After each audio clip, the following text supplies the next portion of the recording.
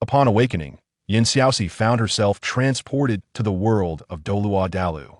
Not only had she regained her youthful appearance, but she also bore the marks of injury. After being rescued by a kind-hearted individual, she unexpectedly adopted a grandfather figure. Following the awakening of her twin martial souls, she volunteered to accompany the 80-year-old Yanyan to school. In her thoughts, "You are strong. You are right, whatever you say goes." However, a third party aided her in improving her physical condition, while Shu Bai hurriedly declared his intentions to marry her. What a bizarre situation. Feeling the weight of Shu Bai's dark gaze fixed upon her, Xiaoxi shuddered involuntarily, struggling to suppress the urge to flee. "Brother, you have truly mistaken me for someone else. Help!" There was something distinctly off about this person. Chapter 1. Awakening in a Strange Place. Inside a bamboo hut, Xiaoxi, swathed like a dumpling, gradually regained her senses. Feeling a pervasive soreness throughout her body, her furrowed brows tightened as she opened her eyes. Where was she? A slight turn of her head brought her face with a pair of emerald green eyes. Instantly, Xiaoxi's expression became one of sheer astonishment. What was happening? This person, despite appearing somewhat aged, had the audacity to sport such flamboyant colored contact lenses. "Who are you?" She managed to croak, her throat burning with discomfort. She was parched. Wasn't she supposed to be a patient? Could she not request a different caregiver? The old man, Bo, wore a complex expression at her question. The very first thing she said upon regaining consciousness was rather thought-provoking. Shifting his chair, he sat at the edge of her bed, his gaze fixated upon her. "Now that you are awake, why don't you explain how you ended up injured in the forest?" Upon hearing this, Xiaoxi's eyes widened in disbelief as she gazed at him. Her dark pupils scanned the room. Though her position limited her view, it was evident that the owner of this dwelling was not affluent. Could it be that he was indeed her savior? But had she not been asleep at home? Moreover, this elderly gentleman, appearing to be in his 50s, seemed quite peculiar. After a moment of silence, Xiaoxi cautiously replied, "I seem to have forgotten. However, Grandpa, I believe I need to go to the hospital for my injuries." Old Bo straightened his back as if he had heard something novel, his voice rising several octaves, as though displeased with her audacity. "Hospital? What hospital? Do you mean the medical hall? With your injuries, go to a medical hall? Those quacks would bury you alive." Xiaoxi felt a jolt of shock. Medical hall? What a strange term. Beneath her lowered eyelids, skepticism filled her gaze. She was no naive fool. She had read enough novels about time travel to know that such melodramatic plots were unlikely to occur in her life. Oh, is that so? Regardless of the truth, she was injured and would cooperate with him. Just then, a light, cheerful patter of footsteps echoed from outside the bamboo hut, causing both of them to turn. A small, childish voice chimed in. "Grandpa, are you there?" This tender voice momentarily sparked surprise in Xiaoxi's eyes. Old Bo, puzzled, took a few steps forward and opened the door, revealing the disgruntled Yanyan standing there, her hair tousled by the wind. Old Bo, momentarily bewildered, affectionately patted the girl's windswept hair. "Yanyan, why are you back? You still ask." Yanyan, returning from the Royal Academy, stood with her hands on her hips, glaring at her grandfather for miscalculating the time. "I told you, enrollment at the Tiando Royal Academy doesn't start for another month, but you insisted it was today. There's no one at the academy." The exchange fell upon Xiaoxi's ears, as if she were deaf, unable to comprehend the ensuing dialogue between the grandfather and granddaughter. The phrases Tiando Royal Academy and Yanyan spun endlessly in her mind until the pair approached her. "Grandpa, who is she? She's so beautiful." It was only then that Xiaoxi began to re-evaluate the two before her. The green-haired, greenied old man and the purple-haired, greenied little girl shattered her previous notions. Had she truly been transported to such a fantastical realm? The realization left her feeling heavy-hearted. Her understanding of this world could be summed up in 4 words: life and death by fate. Wealth? What use was it if her life was at stake? With a smile, she addressed the curious girl before her. "Hello, little sister. I am Xiaoxi. You may call me Sister Xiaoxi. Once I recover, I'll take you out to play." The 80-year-old Yan clapped her hands in delight. "Okay, yay." The infectious joy of the child made Xiaoxi subconsciously lower her guard.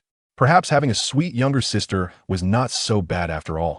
Just as Yanyan was lifted into her grandfather's arms, Xiaoxi snapped back to reality. Had she just been contemplating how to abscond with someone else's granddaughter? Though it was merely a fleeting thought, the feeling of being caught in the act lingered unshakably. At that moment, a piercing gaze bore down on her. Yin Xiaoxi, since you claim to not know how you ended up in the Stardow Forest, tell me about other matters. How old are you this year? Where do you hail from? What are your martial souls? What is your soul power level?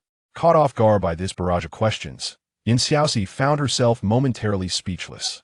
Meanwhile, Yanyan quickly wiggled free from her grandfather's hold and nestled beside the bed, gazing dreamily at Yin Xiaoxi's face.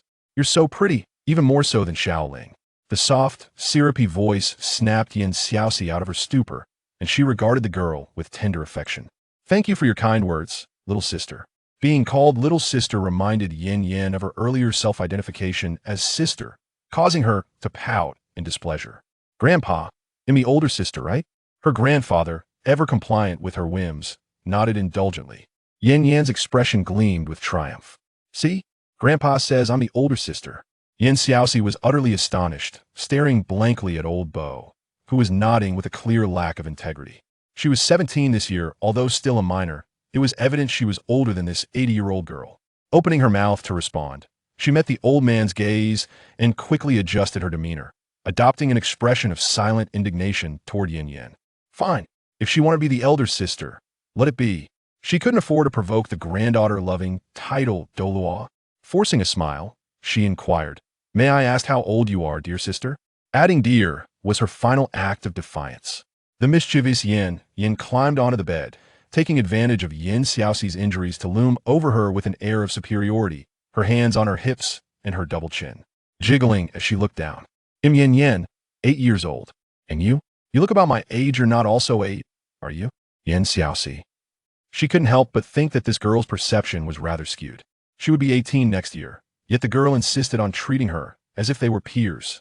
From the little girl's assertive demeanor, Yin Xiaoxi felt an ominous premonition stirring within her. Do you have a mirror? Chapter 2.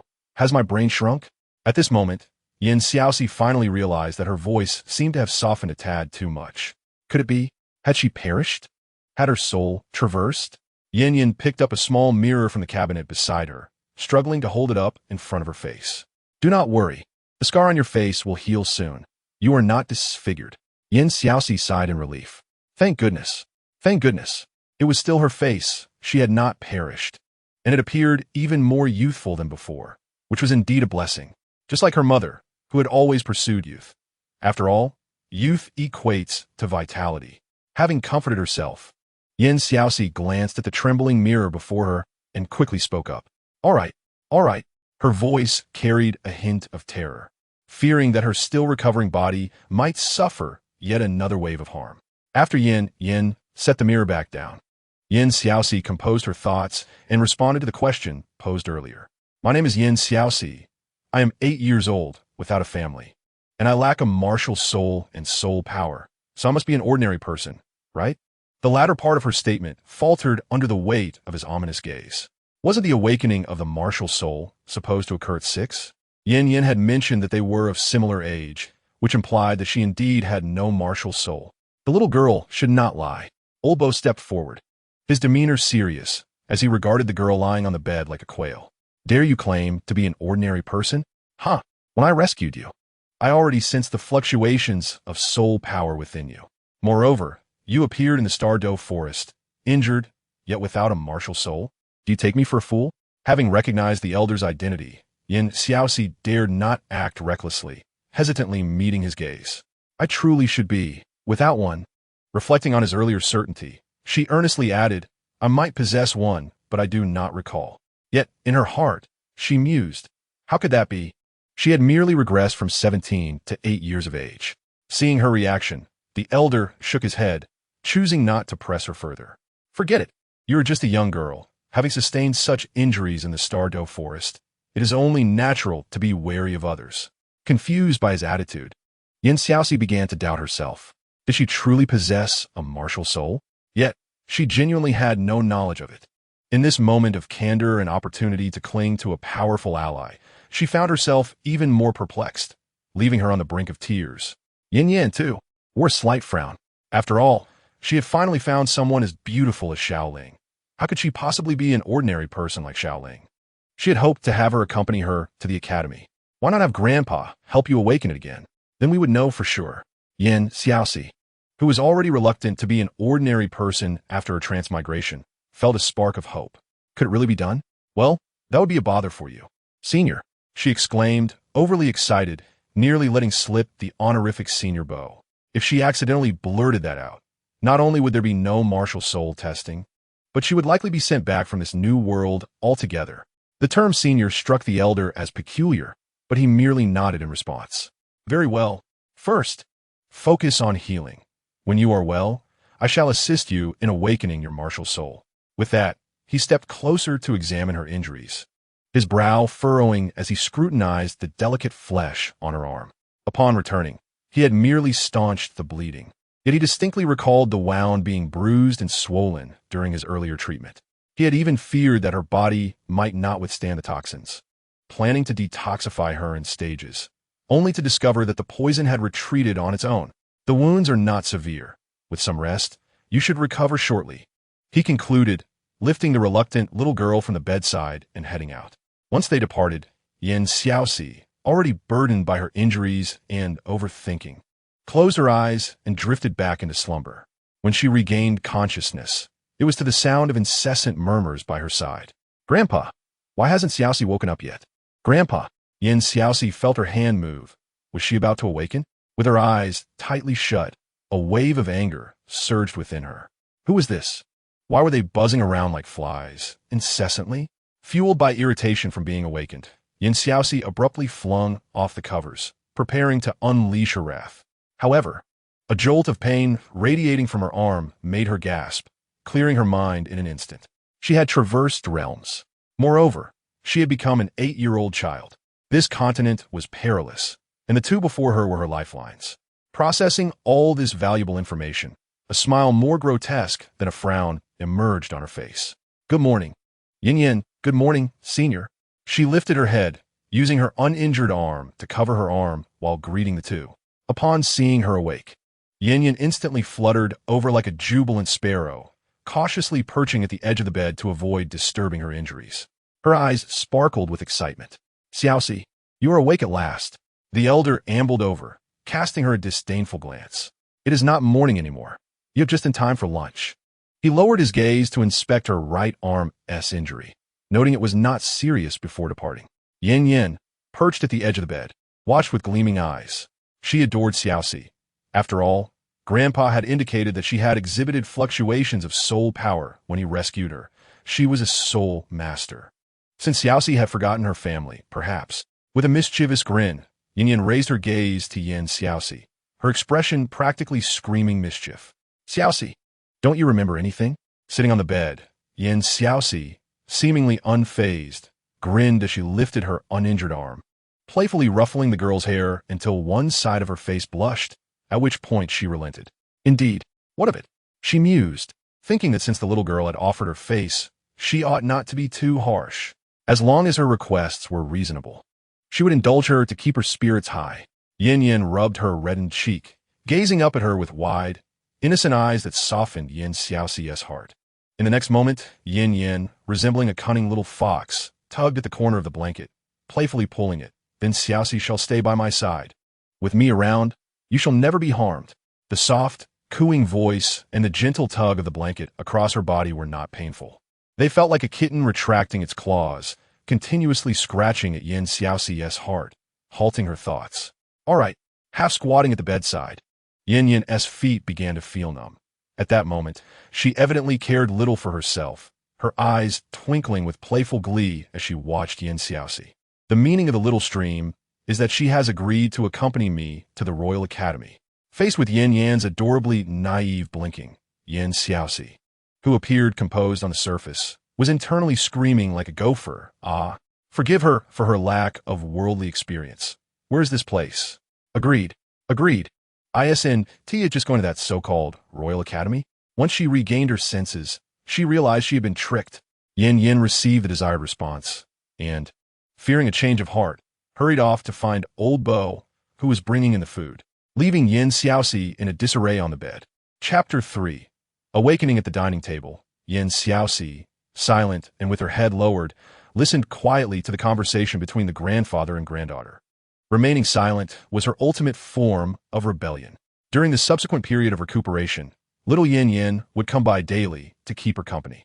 If she hadn't had the ability to speak, she would have been moved to tears rather than lying on the bed in despair, listening to Yanyan's incessant chatter. Xiaoxi, are your injuries almost healed? The Royal Academy is about to start. When will you be completely better? We can sign up together. Xiaoxi silently turned to her side. Why couldn't she get up yet? Was it that she couldn't get up? Or was it that she didn't want to go to that so-called Royal Academy? As a traveler, she had initially been eager to witness the legendary academy that had rejected the protagonist. But, for heaven's sake, they told her it was filled with young masters from prestigious families, and they could be difficult to communicate with. So, they wanted her to accompany them? She realized that this girl was simply afraid of not having acquaintances inside, and would have no one to play with, hence the desperate need for a companion.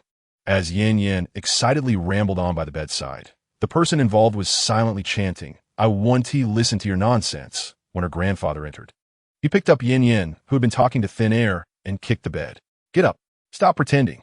I'll check your martial soul and soul power first. If your soul power doesn't reach level 15, you won't be able to enter." This little girl, truly, with just a little kindness, began to act all delicate. The Royal Academy was a dream institution for many soul masters. Yet, here, she was pretending to be injured. She must have a few screws loose. Upon hearing this, Xiaoxi immediately sprang up, full of vitality, leaving Yanyan speechless as she pointed at the now spirited Xiaoxi, unable to utter a word. But now, Xiaoxi had no time to spare for her. Just the thought of being able to test her martial soul and avoid being a mere accessory to those second-generation rich kids filled her with joy, overwhelming her senses. Had it not been for her actual age, she might have cheered out loud. Forcing herself to calm down, Xiaoxi anxiously pinched the hem of her clothes and nodded appreciatively at the elderly man. "Then let us get going. Hurry." Under the expectant gaze of the girl, Old Bo had begun to believe her claims of amnesia. If she were concealing her martial soul, her eagerness at this moment was decidedly out of place. With this thought, Old Bo set Yanyan down, closed the door, and turned to meet Xiaoxi's puzzled gaze. As the old man approached her, Xiaoxi felt a flutter of unease. "Is this it? Are we awakening here?" Yanyan, who had already set up a small chair and was staring intently, looked at her curiously. "Otherwise, you just need to be undisturbed during the martial soul awakening." With a perceptive gaze akin to mind reading, Old Bo saw through the dissatisfaction of the girl before him, but remained unfazed and simply opened the door. "My dear girl, why don't you find a good spot? See where the energy flows well, and we can officially begin?" Xiaoxi thought, that sounds strange. Is that how feng shui works? I may not be well read, but don't try to fool me. She hurried forward and closed the door again. "No need, this place is just fine." As an observer, Yanyan, perched on her little stool, had been waiting in anticipation, but with no action yet. She was on the verge of wanting to demand a refund. "Grandpa, are you going to measure Xiaoxi or not?" Seeing his granddaughter's mouth pursed in frustration, the old man quickly reassured her. "We'll measure. Yanyan, don't rush. We'll start immediately." Initially skeptical, Xiaoxi felt even more apprehensive seeing her eager granddaughter and her grandfather, who was ready to perform. She silently pleaded, "Please don't make this difficult for me. Having crossed over, I don't want to become a god or a ghost." Regardless of her thoughts, facing Old Bo, who wore a serious expression and was prepared to begin, Xiaoxi found herself swallowing hard. Surely, she would possess a martial soul, right? Having traversed into this realm, not having a martial soul would render her existence meaningless. To be an ordinary person, she'd rather languish in modernity. Here, she wouldn't even have the right to do that. Phosphor Serpent Sovereign, manifest. The moment the words left her lips, a mysterious wind surged within the sealed room. Praying in her mind, Xiaoxi turned towards the source of the voice. Through squinted eyes, she saw a fierce-looking serpent appear behind her, its slit pupils meeting hers, causing her to step back in fright. Suddenly, a force propelled her forward uncontrollably, and Old Bo's reassuring voice echoed, "Do not fear. Simply feel it." A wave of soul power enveloped Xiaoxi, and she felt as if she had returned to the womb, surrounded by warmth, her spirit at ease, her eyes closed. Her right palm suddenly felt tingling, as if something was about to emerge. On the chair, Yanyan leaned forward, hold her breath. Her gaze fixated on Xiaoxi's empty palm, her fists clenched tightly. No need to rush. As long as Xiaoxi has a martial soul, she will have no reason to refuse me in the future. Yet, under the scrutiny of two pairs of eyes, Xiaoxi felt utterly vexed. Who could understand? She had sensed the little entity within her. It had begun to emerge, but upon seeing the situation outside, it retreated back inside with a peculiar feeling. It was shy. No, it was a martial soul. What was there to be shy about? Martial souls soar in grand arenas. Hers would likely play dead on the battlefield. As time passed, beads of sweat began to form on Xiaoxi's forehead, and she felt as if she were venerating the martial soul like a deity. Little one, can you please make an appearance? I'm in the midst of awakening my martial soul. How can you not show yourself? Don't. Faced with the defiant martial soul, Xiaoxi felt exasperated, sensing the soul power within her gradually dissipating. It must have sensed something was amiss. Old Bo was inherently suspicious. If this entity didn't manifest, wouldn't that confirm her concealment? This wouldn't be easily resolved. You must think carefully.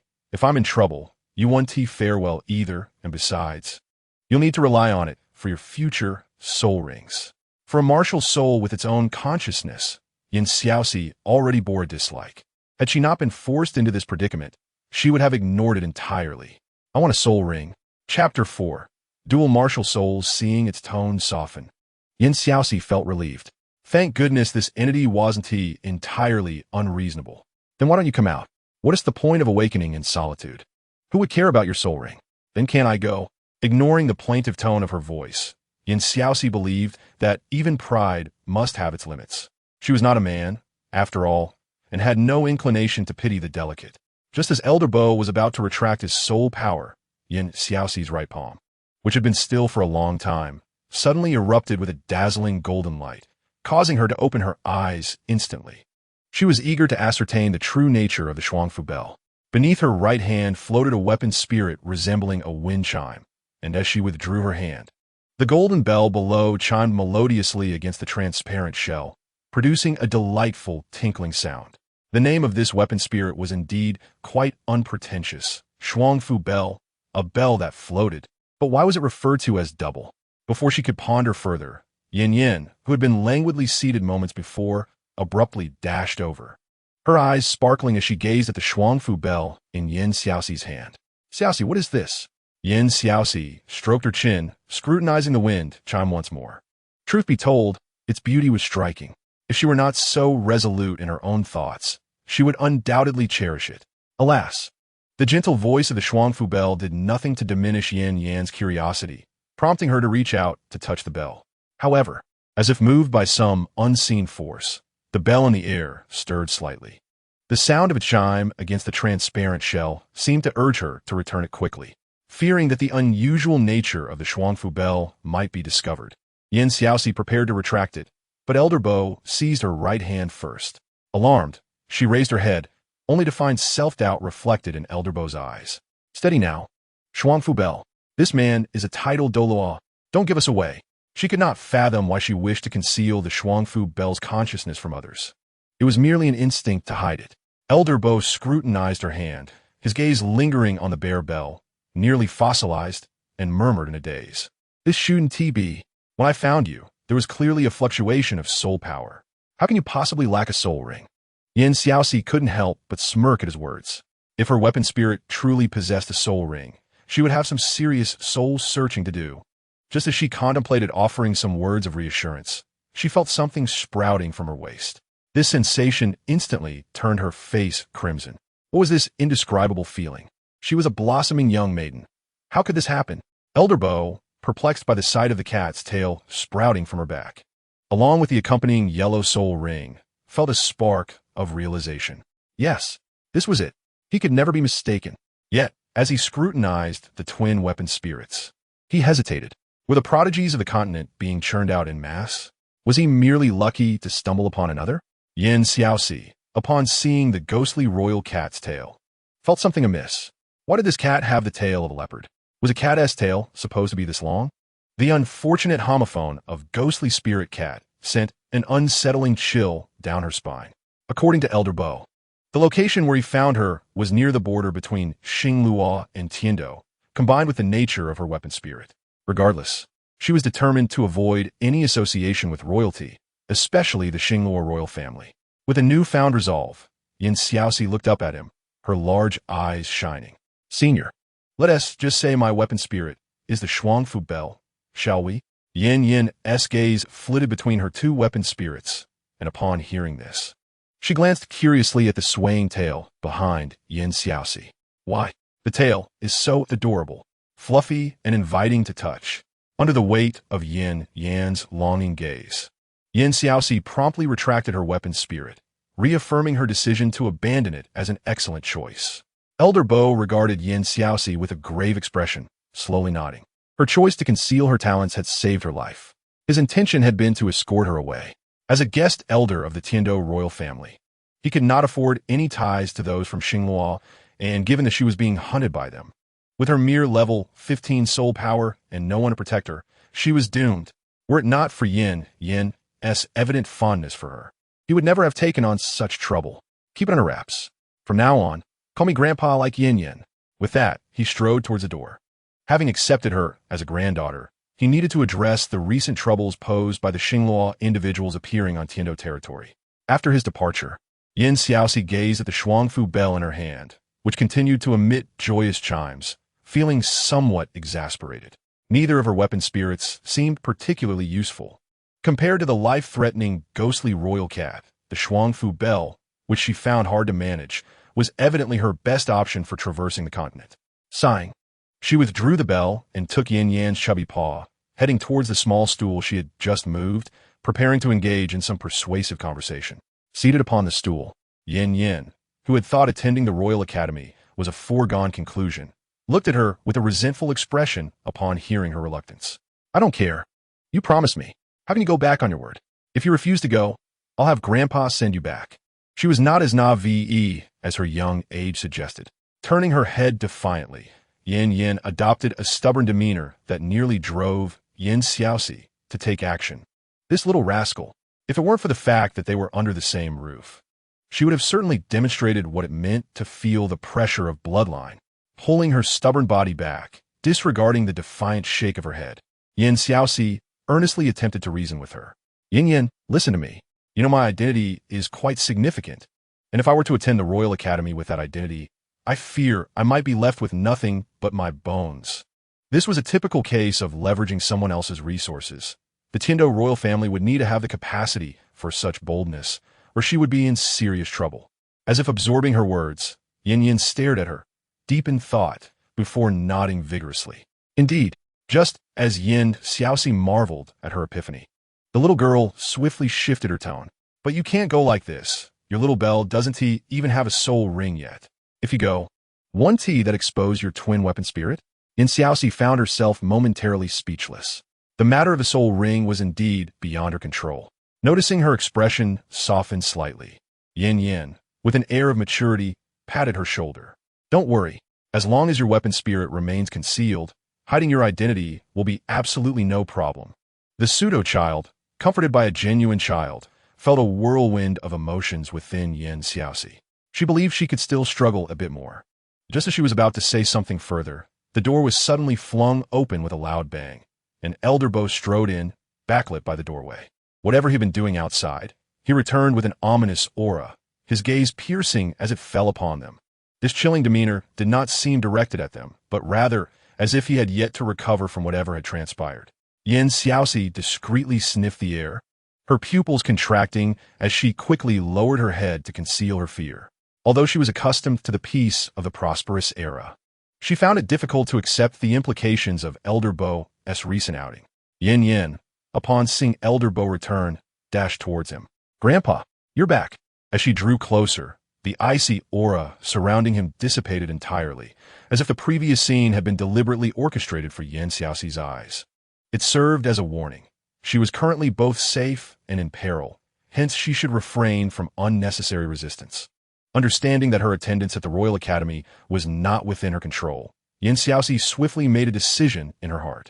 Since evasion was futile, she would seize absolute initiative.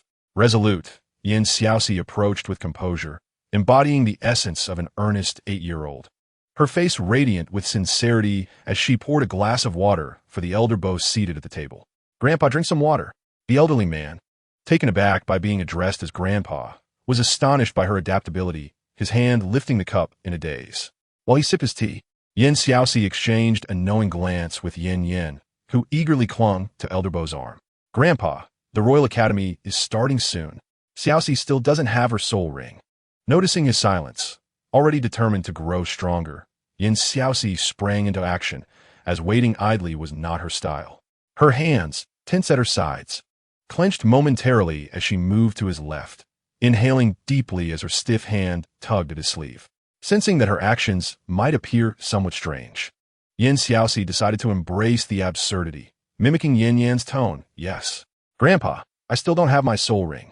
Disgusted by her own words, she blinked and looked up, noticing that her grandfather's expression was equally off, prompting her to retract her hand. Was this approach truly appropriate? At the tender age of 8, how could Yanyan's endearing charm evoke a desire to cherish her, while her own attempts at affection made even her feel nauseous?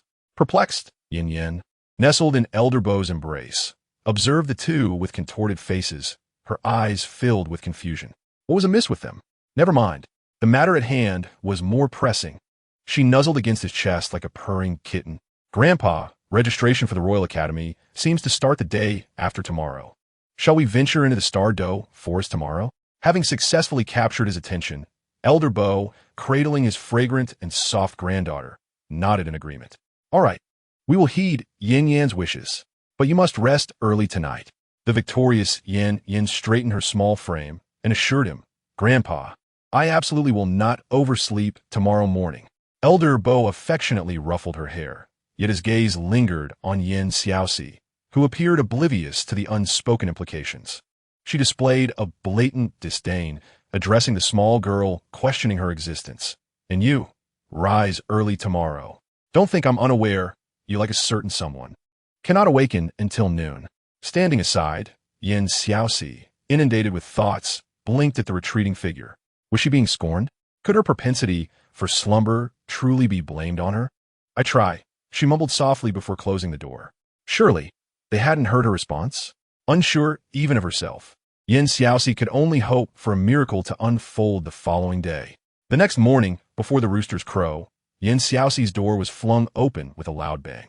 Still deep in slumber, she merely furrowed her brows and rolled over, returning to her dreams.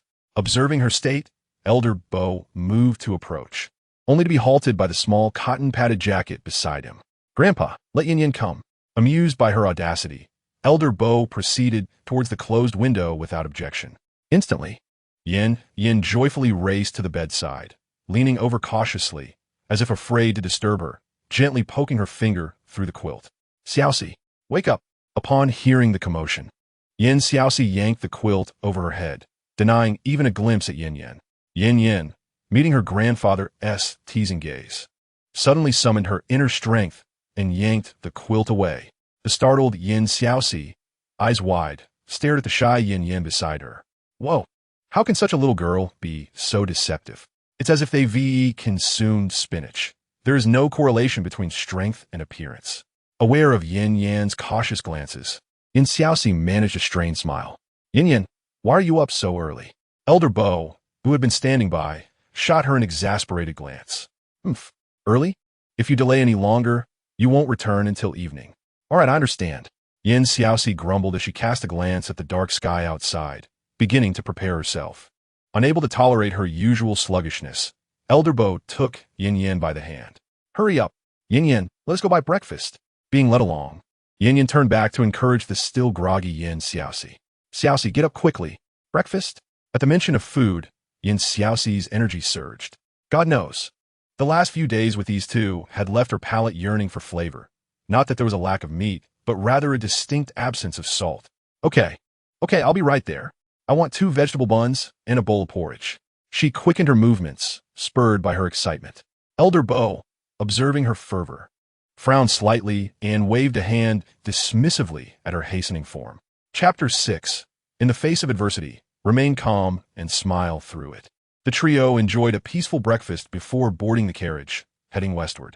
Xiaoxi's initial novelty regarding the carriage soon faded, and she succumbed to sleep once more amid the gentle swaying. Amidst the cacophony outside, half asleep, Xiaoxi was roused by the incessant noise, sitting upright in annoyance. her lips parting as she prepared to voice her irritation, only to meet a pair of curious eyes. Upon seeing the cute Xiaoxi, all annoyance vanished. Stretching languidly within the carriage, she appeared still half asleep, rubbing her eyes. Yanyan, who had been observing her for a while, curiously poked her face. Xiaoxi, how can you sleep so soundly? Typically, they would sleep at dusk and rise at dawn. Although today was an early start, it shouldn't have been enough to keep her in slumber, right? Xiaoxi paused. The little girl had invaded her personal space. This was a challenge to her status. Raising her hand, she brushed away the soft sensation from her face, boldly arching an eyebrow at Yanyan. What do you know? This is called beauty sleep. Where are we? Where's Grandpa? With that, she turned to lift the curtain of the carriage. Before her lay a narrow marketplace bustling with people, each bent over a cloth spread on the ground, examining wares. Yanyan, intrigued by her gaze, explained their current location while squeezing in beside her. This is a small village en route to the Sunset Forest. We always stop here before heading to the Sunset Forest. Xiaoxi, somewhat bewildered, nodded while pulling Yanyan along, pushing toward another window. Let us look over there. With that, she eagerly leaned out to gaze at the lively scene. The air filled with the vibrant sounds of commerce. She recalled that her dear grandfather was seemingly a guest of the Tiando royal family. Did that mean he lacked the means to enter the forest? As she was feeling quite perplexed, a pair of boots halted before her. Xiaoxi gradually lifted her gaze along the shoes, only to find the old gentleman standing still with his hands clasped behind his back, intently watching her. In the face of this awkward encounter, she thought to herself, no need to panic. She is still just a child, and offered a silly smile to diffuse the tension. However, upon meeting those serious green eyes, she couldn't help but retract her head in a slightly aggrieved manner. Let us go. After settling into the carriage, the old gentleman gently pulled Yanyan, who had poked her head out the other side, back into his embrace. Watching this, Xiaoxi felt a pang of jealousy. Truly a doting grandfather. Such similar situations, yet such disparate treatment. Feeling quite disgruntled, she crossed her arms and sat on the seat, her gaze fixed on the pair of grandfather and granddaughter, finding them insufferable. Suddenly, Xiaoxi beckoned Yanyan, who was nestled in her grandfather's arms, with a finger. It was time to stir some mischief. Yanyan eagerly sprang from her grandfather's embrace to sit beside Xiaoxi, her round eyes sparkling as she flashed a smile at her grandmother. The old gentleman shot her a sidelong glance, but said nothing, merely observing the road ahead. We should arrive in about half an hour. Let us discuss. What kind of spirit ring do you desire? Xiaoxi was taken aback. Can I really choose? With the prospect of relying on the Shuangfu Ling in the future, she hurriedly inquired within her heart. How about this? If you promise not to dawdle in the future, I will grant you the right to choose the spirit ring. At that moment, Xiaoxi could distinctly sense her martial soul's inner turmoil. Ding. Okay. The unexpectedly indifferent voice startled her. Shuangfu Ling? Ding. Good. Hearing that timid chime, Xiaoxi curiously touched her ear. What is going on? Am I hearing things within myself? Since you have already agreed, you must not go back on your word. So, what kind of spirit ring do you wish for? Ding. Supportive. The hesitant voice carried a hint of pride within it. Although the spirit ring was not quite what she had imagined, it mattered little to her. The era of violent support had officially begun. However, upon lifting her head to meet the old gentleman's seemingly all-seeing gaze, Xiaoxi felt her ambitions swiftly deflate. How could she have forgotten that she was still bound by her current limitations? If she claimed to have forgotten, then she certainly couldn't expose the techniques at her disposal. Feeling extremely frustrated, Xiaoxi wished she could turn back time. Why did she even inquire about martial souls? The Shuangfu Ling was a supportive martial soul, but she sensed that there was still hope. Look at Grandpa. How about we find a supportive spirit that specializes in mental attacks? I feel like this little belle is quite spirited, as she lamented her failed attempt to salvage the situation. Tears welled up in her eyes as she gazed out at the gradually emerging forest. She still has hope. Don't give up on her. How could you ask a master of martial arts to serve as support? Don't your consciences ache? Upon arriving at the Sunset Forest, Xiaoxi inhaled deeply, savoring the fresh air. Finally out after being cooped up for half a month, she stepped casually on the fallen leaves, relishing the crisp sounds that brought a smile to her face. It felt like a picnic, completely disregarding the presence of magical beasts, which left the two behind her speechless. Yanyan rushed forward, noticing Yin Xiaoxi's intention to wander off and grasped her arm. Xiaoxi, be a bit cautious. We are in the sunset forest. Let's not stray too far from Grandpa. Her words made Yin Xiaoxi realize that her earlier state was indeed somewhat off, and she quickly turned to offer a smile to the displeased old gentleman. Understood. Then let us move on, she said, carefully surveying her surroundings, wary of any sudden appearances from the trees. This overly cautious demeanor left the old gentleman speechless. Do not worry. I can still handle the magical beasts here. There's no need to be so cautious. Yin Xiaoxi, feeling the weight of the impending danger, nodded perfunctorily, gripping Yin Yan's hand a bit tighter. Observing her state, the two chose not to say anything further, mainly fearing that the more they spoke, the more anxious she would become. As the trio wandered through the forest, Yin Xiaoxi initially jumped at every rustle, convinced that a beast might ambush them. Yet, as time passed, and no suitable spirit rings were found, she grew weary and finally plopped down beside a tree. Where have you been for the past 3 hours, spirit ring? If I call out to you, will you respond? Yanyan, feeling fatigued as well, mimicked her and sat down. Grandpa, let's take a break. The old gentleman, watching Yanyan's current state, began to question whether his decision had been wise. All right, if you're tired, let us rest for a moment, and let us have something to eat, he said, pulling out some food from the soul guide. Yin Xiaoxi scoffed at the sight. Not eager to eat? Are you out of your mind? Her softly spoken words, however, could hardly escape the keen ears of a titled Douluo. Just as the old gentleman raised his hand to give her a reprimanding pat, his ears perked up, and he gazed towards a patch of grass nearby. He gestured for them to be silent. Yin Xiaoxi was momentarily stunned, then became exhilarated upon spotting movement in the grass. A spirit ring. A spirit ring. Her first treasure is coming right to her. Chapter 7. I am amnesiac, not senile. The old gentleman, sensing the small creature in the grass, stealthily utilized his soul power to seal off the surrounding area, preventing the little creature from escaping. When dealing with a 100-level soul beast, he found no need to use any soul skills. With a swift motion, he reached into the grass and grasped a small white creature, approaching the two. On the way, the soul beast attempted to struggle, but soon succumbed to paralysis from the poison, rendering it limp in his grasp. Yin Xiaoxi's eyes sparkled as she gazed at the little mouse in the old gentleman's hand, feeling an inexplicable aversion. Its appearance was reminiscent of a golden-furred bear she had once cared for. As the old gentleman tossed the mouse in front of her, she was about to suggest, "How about we find a different one?" when a voice suddenly echoed deep within her mind. Ding ding. Kill it. Yin Xiaoxi was taken aback. Again, with this voice? If she had misheard it before, what was happening now? As she was about to inquire further, the old gentleman seated beside her interrupted. Xiaoxi, go ahead and kill it to absorb the spirit ring. Yin Xiaoxi realized it was not the time to delve into questions. Yet the affirmative voice of the Shuangfuling piqued her curiosity about the little white mouse before her. Grandpa, what is this? With some impatience, the old gentleman paused his actions and began to explain.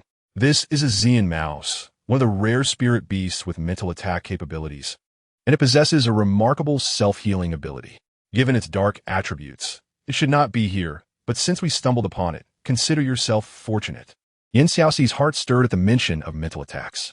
Based on the excitement of the Shuangfuling earlier, it seemed inevitable that her support would incorporate mental attacks. I understand. Without rising, she shuffled forward on the ground until she was right in front of the mouse. Then, the old gentleman tossed a small knife in her direction. Yin Xiaoxi picked it up and hesitantly hovered it over the Xian mouse. Yet she faltered and exclaimed in despair, "How am I supposed to kill it?" She excels in combat, and bloodshed is a common occurrence for her, but that is only when the odds are evenly matched. Now, faced with the motionless little creature lying on the ground, she finds it difficult to act. Meanwhile, Bo Lao, who is having his meal, can no longer contain himself.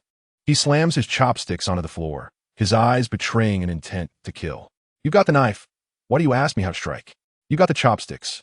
Why don't you ask how to pick it up? Hurry up, stop dawdling. He had never seen her dilly-dally like this. Even when they went hunting soul beasts together for the first time.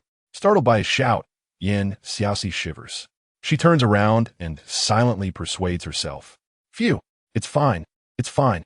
I must take a few bites of this food, delivered right to my mouth.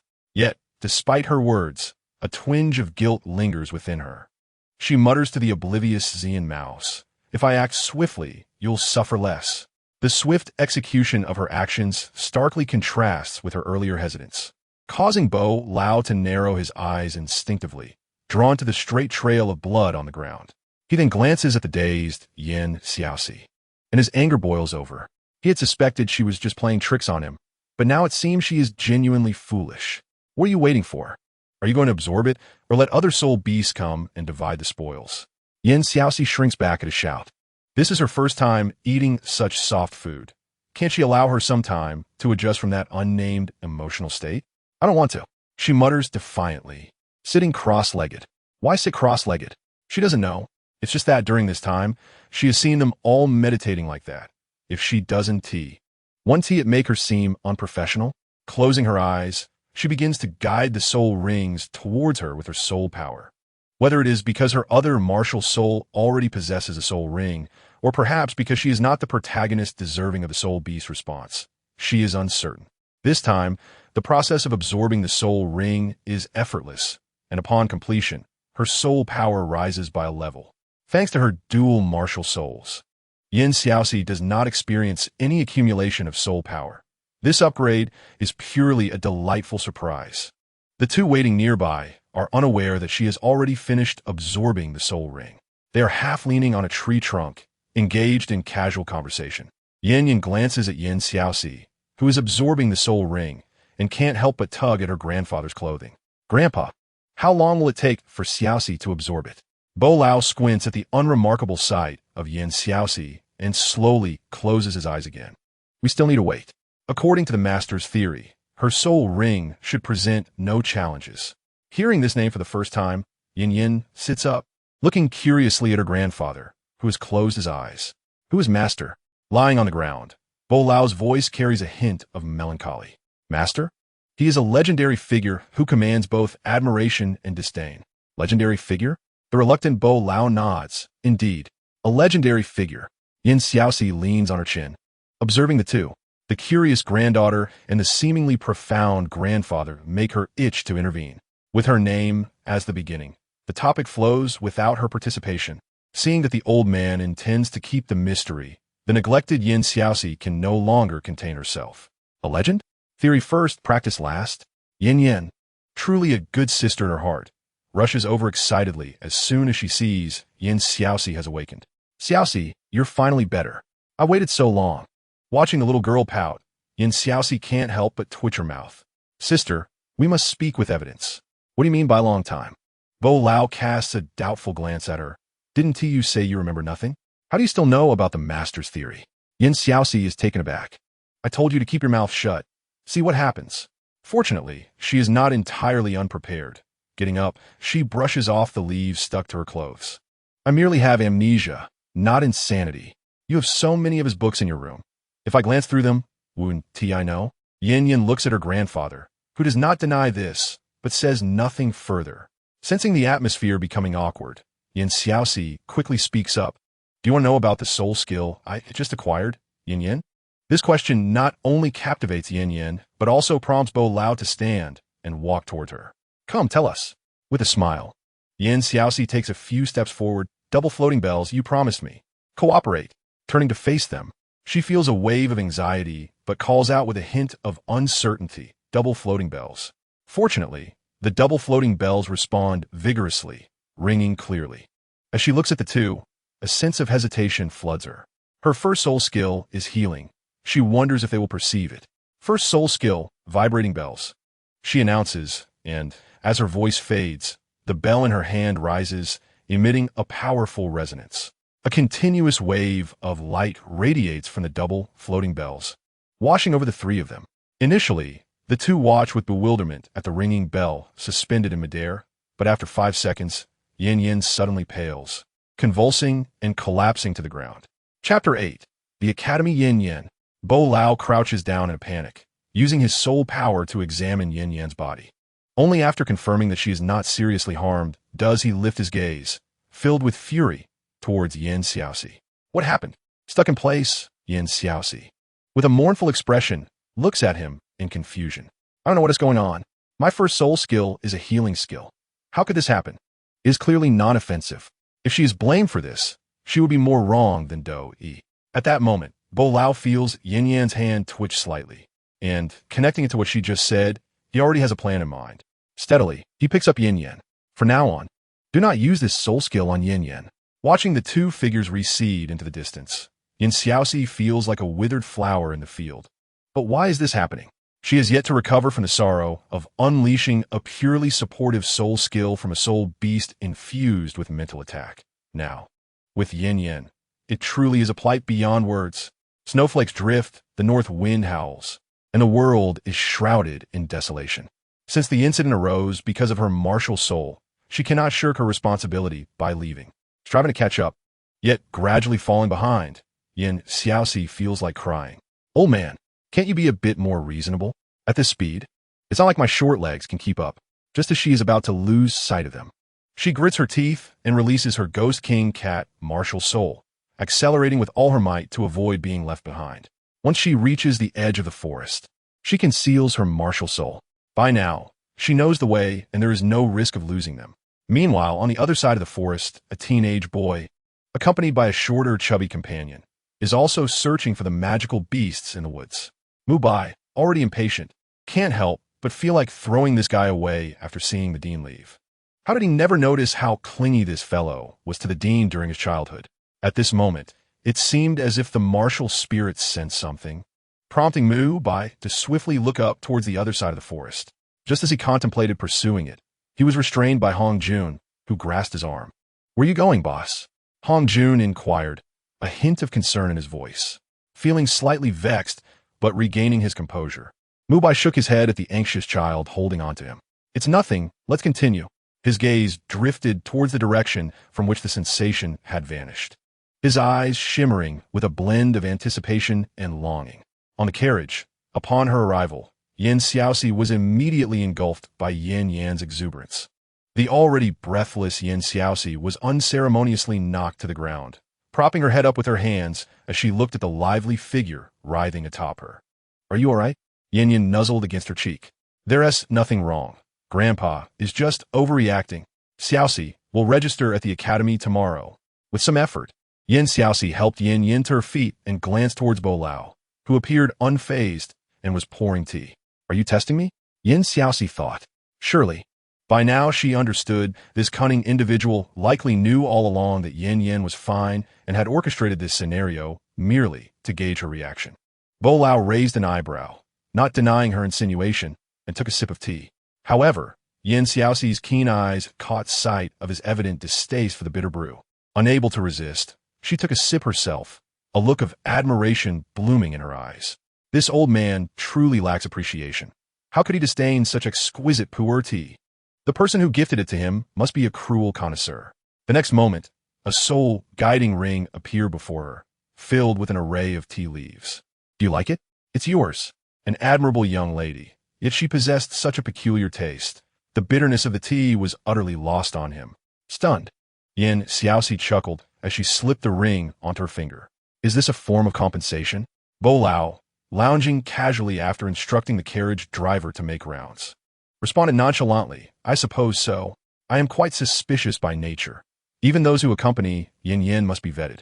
Even if you have no ill intentions, I need to know if you would abandon her in times of danger. If you had not followed today, our previous agreement would be void, and your life would be of no concern to me." Upon hearing this, Xiaoxi was filled with regret. If her life was of no concern to him, it implied she could traverse the world independently. Although somewhat unethical, with her martial spirit awakened and her first soul ring acquired, her prospects exceeded those of the Royal Academy.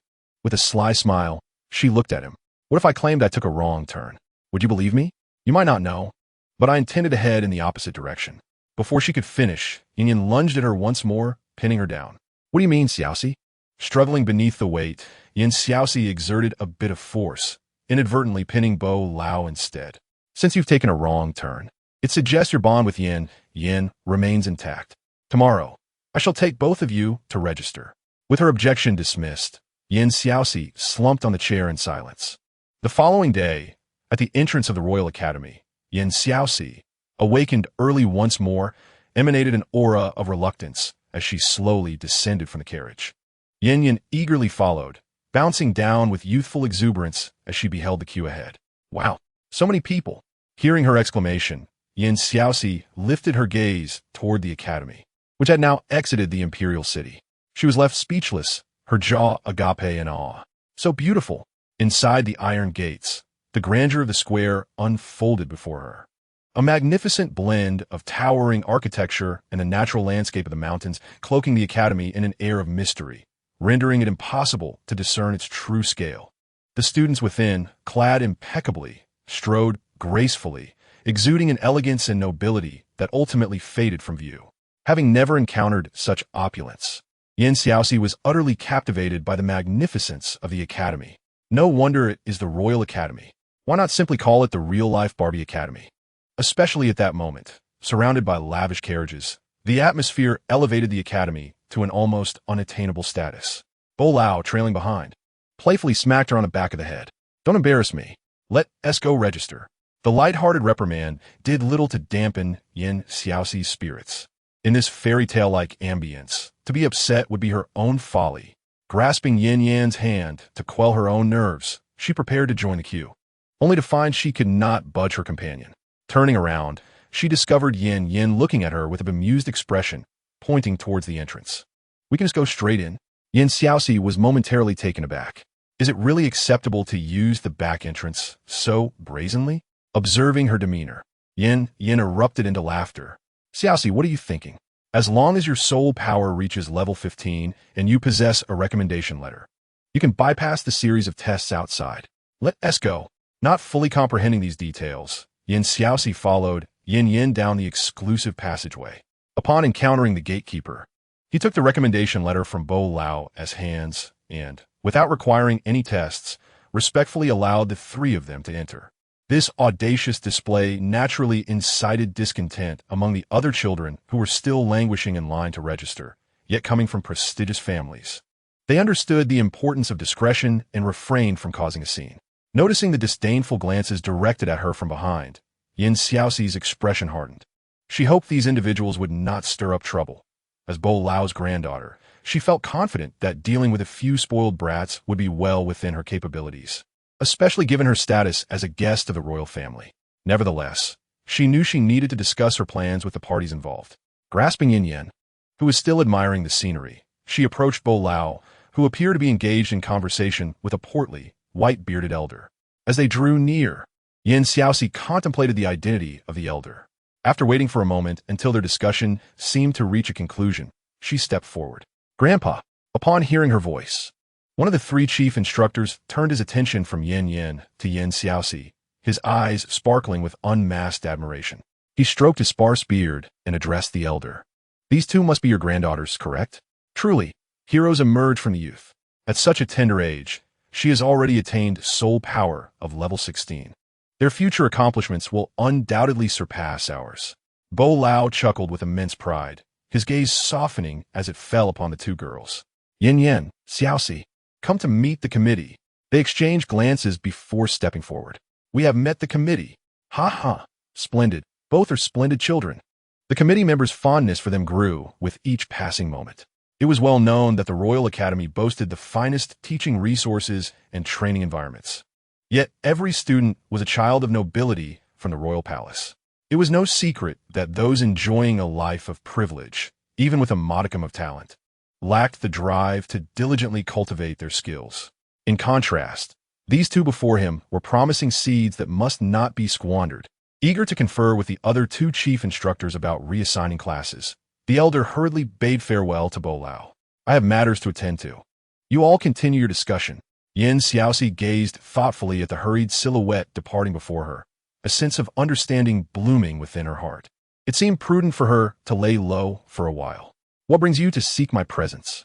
Though her inquiry was directed at both individuals, Douluo's gaze remained steadfastly fixed on her. Xiaoxi quickly composed herself, subtly retreating behind Yanyan upon meeting his penetrating stare. Actually, I simply wish to inquire, what confidence do you possess regarding the noble families outside? Observing her movements, the old gentleman paused momentarily before shaking his head in amusement. As long as you can emerge victorious and avoid causing any fatalities, their families wouldn't dare to protest. Should a serious incident arise, my old bones can still exert some influence. At this revelation, Xiaoxi's eyes sparkled with delight, her demeanor feigning modesty as she playfully twisted her body. I merely asked out of curiosity. Books do say that one is most protective of their kin, and it seems those words ring true. Douluo rolled his eyes at the seemingly naive girl before him. The moment you speak, I can anticipate your intentions. After all, I'm a title de law.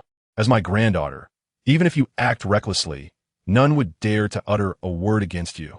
Focus on your studies. Should anyone cause trouble, they will have to contend with me. Faced with such a commanding declaration, Xiaoxi felt herself succumbing to his authority. Can we put our purchases on your tab, then? As she daydreamed, the imposing figure before her issued another authoritative command. Buy. Even if we clear this shelf, it matters not. A sudden headache struck her as she cradled her head, casting a reproachful glance at the old man who was busy blowing on his joints. Do not think of my pension. You are all spirit masters now. Learn to earn your keep. As he spoke, he handed a hefty bag of gold coins to Yanyan right before her eyes, igniting a flare of indignation within her. Ha! Yanyan returned the gold to him. We can manage on our own. The sight of such a substantial amount of gold left her envious. Yanyan, glancing at the coins in her hand and then at the disgruntled Xiaoxi, returned the coins. Grandfather, Xiaoxi is right. We could be self-sufficient. Please take these coins back. And Xiaoxi's share as well. With that, she retrieved another bag of coins from her soul guide, leaving Xiaoxi momentarily speechless. Only when her gaze fell upon the two large bags of coins in Yanyan's possession did she awaken from her stupor and rush forward, reaching for the coins. But alas, she was a moment too late. With a dismissive wave of his hand, Douluo reclaimed the bags into his soul guide. As she approached, he ruffled her hair with his empty palm. Since Xiaoxi is so considerate of her grandfather, it would be remiss of me to refuse. However, you both are still growing, and one must not neglect their own needs. As Xiaoxi gazed at him with hopeful eyes, the conversation took a turn. If all else fails, go to the spirit hall to collect soul coins. Although the amount may be meager, it will suffice to stave off hunger. Xiaoxi exclaimed, You old fool. Can she even go to the spirit hall? Are you tired of living? After the old man departed, Xiaoxi turned to Yanyan, who faced the situation with fearless determination, treating it as a challenge. Yanyan, you still have coins, right? Her expression was filled with anticipation, as if Yanyan were her last glimmer of hope. Nope, I just returned everything to grandfather. With that single sentence, Xiaoxi felt as though she had been sentenced to death, her spirit visibly deflating. Yanyan, however, took her hand and led her toward their dormitory. Upon pushing open the door, Xiaoxi was captivated by the opulent living room, unable to contain her astonishment. Yanyan, are you certain this is our dormitory? Yanyan, already sprawled on the couch, lazily rubbed her face against the cushions. Of course. Wow. Hearing her affirmative response, Xiaoxi was at a loss for words. The academy had provided a two-bedroom suite for student accommodation, truly a lavish arrangement. With excitement, she made her way to the second-floor bedroom, where an enormous 18-foot bed greeted her eyes, and her smile widened uncontrollably. This academy truly was magnificent. Approaching the window, she gazed at the scene unfolding in the academy square, suddenly uncertain whether the comfort surrounding her was genuine. Hey, what are you doing? A small hand patted her shoulder, prompting her to turn and find Yanyan, who followed her gaze outside. Seeing nothing of interest, Yanyan's curiosity was piqued. Xiaoxi, what are you looking at? Xiaoxi helplessly ruffled her hair. Oh, nothing. Just admiring the view of our future academy. Having redirected her gaze, Yanyan scanned the room before suddenly suggesting, Xiaoxi, can I live in this room with you? What nonsense is this? The rooms are identical. If you prefer this one, I'll simply take the adjacent room. Instantly, Yanyan protested, tugging at her sleeve. No, let us sleep together. Why would she choose to crowd into a room when there were two available? Was she out of her mind? Without responding, Xiaoxi turned her back in silent defiance. Inside the room, after a brief moment of squinting, she opened her eyes to find it was already evening. Sitting up, she frowned at the dim light within. Logically, given the window's southwestern orientation, the sunset should have illuminated the room by now. Approaching the window, she leaned out and spotted a massive tree obscuring the sunlight from the left side. With a branch thick enough to support an adult male's weight extending directly beneath her window, a chill ran down her spine. Though the room was on the second floor, that tree made entry far too easy. Thankfully, The residents here were not lacking in wealth. Nonetheless, she resolved to conduct a thorough check before venturing out in the future. Chapter 10. Long-term meal ticket in the living room. Yanyan rubbed her empty stomach and leapt onto the sofa, clinging to Yin Xiaoxi in a playful manner. Xiaoxi, I'm so hungry. Are you hungry? Conserving her energy, Yin Xiaoxi nodded, but pressed on with her inquiry. You really didn't save a single coin? No hidden funds that you didn't declare? Not fully grasping the concept of hidden funds, Yanyan shook her head. I gave everything to grandfather. Sighing dramatically, Yin Xiaoxi slumped her shoulders, gazing at the girl who was rubbing her stomach in hunger, realizing that this little one was only 8 years old. What if such a young child developed a stomach ailment from hunger? All right then, Yanyan, let us head to the cafeteria. Don't mention that we lack coins.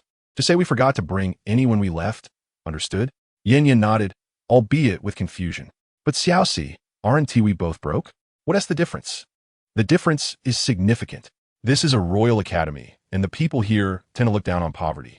If those noble sons and daughters discover that we can't even afford a meal, we'll never have a moment of peace. Are you listening, Yanyan?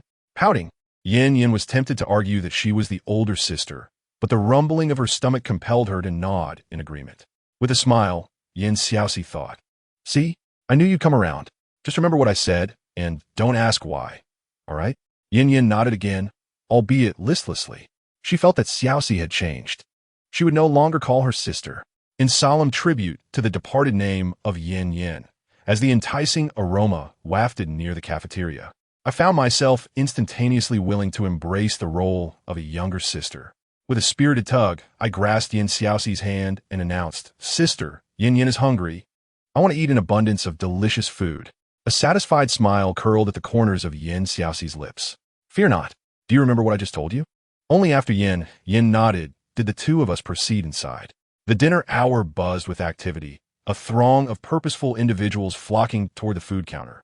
While the two sisters, devoid of any coins, remained stationary, their eyes scanning the bustling crowd. Sister, what are we looking for? I'm starving. Suddenly, Yin Xiaoxi's aimless gaze fixated, and a delightful grin blossomed on her face. What splendid fortune!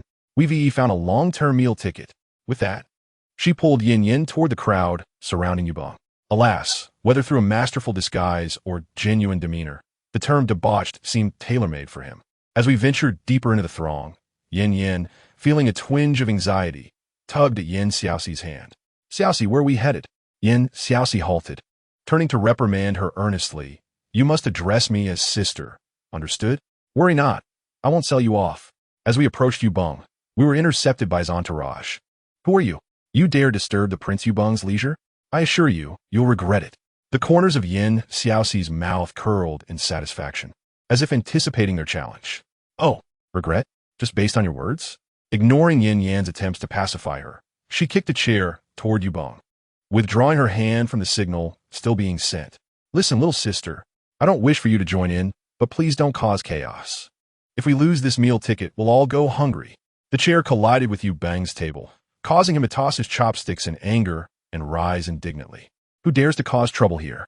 The path, once teeming with people, was instantly vacated. The two locked eyes, and Yin Xiaoxi subtly revealed Yin Yan's purple hair behind her. She had no doubt that someone who had endured humiliation from a young age would thoroughly investigate the background of their benefactor. Sure enough, upon spotting Yin Yan, the man's pupils contracted, and Yin Xiaoxi knew they had succeeded. Pulling Yin Yan closer, she boldly seated herself at the prince's table and began issuing commands to his subordinates. You, fetch several dishes, and bring 2 sets of chopsticks. The recipient of her command glared at her, waiting for Yubong's approval, eager to see this wild girl put in her place. Yet, when Yubong observed her audaciousness, seated with Yin Yan, a myriad of thoughts raced through his mind before he waved dismissively to his followers. Under the astonished gaze of his entourage, the two began to feast as if they were starved souls returned to life. Once she had satisfied her hunger, Yubong, still curious, finally inquired, Who are you? This detail instantly elevated Yin Xiaoxi's regard for him.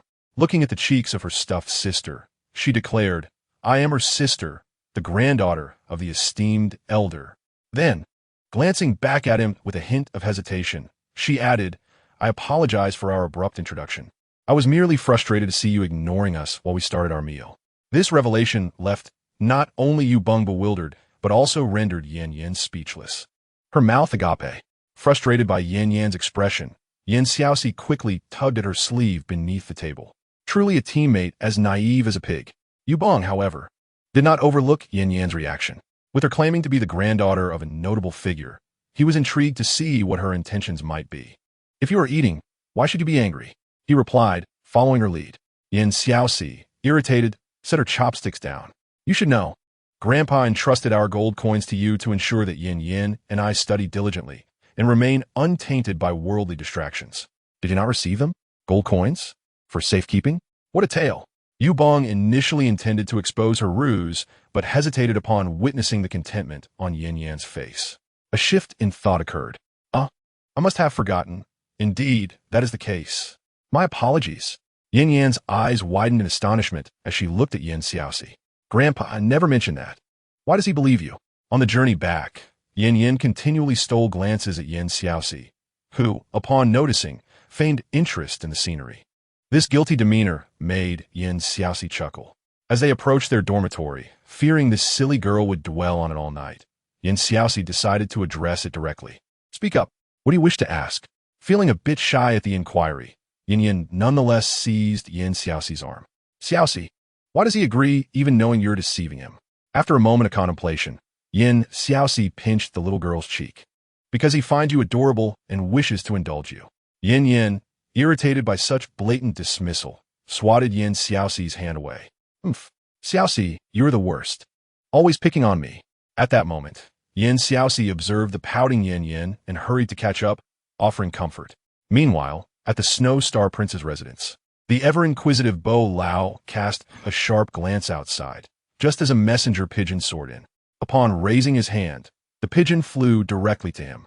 Without disguise, he opened the letter in front of Bo Lao, his previously solemn expression transforming into laughter upon reading its contents. Addressing the one still busy with dishes, he jested, indeed, like father, like son. Look at the letter from Yu Bong. He extended the letter toward Bo Lao, who took a glance, a hint of amusement flickering in his eyes. Dear uncle, today I encountered a most intriguing lady who claims to be Yanyan's sister. She also mentioned that Master Bo entrusted the meal expenses of the two to me. This is no issue, but when did Master Bo gain another granddaughter? Please inquire. After reading, he folded the letter neatly and resumed eating. This is my recently adopted granddaughter. She and Yin share a close bond, and I have verified it. There's no issue. Upon hearing this, the prince cast the pigeon out. If there's no issue, then your grandfather is rather unkind. Leaning back in his chair, Bo Lao leisurely swayed his head. I have given them the gold coins. They insisted on becoming self-reliant. Who would have thought they would turn to your nephew to play the fool? The uncle, labeled as the fool since the arrival of the letter, wore a grin that never wavered. Content as long as Yu Bong could cultivate a good rapport with Yanyan. As for gold coins, what do they matter? The following day, at the Royal Academy, with morning classes ahead, Yanyan rose early, tidying herself before taking a seat on the sofa. As time approached 8:30 and silence persisted from the adjacent room, she could no longer resist and ventured over. In her dream, Xiaoxi seemed particularly immune to the persistent knocking at the door. Despite the prolonged rapping from outside, she remained undisturbed, lost in her slumber. Suddenly, with a soft click, the door swung open. Yanyan, upon witnessing the dimness within, strode in with a hint of irritation. Xiaoxi, today is our first day of classes. We must make a good impression on the teacher. Hurry and get up. As she shouted, she yanked open the heavy curtains, flooding the room with bright sunlight, which proved far more effective than any call to wakefulness. Before Yanyan could approach, Xiaoxi, still dazed, opened her eyes. Good morning, Yanyan. Could you please close the window for me? However, the energetic Yin was not to be deterred. She pulled Xiaoxi up and exclaimed, We're going to be late for class. Hurry up and get ready. Glancing outside, Xiaoxi nonchalantly reclined again. It's still early. There is no need to rush. Yanyan, on the verge of tears from her friend's desire to snooze further, protested, We only have half an hour left until class. How can you not be anxious? With misty eyes, Xiaoxi looked at her and replied nonchalantly, Exactly. We still have half an hour. What is the rush? Frustrated, Yanyan resolved to teach her a lesson and ceased her shouting, instead sitting at the desk. As time ticked closer to class, Yanyan felt a twinge of panic. After all, it was the first day of school. Her feet began to fidget restlessly on the chair. After another 20 minutes, Xiaoxi seemed to awaken as if an internal alarm had gone off, leaping out of bed and hurriedly washing up while dressing, leaving Yanyan in stunned silence. In merely 5 minutes, she was ready. Grabbing her chair, Yanyan, still dazed, dashed outside, chanting, "Hurry, hurry, we're going to be late." At the last moment, they entered the classroom just in time. The students in their class watched them like a daring duo, slipping and skidding to their respective seats. During this commotion, Yanyan needed Xiaoxi's assistance. But Xiaoxi was confident that her friend could manage the situation soon enough. At the podium, the elderly instructor, who was not as imposing as the legendary white-bearded sage, attempted to address the class, but ended up waving his hand in resignation. "All right, children. Today we will discuss the application of soul power." As he diligently lectured, Xiaoxi found herself drifting off, resting her head on the desk. Just before her consciousness faded away, she mused about how, as an adult, she could show these young ones what it means to be a genius. The instructor, noticing Xiaoxi's disengagement during the first class, merely shook his head, pretending not to see her, and continued his lesson. Yet, the young girl who could not stay awake for even a single class was indelibly etched in the instructor's memory. As the class concluded, the instructor glanced at Yan, seated beside Xiaoxi. "You two are together, right?" Yan nodded her head, feeling somewhat regretful on behalf of her friend. "Can she be returned?" "All right. When she wakes up, remind her that there are no classes in the afternoon." Yan, silently nodding, noticed that as soon as the teacher left, the surrounding students cast looks of disdain and derision toward them, some aware of Yanyan's status, but remaining silent, eager to witness the unfolding drama. At that moment, Yu Bong entered, observing their predicament with curiosity. "What is going on here? Is Yanyan really that important? Are we going for a meal?" Having received news from Prince Xiaoxi the previous night, Yu Bong was eager to forge a good relationship with them. Upon hearing about lunch, Yan's previous distress vanished, and she nodded vigorously like a pufferfish. Yu Bong then turned to the still, slumbering Xiaoxi. And her, without hesitation, Yan began to shake her awake. Groggy and feeling nauseous from the abrupt awakening, Xiaoxi opened her eyes to find Yu Bong before her. "What are you doing here? Is it time for lunch already?" Upon hearing that, Yu Bong struggled to maintain a composed expression, a slightly forced smile appearing on her face. "Yes, it's time for lunch." Xiaoxi perked up at the mention of food, pulling Yan along as she exclaimed, "Let us go." Learning that there were no classes in the afternoon, Xiaoxi decided to check out the rumored mimicry training. Although she was reluctant to reveal her ghostly feline form, she was well aware of the balance between offensive and supportive techniques. As she approached Yan, who was busy adorning herself with colorful nail polish, a thought crossed Xiaoxi's mind. "Yu Bong is quite generous. Yan, do you really think you can use all these?" Yan looked up, pondering for a moment before shaking her head. "Not a chance, but they're all different. Grandpa always says a girl must not neglect herself by what you like." Hearing this made Xiaoxi's eyes twitch. "Your grandfather is so kind. Why didn't he think to treat you to something special this time?" Pulling the young girl from her chair, Xiaoxi led her outside, leaving a bewildered Yan in her wake. "Where are we going?" Closing the door, Xiaoxi raised an eyebrow. "Let us go see the mimicry training. I've yet to witness it." Instantly, Yan's interest peaked. "All right, before I left, Grandpa told me to take the opportunity to train myself. I almost forgot." The two made their way toward the academy's rear mountain. Chapter 12. The training environment of the underworld. Upon arrival, they were taken aback by the desolate scenery. One could assert that the Tiando Royal Academy was quite affluent. They tidied up this crumbling area. Exchanging glances, they cautiously ventured into the woods. As they entered, Xiaoxi was left speechless. "Is this what mimicry training looks like? It feels more like a haunted house." As they proceeded, a thick fog began to envelop them. Walking ahead, Xiaoxi felt an unsettling chill creeping over her. To prevent Yan from getting frightened, she called out, "Yan, hold my hand. Don't get lost." However, the silence behind her was unsettling. Turning around, she found no one there, her heart racing in panic. When had Yan vanished? She distinctly remembered her being right behind her. Noticing the fog growing denser around her, Xiaoxi realized she must have entered the mimicry training phase. but she had never heard of such a grim environment associated with it. Swallowing hard, she thought, since I'm here, I might as well see what it's like, and pressed forward. The deeper she ventured, the thicker the fog became, and soon, the air itself felt heavy with it. Her nostrils, overwhelmed by moisture, began to dry out, and breathing became increasingly difficult. Recognizing the discomfort, Xiaoxi halted and sat on the ground, attempting to acclimate herself to the surroundings before continuing. Yet, it was clear she had underestimated the mimicry training. She had always assumed that the fog thickened due to her advancing deeper, but now, as she sat, the mist only grew denser. Feeling a wave of suffocation rise within her chest, Xiaoxi's eyes widened as she gazed at the fog, which had become almost tangible, and she felt a pang of frustration at her predicament, her legs suddenly feeling weak. This dreadful place, it's so ominous. Originally, Xiaoxi thought she would succumb, her consciousness fading away. To her astonishment, even though her body had surpassed its limits, her awareness remained alert. At that moment, she seemed to grasp the true essence of mimicry cultivation. What she experienced here was not necessarily real. Even as the sensation of suffocation engulfed her entire being and her consciousness endured torment, she realized she would not perish but rather experience a fate worse than death. Collapsing to the ground, she lost track of time. In that instant, Xiaoxi felt akin to a mermaid swimming freely in the ocean, effortlessly commanding the waters around her. Everything seemed to slow down, as if frozen in time. She beheld leaves drifting in midair, droplets of mist poised to fall, and the stillness of the fog. In this moment, her heart was remarkably tranquil, as if she were about to transcend the mundane world, with her senses heightened.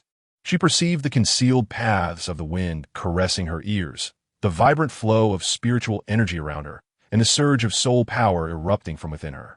Reclining on the ground, Xiaoxi transformed her earlier agony into a joyful expression. Upon reopening her eyes, she noticed a long tail had appeared behind her, and with a confident smile, she vanished from her previous location. Her body began to manifest around her, resembling a doppelganger, with remnants of her presence scattered everywhere. Yet all mere shadows. Despite this, her footsteps never faltered, relentlessly pursuing the rhythm of the wind. No, she realized she could move faster. With this thought, the yellow soul rings on her tail became apparent. She created her own domain void.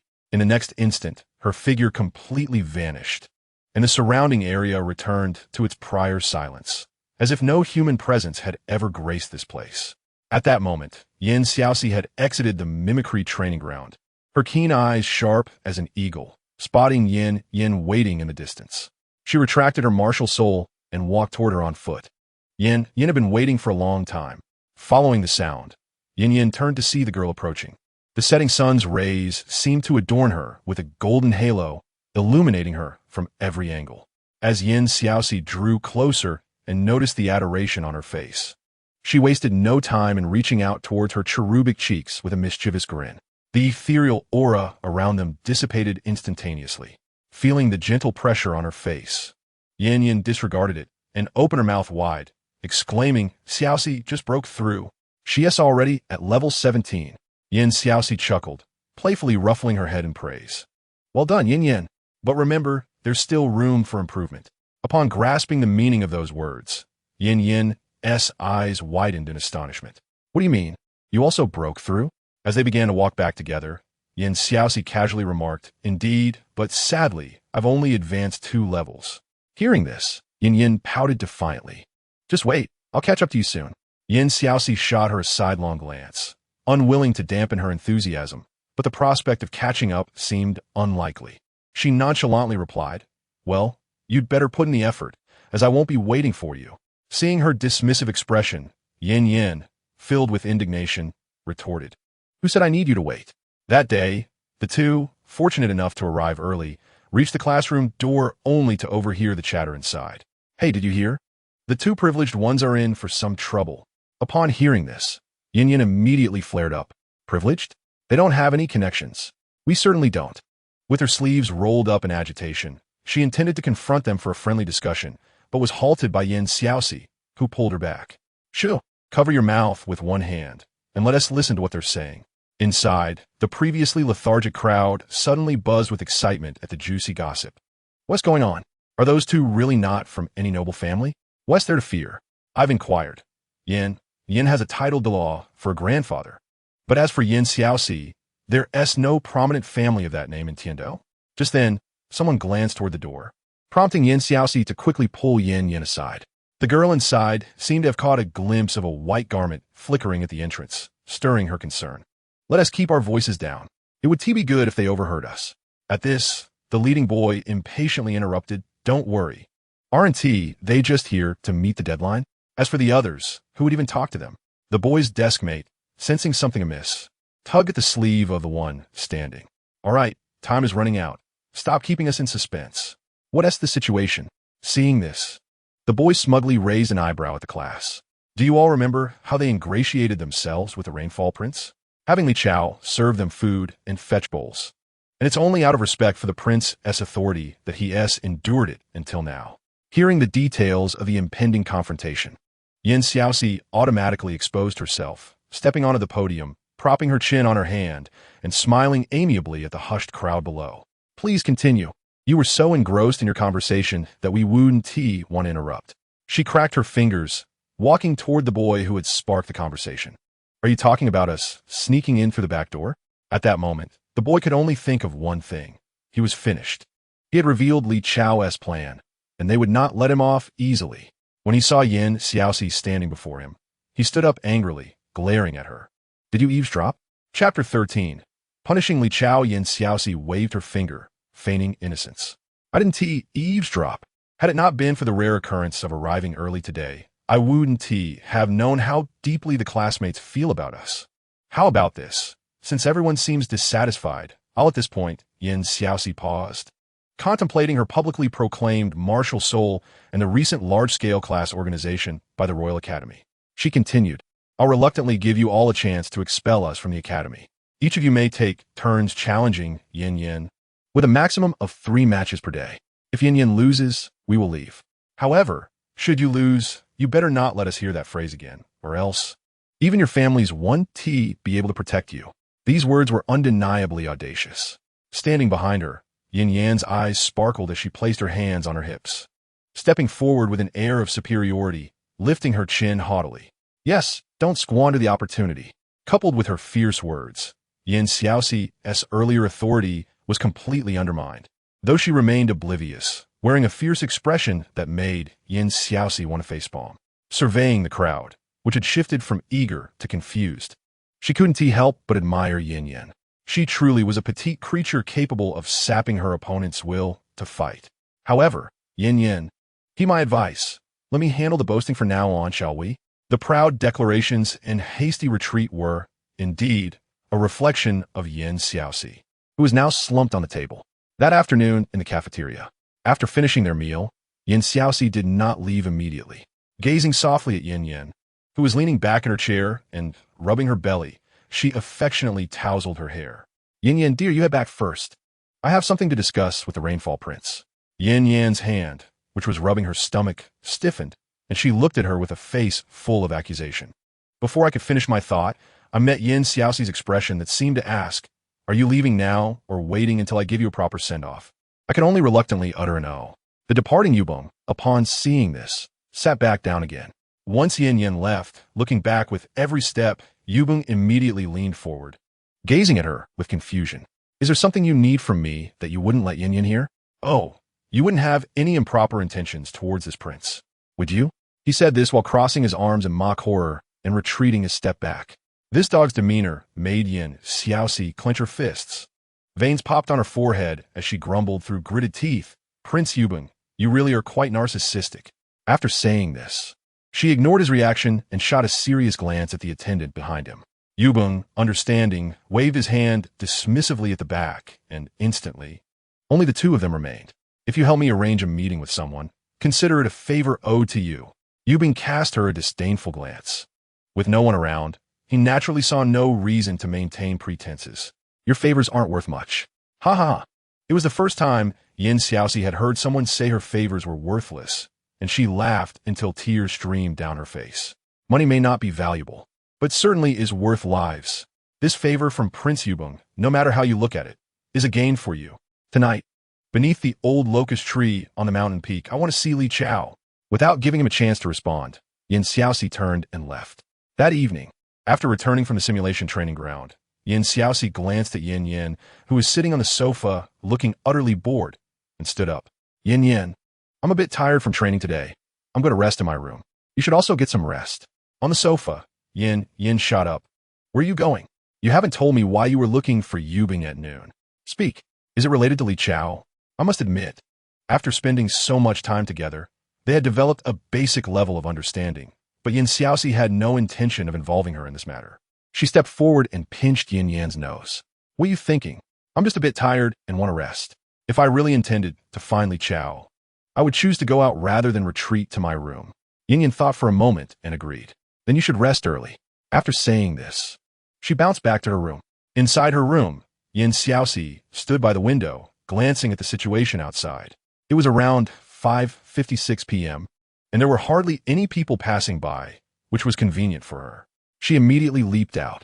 At that moment, she was immensely grateful for the crooked tree. Without it, she wouldn't have been able to sneak out without alerting anyone. Standing on a branch, after confirming that the window on the other side was tightly shut, she activated her newly comprehended domain skill, Void, and dashed toward the back mountain. Her figure, swift as the wind, left the students by the roadside momentarily dazzled. When she arrived, Li Chao had already been waiting beneath the tree for quite some time. Xiaoxi lightly landed on a branch above his head. The branch, already rustling in the wind, naturally drew no attention to her presence. With a mischievous intent to play a prank on him, Xiaoxi chose not to reveal herself immediately, but instead sat on the branch until the sky had completely darkened. Seeing that the person below was becoming anxious, constantly glancing toward the empty road, she finally cracked a sly smile. On a dark and windy night when murder and arson abound, although this somewhat diverged from her original intention, it was precisely the atmosphere she desired. Standing up, she retrieved a pink sack from her soul guide ring and leaped down just before Li Chao was about to leave, successfully placing the sack over his head. Li Chao's vision went dark, and just as he uttered a sound, a sharp pain shot through his knee, causing him to kneel on the ground. Immediately, Li Chao roared in humiliation. Who is it? Do you want to die? How dare you touch me? His martial soul manifested, an electric leopard, initially expecting a fierce battle. Xiaoxi nearly laughed out loud upon seeing his martial soul. A feline? How fortuitous! The passive ability of her phantom royal cat could suppress all feline creatures. As she unleashed her phantom royal cat again, it became evident that the leopard, which had been attached to him, wilted away. Li Chao's heart sank. This unusual turn of events filled him with deep-seated dread. He attempted to activate his first soul skill several times, but to no avail. Panic washed over him as he realized he couldn't remove the sack from his head, which was made of an unknown material. Who are you? We have no grievances. What do you want? After achieving her goal, Xiaoxi replied, I'll say one more word, and that counts as your victory. She tightened her fists and struck the sack. The unknown fear and the strangeness of his martial soul shattered Li Chao's courage to fight back. He curled up, trying to protect his bruised face and head, until he finally lost consciousness, seeing that the man beneath her was no longer resisting. Xiaoxi kicked him a few times to ensure he was genuinely out cold before retracting the sack. TSK, how tragic. Why must you seek out your own suffering? She had primarily come to test this guy's strength and to vent her frustrations, but she hadn't expected him to be all show and no substance. Xiaoxi summoned her twin floating bell martial souls to begin treating him, as she certainly didn't want to escalate the matter. An inadvertent slip could expose her to the scrutiny of the teaching committee, and that would be quite troublesome. On the hillside of the back mountain, Yubong, who was on lookout duty, sighed in relief upon seeing her approach. Goodness, you made quite a racket. Now that you called the person out, you should clarify what you meant at noon, right? Asked about it. Xiaoxi paused her steps. What do you mean? Can I just say I was rambling? There had been a junior who loved this particular novel, constantly reciting it to her, and she had been persuaded to take a look, though she hadn't read very far. What had he said?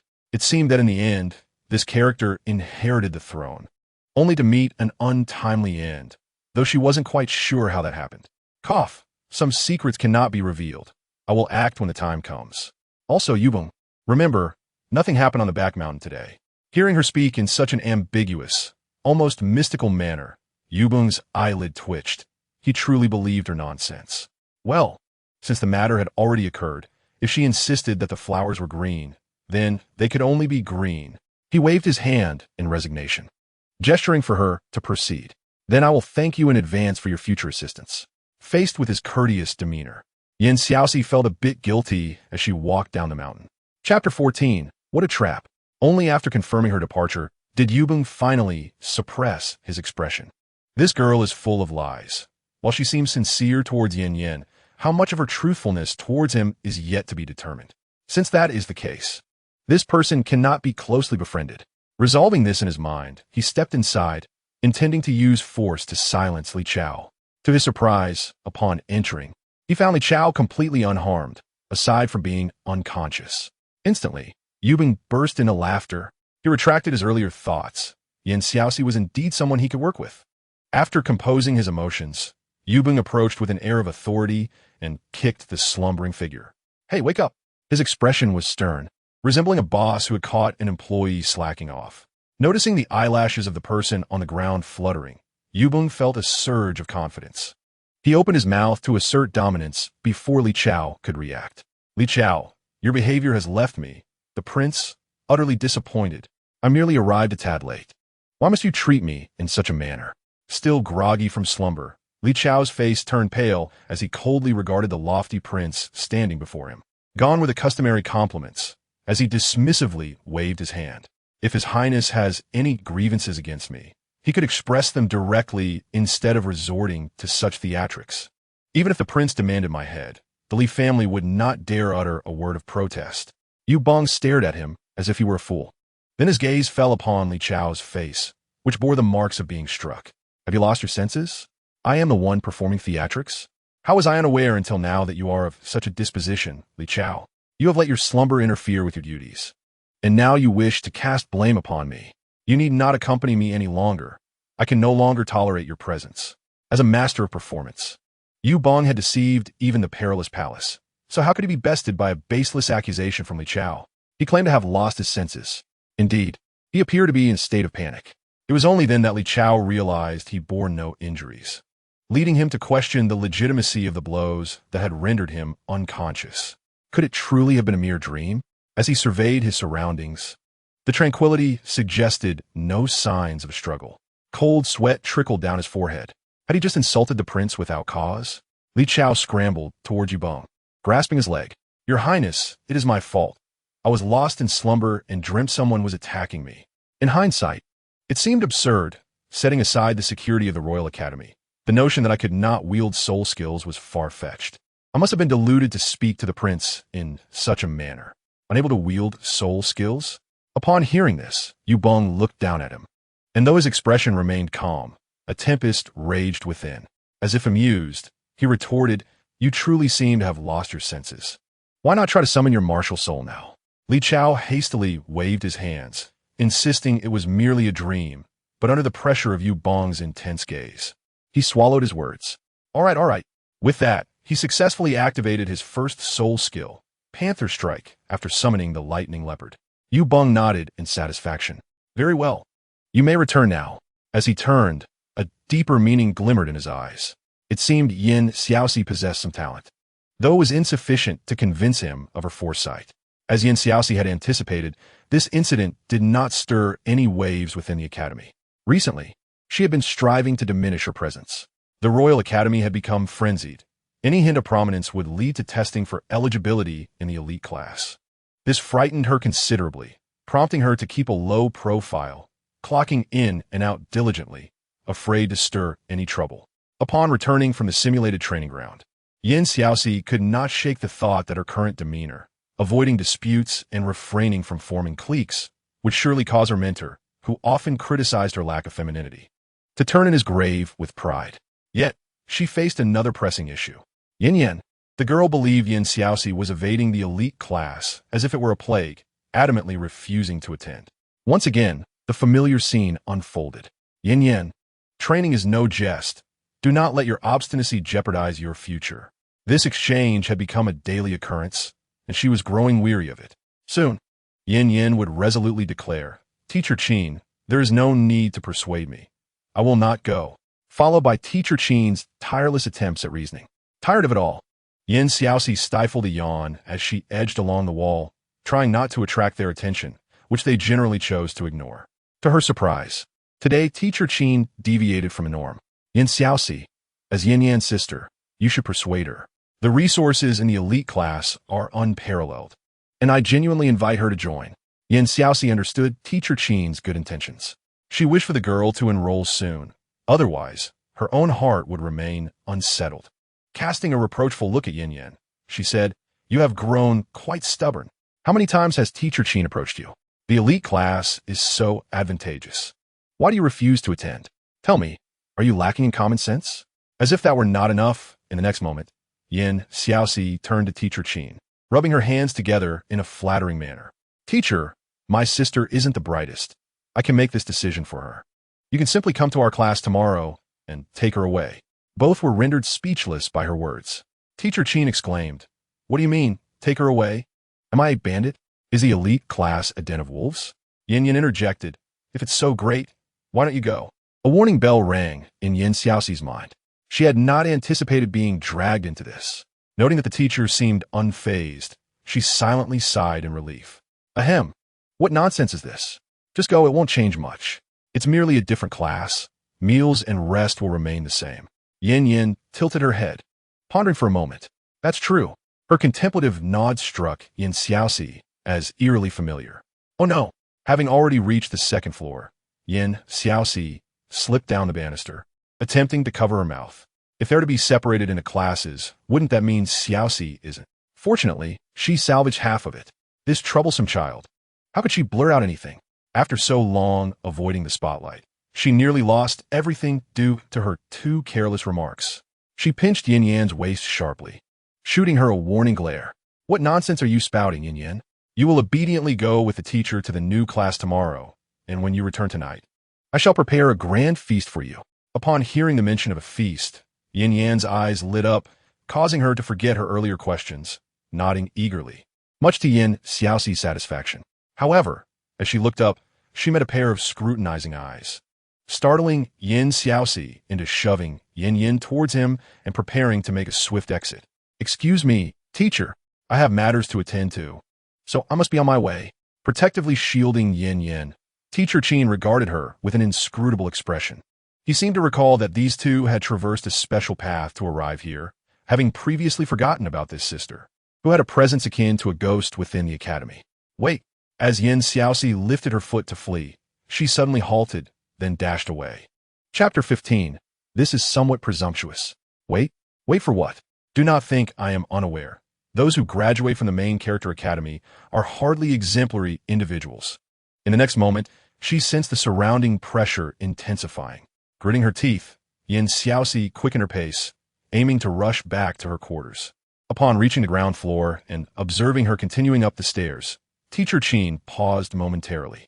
Wasn't she supposed to be an auxiliary? How could an auxiliary possess such resilience against pressure? Silently, he amplified the pressure from 30 to 50. The half-empowered pressure of a Soul Emperor was no trivial matter. And even if he had just ascended, it was beyond what a mere soul master like Xiaoxi could withstand. Confirming that she was immobilized, Teacher Qin lowered his head, his expression softening as he addressed Yanyan. Would you like to attend school alongside your sister? Upon hearing the term sister, Yanyan felt a twinge of displeasure. However, upon listening to the subsequent words, her head nodded enthusiastically, almost as if in fervent agreement. The hand of Teacher Qin caressed Yanyan's head, akin to a whimsical uncle coaxing a child. Would you kindly repeat what you just left unsaid? In that moment, Yanyan, forced to remain stationary, felt a jolt of alarm, hastily signaling with her eyes for Yan to refrain from speaking. If she were perceptive, she would not be Yanyan at all. With a gesture of her small hand, 3 fingers shot up in a proud display. I was just wondering why my sister, already at level 19, cannot share a class with me? She cast a glance towards the stunned Xiaoxi, her eyes sparkling with a desire for praise. Xiaoxi could not help but scoff inwardly. Impressive, truly remarkable. So impressive that I almost feel compelled to sever familial ties. While other sisters might act as a protective barrier, Yanyan seemed to wield a metaphorical knife instead. Marvelous. came the voice of Teacher Qin. As he approached the stiff-faced Xiaoxi, his hands applauding in the air. Who would have thought that there could be such a hidden gem within our Royal Academy? Xiaoxi. He then retracted his imposing demeanor, giving her an expression that seemed to say, "All right, you may begin." Yet, he could not help but admire the talent before him. At not yet 9 years of age, she was on the cusp of becoming a grand soul master. Such talent is rare and should not have nearly been overlooked. Xiaoxi raised an eyebrow. How could that be? Perform? Who wants to see a performance? I refuse to play the fool. Observing Xiaoxi's unwillingness to argue, Qin Ming raised an eyebrow. Oh? If that is the case, then tomorrow morning, you and Yin shall meet your future teammates. Xiaoxi's mouth moved, but no sound emerged. Regret flooded her heart. Had she known the Royal Academy would establish new classes at such a rapid pace, she would have ceased her training. And now here she was. The next day, in the elite class, 7 students gazed eagerly at the door as Teacher Qin set his book down and stood up. You all study on your own for now. I will check on our new students. Moments later, he arrived at their door, knocking gently. After 10 minutes of silence, frustration mounted within Teacher Qin. He turned his gaze toward the trees outside Xiaoxi's window, and with a leap, he saw the dark curtains obscuring the two within. Xiaoxi, Yanyan, you have 10 minutes to rise. Inside Xiaoxi's room, there was nothing but silence. In Yanyan's room, her eyes blazed with anger, yet she remained unmoving. Until another voice called from outside. Yanyan's fury boiled over as she yanked open the curtain. Who is it? Do you not know it is quite immoral to disturb someone's peaceful slumber? Upon seeing the dark expression on her teacher's face, she felt a twinge of guilt. Teacher Qin, is there something urgent this early? Hearing her words, Teacher Qin's face darkened. Urgent? You're already 20 minutes late for class. Yin looked at him incredulously. Come now. Teacher, there's still 40 minutes until class begins. Stop joking around. We still have time for a quick nap. With that, she pulled the curtain shut, leaving Teacher Qin outside in utter confusion. Was it his fault for not informing them? Who wouldn't he know that the elite class starts an hour earlier than the regular ones? At 8:54, the two entered the elite class, while the remaining 6 were attentively engaged in their lesson. The sisters exchanged glances, silently acknowledging their predicament. They took their seats in the 2 vacant spots. At that moment, Teacher Qin paused, directing his attention to the 2 newcomers. Due to my oversight, I neglected to inform you that the elite class begins half an hour earlier than others. The other 6 students, though maintaining composed expressions, silently scorned the 2 sisters. This was common knowledge within the academy, yet these 2 seemed to push their luck. Unbeknownst to them, their acquaintanceship was far from extensive. It was only through Xiaoxi's keen observations that they had become aware of the elite class's existence. On the podium, noticing the simmering discontent on the faces of the 6, Teacher Qin decided to halt his lecture. Very well, we shall pause for now. You may take this time to get to know your new classmates. With a heavy heart, Xiaoxi watched as the teacher departed, forcing herself to lift her gaze. Before she could speak, the lights on the other side of the classroom flickered on. She then observed the classroom's layout. One side adorned with opulent red enamelled desks and chairs, showcasing a luxurious design, while the other side, separated by a glass wall, appeared stark and minimally decorated, as though only half finished. Xiaoxi felt certain that this academy would not leave things half done. Her eyes scrutinized the ground and walls through the glass, and after a long moment, she lowered her gaze in understanding. One side was focused on external appearances, while the other emphasized substance. Just then, her arm was tugged, and she turned to find Yin gazing adoringly at the other side. In that instant, a sense of dread washed over Xiaoxi. No, it cannot be. Please do not let her fall in love at first sight. She twitched her mouth, turning her head away to avoid looking. Go on, speak. My heart can bear it. As expected, Yanyan leaned closer and whispered in her ear, wow. He is so handsome. Following her gaze, Xiaoxi caught sight of Wang Tianheng, sitting with an arrogant posture, legs crossed. How did she know it was Wang Tianheng? There was no mistaking it. His presence was so strong it was impossible to ignore. However, his posture was both unrefined and dismissive. Turning her head, she quietly retorted into Yanyan's ear, when did your eyesight fail you?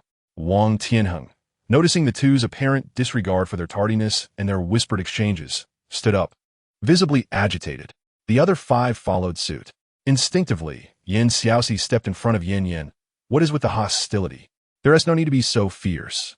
She couldn't help but think that their synchronized movements suggested they had rehearsed this before. Wang Tianheng, now incensed, felt as if he might explode. He had yet to utter a word, yet they were already on the offensive. Oomph. We have training and no time for idle chatter. Allow me to introduce myself. Wang Tianheng, a level 17 assault-type soul master with a blue lightning Tyrannosaurus Rex. If you wish to join, let us familiarize ourselves with one another. Shall we have a duel? Xiaoxi frowned. Compete? In what? Level 26 or 17? Judging by Yan's starry-eyed expression, it was undoubtedly the latter. She sidled over, playfully pushing Yanyan forward with a feigned innocence.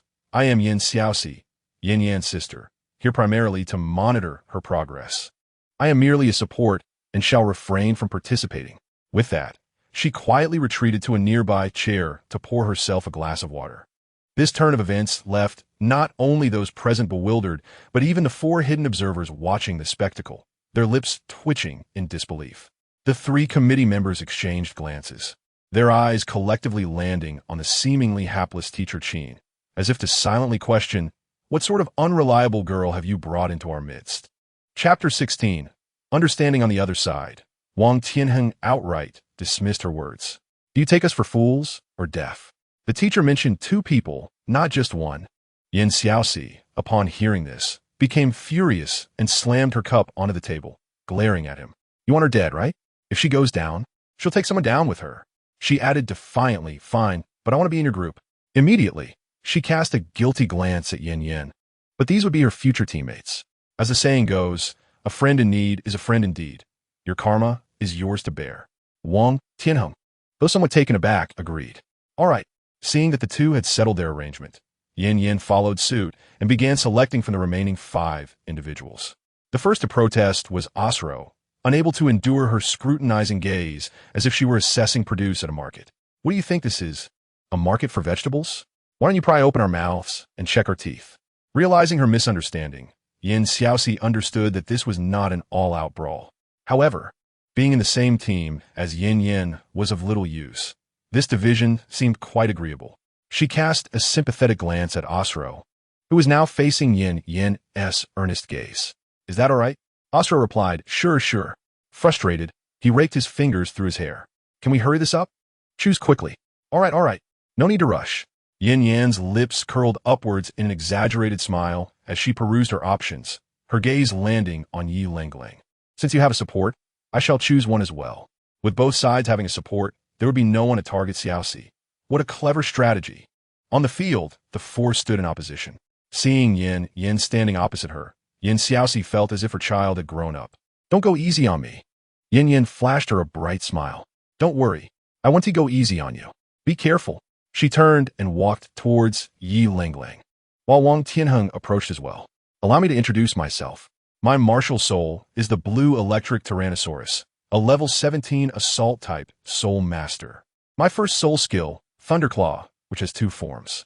One consumes a small amount of soul power to partially beastify, increasing my attack power by 30. The other fully beastifies my body, consuming more soul power, but increasing my attack power by 100. With that, he turned to her. Xiaoxi realized they would be teammates. But as a support, she doubted she could contribute much. I apologize. I initially thought you were level 26. I chose you because I wanted to trip you up. I'm a support type, with a martial soul of twin floating bells.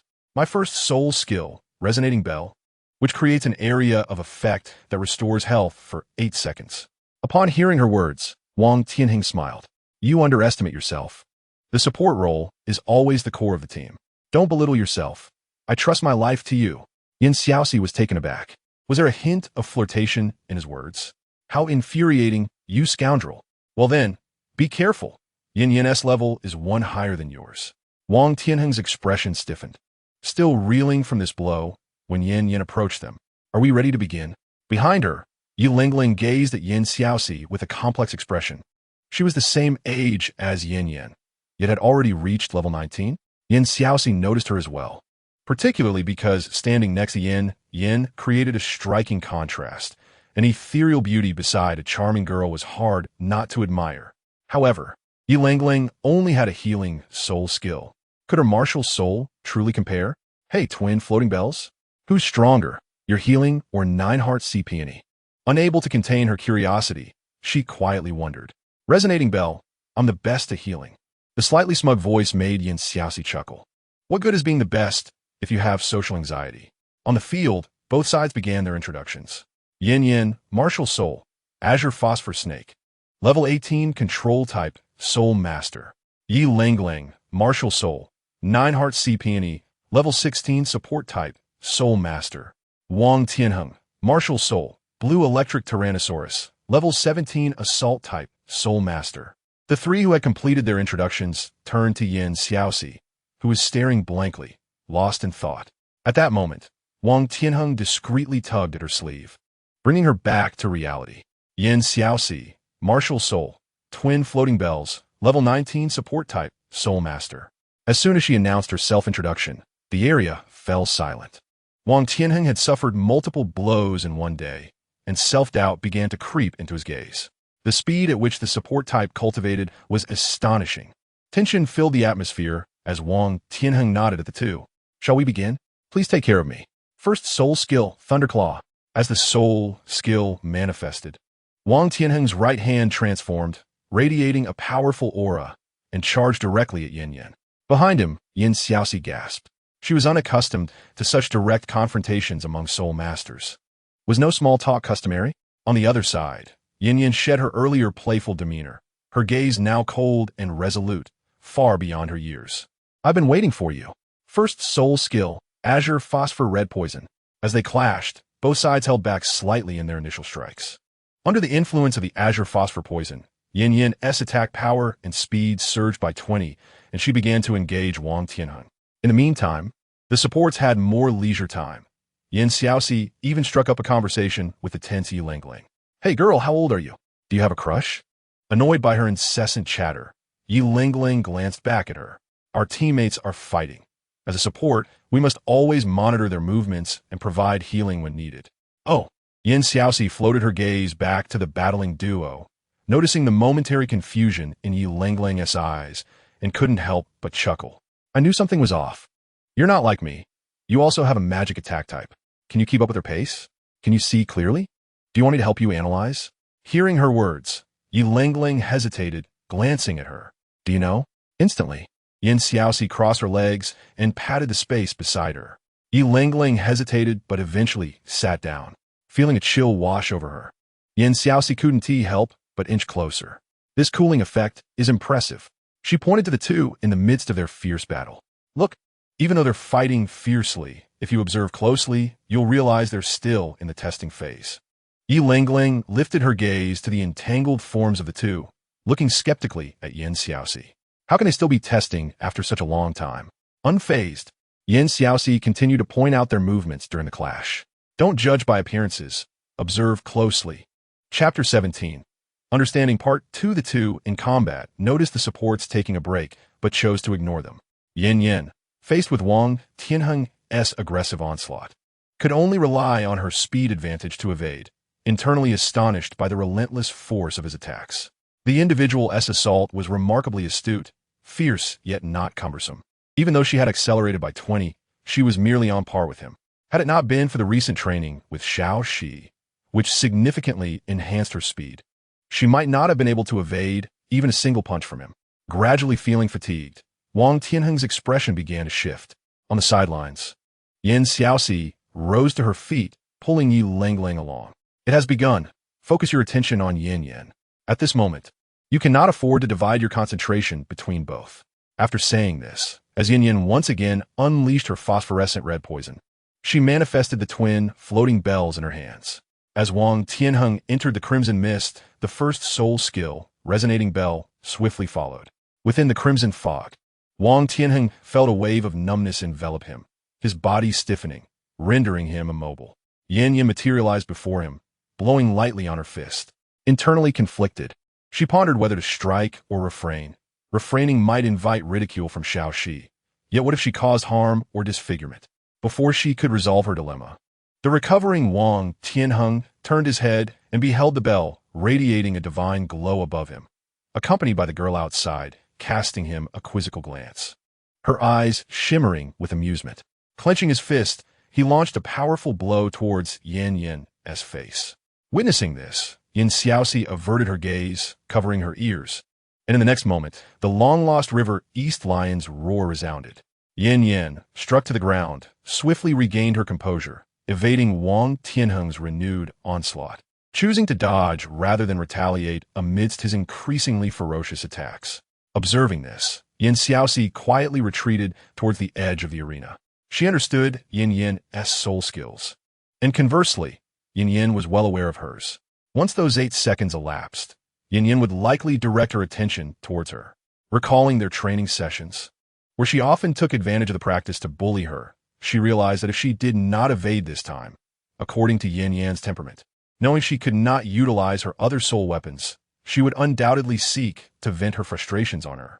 While dodging, Yan calculated the time, her heart aching with anger as she spotted the girl attempting to flee. Lung, go and stop Xiaoxi. Do not let her escape. Sensing the commotion between the two, Wang Tianheng felt an ominous premonition swell within him. In the next instant, his body stiffened, collapsing to the ground. Meanwhile, as the 8 seconds elapsed, Yanyan did not spare him a glance and vigorously pursued Xiaoxi. If you have the ability, do not run. Standing at the edge of the arena, just a step away from escape, Xiaoxi halted upon seeing Yan still in pursuit. I shall not flee. I shall change my path, she declared, resolutely stepping forward towards the seemingly safe Sure family brothers. Emerging from behind, Yan approached furiously, her countenance a mask of indignation as she advanced towards the seemingly frightened Xiaoxi. The Sure brothers hastily restrained Yan, with Oslo beside them imploring, "It's not that serious. It's merely a competition." The restrained Yan seethed with frustration, nearly cursing. "What do you know?" She used to before she could finish. Xiaoxi stood up and winked at her. No way. You actually intend to settle a personal score?"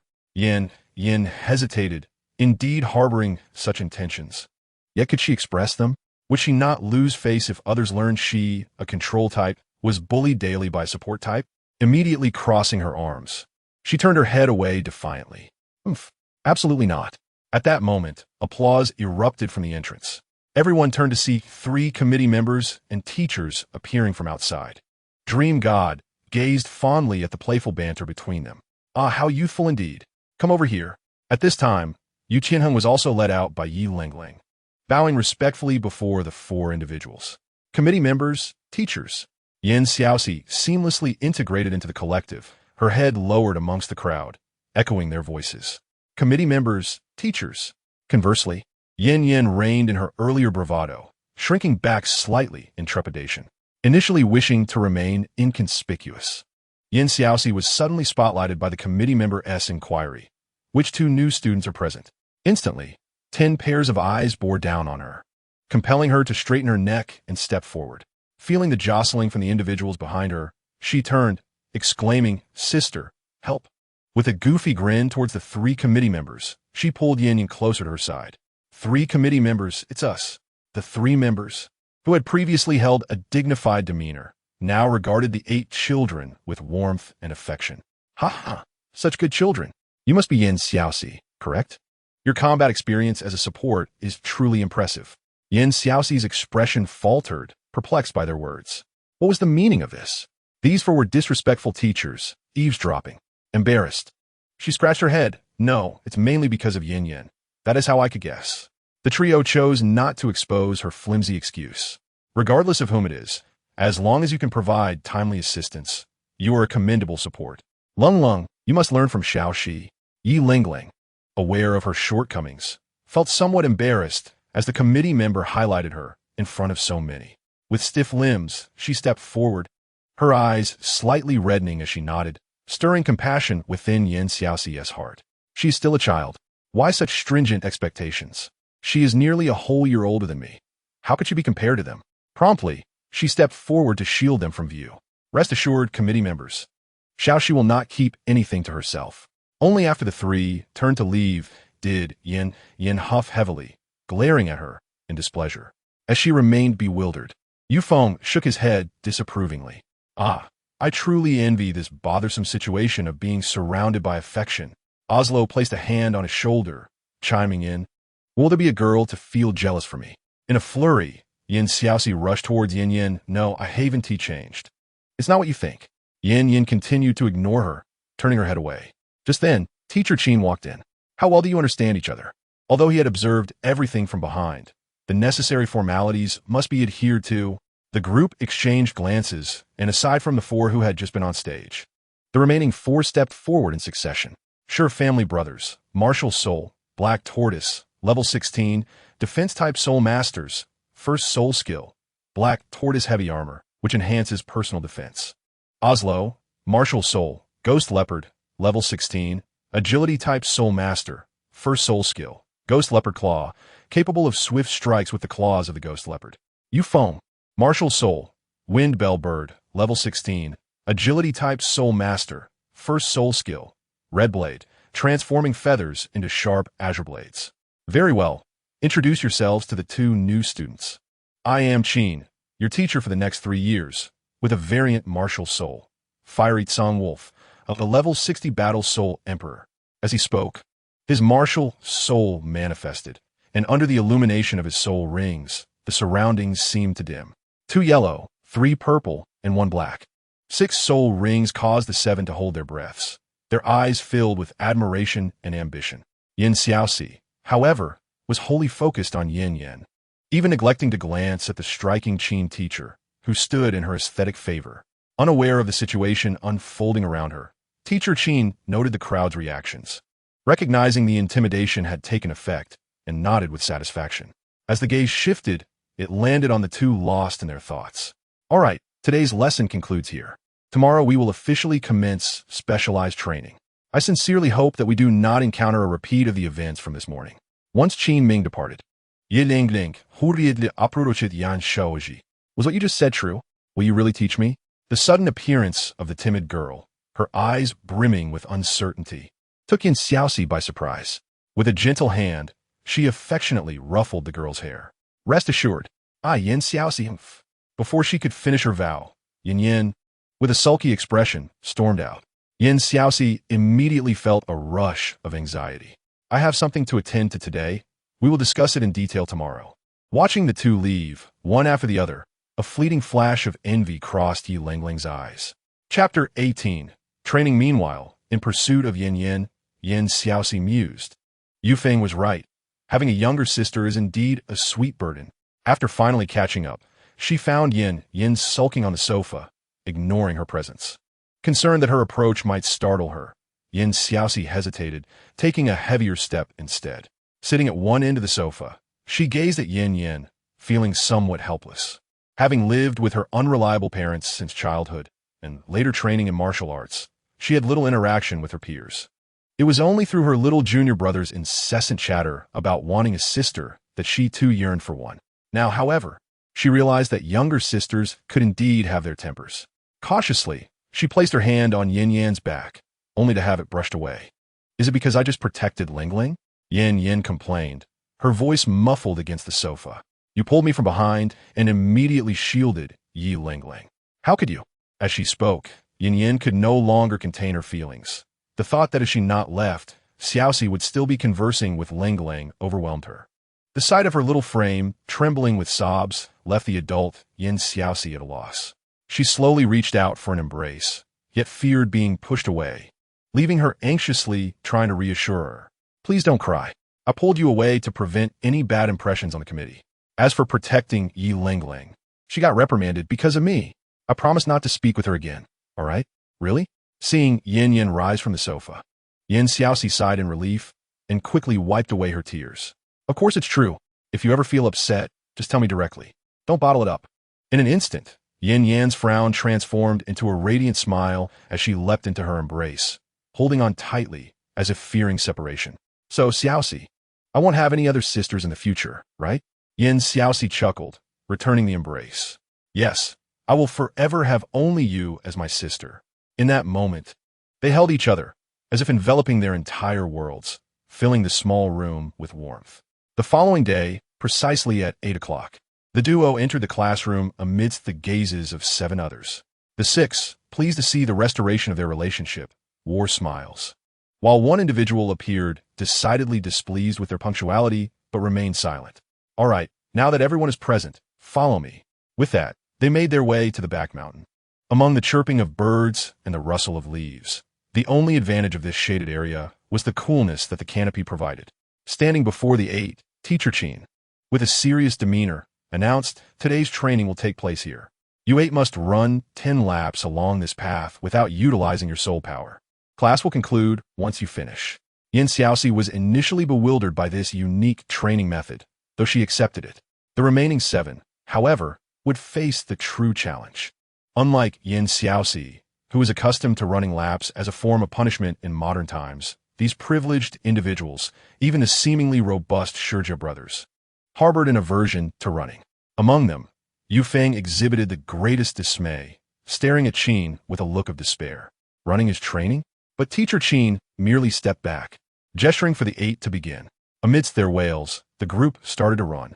At first, Xiaoxi took it lightly, remembering her past experiences. However, after 2 laps, she found herself struggling, her hands resting on her thighs as she gasped for breath. Wang Tianheng halted, reaching out to assist her, but she deftly evaded him. "I'm fine. Keep going." Internally, she felt like crying. Was this not akin to returning to a time of hardship? She could manage. Thud. Upon completing her final lap, Xiaoxi collapsed onto the ground. Is this truly a training regimen devised by a human? She glanced at Teacher Qin, standing nearby, and mustered the strength to lift her arm. "Teacher, may I use my soul power now?" Qin merely glanced at her and replied, "You may disperse." As he turned to leave, Xiaoxi, feeling utterly drained, rolled over and raised her right hand. Yu Feng, who had collapsed beside her, attempted to push her hand down. "Don't waste your soul power. We're not injured." Yet Xiaoxi evaded him, casting a fierce glare in his direction. Dream on purification. Purification, a unique ability of the double floating bell that eradicates all negative states except for residual physical damage. Xiaoxi felt rejuvenated. The surrounding individuals stared in envy at her revitalized state. Yu Feng, with a pitiful expression, spoke up. "I want that too." Xiaoxi, feeling slightly bashful, bit her lip. This skill only works for me." Sensing their eager gazes, she attempted to divert the conversation. Are you all hungry? What do you want to eat? If we linger, we might miss dinner at the cafeteria." The group collectively wondered when the Royal Academy had become so frugal. However, that sentiment did not extend to Yanyan, who immediately declared, "I want meat. Chicken legs, duck legs, beef legs, I'll even eat an entire lamb." The others exchanged bewildered glances, wondering what breed these 2 sisters belonged to. Xiaoxi, undeterred, scanned the group. "What about you all? What do you want to eat?" Wang Tianheng struggled to rise from the ground, stating, "We're not picky. Anything will do." Xiaoxi's eyes lit up at his response as she swiftly approached him. "Since you're not picky, I'll order according to my tastes." After receiving his nod, she extended her hand. Yanyan turned her head. "Actually, I don't feel that hungry anymore." Noticing Wang Tianheng's hesitation to respond, Xiaoxi prompted, "Money. Golden soul coins. Don't we need coins to eat?" Stunned at being asked for money for the first time, Wang Tianheng blankly retrieved his coin pouch from his soul guide and handed it to her. Without hesitation, Xiaoxi snatched the pouch, extracted 2 golden soul coins, and tossed the pouch to the motionless Yanyan on the ground. "Hurry up!" As she watched Xiaoxi walk away, Yanyan clutched the unexpected windfall, exchanging glances with Wang Tianheng. Their eyes met, and he was the first to look away. "Keep it." Chapter 19. Breakthrough that evening, as Xiaoxi cultivated in her room. She sensed that her soul power had seemingly grazed a critical point. Just as she concentrated her energy and prepared for a momentous breakthrough, a sharp pain gripped her heart, causing her to faint. In the stillness of the night, a faint crimson glow emanated from her, illuminating the darkened room. With her eyes closed, she appeared to be under some form of control, her right hand rising involuntarily. The ethereal crimson twin bells floated from her palm, gradually manifesting above her head, casting an eerie ambience throughout the chamber. Shadows danced within the dark red space, and the bells began to emit a haunting resonance, their sound piercing the very soul of the unconscious girl, drawing her brows together in distress. Suddenly, with a sharp crack, a stream of red surged into Xiaoxi's body, penetrating her flesh and extending toward her heart. Vivid red blood soaked her garments, each drop falling to the floor, creating a macabre ink painting. Had anyone witnessed this scene, their astonishment would have been beyond words. This was the manifestation of a martial soul consuming its master. Yet, in the next moment, the crimson flow vanished, and the martial soul, which should have grown stronger, swayed as if it had been injured, its radiance dimming significantly. When Xiaoxi gently drifted back on her bed, the dark red glow of the twin bells faded entirely, transforming the bells into a vibrant yellow. The yellow bells quivered slightly, and without her command, the soul technique, resonating bell, was released by the martial soul itself. The wounds on Xiaoxi's body began to heal at a visible pace, sprouting fresh, tender flesh. The bloodstains on the floor gradually dissolved, and once everything settled, the twin bells returned to her essence. The room exuded tranquility, and the girl on the bed had successfully broken through, leaving no trace of the tumult that had just transpired. The following day, a bewildered Xiaoxi sat up in bed, gazing out the window at the brightening sky, confused as she stood up. How had she reached level 20? It seemed she had not successfully broken through before sleeping last night. Puzzled, she stepped outside, where an anxious Yan was hurriedly putting on another shoe, her face a portrait of distress. Xiaoxi, we're late again. Seeing her friend's anguished expression, Xiaoxi burst into laughter. You're still laughing. Yanyan's face flushed with indignation, prompting Xiaoxi to mischievously smirk, adopting a guilt-ridden expression as she approached. What should we do? What should we do? We're late. After a brief pause, she observed Yanyan's frantic gestures with amusement.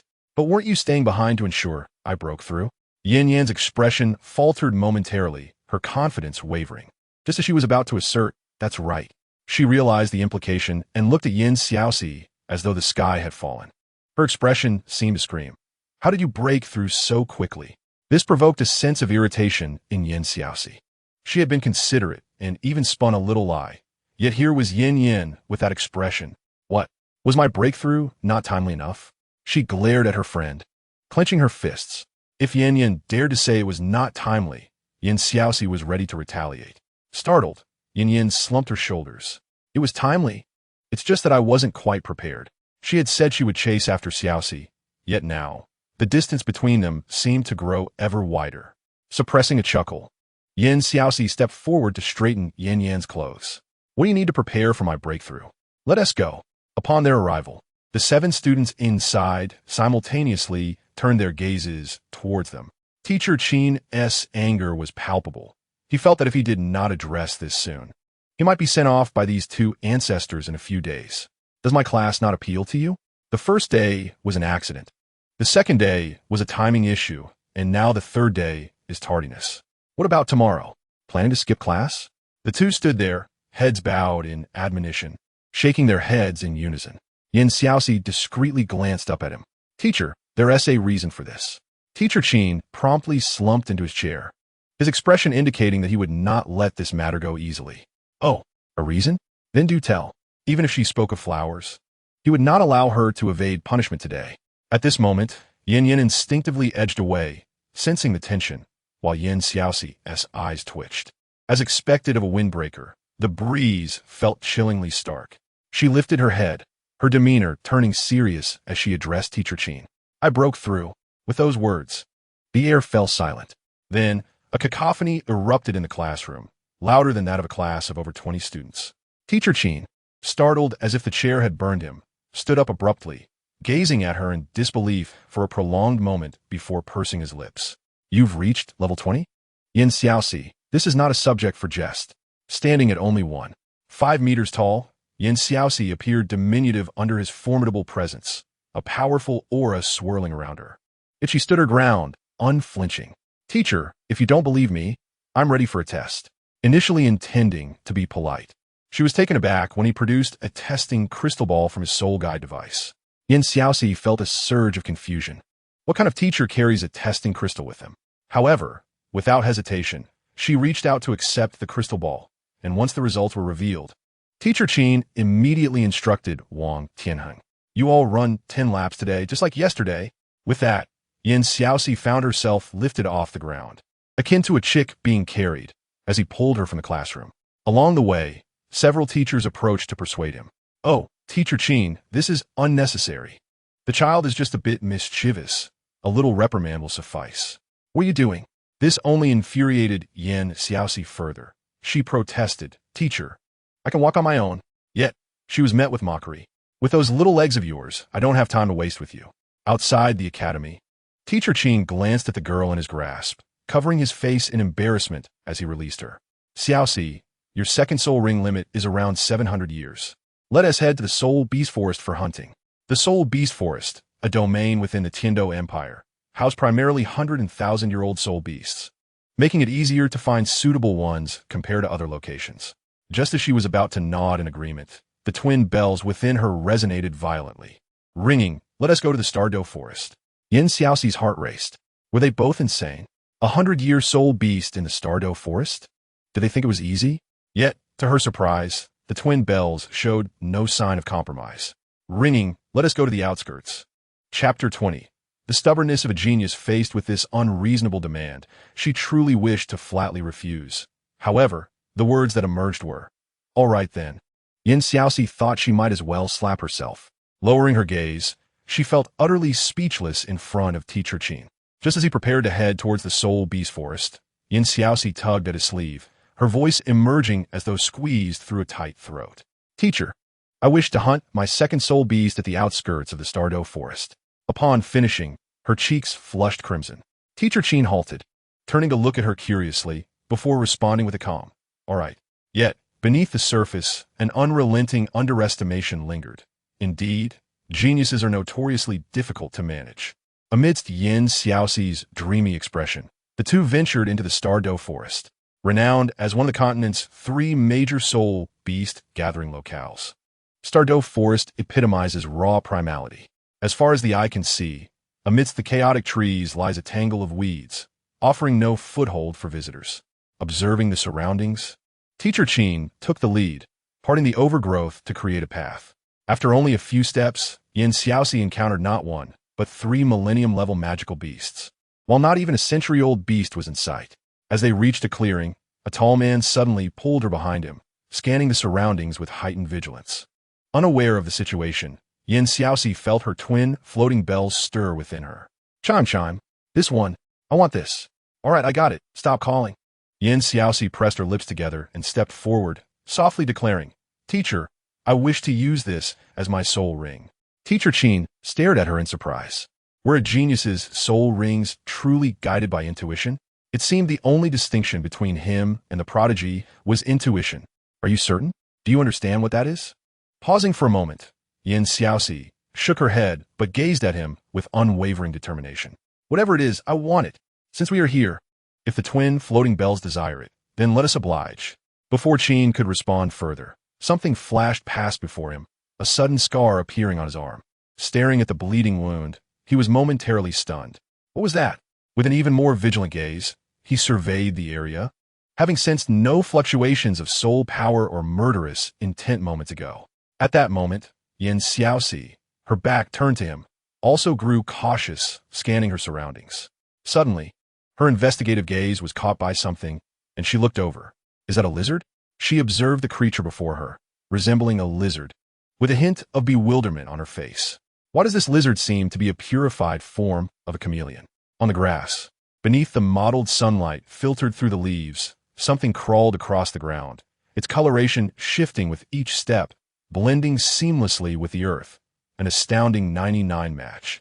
The only detail that revealed its presence was the scales that glimmered under the sun, preventing it from achieving complete invisibility in brightly lit areas. At that moment, the lizard's parched mouth opened once more, its tongue darting towards Teacher Qin like a sharp blade, leaving Xiaoxi perplexed. Am I too weak? Do I not warrant its attention? Teacher to the left. In an instant, Teacher Qin sprang into action, instinctively unleashing his first soul skill, the Remnant Wolf's Blaze. Although the attack missed the lizard, a piercing shriek filled the air, forcing both of them to cover their ears. Once the cacophony subsided, the lizard appeared before them, scorched and glowing red, as if it had been cooked. Upon seeing the soul beast, Qin's expression shifted to one of mild astonishment as he extinguished the flames and approached to examine it. Despite its rarity, this magical lizard had reached the age of 1,500 years, rendering it unsuitable as her second soul ring. Xiaoxi furrowed her brow at his words. Is a 1,500-year-old soul beast this feeble? Without responding, Qin grasped the lizard's tail and placed it in a shaded area. The magical lizard favored the cool and feared fire. Without flames, a 1,000-year-old lizard would be more challenging to deal with than a 2,000-year-old beast, and lizards typically resided in dark, damp places. How could it be found here? Noticing Qin lost in thought, Xiaoxi stepped closer, scrutinizing the strikingly red lizard that was quite handsome in appearance. She gently poked it, and it let out a cry. As the purple ring floated up, both were momentarily stunned. Observing her, Xiaoxi quickly raised her hands, exclaiming, "Teacher, I didn't do anything. It's just pretending. You squeezed its tail earlier, and it didn't react, but I only touched it lightly, and it cried out." Qin covered his face, unwilling to elaborate. He, too, found the magical lizard's rarity compelling, which was why he had hoped to spare its life. But alas, it proved to be inevitable. Forget it. Let us continue searching for soul beasts. However, the girl crouched on the ground showed no intention of moving, as her soul power surged uncontrollably toward the magical lizard. Watching the purple soul ring drift toward her, Xiaoxi had no time to contemplate and promptly sat cross-legged. Seeing this, Qin was at his wit's end. He understood that geniuses were often tenacious, but he had never witnessed such reckless self-endangerment. "Xiaoxi, what are you doing?" He stepped forward in exasperation, but hesitated to touch her. Even in his frantic state, he was unable to comprehend what had gone awry, prompting her reckless behavior. Despite his mounting anxiety, he could only watch over her, ensuring that no unwitting danger approached. Seated on the ground, Qin gazed at Xiaoxi, who appeared unaffected. Yet his heart was heavy with despair. What will become of my teaching career? If something happens to her, how will I explain it to the academy? How will I face her unreasonable grandfather? As Xiaoxi absorbed the soul ring, she felt a powerful surge of soul power coursing through her, filling her dantian to the brim. Yet, rather than ceasing, the influx continued, akin to a stomach on the verge of bursting while still being fed, turning her face a deep shade of purple. Cursing at the twin floating bells, she exclaimed, "Damn it! What should I do now? If this doesn't stop, I'll be done for. Chime chime, that's it." Before she could utter another word, the twin floating bell's tone shifted. "Chime chime, useless thing." This familiar voice echoed in her mind, reminiscent of their previous banter. "If you're so capable, then do it yourself." In the next moment, the pressure in her dantian suddenly eased, and a torrent of soul power surged toward the twin floating bells, mingling with her own. Outside, Qin, witnessing Xiaoxi's face turn red, felt a jolt of alarm. Just as he prepared to assist in regulating her soul power, she miraculously regained her color, only to pale once more, appearing utterly drained of energy. This left Qin dumbfounded, observing as the purple soul ring above her head began to fade, gradually transforming from purple to yellow. Having never witnessed such a phenomenon before, Qin rubbed his eyes in disbelief. Can soul rings regress? Chapter 21. You are done for. In the next instant, his sharp gaze swept across the rustling bushes, and soon after, several rugged voices emerged from within. "Did you really hear that? Don't toy with us." A fierce-looking man, his face etched with skepticism, stepped out from the underbrush, followed by two others who approached Qin. One burly man joyfully pointed at the pale-faced Xiaoxi. "Look, isn't that our target?" Instantly, the other two muscular men turned their eager gazes toward the perspiring Xiaoxi, their expressions brimming with malicious excitement. "How fortuitous! Miss Second, you made this quite easy for us. She doesn't seem to be in great shape, but that works in our favor." With wild laughter, the trio unleashed their martial spirits, directing their contemptuous gazes toward Qin, who appeared to be merely in his 30s. How formidable could he truly be? The three of them were from the Soul Sect, more than capable of dealing with a mere pretty boy. With lecherous expressions, they approached Xiaoxi step by step. While absorbing the soul rings, Xiaoxi sensed the commotion outside, her heart tightening. What was with the tone of that flower girl? And the second young lady? However, the murderous intent radiating from these individuals was palpable. It seemed the Ghost Emperor Cat indeed had ties to Luo. Their venture into the Stardoe Forest had been a grave mistake. She could not allow these three to escape. She had to take a gamble on Teacher Qin. Hearing them discuss retreat due to the soul ring exposed by Teacher Qin, Xiaoxi was drenched in cold sweat. "Is the Shuang Fu Ling ready? Hurry up. Should I pause and step outside for a moment? Hey, answer me. They are about to flee. Shuang Fuling, damn it. Where did I find such an unreliable master? Just as the three retreated to a safe distance, preparing to flee, the soul ring settled at 760 years, entering her body. Upon opening her eyes, she saw the three retreating into the distance. A chill ran through her. There was no time to let Qin pursue them. Summoning Shuang Fuling, she weakly activated her second soul skill, Soul Captivation. Fortunately, the three had just advanced to level 40, leaving only a 20-level gap between them. Otherwise, this 5-second intimidation would have been ineffective. Seeing Teacher Qin look at her with surprise, Xiaoxi bit her lip to maintain her composure. Teacher, kill them. Qin stumbled for a moment, meeting her anxious gaze, and nodded. With his fourth soul skill, Blazing Inferno, a torrent of flames surged toward the three. Within those 5 seconds, they could only watch helplessly as a spark engulfed them, the flames spreading in an instant. Moments later, they fell to the ground, consumed by fierce unwillingness. It was only after witnessing the trio reduced to ashes that Xiaoxi finally succumbed to unconsciousness. Qin carried the fainted Xiaoxi back to the academy, his expression complex, feeling a headache brewing. After handing her over to Yanyan, he gazed at the commissioner's building, his heart filled with hesitation. The attire of those three was clearly not from Tiando, and their calling her the second young lady suggested she likely did not belong to Tiando either. Given the current situation, once the Royal Academy learned of this incident, it would be merciful to allow her to leave, and it was impossible for her to continue her studies here despite her talent. Sighing, Qin ultimately decided to keep this secret for his student for the time being. As for her future, he would need to carefully plan for her. When Xiaoxi awoke later that evening, she gazed out at the night sky, feeling a peculiar sensation. It seemed she had made the right gamble. Although the individuals emerging from that academy were not necessarily virtuous, they undoubtedly valued talent. However, there was still one matter she needed to clarify. Sitting up, her gaze turned dark.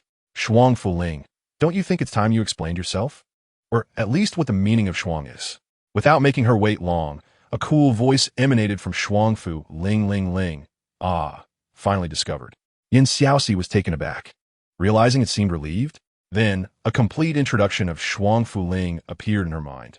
Shuang Fu Ling, a bell of 2 colors, bound by contract. One color serves as the main, assisting the world. The other serves as the subordinate, disrupting the layout of factions. Soul skills, main first soul skill. Shock bell, area continuous healing for 8 seconds. Second soul skill.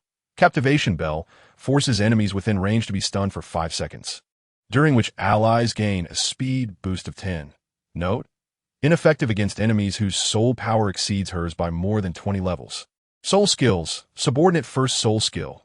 Soul devouring bell, mental attack, ineffective against those with higher mental strength than herself. Second soul skill, judgment bell, silently marks one enemy, allowing for advanced knowledge of all their actions within 5 minutes. Accompanying talent, purification, can purify all non-physical damage residual negative states on oneself. Beautiful. She felt that taking so long to figure it out was undoubtedly her folly. She had wondered how a support-type martial soul could have such high requirements for soul rings. It simply made no sense. Ling Ling, nonsense, enough. You're on the verge of death, do you know that? Xiaoxi was momentarily stunned, her lips twitching. This martial soul was so fierce it had begun cursing her. You are the one who is going to die. If you can't speak properly, then don't say anything. To her surprise, what it said next caused her to completely break down. Ling Ling, it's all relative. If you die, we won't survive either. This 9-year-old body cannot withstand your soul. The heart's burden is too great. When you advanced to Great Soul Master yesterday, your heart nearly shattered. I stabilized it for you temporarily, but that was a one-time deal. You need to find the accompanying petals of the Ice and Fire Eyes within a year to stabilize your heart. Otherwise, Ice and Fire Eyes? Hiss. It came to her that it seemed to belong to her cheap grandfather. However, this was significant. Ultimately, it would likely fall into the hands of the protagonist, right? You might as well just kill me. Is there no other way? Ling Ling, there is. Just wait for 18 years. Xiaoxi.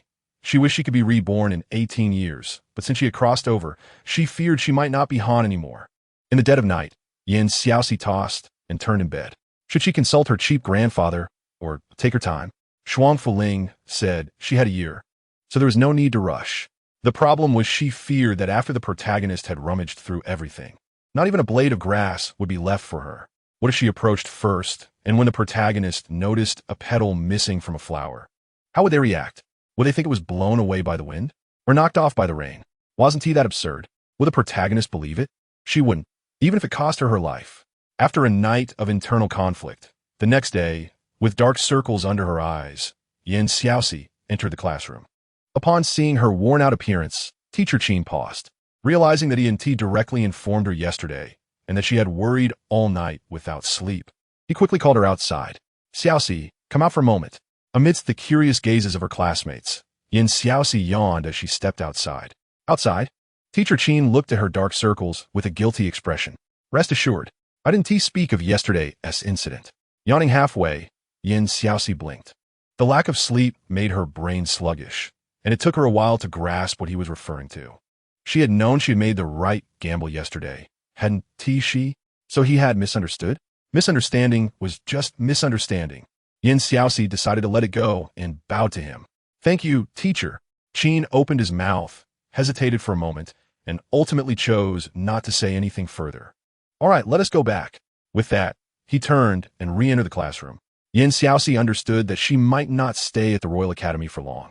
It wasn't he that Teacher Qin would expose her, but the 3 individuals from the forest had died mysteriously, and those behind them would likely suspect Tiando.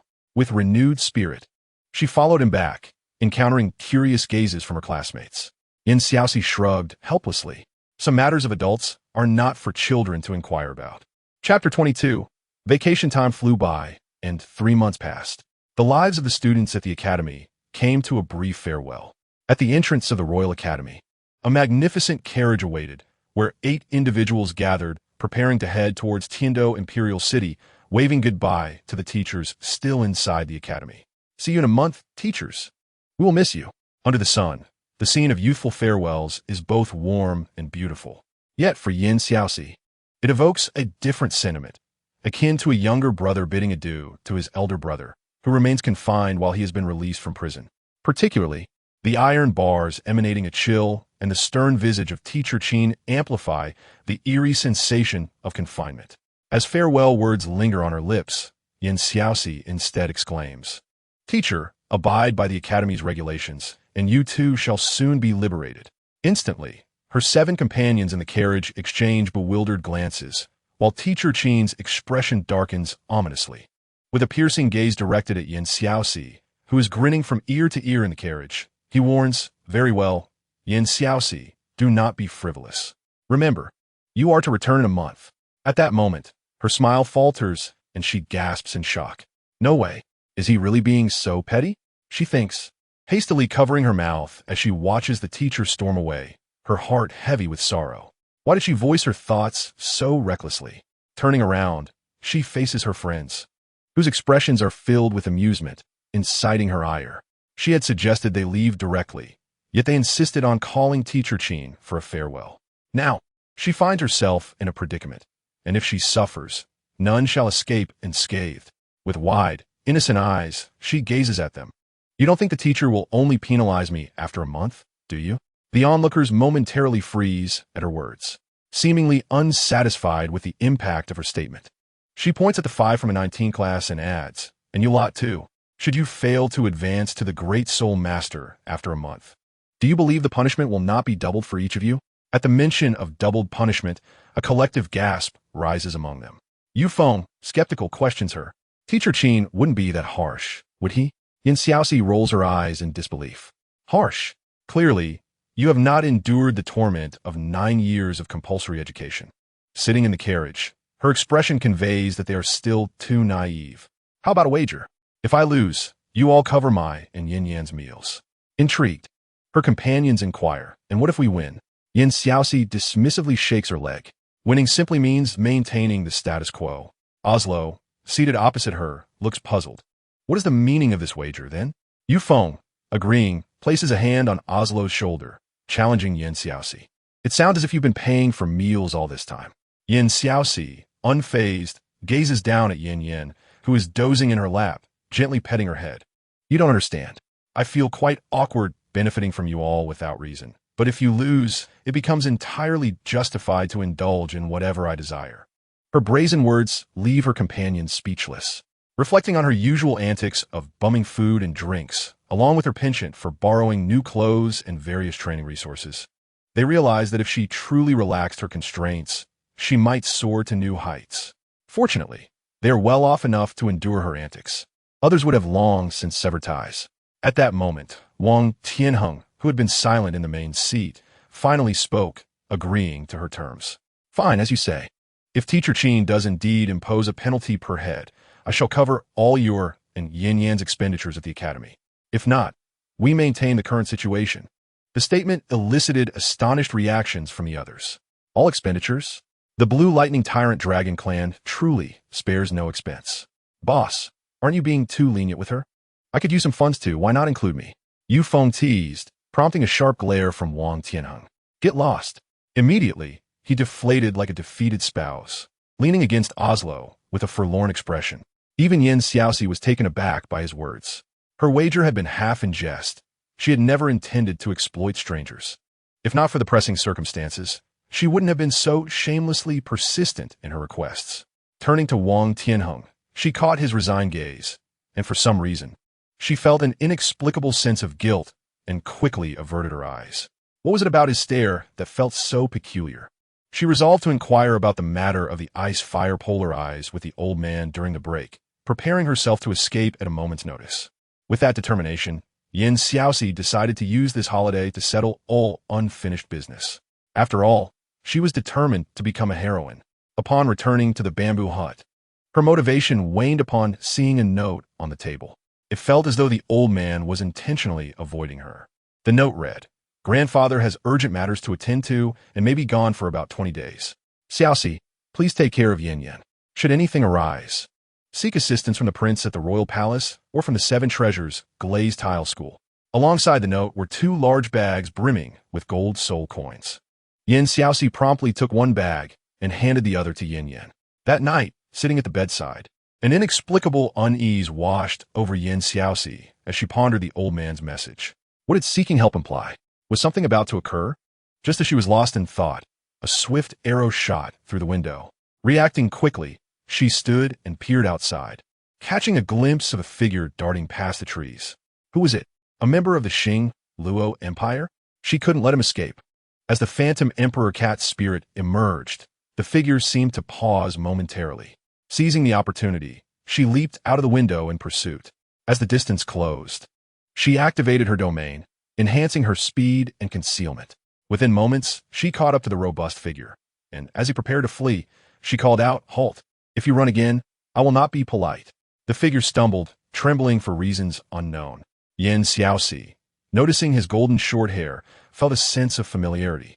With bated breath, she awaited his reveal, only for her heart to drop when she saw the mask obscuring his face. What in the world? She cursed inwardly. Are assassins really this concerned about privacy nowadays? Though, judging by his physique, he might be quite handsome. What led him to this line of work? Perhaps she was mistaken, and she resolved to give him another chance. "From Luo, are you?" she asked, observing his slight nod. "You have the opportunity to speak, yet you remain mute. No wonder you chose to become an assassin. Very well, you shall not leave." With that, she summoned her phantom Emperor Cat spirit, and the yellow soul rings shimmered as she unleashed her first soul skill, Phantom Obliteration. In an instant, her pupils elongated, and as she charged toward the man, a series of afterimages trailed behind her. Upon noticing that she possessed only a single soul ring, a flicker of astonishment crossed the man's eyes, followed by a moment of bewilderment at her astonishing soul technique, causing him to miss the optimal opportunity to evade.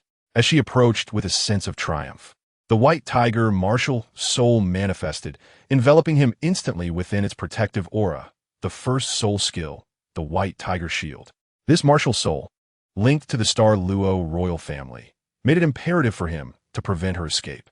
Xiaoxi's gaze sharpened, and her figure split into 9, launching from all directions towards him with outstretched claws. As her assault concluded and she beheld the unscathed shield, disbelief washed over her, and she raised her hand to scrutinize the man before her, who remained unperturbed.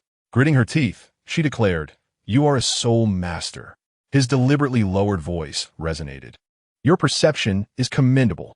Yet, how dare a mere soul master flaunt their prowess before me? It was only then that she detected the disdain within his words.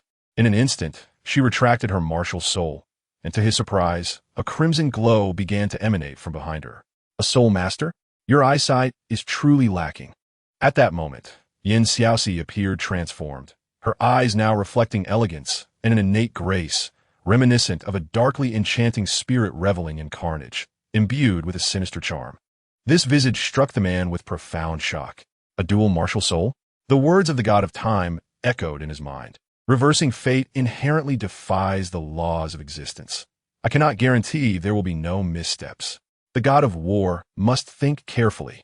His mind momentarily drifted into a haze, recalling the fragments of their past lives, culminating in her abrupt disappearance. Suddenly, a sharp pain pierced through his thoughts, as if his mind were being shattered, compelling him to clutch his head. Meanwhile, Xiaoxi too was struggling, her expression grave as she watched him. His mental fortitude was formidable, even as she seized the fleeting moment of his distraction to unleash her soul-devouring bell. It nearly depleted her own spiritual energy. The effect merely immobilized him momentarily, and she realized she could not eliminate him. Drawing a deep breath, she resignedly transformed the bell's hue to a gentle golden. Her gaze fixed upon him, as if to etch his image into her memory. You are fortunate, young man. Our paths shall remain intertwined. With her second soul skill, the enchantment bell, she bound him in place. The young man, captivated, gazed at her retreating silhouette, filled with awe. The metamorphosis she had undergone in this lifetime was staggering. Even though he had ceased to conceal himself, she remained oblivious to his identity. It seemed unrealistic to expect her to seek him out as she had in their previous life, yet regardless, she would forever belong to him alone. Removing his mask, his resolute features were highlighted by deep blue eyes that flickered as he turned to hasten towards the nodding Junior Soulmaster Academy. Upon returning to her quarters, Xiaoxi felt a sudden pang of pain in her head. Ding, do not forcibly employ my soul skills. They are detrimental to your health. As she spoke, the dark crimson glow of the twin bells gradually soothed the distress within her mind. Thank you. Xiaoxi lowered her gaze, an unprecedented fervor for strength igniting within her. It appeared imperative to prioritize the pursuit of the ice and fire eyes. Approaching, she removed an arrow pinned to the bamboo wall, only to discover a note affixed to it. Upon unfolding it, she read, "Leave this place. The star Luo has become aware of your whereabouts. An old Bo can barely hold out." Old man, clutching the note, concern for old Bo, who resided in the Stardoe forest, surged within her. Will anything happen to him? Why would someone reveal this to her? Was he a friend or foe? Confusion enveloped her as she succumbed to slumber. The following day, Xiaoxi was awakened by the sounds of a fierce battle outside. Narrowing her eyes, she sprang to her feet. As she opened the door, she beheld 8 individuals standing with crossed arms, confronting Yanyan, who was engaged in combat with a soul master. A gust of wind swept through, and upon noticing an additional figure behind Yanyan, her gaze grew cold as she pulled Yanyan behind her. With so many soul masters, including a formidable soul sovereign congregating in their small courtyard, it was indeed a remarkable sight. Yet, resorting to an ambush against a single great soul master was rather disgraceful. On the other side, upon witnessing the main character emerge, the other soul masters advanced to encircle the two. Whether it was disgraceful mattered little. As long as the task was fulfilled, who would care about the trivialities along the way? Seeing the situation unfold, Yanyan cautiously positioned herself against Xiaoxi, preparing to resist alongside her. Xiaoxi, find an opportunity to escape. Upon hearing Yanyan's whispered words, a complex expression crossed Xiaoxi's face. With an old man's safety still uncertain, how could she allow Yanyan to be endangered because of her? With a light chuckle, she replied, Yanyan, you know their target is me. Besides, I am unfamiliar with this place. By the time I summon reinforcements, it will be too late. I will hold them off. You go get help. After speaking, she disregarded the surrounding lackeys, her gaze intensely fixed on the soul sovereign polishing his blade. Who sent you? The man, taken aback by her direct inquiry, chuckled softly. I heard the second young lady had suffered a blow to her head. Seeing you now, it seems you become somewhat clearer in thought. If that is the case, allow me to enlighten you. I am Zhu Heir, servant to the Zhu family's eldest daughter, and I have come to send you to hell. Xiaoxi frowned at his words. Zhu family? You have mistaken your target. Zhu Heir erupted into boisterous laughter. Second young lady, do not jest with me. The Zhu family strictly adheres to the principle of better to wrongfully kill than to let escape. Even if we have erred, you must die today. With that, he vanished in a flash, and Xiaoxi, hearing a sound, pushed Yanyan aside and leapt to the side, narrowly avoiding Zhu Heir's lethal strike. In an instant, she unleashed her second soul skill, the enchantment bell. Of the 10 present, aside from a soul sovereign who had reached level 26, none were spared from being immobilized. She shouted to the hesitating Yanyan, run. Zhu Heir, taken aback by the manifestation of Xiaoxi's soul skill, regarded her with suspicion. This is not the phantom spirit cat. Could there truly be someone who looks exactly like it? Regardless, he resolved that she must die. As he charged towards Yanyan, attempting to intercept her as she sought aid, he was halted by Xiaoxi, who had transformed, brandishing the phantom spirit cat. You seek me, do not harm the innocent. Upon noticing the tail behind her and the bell in her hand, Zhu Heir hesitated momentarily. Yet, hearing her righteous declaration and witnessing Yanyan's retreat, a cold smirk crept across his face. A dual martial soul, a 9-year-old great soul master? Ha ha ha! Such talent is unparalleled in the entirety of Star Luo. Yet it is wasted on someone as feeble as you. Had it been the eldest daughter, she would have chosen self-preservation rather than placing her hopes on others, ensuring her destiny would always be intertwined with strength. With that, he lunged toward her with ferocity. Xiaoxi countered with her soul skill, Phantom Oblivion. Despite the 20-level disparity between them, the Phantom Spirit Cat's inherent suppression over all feline types allowed their clash to reach a stalemate. At that moment, not only did Zhu Heir hesitate, but the remaining 9, who had just regained their composure, also refrained from immediate action. The second young lady's maneuver was quite impressive. Although I serve as the bodyguard of the eldest young lady, I am ultimately a member of the Zhu family. As long as you can leave alive today, we will acknowledge you as the eldest young lady. With that, he cast his gaze toward the other 9 individuals. Withdraw, regardless of whether the second young lady survives today. The search for her is hereby cancelled. Yes.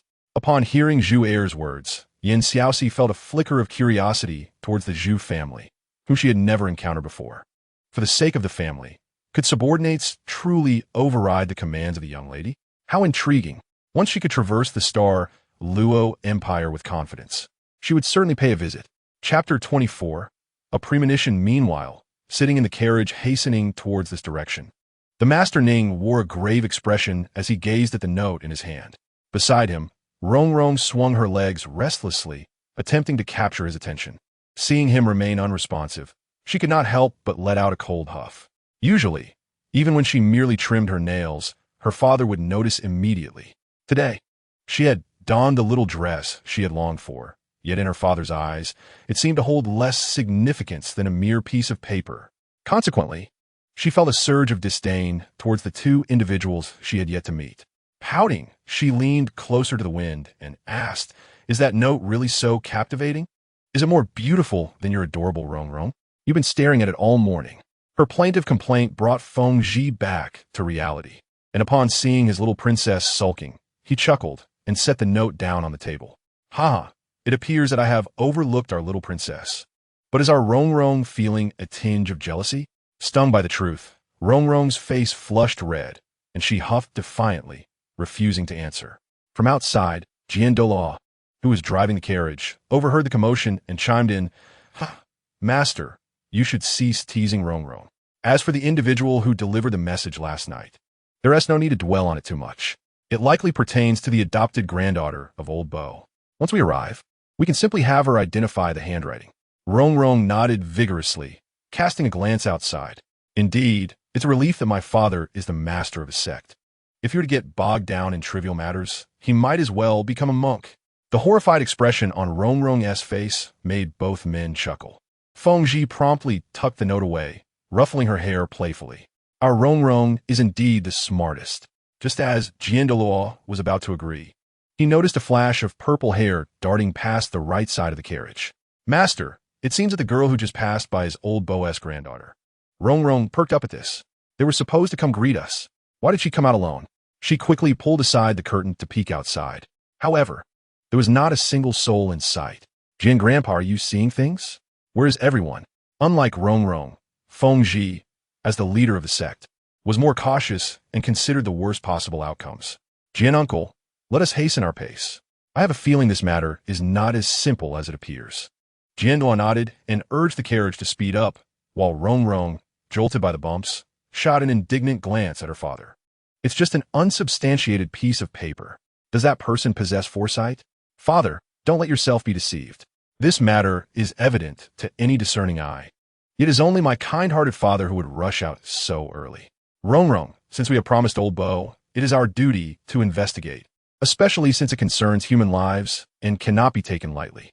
Listening to this persistent counsel, Rong promptly stood and made her way towards the outside of the carriage. Sitting beside Douluo to voice her grievances. Outside the seven-treasure glazed tile school, Yanyan, her feet sparking with urgency, gazed at the tightly shut gates. A sense of foreboding rising within her.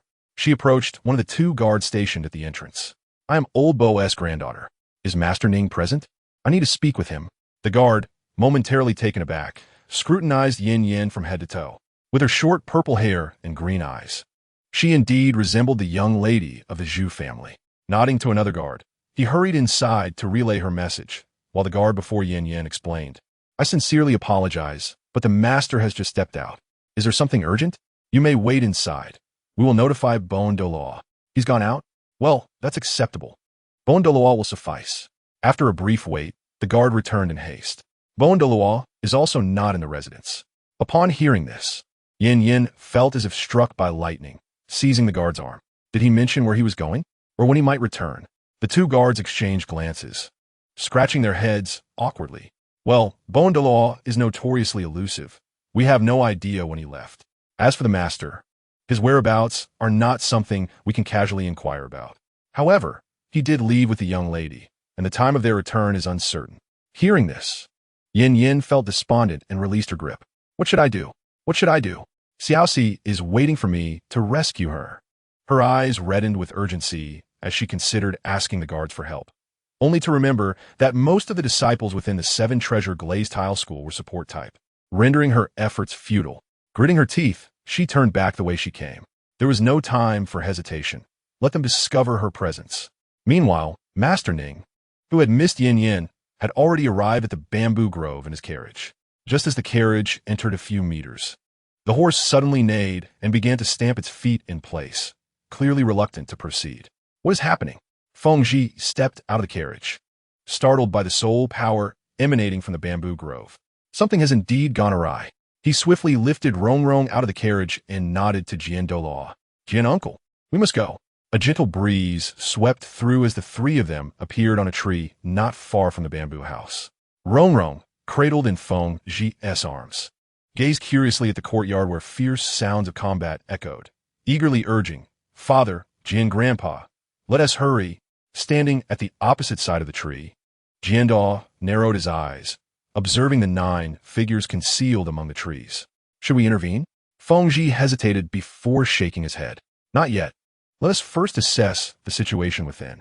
After all, Old Bo is not worth the 7-treasure glazed tile school confronting the Star Luo Empire head-on.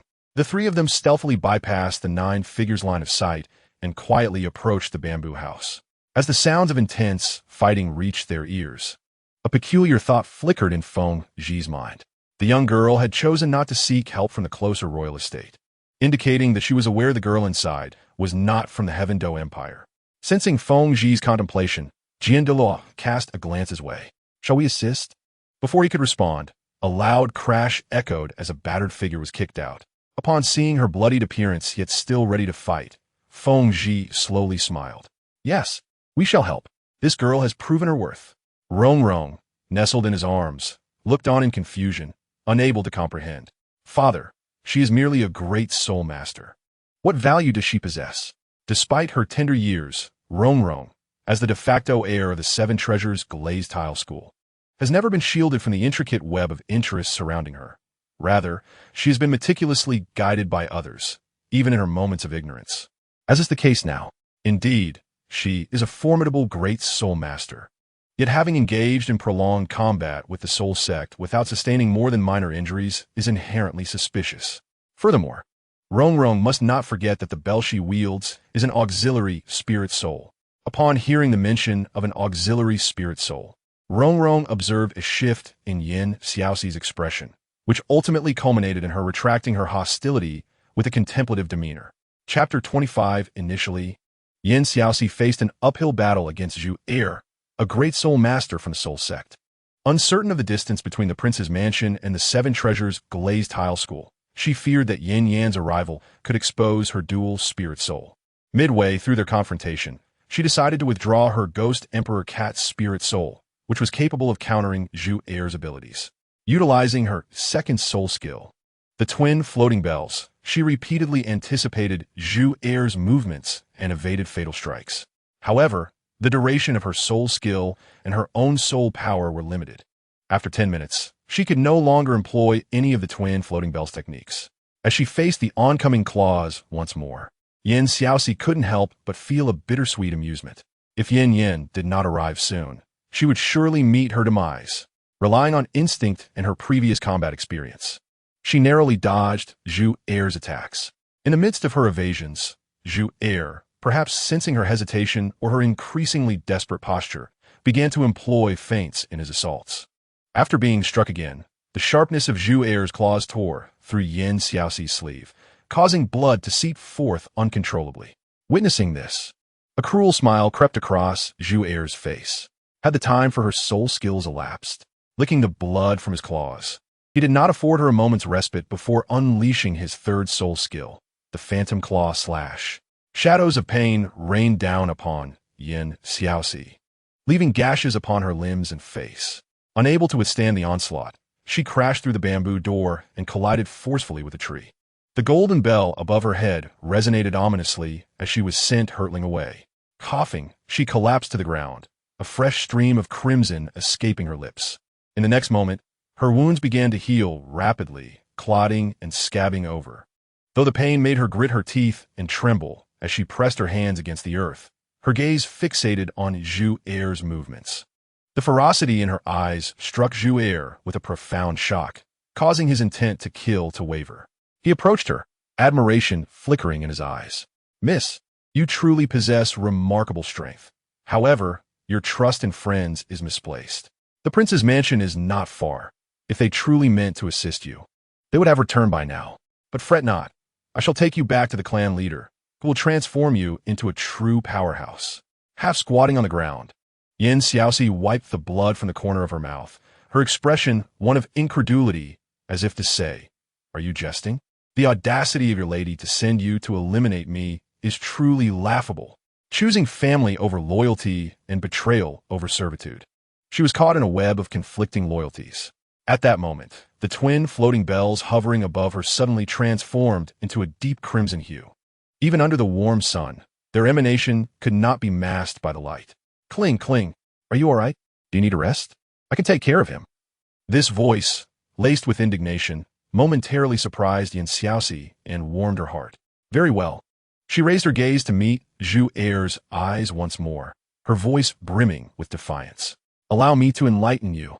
True strength is never afraid of disappointment. The might you speak of is merely a fade for the weak." Of course, she primarily trusted that Yanyan would not let her falter, and most importantly, she had no other choice. If she abandoned Yanyan and fled, she would likely not survive. In the end, death was merely a possibility, and she feared nothing.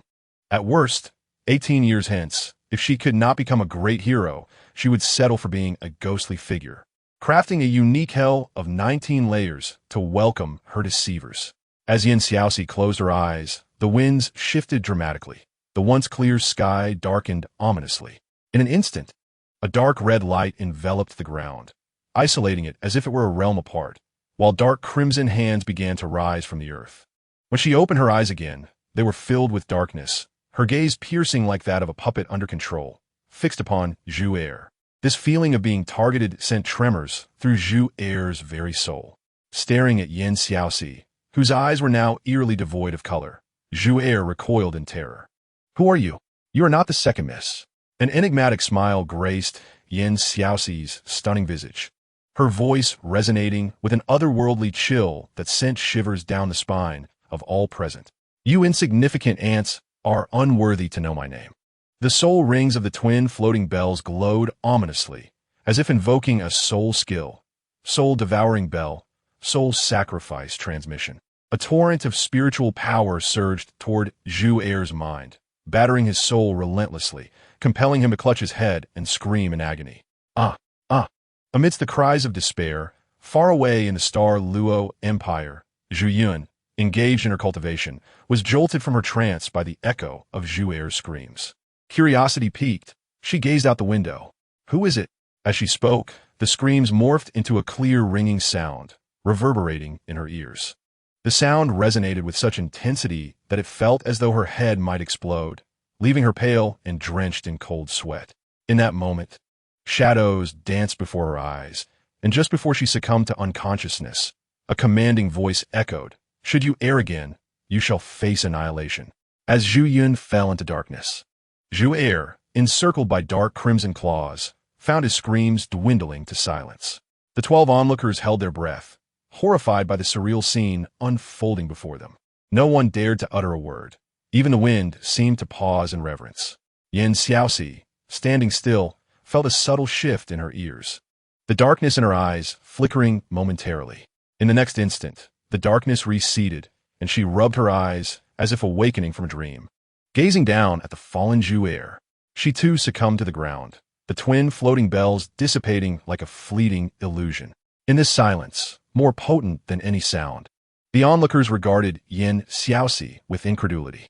To single-handedly vanquish an opponent 20 levels above her was a feat that would reverberate throughout the continent.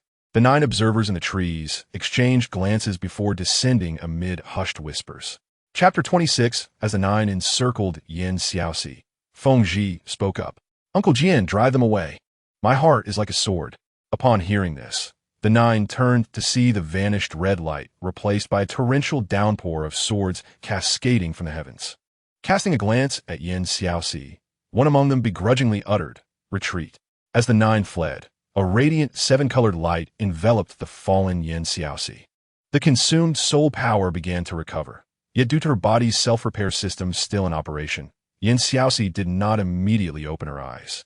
It was only when the heavy-footed guard team encircled the area with a dull thud that she was roused. A commanding voice rang out from within the ranks of the guards. "Who dares to harm others in my tiendo?" Feeling utterly fatigued, Yin Xiaoxi finally opened her eyes and saw a small figure emerging from the imposing soldiers, a smile lighting up her face as she propped herself up. Yin rushed over anxiously upon seeing the tattered clothing of the girl sitting beneath the tree. "Xiaoxi, are you all right?"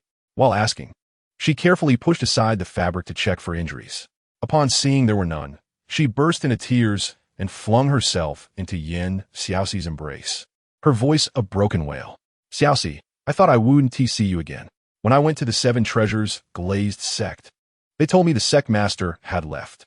Understanding the little girl's distress, Yin Xiaoxi felt a slight sting in her eyes and returned the hug. Feng Zhi, standing nearby and overhearing their conversation, recalled the incident on the carriage and glanced at Sword Douluo. After receiving a confirming nod, he approached the recently arrived Prince Shui. "Your Highness, what a coincidence." Prince Shui, unable to tolerate Feng Zhi's refined demeanor, forced a smile that lacked warmth. "It's unfortunate. I too have come seeking Yanyan's help, only to discover that someone dared to create chaos within the imperial city. It seems the 7 treasures glazed sect lives up to its reputation, acquiring information faster than we do." Feng Zhi discerned the underlying meaning in his words and helplessly set Rong down. Not at all. It was simply that the young lady wanted to play.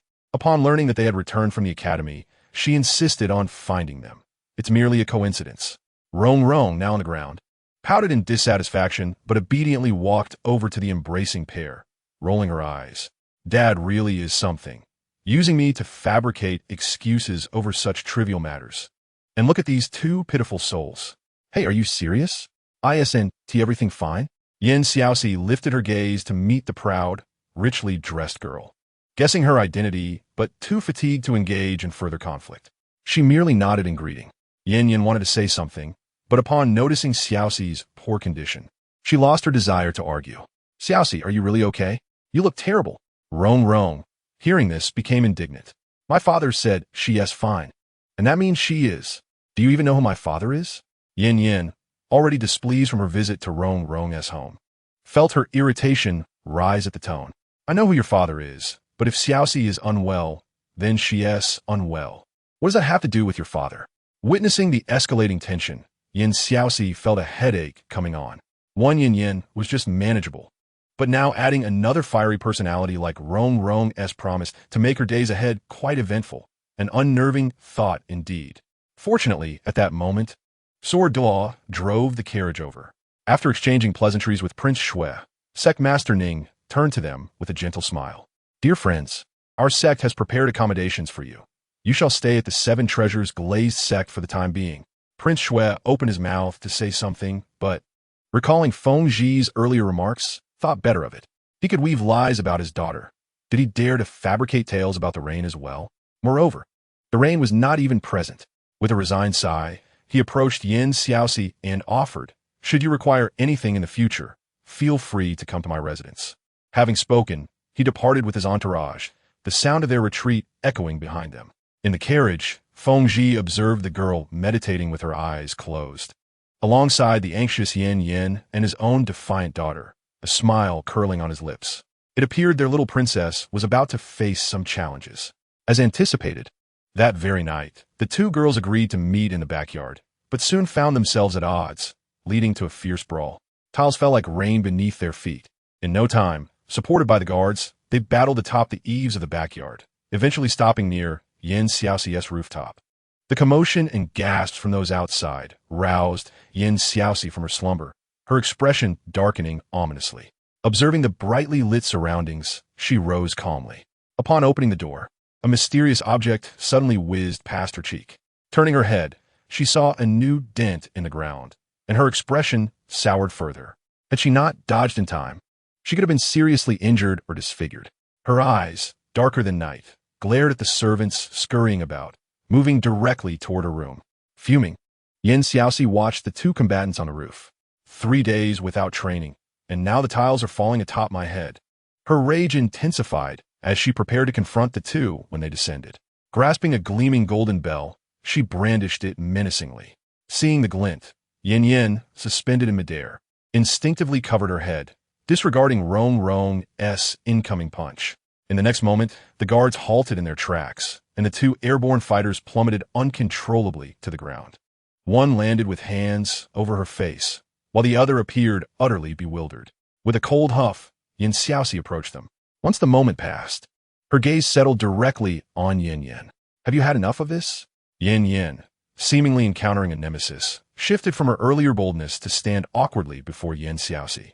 Her hands clasped. Internally, she panicked. This is it. Xiaoxi is angry. She quickly tried to appease her with a sheepish grin. Xiaoxi, we were just playing around. Xiaoxi remained silent, her dark eyes fixed upon Yanyan, causing her to stiffen. She then turned to the disheveled servants. At this hour, you lot are still awake? Are you truly children? Playing is one thing, but to disturb my sleep is unforgivable. Yanyan fell silent, while Rong, snapping out of her stupor, stood with hands on her hips, her eyes filled with derision as she looked down at the chastened girl. Exactly. Do you really think you're still a child? And a great soul master at that? Even I, a soul master, could easily defeat you. Chapter 27. On people, not matters. Yanyan glared at her, torn between venting her frustrations and pleasing Xiaoxi. Ultimately, she opted for restraint. Fine, I'll hold back. Let the storm pass. Once I help Xiaoxi back to her room, she'll understand the meaning of hierarchy. As Yan mentally urged her to hurry, Xiaoxi halted, turned, and coldly regarded the haughty girl before her. What are you so pleased about? Do you have any idea of your own worth? Yanyan is concerned for you, yet you take it as an opportunity to flaunt yourself. Princess of the Seven Treasures Glazed Sect, I suggest you focus on enhancing your own abilities instead of demanding leniency in fights. What do you call that? Could her sister truly be scolded by an outsider? Striking a nerve, Rong's face flushed crimson with rage. Who do you think you are? This is my home. I can call as I please. If it weren't for my father saving you, you would have perished long ago. Regardless of my worth, you still dare not lay a finger on me. Yin Xiaoxi didn't even glance at her arrogance, turning to pull Yanyan back toward the house. The pride or confidence of the protagonist group had nothing to do with her, Yin Xiaoxi. Unexpectedly, this display of attitude thoroughly infuriated her. Stop right there. How dare you disregard me? Your life was saved by my father. What gives you the right to ignore me? Come here, everyone. Seize them and throw them out. Before she could finish her tirade, Yin Xiaoxi swiftly kicked her 1 meter away. In the astonished gaze of Yanyan, she took her hand again, leisurely flicking her nails with her other hand. Facing the encirclement of the royal guards, she calmly raised an eyebrow at Rong, who also wore a look of disbelief. I apologize. I slipped accidentally. It is indeed a fact that Lord Ning saved me, and I won't deny it. But what does this have to do with you?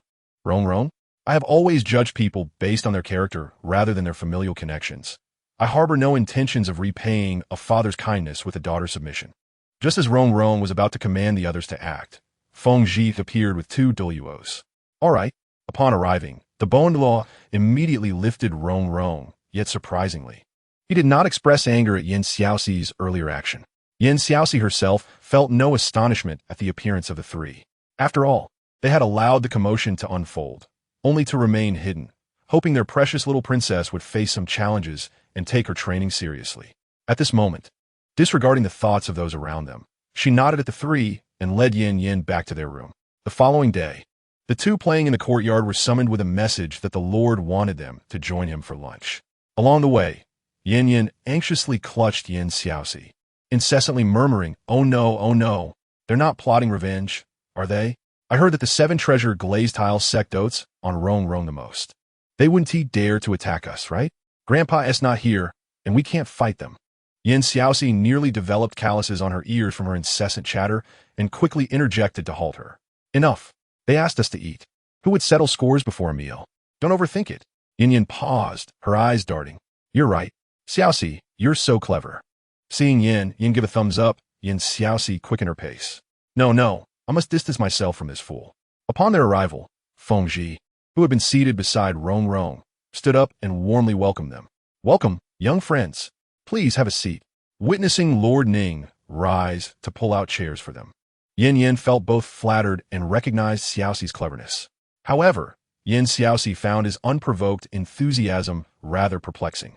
After all, she had just struck his most cherished daughter the day before. Surely this wasn't a banquet of deceit?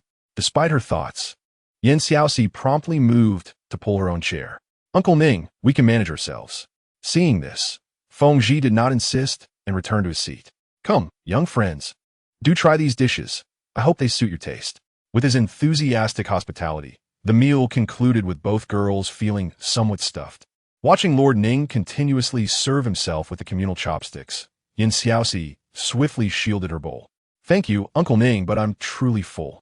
Yanyan nodded vigorously beside her. She felt as if she might burst. Once satisfied that the 2 had indeed had enough, Feng Zhi finally set down the communal chopsticks and wiped his hands. Observing this, Yin Xiaoxi also wiped her hands. Are we finally getting to the point? That's fine. As long as the feeding ceases, I'm content. At the table, Feng Zhi presented her with a neatly folded square of paper. Young friend, do you recognize this handwriting? Yin Xiaoxi took the note, not shying away from the curious head leaning in. After all, sometimes Yanyan's youthful expressions were more persuasive. Unfolding it, she found a brief message. There will be trouble in the bamboo grove tomorrow morning. Yanyan scrunched her little nose, tilting her head to examine the paper from various angles as if trying to derive a flower from the words, ultimately defeated as she slumped back down. Xiaoxi, have you seen this handwriting before? I haven't, and it mentions trouble. That must be about us. How odd, who could it be?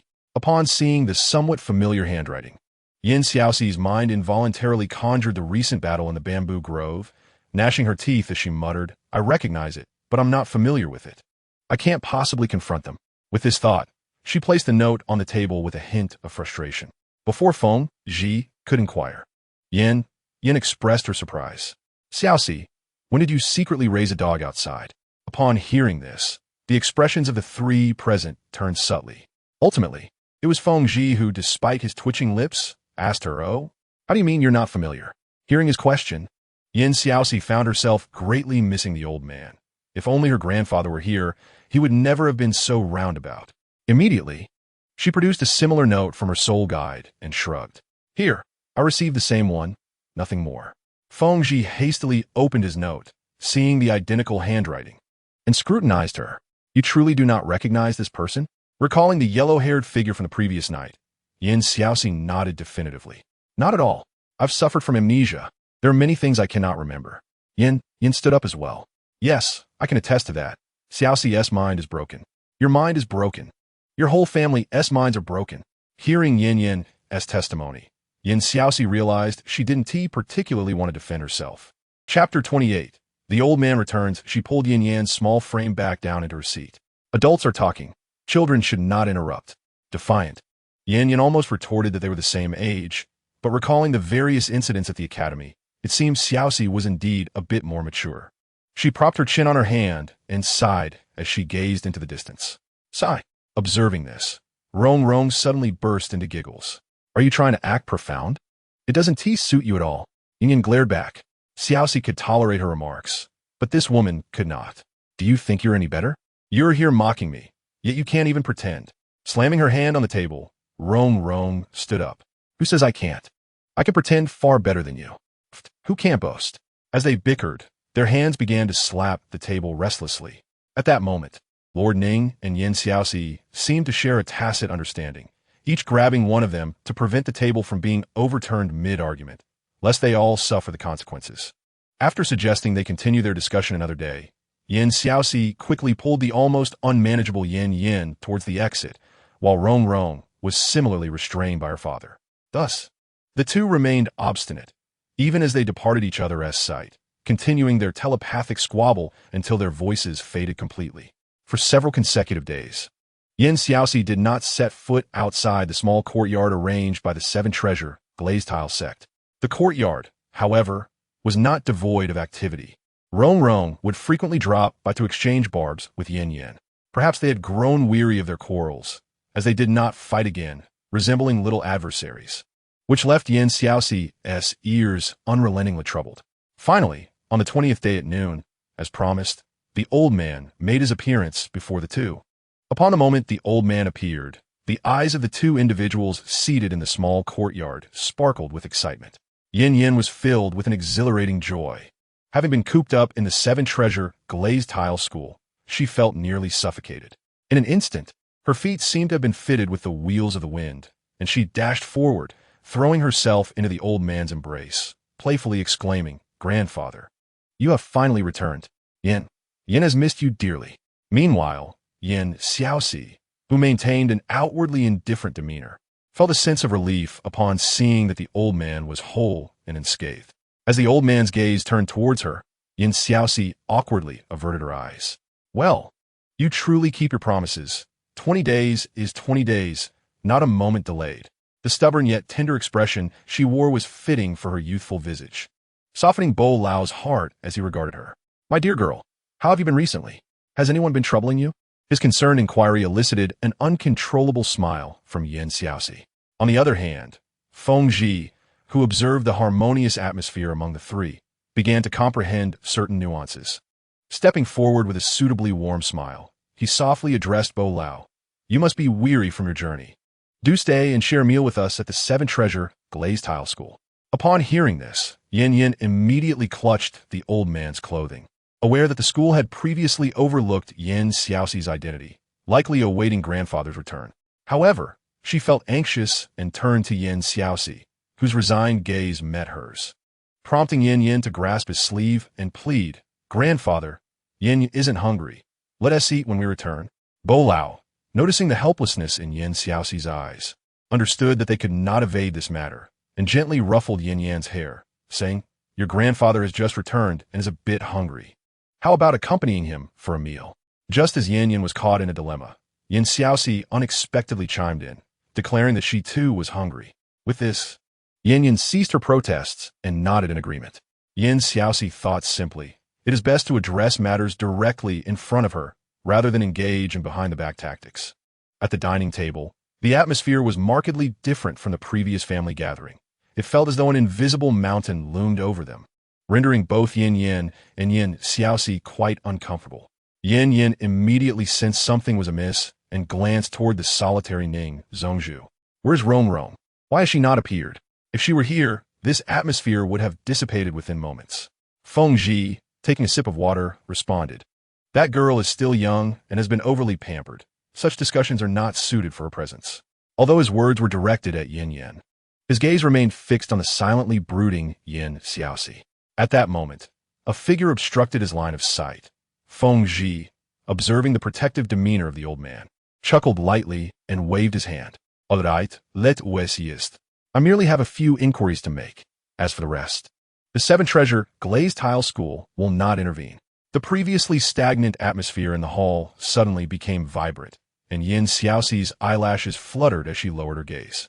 Truly, as a leader of a sect, he possessed the ability to transform the surrounding ambience in an instant. This unique control is something many powerful individuals lack. The old man promptly declared his stance. Ask away, but if your questions pertain to Xiaoxi's background, I must insist you refrain. I shall say this. She is my granddaughter. Feng Ji nodded in understanding. Is that so? Then I comprehend. Rest assured, the Seven Treasure Glazed Tile School will not betray any ally. However, I'm quite curious about your martial soul. In the midst of the differing gazes among the three, Feng Ji paused for a moment before continuing. You must know that as the continent's foremost auxiliary martial soul, our offensive capabilities have always been our weakness. Yet we have observed that although your martial soul is auxiliary, your offensive power is not insignificant.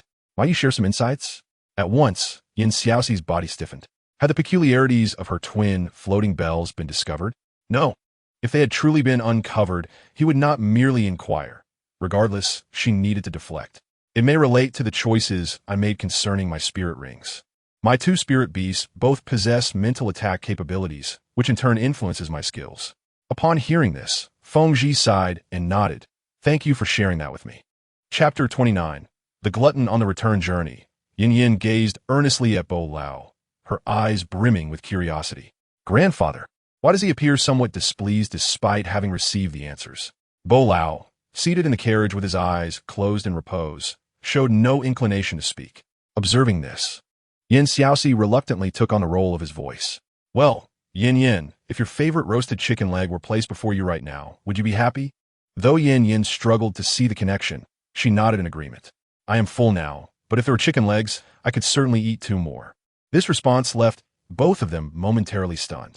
Yin Xiaoxi promptly drew back the curtain, pointing at the lively little chickens in the vegetable field outside. Look, Yin, your chicken legs.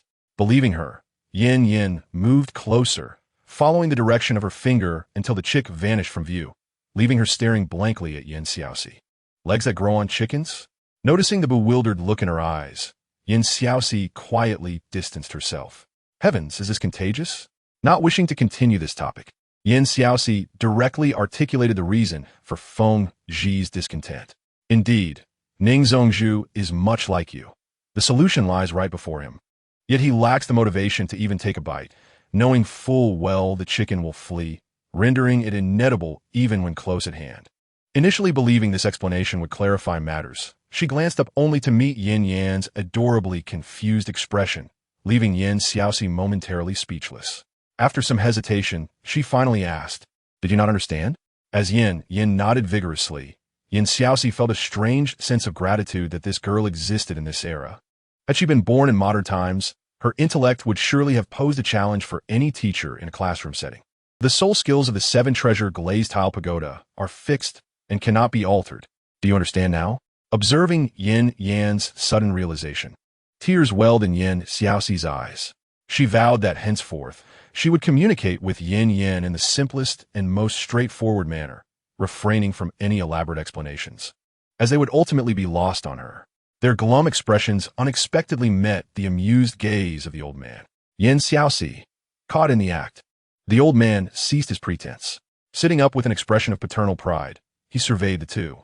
I just noticed that your soul power seems to have increased quite a bit. Excellent, excellent. It appears the academy has indeed yielded rich rewards. Yin Xiaoxi, if you're so capable, do not change the topic. Upon noticing the old man had awakened, Yanyan scampered over to sit beside him, proudly lifting her chin.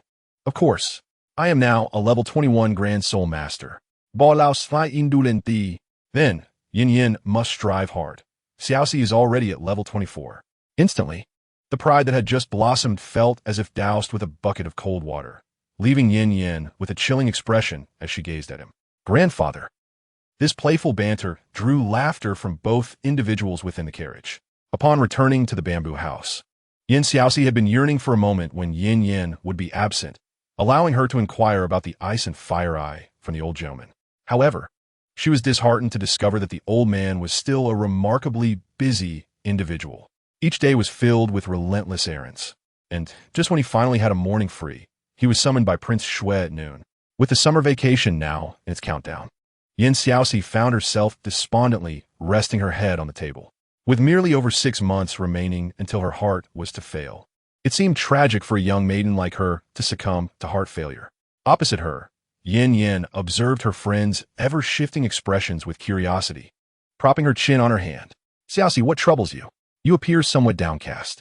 With vacant eyes, Xiaoxi gazed out at the empty courtyard, sighing. Yanyan, why do you suppose grandfather is so busy? After a moment's contemplation, Yanyan noted that grandfather had always been rather idle in the past, yet upon their return, he seemed to have suddenly become swamped with responsibilities. Are you in search of grandfather? You should be back later. Though Yanyan did not fully grasp why Xiaoxi was so eager to find their grandfather, she assumed he would return soon, as he usually did before dinner after visiting the prince's estate. Seeing her friend still in a state of despair, Yanyan promptly stood up. Xiaoxi, let us go shopping. There's a place on the street known for its delectable roasted chicken legs. Does it really look that appetizing? Xiaoxi waved her hand dismissively. No way. Though she was somewhat reluctant, she would prefer to practice at home rather than wander through shops. Yan, however, was not seeking her opinion and swiftly pulled her out the door. Come on, let us embark on our adventure. Reluctantly, Xiaoxi found herself captivated by the bustling food street, a veritable paradise of culinary delights. She sampled a delightful treat here, savored a cup of chrysanthemum tea there, and indulged in a bowl of corn porridge. Eventually, however, Xiaoxi could eat no more and turned to the already enthusiastic Yanyan. Ugh, Yanyan, I can't go on. Yanyan hesitated, rubbing her belly. All right then, let us just buy one more chicken leg before heading back. Xiaoxi, I assure you this place serves the most authentic chicken legs. Overwhelmed by her previous indulgence, Xiaoxi questioned her own hearing. Chicken leg? Authentic? Have artificial chicken legs become a trend here?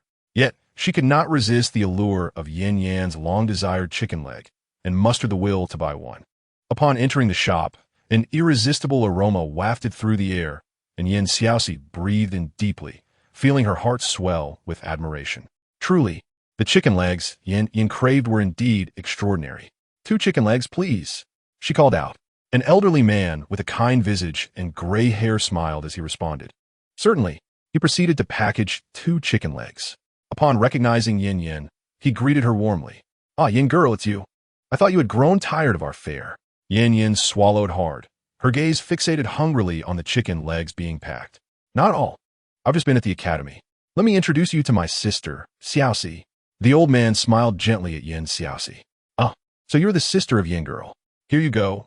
Take these, and do come back for more. Just as they prepared to leave, a servant entered, supporting a spoiled-looking girl with an air of arrogance.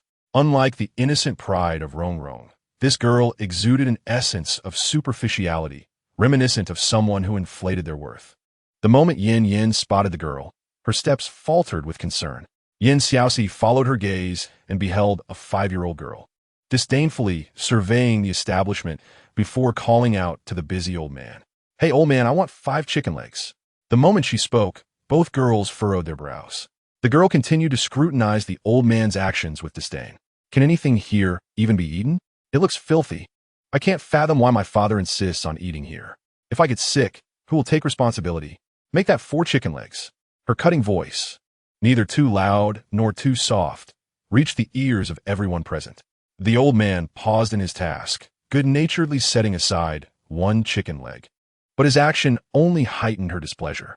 She stepped forward, pinching her nose and pointing at the thick broth and the unidentifiable seasonings floating within. I say, old man, this is utterly filthy. What's in that pot? Are the chicken legs clean? How can you put them back after taking them out? 1 tea I get poisoned? No way. I refuse to have these chicken legs. Hearing this, the old man's expression shifted subtly. After all, he was in the food business. And if word spread about unsanitary conditions, his shop would face dire consequences. Chapter 30. Mere soul, sovereign Yin. Xiaoxi glanced down at the trembling Yanyan beside her and whispered, "Do you know her?" Yanyan's eyes remained fixed on the kitchen, fearing the girl might cause a scene. Not really, but that S.G. Yan from the G family. Her brother is a rare genius, and she has always acted arrogantly, basking in the glow of her brother's favor. The old man wished to speak, but, upon seeing the 5-year-old girl, ultimately held his tongue, quietly preparing to discard the 4 chicken legs he had set aside. Noticing the old man's actions, Yanyan rushed forward. "Grandpa Lu, don't throw them away, we want them." She shot a fierce glare at Ji Yan, who merely huffed in disdain and exited. Observing the pair's retreating figures, the old man shook his head with a smile. "Young girl, if you love chicken legs, do come back. If they cool down, they won't taste as good. Now run along, dear." Disappointed, Yanyan gazed at the 4 chicken legs in the trash. Just as she was about to leave, the little girl re-entered, disregarding them entirely and using a chair to climb onto the counter. 5-year-old Ji Yan looked down at the old man. "Old man, I want 5 chicken legs, but not those. I want you to make them fresh." The old man paused, shaking his head. "Little girl, my chicken legs require a long simmer. I can't make them fresh right now. Perhaps you should check elsewhere." Ignoring the old man's words, the girl produced a pouch of gold soul coins from her servant and tossed 2 coins onto the floor. The sound of the coins clinking echoed through the air. Watching the old man bend down to retrieve the coins, the girl's expression was one of utter disdain. Yin Xiaoxi, meanwhile, felt a wave of sympathy for the girl who had yet to awaken her martial soul, but already wielded her privilege like a weapon. The old man picked up the coins, but did not pocket them. Instead, he returned them to the girl. "Little girl, this is too much, and I truly cannot make them fresh. If you feel this batch is unsatisfactory, come early tomorrow, and I'll have them fresh for you." Instantly, the girl's anger flared, and she kicked the coins away. "You old fool, do you know who I am? You're refusing to acknowledge me. Someone teach him a lesson so he knows who he is dealing with." The servant behind her, Xiaoxi, looked at the old man with contempt. "Yes, miss." As she approached the elderly man step by step, a declaration of martial spirit resonated, manifesting 3 white rings that signified a soul master of the highest rank. The furniture within the room was instantly overturned, and the elder, albeit slowed in his movements, was swept away in terror by this overwhelming force. Yin Xiaoxi felt a gust of wind rise, and in the next moment, Yanyan vanished from her side. While munching on a chicken leg, Yin Xiaoxi quietly sat in an upturned chair right, preparing to witness the unfolding drama. She was genuinely curious about the advantages of a top-tier soul ring. Ji Yan, observing Yanyan as she caught the elderly man, looked at the 2 yellow rings adorning Yanyan's form with a momentary pause, followed by a disdainful glance. "How united the commoners are. Why must you meddle in this affair? Do you believe I won't have my brother deal with you?" Yin Xiaoxi regarded Yanyan, who was concealing the elder behind her. Despite the slight height difference, the sight was undeniably amusing. Fearing her composure might slip away, Yin Xiaoxi hastily recalled her sorrows, reflecting on the misfortunes of 2 lifetimes to suppress her laughter. Yanyan, unable to hold back, retorted, "Humph, do you think I am afraid? Believe me, I could summon my grandfather to annihilate your entire clan." Instantly, their gazes clashed in the air, and the onlooking Yin Xiaoxi thought to herself, "Let them fight." As anticipated, the girl soon lost her patience. "Let your grandfather destroy my entire clan? I will kill you, and let's see how you will report that, Xiaohui." Upon hearing this, Yin Xiaoxi's gaze fell once more upon the 5-year-old Ji Yan. The young girl, oblivious to the gravity of her words, was calling for violence without even awakening her martial spirit. If her brother fell, her enemies would not grant her a chance to develop. Seeing the situation turn dire, the elder behind, Yin hurriedly sought refuge in the kitchen. Xiaohui, gazing at the 2-century-old soul rings on Yanyan, felt a pang of jealousy. With her innate 8th-level talent, she should have ranked among the continent's prodigies. However, due to her impoverished upbringing, having been sold into the Ji family and awakening alongside the favored Ji Li, she had been consistently suppressed since her cultivation began. But why did this person, equally beneath the elite, possess everything she yearned for? With a fierce glint in her eye, Xiaohui seemed determined to validate Ji Yan's words, launching lethal attacks. Yin Xiaoxi's expression turned cold. As the 2 engaged in increasingly intense combat, her dark eyes were fixated on their exchanges. Noticing Yin being gradually forced back, she sprang to her feet. The soul ring's quality could indeed compensate for a minor amount of soul power, explaining why even lower-tier soul masters commanded respect on the continent. For the strong, a top-tier soul ring was merely an embellishment, while for the weak, it was merely a symbol of familial strength, revealing its worth only among peers of the same level, utterly incapable of bridging the gap with higher-tier soul power. Having discerned the outcome, Xiaoxi decided against allowing further destruction within the establishment. As her martial spirit materialized, a golden light flickered behind her. Jian, witnessing the battle, swiftly turned. "Who goes there?" Hearing her voice, Xiaohui, still embroiled in the fight, glanced back with a hint of concern. Seizing the opportunity, while Xiaohui was distracted, Yanyan struck back, forcing her to retreat. Jian's expression darkened as she retaliated with a kick aimed at Xiaohui's leg. The strike was not painful, yet it reddened her ears and revealed the hatred in her eyes. If it weren't for the Ji family's grip on her life, who would care about the fate of this arrogant individual? Yanyan, facing her with a mask of obedience despite her evident fury, disdainfully flicked her hair. Xiaoxi approached the two, her steps accompanied by the tinkling of her twin bells, offering a feigned smile to the wary pair. "I am Xiaoxi, sister to Yanyan. You two ought to return from whence you came.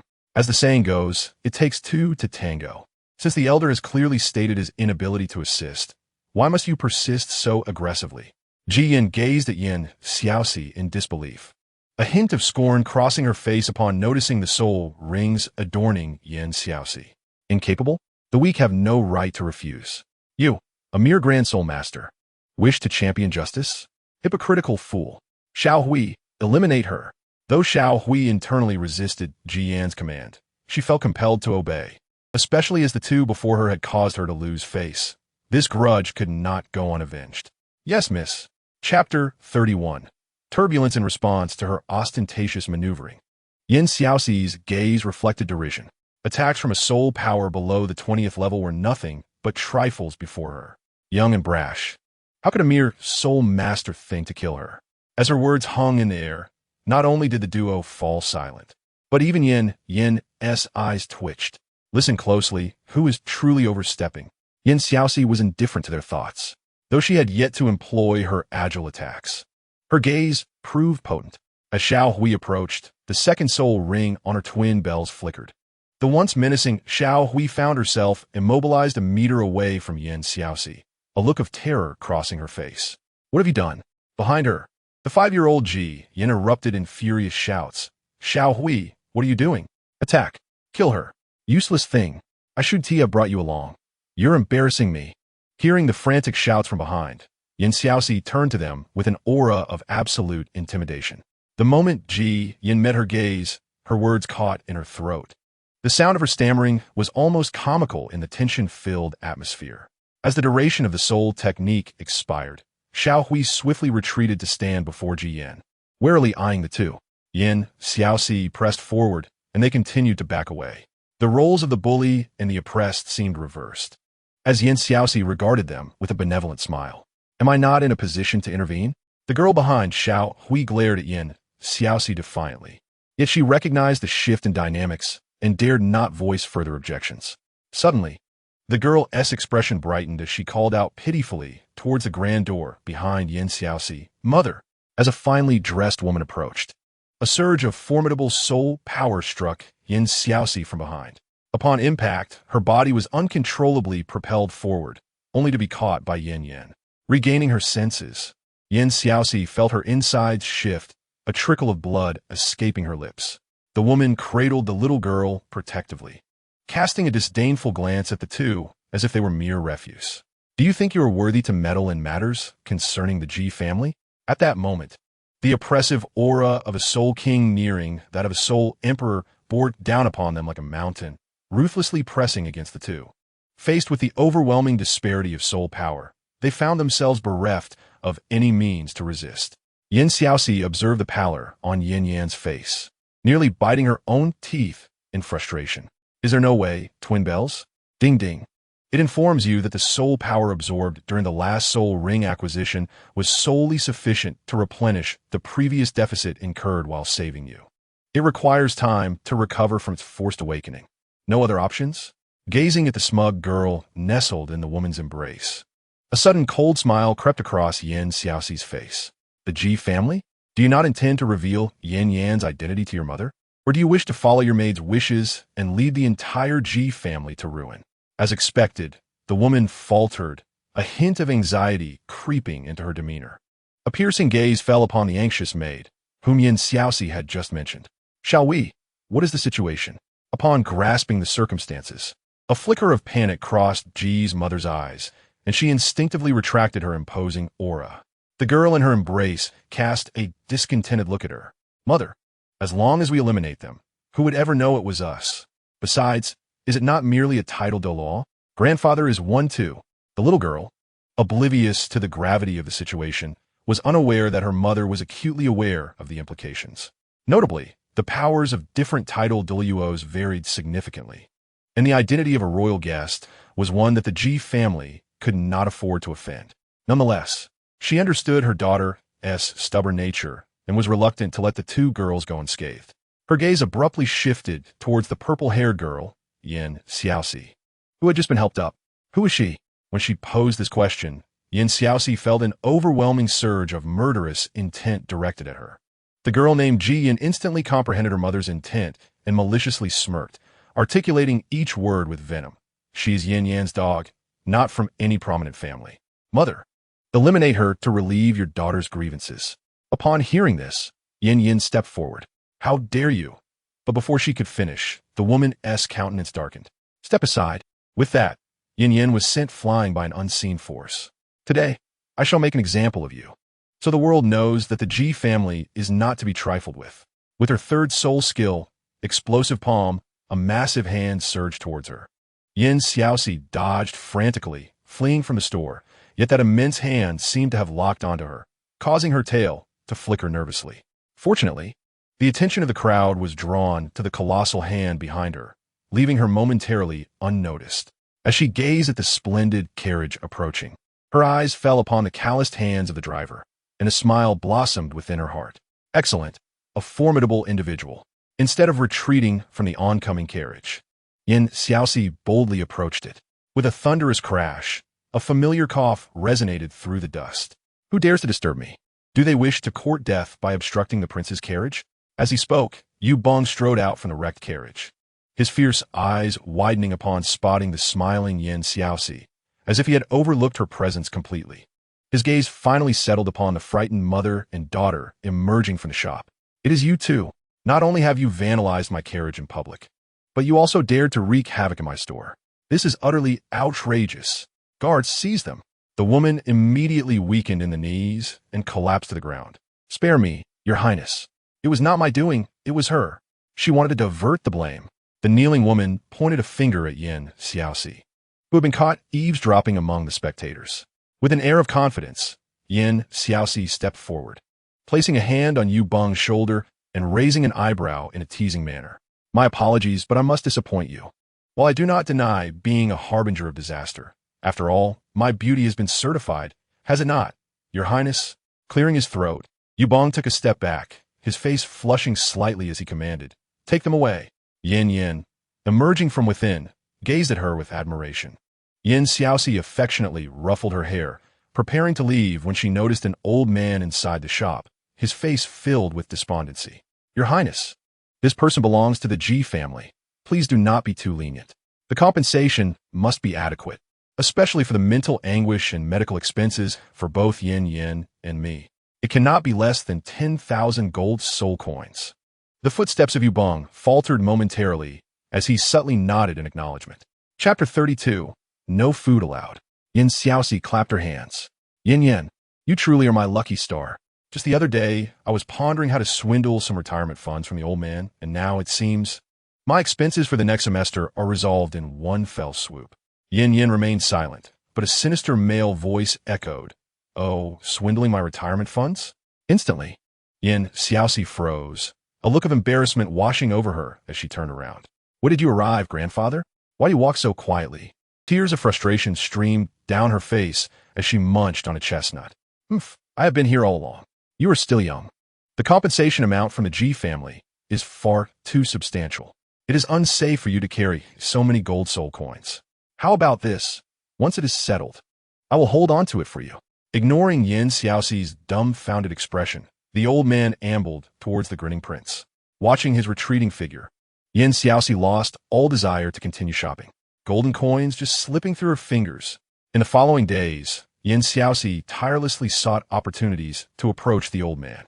Initially, he presumed the young girl was fixated on the gold soul coins. Though perplexed by her need for such a large amount, he casually tossed her a bag. Yet, she continued to shadow him daily. One day, finally having some leisure time, the old man reclined comfortably in a chair, soaking up the sun, patiently awaiting the unsuspecting observer lurking in the shadows. After a while, ensuring Yanyan was nowhere in sight, Yin Xiaoxi picked up a fruit platter from the table and approached him with eager hospitality. Under the sunlight, the old man fanned himself, squinting. "What is it?" Yin Xiaoxi grinned and placed a piece of fruit near his lips. "Grandfather, you truly are perceptive. It is nothing of great importance. I merely wish to inquire about the ice and fire eyes." At this, the old man set down his fan. As if struck by a thought, he abruptly sat up. This left Yin Xiaoxi utterly exhilarated, her face brimming with anticipation as she gazed at him, only to find him swatting away a bee with his fan before leisurely reclining back, responding to her eagerness with a nonchalant, "I do not know." Observing his languid demeanor, Yin Xiaoxi felt as though he was playing a trick on her and relentlessly tugged at his sleeve. At this moment, her act of coaxing was utterly natural, her hand shaking the sleeve with an innocent charm. "How could you not know? Grandfather, do think a little harder." For months ago, she would have found her own coaxing distasteful, but now she was completely liberated. After all, as long as she did not feel repulsed, what did it matter if he did? Throughout the afternoon, the old man found himself incessantly followed by her. Even in front of the outhouse, she was there, pinching her nose with leaves while incessantly chattering. Suddenly, the old man inside the toilet erupted with rage. "Get out! I told you I do not know. What on earth is that eye? I have never even heard of it."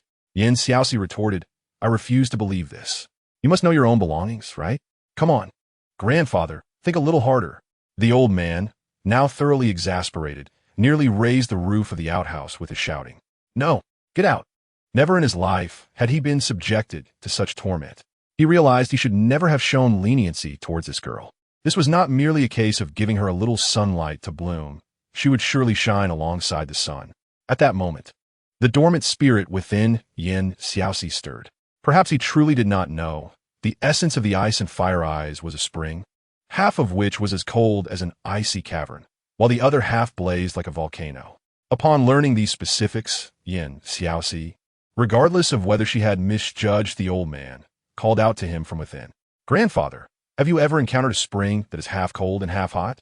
The old sage, lost in contemplation, responded after a moment of reflection. In the falling sun forest, there exists a medicinal garden with a spring that indeed possesses such duality. However, do not blame me for the warning. The area is enveloped in toxic gas, and venturing there alone would be tantamount to seeking death. Now, have you any further inquiries? If not, be gone." Yin Xiaoxi, intending to ask when he might be free, hastily took her leave upon hearing his impatient tone. "No more questions, grandfather. I'm leaving now, best of luck." Regardless of whether the old man could see her, she gestured an encouraging sign and dashed away.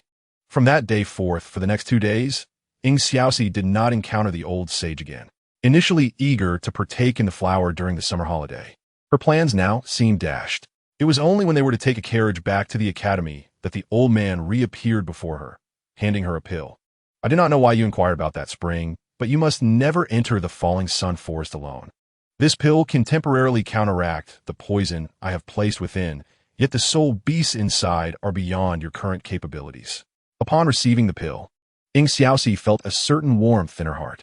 Though her soul skills rendered her immune to toxins, this was a gesture of genuine concern from the old sage. "Rest assured, grandfather, I value my life more than anyone else and would never seek my own demise."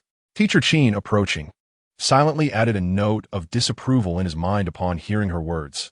"Not likely." He bowed slightly to the old sage outside. "Do not worry. I shall keep a watchful eye on her." Upon hearing Teacher Qin's voice, Yin Xiaoxi visibly stiffened, grasped Yanyan's hand, and fled inside. "Grandfather teacher, Yanyan and I have matters to attend to. We shall return to the dormitory now." Teacher Qin observed her retreating figure with a cold snort.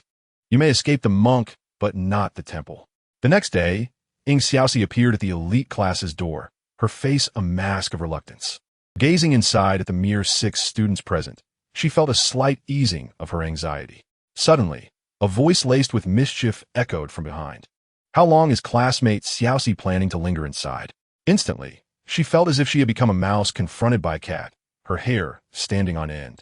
Inside the elite class, the previously boisterous discussion ceased, each student sitting upright in the posture of model pupils. Teacher Qin ascended the platform, arching an eyebrow at the anxious students below. It seems everyone understands the repercussions of collective punishment for an individual's mistake. I shall not waste words. A vacation has passed, yet your soul power remains disappointingly stable. Have you perhaps made a trade with the meat at your waist? Instantly, 8 heads bowed, none daring to meet Teacher Qin's gaze. Observing the students nearly shrinking beneath their desks, Qin nodded in satisfaction. Well then, I shall provide you with an opportunity to redeem yourselves. The Academy has arranged a friendly match this semester between the elite class and the Tianji class, comprising both 2-person and 8-person events. As long as you do not tarnish the elite class's reputation in this competition, all previous matters shall be forgiven. Otherwise, the punishment shall double per head. Now, you have the remaining time to form your teams. The expressions of those below were a sight to behold. It seemed that they and Xiaoxi shared a similar mindset.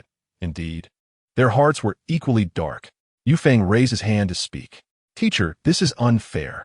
The highest among us is Xiaoxi at level 24, while the lowest in the Tianji class has reached level 25. How can we compete? Xiaoxi, however, felt little concern. Those below level 44 were no match for her. Teacher Qin clapped his hands. I am not consulting you. I am informing you. You may form teams at your discretion, and I shall assist in registering them.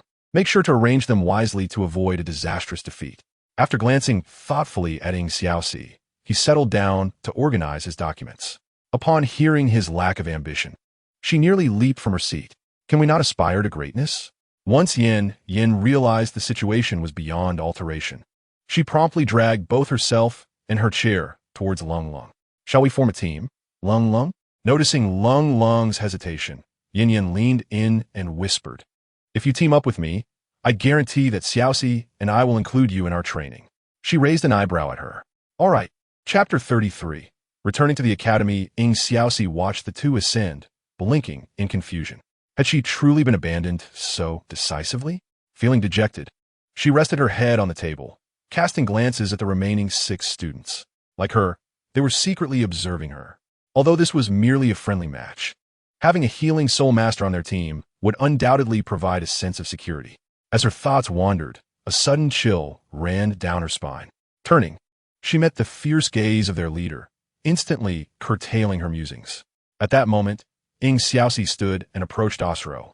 As a support type, her first choice should have been Wang Tianheng, but Yanyan's presence compelled her to consider the ramifications. Knocking on Asro's desk, she asked, Shall we form a team? Upon hearing her voice, Asro stiffened. Moments later, Yufeng approached from behind, wrapping an arm around his neck. Xiaoxi, don't joke around. We only have one soul skill. As an agile attack soul master, I am unworthy of support. With the survivor's relief, Asro made his way toward Teacher Qin. Teacher, we will team up. Seated at the front, Wang Tianheng sensed a hint of disdain directed at him, though he could not discern the reason.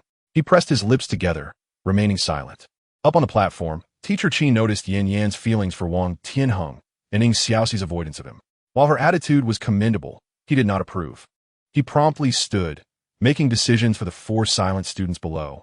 Shi and Jia brothers, you have spent the most time together and know each other well. You shall be one team. The remaining 2 may form a team of their own. Is that acceptable? Wang Tianheng remained silent, merely turning to look at Xiaoxi in the back. After she shook her head, he nodded in agreement. With the 4 groups established, Qin nodded. Good. In a month. For the friendly match, I hope you will demonstrate the elite class's spirit. During this time, beyond cultivation, pay attention to developing rapport. Note that although this is a friendly match, the Academy's rules dictate that teachers shall not intervene unless the opponent employs lethal moves. You must also prioritize safety. Safety? Upon hearing this phrasing, Xiaoxi felt intrigued by the forthcoming friendly match. Once Teacher Qin departed, the 8 students discussed briefly before parting ways. On their way back, the two walked hand in hand, as usual. Along the path, Xiaoxi frequently stole glances at Yanyan, who was beside her, laughing carefree.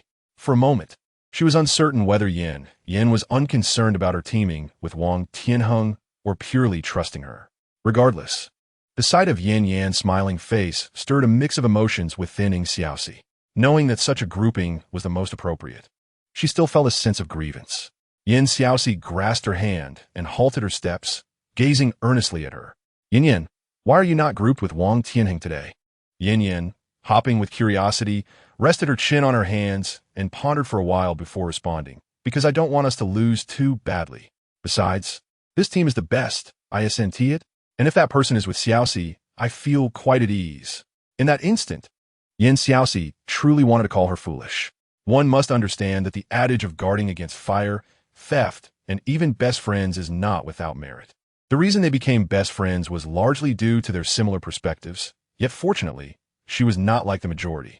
Well, then I thank you for your trust, Yanyan. To show my gratitude, I shall secretly tell you what type I like. Before she could finish, Yanyan crossed her arms and made a large gesture, her face brimming with playful teasing. Let me guess.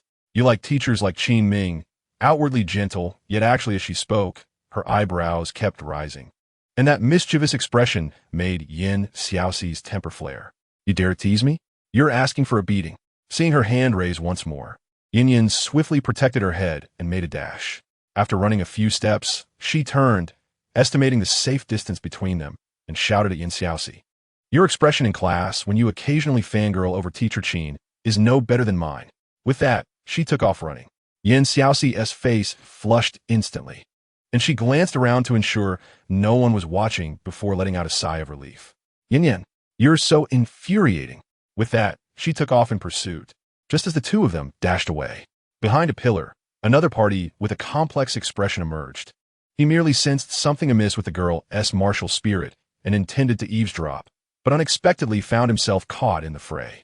The next day, still not fully awake, the two entered the classroom only to be informed that future classes would be conducted at the foot of the mountain. Like somnambulists, they followed the large group to an expansive area. There, Teacher Qin had been waiting for some time. Observing the meticulous teacher, Xiaoxi quickly pinched her thigh, feeling a sharp pang that dispelled her drowsiness. Gazing at the lush green grass beneath her feet in the deserted venue, she couldn't help but find the exclusive atmosphere utterly addictive. Approaching, the 8 of them stood in a line. Xiaoxi watched as the Qin teacher, seemingly avoiding her like the plague, stepped towards the other end, leaving her perplexed. What was wrong with him? Did he have his monthly visitor? Chapter 34. Harmonization not allowing her much time for contemplation. Teacher Qin's authoritative voice thundered. You now have only 1 month. In this month, aside from fundamental training, the most crucial aspect is to cultivate synergy during combat. In a dual battle, if I'm not mistaken, aside from the Shurjia brothers who are truly familiar with each other's fighting habits, the rest of you are merely guessing, right? Osro and Yufeng, both agile attackers, can maintain a significant degree of consistency in their actions and thoughts, so I'm not particularly worried about them. However, the other 4 need to familiarize themselves briefly. The 4 standing in place exchanged glances, all reflecting mutual helplessness. Yet, they understood, just as Teacher Qin stated, that they indeed did not comprehend each other's offensive tactics and needed some time to harmonize. Seeing that everyone accepted his statement, Teacher Qin proceeded without hesitation to assign tasks. Tianheng, Xiaoxi, you will practice with the Shurjia brothers. Yanyan, Lung, you will train with Osro and Yufeng. This match is not about determining a victor. It's merely to help you understand each other better. Understood. Everyone answered in unison. Then Teacher Qin used his soul power to inscribe 2 circles on the ground, the size of a ring. There are in team many rules for the practice. You will use this circle as a boundary. Stepping outside or falling down means defeat, understood? The 8 did not waste words and promptly entered the circles. Understood. Xiaoxi, brimming with fighting spirit, stared at the 2 muscular figures before her. The primal power previously suppressed within her surged forth, having boiled over from countless battles during the break. Wherever there was combat, there was Xiaoxi. Come on. She raised her fists forward, ready to charge in for a brawl. Causing the Shurjia brothers opposite her to hesitate in their movements, simultaneously turning to glance at the teacher watching from the side. Were they to hold back against their opponent? A support type like Xiaoxi or not? Teacher Qin, observing their gaze, remained silent. He had a fair understanding of the splendid content of Xiaoxi's summer, and while her speed, stamina, and resilience could rival that of an assault type, as a support, she now needed to refine her skills. This trial would serve as an excellent opportunity for her. In stark contrast to the unusual circumstances on Yin Xiaoxi's side, Yanyan's battle proceeded rather normally. The agile attackers Osro and Yufeng faced off against the control-type Yanyan and the support-type Long, where their advantages were immediately apparent as they struck first. Utilizing their soul techniques, Ghost Leopard Claw and Wing Blade, as agility types, their speed under the manifestation of their martial spirits was so swift that it was nearly imperceptible to the naked eye, leaving only their afterimages in sight. Likewise activating her soul rings, Yanyan, witnessing the oncoming soul techniques, quickly assessed the situation. With a flash of her soul ring, the poison of biphosphor red instantly enhanced her speed, allowing her to narrowly evade the soul power attacks from the two. The grass beneath them bore deep scars from the countless flying blades conjured by soul power. Yanyan swiftly lifted her head, but only saw Osro's figure. Suddenly, the words Yin Xiaoxi had spoken the night before echoed in her ears. Lung is a true support. She possesses no self-defense ability. If you want her to maximize her usefulness, you must ensure her safety on the battlefield. Vigilantly scanning her surroundings, she still could not detect Yufeng's presence. It was as if he had vanished.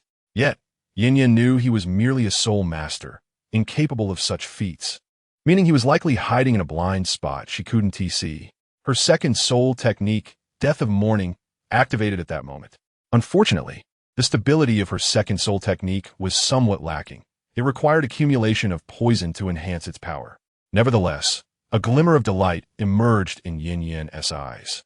The concealment effect of her second soul technique was formidable, and facing only two opponents, she felt confident that her soul technique would land on Yufeng. Opposite her, Osro noticed the flicker of Yanyan's second soul ring, but realized he had not sustained any damage. Mistakenly believing that her second soul technique was a means to bolster herself.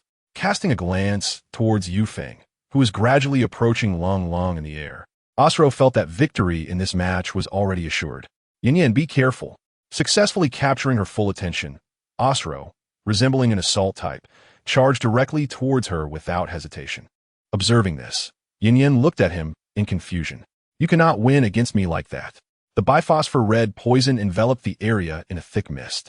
Unfazed, Osro utilized his soul power and surged towards Yanyan at breakneck speed, unaware if the spreading toxin required time to take effect or if his speed was simply too fast. Even when his body started to succumb to paralysis, he continued to charge towards Yanyan, propelled by inertia. As Yin sensed the fierce gust of wind from the punch. It was already too late for her to evade. She could only throw her fist in response. The moment Osro witnessed her action, a glimmer of triumph flashed in his eyes. Even if he were to lose his combat ability after this strike, what did it matter? He had wounded her, and now it was up to Yufeng. As Yanyan was knocked back, Osro collapsed to the ground. Qi noted Yufeng's position at that moment and felt quite satisfied. His initial thoughts were indeed accurate. As fellow sensitive attack type soul masters, they often communicated their intentions with just a glance, for their thoughts were aligned. At this juncture, they merely needed to deliberate on who would take action for maximum advantage. On the battlefield, Yanyan, upon seeing his grin, thought to herself, this is bad. Her right hand was injured from the previous strike, and without prompt treatment, she would surely be unable to defeat the peak Yufeng. Cold. She turned her gaze to the other side, hoping that Cold could provide her with healing before she was defeated. If so, they could turn the tide. Cold, ever prepared, promptly activated her 9-heart Tang weapon spirit. However, the next moment, Yufeng descended from above, causing her pupils to constrict. The soul skill in her hand was not released in time. Realizing this predicament, Yanyan was compelled to trigger the poison within Yufeng, hoping to stall him for a while. Yet, the insufficient snake venom damage was pitiful, and before long, both were overwhelmed by Yufeng. Defeat. Meanwhile, on the other side, the Shijia brothers, lacking instructions from teacher Qin, felt somewhat at a loss as they glanced towards Yin Xiaoxi, who was poised to launch an attack. How should they proceed? Just as they were mulling over this, Wang Tianheng stepped forward, shielding Yin Xiaoxi behind him, casting a striking glance back at her. "Don't worry, Xiaoxi, I will protect you," he declared, disregarding her astonished expression, activating his localized beast transformation, Soul Ring, and lunging towards the two brothers with a thunderous claw strike. Seeing Wang Tianheng approach, both brothers breathed a sigh of relief. Chapter 35. Can support compare to me? The brothers, well acquainted with his soul skills, immediately split to either side, forming a vast encirclement aimed at the oblivious Yin Xiaoxi behind him. Although it was indeed challenging to act against her, they were unfazed. They could persuade her to surrender. At this moment, they exhibited none of their usual clumsiness, simultaneously addressing the bewildered Wang Tianheng. "Captain, we have two of us, you know, as defense-type soul masters. We have our dreams too. Imagine defeating the support of a strong attack type in front of them. What an accomplishment that would be." Wang Tianheng, taken aback by their encircling retreat, darkened in expression as he muttered, "Damn it." Chasing after them was unfeasible, as he could not simultaneously pursue both. Instead, he charged towards their converging point, just ahead of Yin Xiaoxi, unleashing his second soul skill, Thunderous Might. As he sensed the energy gathering behind him, the brothers instinctively entered a defensive stance. Wang Tianheng's second soul skill was an area attack, and its power was naturally dispersed, now limited to a localized dragon transformation. This strike proved ineffective against the remarkably resilient brothers. Once the attack subsided, Shimo rushed towards Yin Xiaoxi, while Shimo aggressively engaged Wang Tianheng as a punching bag. Standing back, Yin Xiaoxi, who initially intended to observe this farce, rolled her eyes at the flustered Wang Tianheng. "How arrogant you are, lacking the ability, yet taking all the credit." As Shimo drew near, he overheard her dismissive remark, causing him to slip momentarily before regaining his balance. He quickly turned to Wang Tianheng, who was preoccupied with Shimo, anxiously gesturing to Yin Xiaoxi to keep quiet, signaling with a shushing gesture. "Keep your voice down. His weapon spirit is a dragon, and he has every right to be proud." Yin Xiaoxi replied, "Oh dear, are you really here just for a chat?" Observing Shimo being pummeled by Wang Tianheng, she could no longer maintain her silence. "Are you truly brothers?" Picking up on her implication, Shimo grinned and flexed his muscular arm. "Xiaoxi, I'm afraid my rough hands will hurt you. Why not just?" He gestured towards the outer circle. Yin Xiaoxi looked at him incredulously. "You really think you're handsome? Don't worry. With your clumsiness, good luck trying to hurt me." Shimo's grin faltered as he sighed and reluctantly raised his hand to attack her. "If it gets too much for you, just say so." Upon witnessing this scene, Wang Tianheng halted, baring his teeth in frustration. This expression left Yin Xiaoxi speechless. What was it? Was she supposed to give up? Facing the oncoming assault, she maintained an air of superiority, barely shifting her body to the side to deftly evade his strike, then provocatively glancing back at the still-dazed Shimo. "Shall we continue?" Noticing her relaxed demeanor, Shimo's heart stirred. Had she trained before? Indeed, as he launched his relentless barrage, even with her impressive agility, she dared not confront him head-on. His powerful fists left craters in the ground, forcing her to retreat step by step. After some time, having adapted to his gorilla-like attacks, Yin Xiaoxi began to regain her composure. While evading, she seized opportunities to counterattack the brutish opponent in front of her. Initially, all seemed well, but after delivering a few kicks, she lamented the realization that he seemed as tough as iron. She barely made an impact, while her own legs were beginning to tire. This led her to abandon the idea of defeating a soul master through sheer physical prowess. As Shimo pressed down with his entire weight, a smile crept onto Yin Xiaoxi's lips. The opportunity she had been waiting for had arrived. Gathering her strength, she crouched slightly and exploded upwards, delivering a powerful kick to his chin while executing a 360-degree backflip in midair. Shimo staggered back 2 steps unsteady. This impressive maneuver caught the attention of Cold, who had long since finished her support duties, her eyes sparkling with admiration for Yin Xiaoxi. She truly was underappreciated as a support. At that moment, as the duel between them was reaching a fevered pitch, Teacher Qin, observing from the sidelines, could no longer bear to watch. He doused Yin Xiaoxi with a cold reality check. "Yin Xiaoxi, know your place. No matter how formidable your agility as a support when facing attack-type soul skills, you must evade. Always remember your role as a support. Keep an eye on your teammates' movements and use your soul skills to assist them. Both combatants froze, exchanging glances before taking a couple of steps back. Meanwhile, Wang Tianheng finally understood the source of his frustration. Damn it, a support was stealing his spotlight. Did she expect him, a strong attack type, to assist her while she attacked? As Teacher Qin's words echoed, all four paused their assaults, adjusting their stances. Xiaoxi felt somewhat deflated by this new formation. Was the match to consist solely of evasion? This was not what she had envisioned. Moreover, her dual bell spirit is equipped with offensive soul techniques.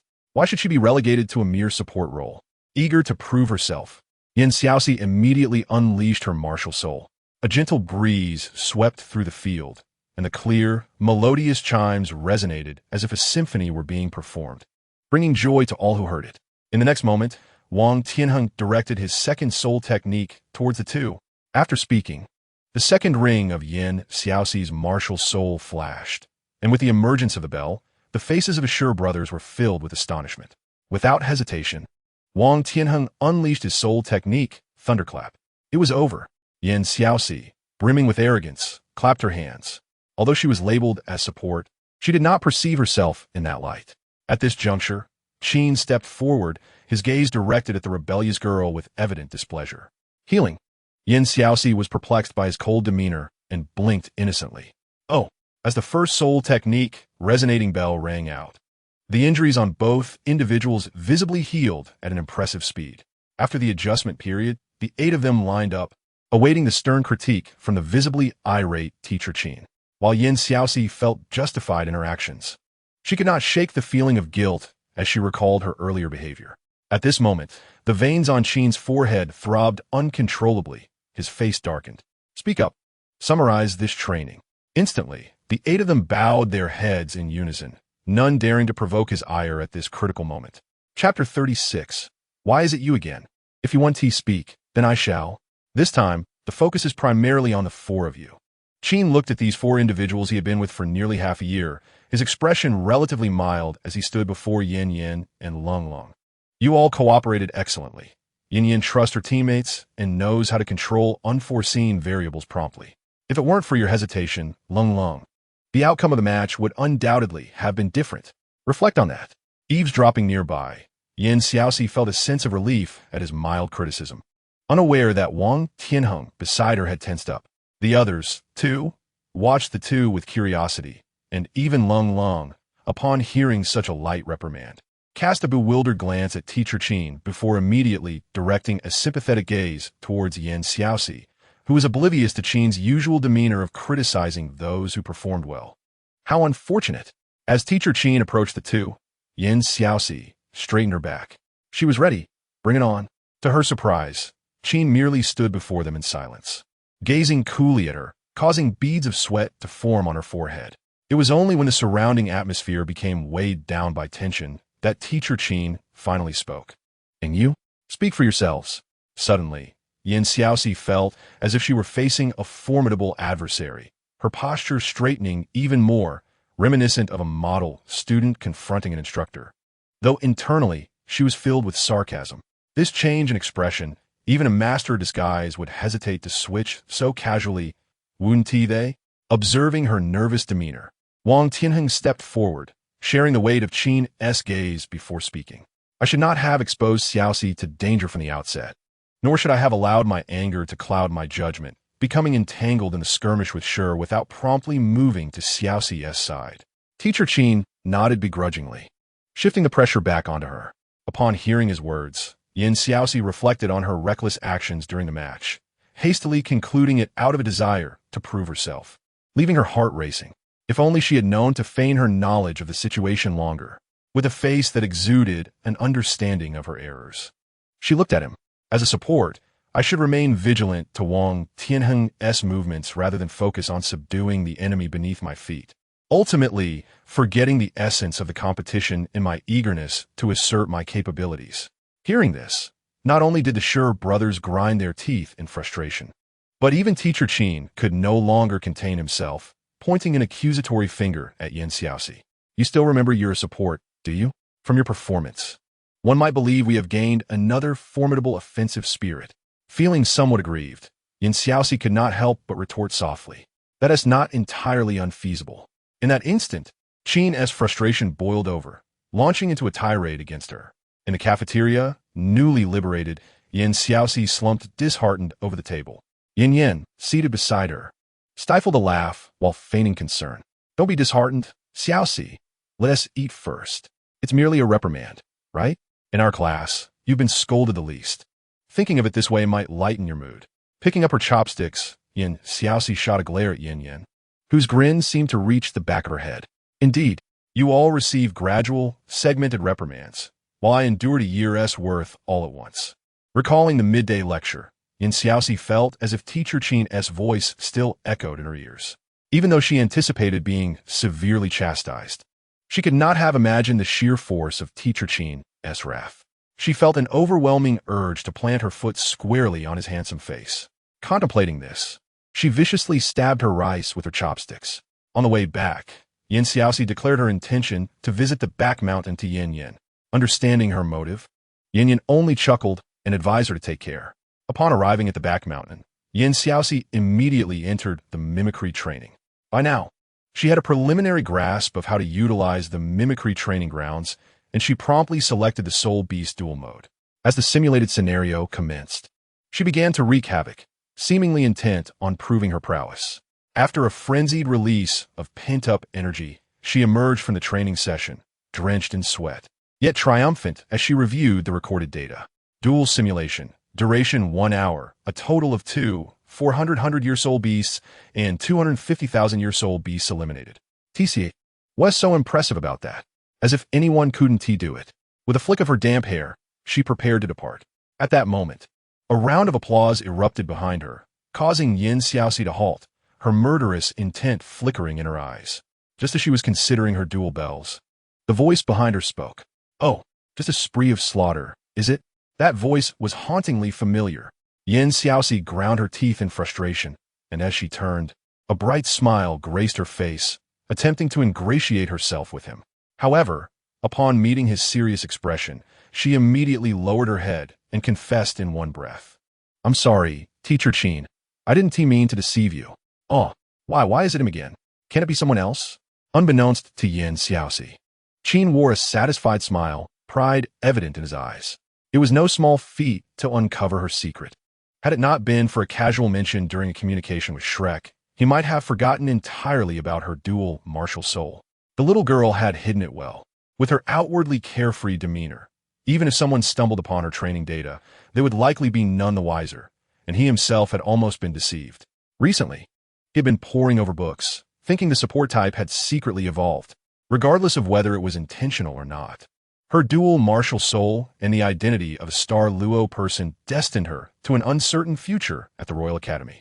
She would do well to bear that in mind and plan for her future. Xiaoxi lowered her head in silence, her downcast eyes reflecting her speechlessness. Was it merely because her talent was commendable that they sought to recruit her for her alma mater? Who among them was unaware that Shrek Academy had distanced itself from the royal family and the spirit hall? Were it not for the presence of the protagonists, she would have undoubtedly packed her belongings and left without a second thought. However, such hypotheticals were irrelevant. She would not become a mere pawn in their game. With newfound confidence, she raised her head and patted her chest. Rest assured, Teacher Qin, as long as you keep my twin martial souls a secret, they will remain undisclosed. My grandfather is handling matters with the Xingluo faction, so I will not be affected. She was merely aiming to obtain her graduation certificate here, which would be a simple task. Upon recalling her connection to a elder, Teacher Qin was momentarily taken aback, observing the confident girl before him. He eventually waved his hand. Very well, you may return. In the future, employ simulated training at the foot of the mountain during our exercises. I will petition the education committee to allocate that area exclusively for the elite class. Hearing this, Xiaoxi's eyes lit up. She was already weary of the back mountain. If not for the poor training conditions and the lack of participants, she would have changed locations long ago. Thank you, teacher. I shall take my leave now. As time passed, Xiaoxi, after being discovered by Teacher Qin for her twin martial souls, dared not act recklessly, fearing he might inadvertently reveal her secret. She began to obediently embrace her role as a supportive teammate. Her innate transparency, coupled with a newfound restraint from violent thoughts, led to a qualitative leap in her collaboration with Wang Tianheng. Consequently, during their training sessions with 8 participants, she found herself in a passive role, especially with the diligent Lung Long beside her, who was more committed than she was. Teacher Qin observed the 8 participants entering simulated training and was thoroughly satisfied with the seamless cooperation and balance of offense and defense among the initial members. His gaze shifted to the back, where he noticed Lung Long, fully engrossed, and Xiaoxi, leisurely snacking and chatting. Unbeknownst to her, Qin's fists tightened as he noticed that her words had caused Lung Long to lose focus. Unable to contain himself, he stepped forward. Xiaoxi, what are you doing? Not training and distracting Lung Long.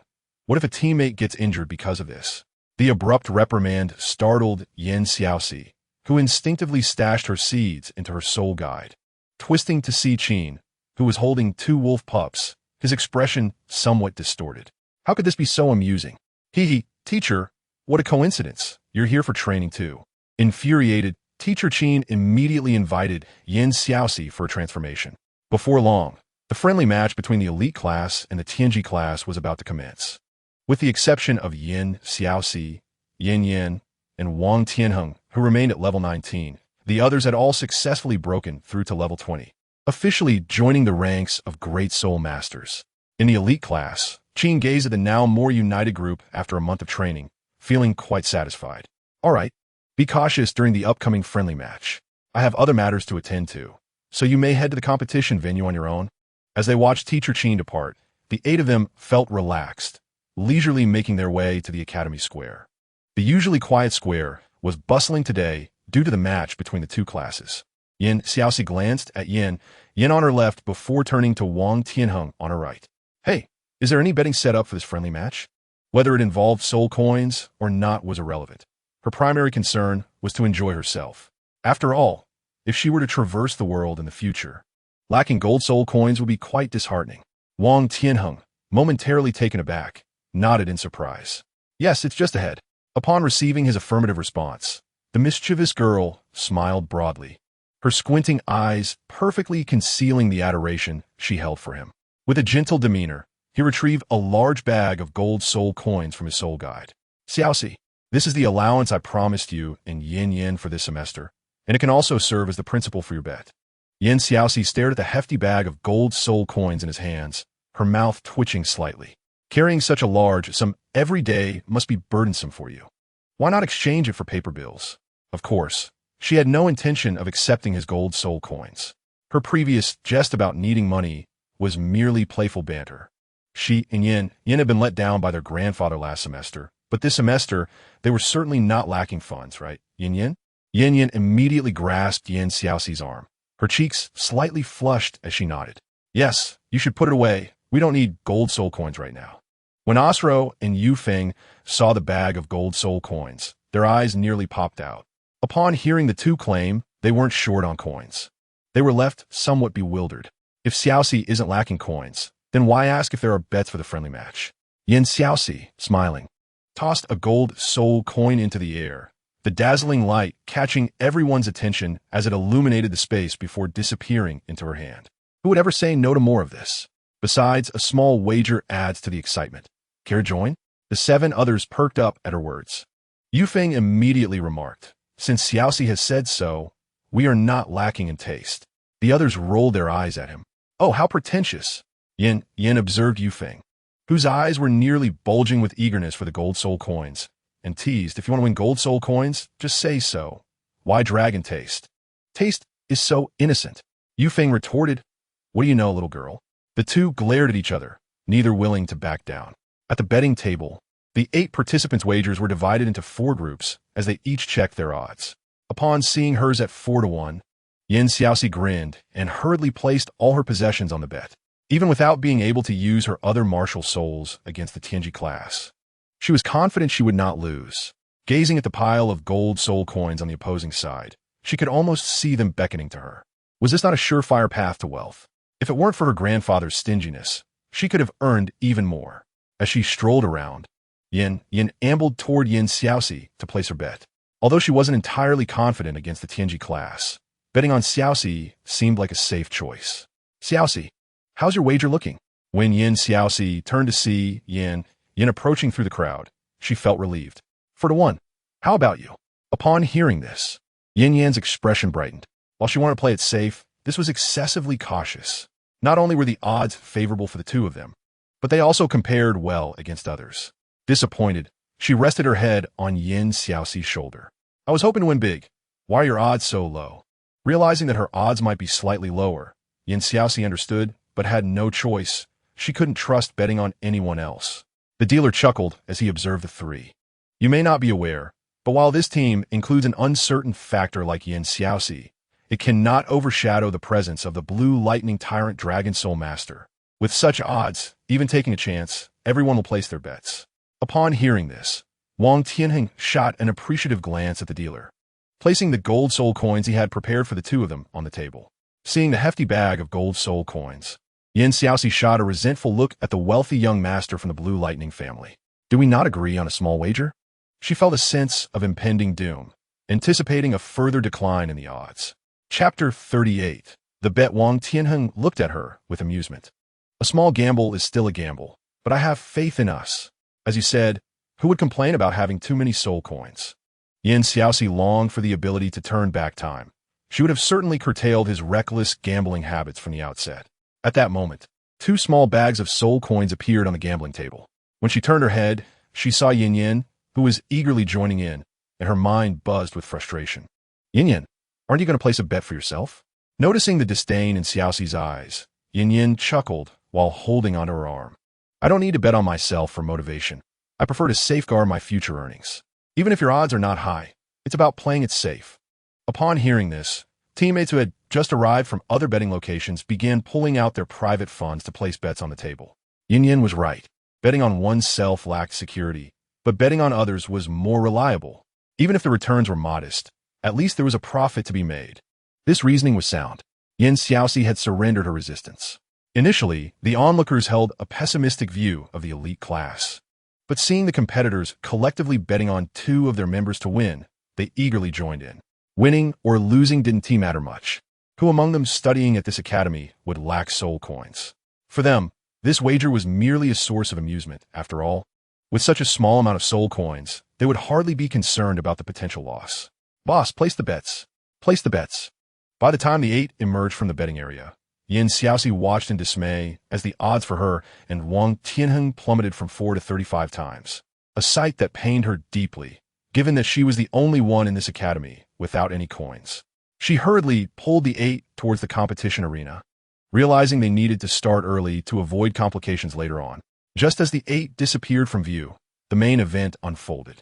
Yubing strode over, carrying a large bag of soul coins, slamming the heavy coins onto the table, further bolstering the bets placed on Xiaoxi and Wang Tianheng. Qin, having just informed the committee, happened to pass by the betting scene. Glancing at the odds for the 4 competitors, he pulled out a bag of soul coins from his pocket and joined in.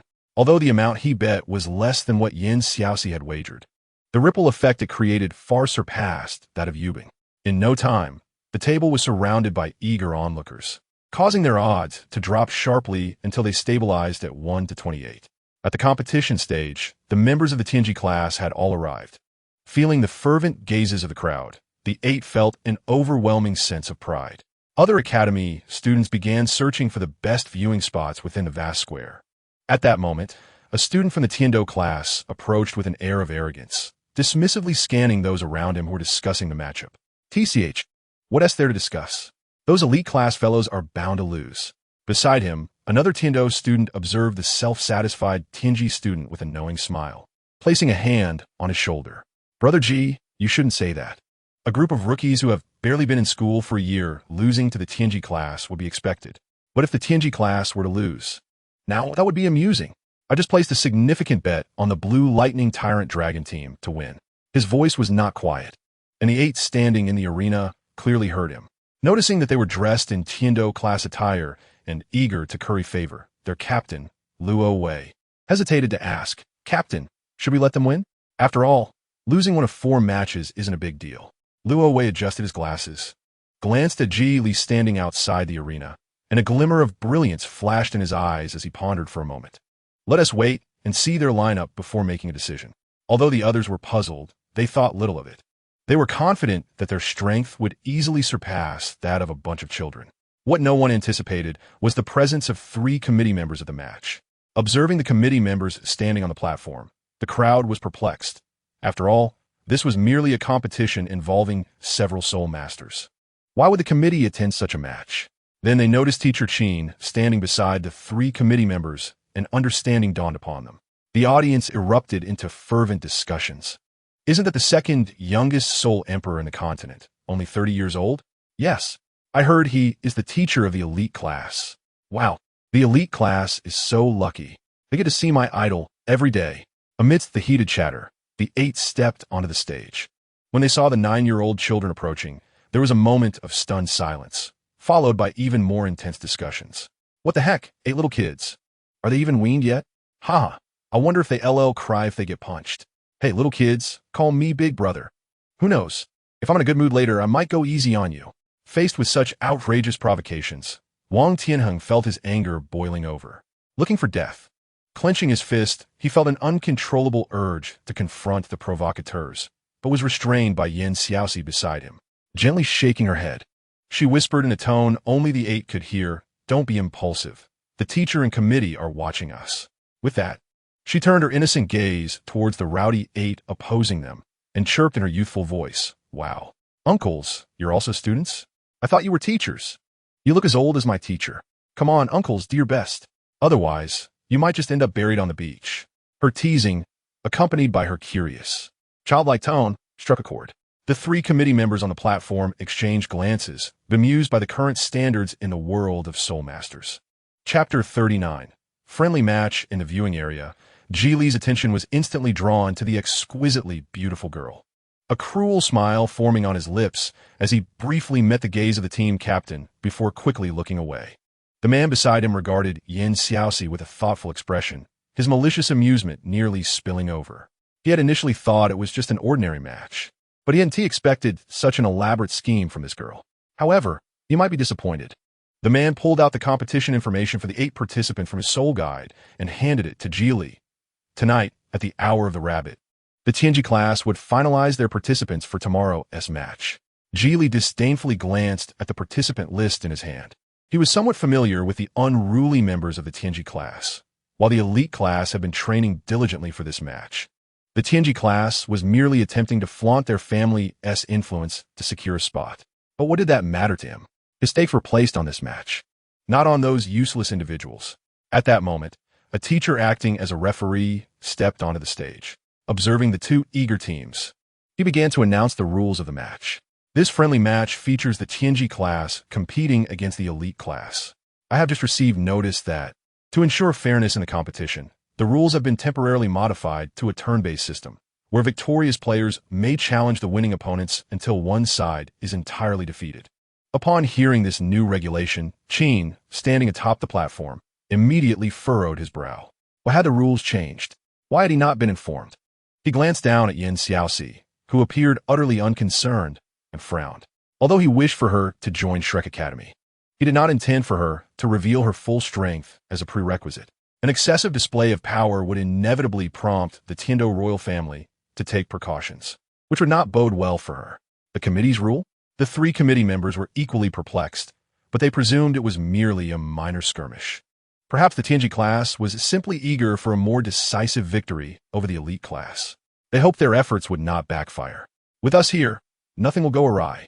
Before Qin could voice any further thoughts, the referee had already commenced the match. The first 2 teams emerged onto the stage. The Tianji class stepped forward first, including Wang Tianheng, who approached with an air of indignation. "Let me show you how it's done." Xiaoxi, taken aback, followed suit. Upon seeing her, the man across from her glowered with anger. How dare she embarrass them in front of so many people? "You're finished, little brat. Watch as I teach you respect for your elders." Xiaoxi disdainfully rolled her eyes at the man, who was eagerly preparing for a fight. "Perhaps we should teach you what it means to care for the young." Before the match could even begin, tensions were already palpable. The referee, glancing at his notes, noticed the height disparity between the 2 pairs. The first match featured Li Wei from the Tianji class and Yu Tianheng, along with Xiaoxi from the elite class. The 2 sides activated their martial souls. Note, In this friendly match, do not incapacitate your opponents or bring personal grudges into play. Violators will be expelled from the academy. The referee warned, casting a glance at the two imposing figures on the opposite side. Meanwhile, Xiaoxi and her companion were visibly displeased by the one-sided warning. Who do they think they're looking down on? As the martial souls were unleashed, the crowd erupted in astonishment. No wonder they're my idol students. I want to join the elite class. This is what sets the elite class apart from the others. They truly have the confidence to be arrogant. The expressions of the two Tianji class members soured as they beheld the glaring yellow soul rings, which seemed to mock their earlier pride. Wang Tianheng, Martial Soul, Blue Lightning Tyrannosaurus, Level 21 Assault Type, Soul Master. Xiaoxi, Martial Soul, Twin Floating Bells, Level 24 Support Type, Soul Master. Instantly, their gazes fell upon the self-proclaimed support who had continuously provoked them. Li Wei, Martial Soul, Lightning Leopard, Level 26 Agility Type, Soul Master. Wu Qi, Martial Soul, Golden Tiger, Level 26 Assault Type, Soul Master. Xiaoxi realized that these two were likely only mid-tier among the opposing Soul Masters, not the strongest. With a hint of disappointment, she glanced at Wang Tianheng. See? I guessed wrong again. They clearly don't believe in the fortune of the beginning. Wang Tianheng remained unfazed. It doesn't matter. The outcome is the same. With that, he fixed his gaze boldly on the opposing Level 26 Assault Type. With the referee's signal to begin, without hesitation, he launched an attack against his opponents. Observers felt a pang of regret. This man had great talent, but lacked judgment. Charging into battle against a foe of superior level without hesitation. Unbeknownst to them, Xiaoxi had instilled a profound confidence in him. The clash of fists sent ripples through the arena. The ferocity of the Blue Lightning Tyrannosaurus allowed Wang Tianheng to hold his ground against Wu Qi, who possessed 5 levels higher of soul power, resulting in a back-and-forth exchange even without the use of soul techniques. This began to sour Wu Qi's expression, prompting him to discreetly signal Li Wei. As Wang Tianheng feigned vulnerability to lure Li Wei towards Xiaoxi, Wu Qi, overwhelmed with excitement, divided his focus, allowing Wang Tianheng to break free from their struggle and unleash his thunderclaw with full force against Li Wei. Unprepared for the assault, Li Wei was left astonished by Wang Tianheng's sudden attack from the side, resulting in an unfortunate exit from the match. Protected by her teammates, Xiaoxi stood unfazed, akin to a typical support role, facing Li Wei without a hint of trepidation. Her calm demeanor in the face of danger prompted Ji Li in the audience to rise and leave prematurely. Meanwhile, Xiaoxi's twin floating bells had manifested above Wang Tianheng, emitting a continuous chime. As Wang Tianheng's body rapidly regenerated, Wu Qi found himself unable to unleash his true strength against him, realizing he needed to eliminate Xiaoxi first. However, the relentless assault from Wang Tianheng left him no opportunity to do so. Ultimately, Wu Qi conceded defeat. The applause and cheers from the sidelines erupted into a cacophony. Wow, they won. They won. The audience was ecstatic. As spectators, they could empathize with such a decisive match, especially one characterized by an underdog victory. The referee stepped onto the arena to announce the results of the match. In the second round, Du Guiyin and Yi Lingling faced off against Zhang Qi and Yi Long. The synergy between Yi Lingling's meticulous support and Du Guiyin's newfound trust resulted in a victory reminiscent of their earlier training sessions. This, however, left some audience members displeased. While they enjoyed witnessing underdog victories, each loss for the Tianji class meant a financial loss for them. As a result, a wave of pressure began to mount against the Tianji class. How much did you take from them to perform like this? Come on, step it up. If you lose again, you might as well go back to the Tianwei class. We can't afford to lose face for the Tianji class. The remaining 4 members who had yet to compete wore grim expressions. Among them, the team leader, the bespectacled Luo Wei, felt a surge of anger. This was no longer just about winning and losing. It was about preserving the dignity of the Tianji class. Chapter 40. I will lead you back to victory. Luo Wei and his teammates stepped onto the stage, a taunting smirk adorning his lips as he leaned forward, raising his middle finger at the 8 individuals hailed as geniuses on the opposite side. Xiaoxi noticed this and turned her head with a troubled expression toward her 4 teammates, who were still debating who should compete next. Her gaze, though silent, conveyed a message that made the previously animated discussion among her teammates falter. Confused, they looked at her, wondering if something had gone awry. After all, as the highest-ranked member of the team, her demeanor was difficult to interpret. Xiaoxi shook her head, hesitating as she regarded them. Who among you placed the least amount of bets? The four exchanged complex expressions, feeling a mix of unease. Is this all it takes to make them this tense? Sometimes, they genuinely wished they could pry open her mind to see what thoughts lay within. Standing nearby, Wang Tianheng could not help but smile, quickly stifling his amusement with a cough and a clenched fist as he maintained a calm demeanor. Let us proceed, as Xiaoxi suggested. Whoever placed the least bet should take the stage. The Shijia brothers stepped forward in response.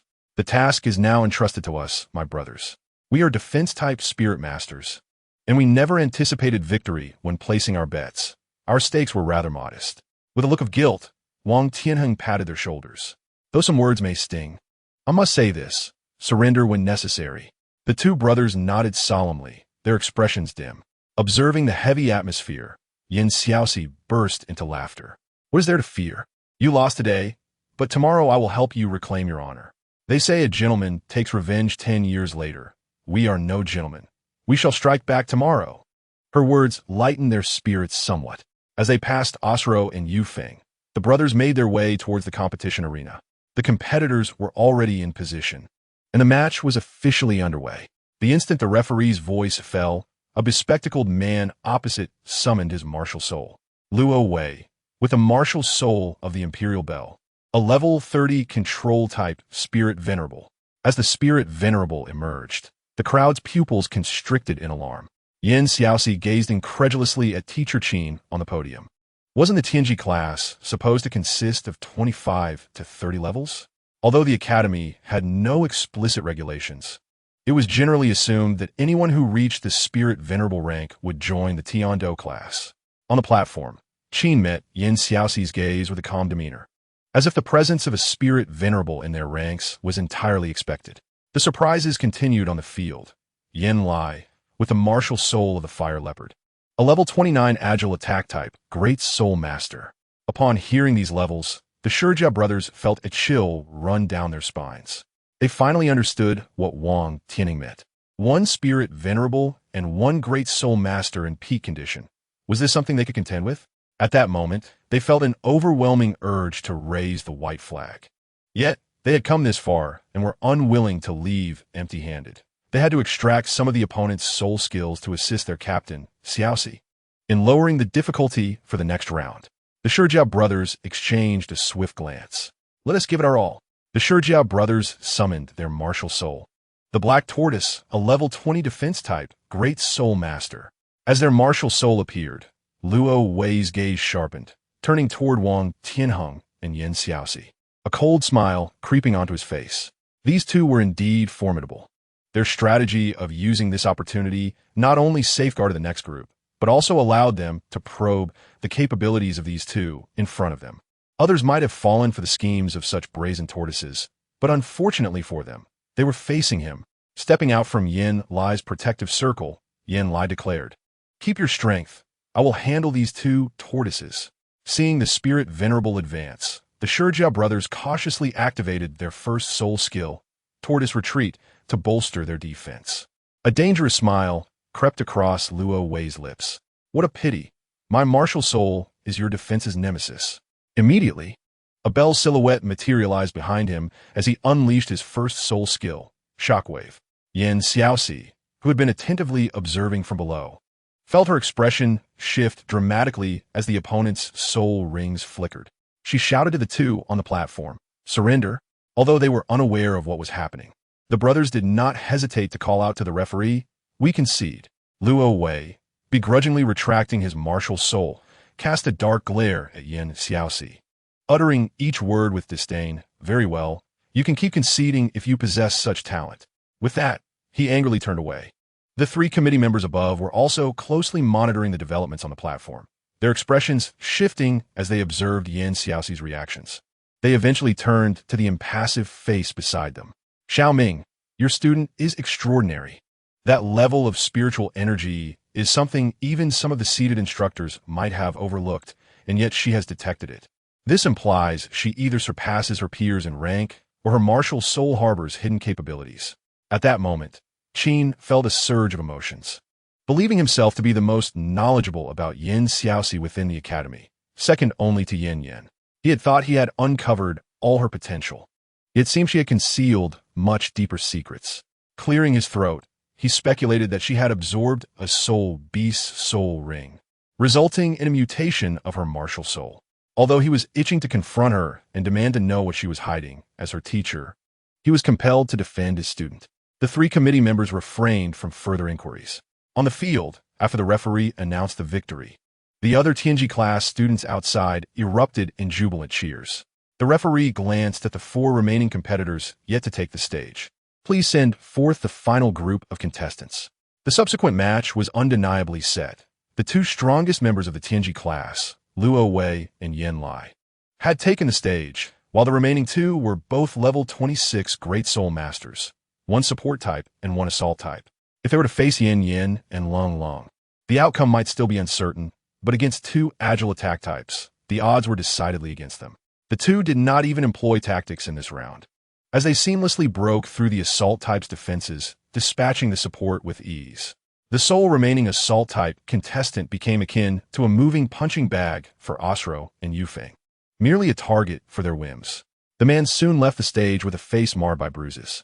Witnessing this, Luo Wei's expression darkened. The spectator's remarks infiltrated his ears, and he felt a surge of rage. Very well. Ever since I joined the Tianji class, none have dared to speak ill of me, and now, because of these unformed children, I feel as if I have sunk back into the mire. Chapter 41. The diminishing gold soul coins with a hint of madness in his demeanor. Luo Wei stepped onto the stage, his eyes blazing with fury as he regarded the 2 approaching him. Little girl, your fate is sealed. As Yin Xiaoxi performed her pre-match exercises, she looked at him innocently, her expression remaining calm and unafraid. Uncle, are you attempting to intimidate me? Be careful with your bravado.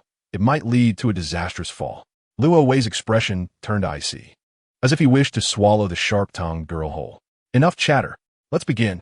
I am Luo Wei, Martial Soul Imperial Bell, level 30 Control Type Spirit Venerable. Yan Lai stood beside him, ready for action, his martial soul being the Fire Leopard, level 29 Agile Attack Type Great Soul Master. Yin Xiaoxi lowered her eyes in silence. The other attribute of her twin floating bells should not be revealed before the crowd, lest she allow Luo Wei to unleash his soul skills. Otherwise, she would either lose or have to confront him solely with her spiritual powers.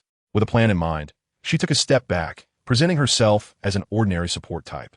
I am Yin Xiaoxi, Martial Soul, Twin Floating Bells, level 24 support type, Great Soul Master. Wang Tianheng, Martial Soul Blue Electric Tyrannosaurus, level 21 assault type, Great Soul Master. As their martial souls activated, Yin Xiaoxi swiftly unleashed her second soul ring, the sound bell. The moment the bell tolled, without needing her to speak, Wang Tianheng's second soul skill, Thunderous Strike, was unleashed. Meanwhile, Luo Wei felt an ominous premonition rising within him as he observed Yin Xiaoxi's soul ring flicker. They had no prior knowledge of her second soul skill, nor did they know its nature as a support. Cautiously, he employed his defensive skill, activating his second soul skill, Shield. Upon activation, he instantly felt immobilized, causing a tightening sensation in his chest. What astounded him further was the seamless coordination between the 2.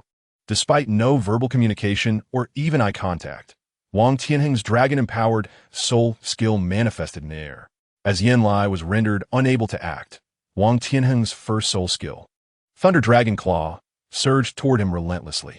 In desperation, he glanced at the referee. Teacher, this is unfair. The next moment, he was launched from the platform, crashing down below. A breathtaking moment unfolded, a true spectacle of prowess. Instantly, the audience rose in disbelief, gazing at the soul master who had been defeated without even employing a soul skill. Luo Wei, still lingering in the stands, shouted in frustration, demanding a fair confrontation. What is this? Have the courage to face me openly. Standing atop the platform, Yin Xiaoxi, with an air of impatience, covered her ears and retorted, What are you shouting about? How is this unfair? Did I resort to underhanded tactics? No. Did I summon external assistance? No. Did I break any rules? Absolutely not. My level is even lower than yours. Do you wish to forbid me from using my soul skills? Though deep down, Everyone knew she spoke the truth. The bitter frustration lingered. On the high platform, as the day's competition drew to a close, 3 committee members were about to depart when a student blocked their path. I have a suggestion regarding tomorrow's match. After the competition, Xiaoxi purposefully led the group towards the betting arena.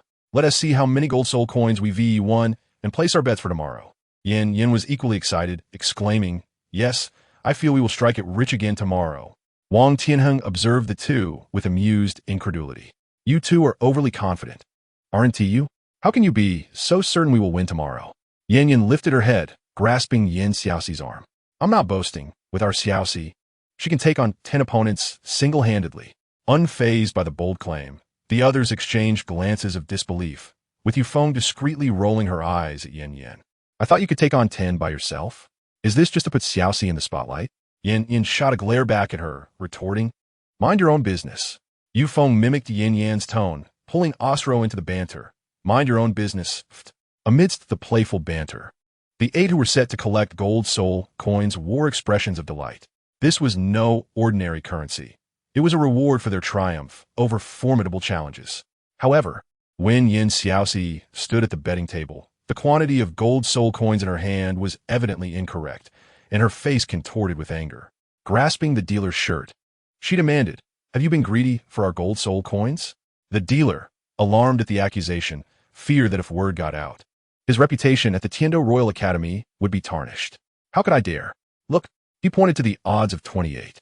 Xiaoxi calculated the numbers and realized the dealer was indeed correct. But was Team I odds supposed to be over 3? When did it change? Just as the dealer was about to explain, the newly prosperous Yu Bong strolled in, his eyes lighting up at the sight of her. "Xiaoxi, Yanyan, what a coincidence. Are you here to collect gold soul coins too? I knew you would be a good bet. You made me a fortune today. Come on, I'll cover all your expenses." Upon witnessing this extravagant display, Xiaoxi smirked knowingly, her demeanor shifting as she smiled dangerously at him. "Well, since our Prince Yubong is treating us, we shan't hold back. Wait a moment, I need to ask my teacher for leave." With that, she hurried off to Qin's office. Yubong watched the others with a puzzled expression. Did I offend her? Why is she so eager to take advantage?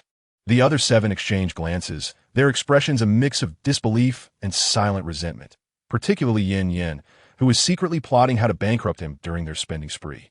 Meanwhile, as Xiaoxi reached Qin's office, she found him in discussion with the 3 committee members. Instinctively, she turned to leave, but was called back. "Xiaoxi, we need to speak with you. Since you're here, it saves us a trip." Pausing, Xiaoxi scrutinized the 4 of them, sensing something amiss in their evasive expressions. After a moment's hesitation, she approached them, feigning innocence. "What business do you have with us?" The 3 turned to Qin, indicating, "She is your student, you should address her." Qin sighed, feeling the weight of the situation. "It seems that the higher-ups have decided to impose their will, despite my objections to involving Tiando class.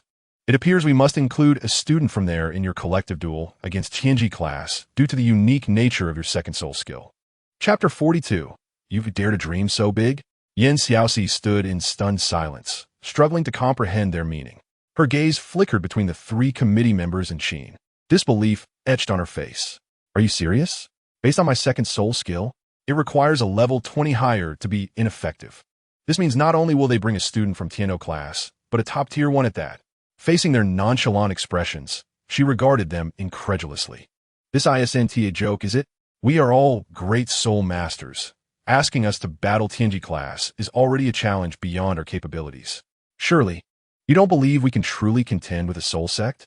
Shen Mengji, along with the other committee members, approached her, placing a comforting hand on her shoulder. "Child, we have no choice. The purpose of this friendly match is to maintain balance, and your second soul skill clearly exceeds the standard. As you said, you are merely a great soul master. We cannot restrict your already limited soul skills, can we?" Xiaoxi's lips twitched at his words. "Is this really about soul skills? I would rather forfeit than face the soul sect in a match. We could simply concede and avoid a beating." The committee members regarded her with disapproval. "How can you say such a thing? Surrender without a fight does not exemplify the spirit of a strong warrior." Faced with their brazen demeanor, Xiaoxi fell momentarily silent. The spirit of a strong warrior? Is it not better to live to fight another day? Or perhaps the saying, "what goes around comes around," rings true. Do you think I appear foolish? Suddenly, the three fell silent. After all, if they were in her position, they too would opt for surrender, but such sentiments were not meant to be voiced. All right, Xiaoming, you discuss the details with her. We have matters to attend to. One of the committee members stated hastily, and they departed in a rush. Qin watched them leave, his gaze lingering on their retreating figures, imagining a dramatic scene. Once they were gone, he turned to Yin Xiaoxi. Now, speak of your reason for seeking me. Yin Xiaoxi was well aware of his intentions. He sought to leverage her desires to secure her agreement. Yet, she knew the stakes. Having faced the soul sect before, she understood the vast chasm that lay between her current self and their formidable strength. The confrontation with Zhu Er left an indelible mark on her memory. At that moment, she had unleashed every soul skill at her disposal, yet against a soul master, her resistance seemed as trivial as a child's play. Were it not for Zhu Er's cautious intent, she would have long since met her demise. Moreover, within the confines of the academy, she could not recklessly wield her martial spirit. Now, apart from herself, she could hardly conceive of anyone else in the elite class possessing the capability to contend with a soul master. It was a foregone conclusion that they would lose. Why should they embarrass themselves further? Ultimately, it was of no consequence. Compared to battling a soul master, she could easily orchestrate a prank at any time. Why rush into this pivotal moment? Qin understood her sentiments, yet he was resolute that she would participate the following day. Otherwise, he would not have so readily acquiesced to Ji Li's admission into the Tianji class. Regardless of the purpose of her inquiry, she must compete tomorrow, as it presented a rare opportunity for practice. Especially for you. Contemplating this, Qin felt a pang of disappointment. No gathering lasts forever. His prompt decision stemmed from the evident suspicions held by the three committee members regarding her. He could not stand idly by while she jeopardized her own path. Yin Xiaoxi, momentarily taken aback, looked at teacher Qin with uncertainty. A practice opportunity? Wasn't it a crushing defeat? What did he mean? Qin, not one to keep her in suspense, returned to his chair and handed her a document from the drawer. Ji Li, male, 34 years old, level 45 in the attack system, martial spirit, spear, soul ring configuration, 2 yellow and 2 purple. Yili? Yin Xiaoxi's gaze lingered on the name. Was it her imagination? Or did she feel a sense of familiarity with it? Puzzled, she returned the document, feeling less resistant to the impending match, albeit still uncertain. Did the teacher imply that he would serve as a sparring partner? Upon hearing her tentative agreement, Qin smiled and shook his head. With her question, he realized that Yin Xiaoxi had effectively consented to the match the following day. After all, she was a student. He knew all too well that this girl, though appearing carefree, was more challenging than Wang Tianheng. Similarly, if he could manage her, the other 7 in the elite class would undoubtedly fall in line. But a sparring partner? She was quite audacious. What was she thinking? To have a soul master as a sparring partner was beyond his influence. Nevertheless, he had indeed promised that Ji Li would refrain from using his 4th soul skill and would not directly eliminate them from the stage. However, they should remain vigilant. Though Ji Li claimed not to employ lethal force, he had also stated he would show no mercy. Seeing Yin Xiaoxi's calm demeanor upon examining the document, Qin felt a mix of exasperation and admiration. He couldn't quite determine whether to commend her for her resilience or scold her for her naivety. Unable to restrain himself, he admonished, if there is genuine danger during the competition tomorrow, remember to concede rather than recklessly push forward. The academy has regulations. Unless a contestant voluntarily concedes, instructors are forbidden from intervening, regardless of the severity of injuries. Yin Xiaoxi frowned, falling into silence. Did it mean there could be dangers on the arena tomorrow? However, with the 8 of them, conceding should be straightforward. It seemed inevitable that they would endure a harsh beating. After some contemplation, Yin Xiaoxi ultimately agreed to compete the next day. Personally, she did not wish to be beaten, but for her teammates, Yanyan and the others. Being subjected to a soul master's prowess should yield considerable experience points. As their teammate, while she was not prepared to face the main cast herself, it was prudent to assist her delightful classmates in earning some experience points. Having agreed, Yin Xiaoxi approached and playfully squeezed Teacher Qin's shoulder. Teacher, since I've consented to tomorrow's match, should we not take the opportunity to relax today? Perhaps a stroll? Qin knew this girl was not easily deceived, but a bit of relaxation would indeed benefit their physical and mental health. He removed a token from his waist and tossed it to her. Here, remember to return early. Xiaoxi casually acknowledged him and sauntered towards the entrance of the Royal Academy. Under the blazing sun, the 8 individuals waiting in the shade were engaged in lively conversation, their faces adorned with cheerful smiles. The hurried students passing by seemed as if they were racing against time. Xiaoxi glared at a passerby who bumped into her without so much as an apology. Just as she was about to confront him, Yanyan approached. Xiaoxi, you finally made it. We've been waiting for you. Hearing Yanyan's complaint, she dismissed the departing figure and chuckled as she ruffled Yanyan's hair. How long was a long time in her perspective? Yet compared to their initial hunt for soul beasts, this indeed felt like an eternity. Twiddling the token in her hand, she glanced at Yanyan, whose initially dull expression brightened as the token caught the light, teasingly asking, if that's the case, shall I have you switch roles next time? Instantly, Yanyan recoiled in fright. Everyone knew that Teacher Qin was famously strict. Seeking a token from him during the school term was akin to courting disaster. Yet, she couldn't help but wonder why Teacher Qin seemed so pliable with Xiaoxi. Was this the privilege of a top student? No need. It wasn't long at all. Come on. Xiaoxi, we were just discussing where to go. Do you have any ideas or things you wish to buy? Xiaoxi shook her head at the 7 who turned to her. You know, I'm not familiar with this place. You all decide. After presenting the token to the guard for inspection, the 9 of them exited the Royal Academy and boarded a carriage. Chapter 43. Plot. By the time the 9 arrived at Tiando Imperial City, it was nearly 4 o'clock. As they were still in a growth phase and had expended energy in their earlier match, it was only natural that hunger struck them. The carriage halted in front of the most luxurious restaurant in Tiando, and the 9 of them leaped out. As the unwitting benefactor, Yu Beng chuckled upon seeing the establishment. You all truly know how to choose a venue. The food here is indeed excellent. Let's go. Observing his eager stride, the others exchanged knowing smiles. Surely, he didn't think Xiaoxi went through all that effort to obtain a release token merely for a meal, did he? Patience, for they had more planned. Upon entering, the 9 prepared to find a table. Xiaoxi curiously surveyed the surroundings of the restaurant. Truly, it was the most opulent establishment in Tiando. The decor and ambience were strikingly luxurious. Her astonished gaze halted at a corner where 2 figures sat. That face, that hooked nose, that shoehorn-like visage. Wasn't that the headmaster of Shrek Academy? She recalled her junior brother mentioning that Shrek was impoverished, barely managing to establish the academy in a remote village, perpetually on the brink of closure. Yet here they were, presented with lavish dishes, 6 delectable plates, each laden with meat. Doubt crept into her mind about her recollections.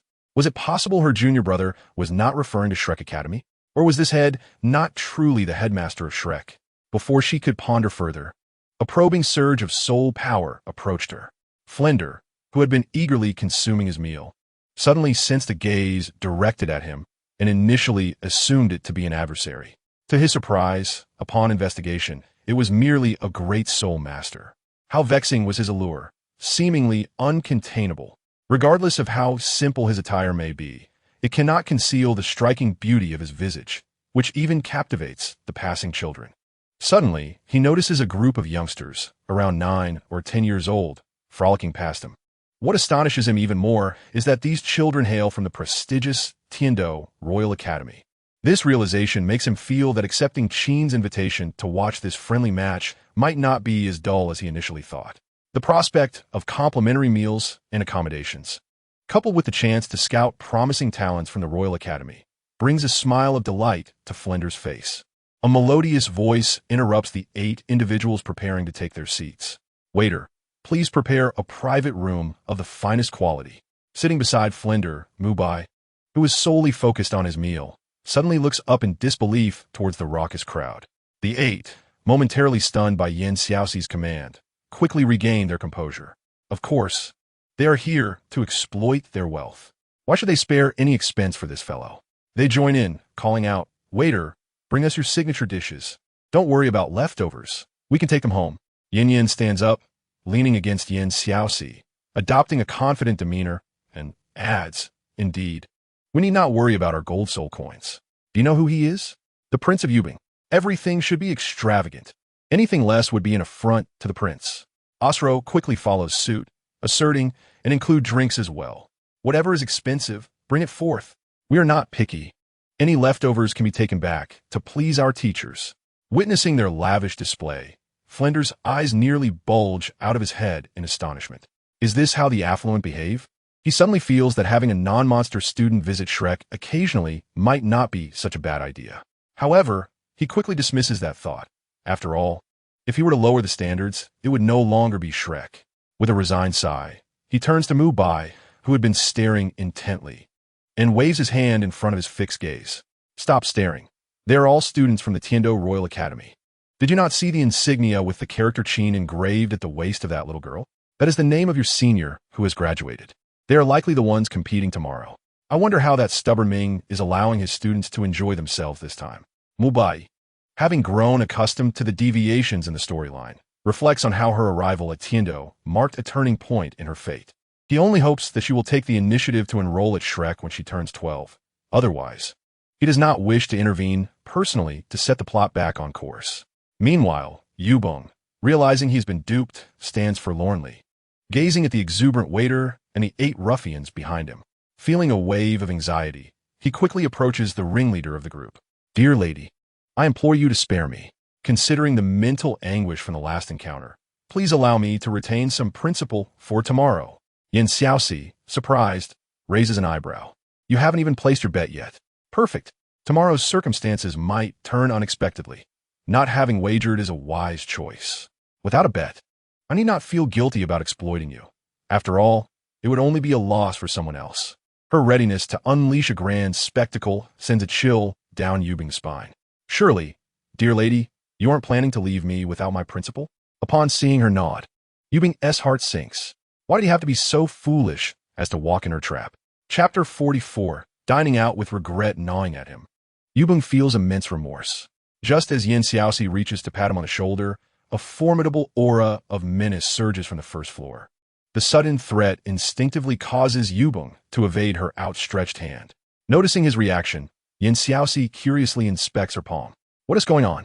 Is there something electrifying about my hand that prevents contact? In the next moment, a hand swings towards the back of his head. What are you doing? Surely you cannot be serious. There's a reason for this, so allow me to explain. Noting his refusal to budge, Xiaoxi waved her hand in front of his face. Coming back to his senses, Yubing, suppressing his fear, grips her arm. Someone is attempting to kill me. Startled by his sudden grasp, Xiaoxi pauses, observing that his pale complexion suggests he is not fabricating a tale. However, in broad daylight, who would dare to brazenly attempt to assassinate a prince within Tiando? Anyone seeking revenge would surely wait for the cover of night. Though she doubts anyone would be so reckless, she nonetheless scans the first floor for suspicious figures. Finding no one of concern, she begins to suspect that Yubing might be fabricating excuses to avoid paying the bill. With this thought, she tightens her grip on his arm and, when he looks her way, flashes a smile that carries a hint of menace. Prince Yubing, do not let your imagination run wild. What reason would anyone have to attempt your assassination in broad daylight? It would be wiser to avoid wandering alone at night, rather than indulging in such paranoia. Before she can finish, Yanyan, who has been waiting impatiently in the second-floor private room, steps out and spots the two of them stalled on the staircase, puzzled. Does it really take that long to ascend a few flights of stairs? Xiaoxi, Yubing, what are you doing? Hurry up. They have plans to attend to, and they cannot afford to waste time on dining. Otherwise, they will miss their return to the academy. Upon hearing Yanyan's call, Xiaoxi immediately pulls Yubing's arm while waving to Yanyan above. Quickly come and catch him. This fellow is trying to escape without paying. The 6 individuals in the private room faintly catch wind of the phrase escape without paying. While they do not believe Yubing would stoop so low, the familiarity of the voice irks them. They swarm out of the room, witnessing Yubing being dragged along by the two. Wang Tianheng, standing at the forefront, scrutinizes Yubing, his expression still one of disbelief. Your Highness, you cannot be serious. As a prince, do you not value your dignity? Attempting to flee before the main event has even commenced, Yubing, aware of the disdainful gazes directed at him, feels a surge of despair as he tries to clarify. I had no such intention. I merely sensed an aura of menace and wished to ascertain its origin. As the group descends the stairs, they pause momentarily, hastening to inspect the area below. Regardless, he is still a prince. Many would wish him harm, and they cannot allow him to come to harm at this moment.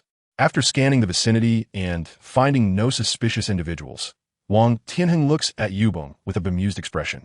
If you are fearful, let us surround you completely to ensure your safety.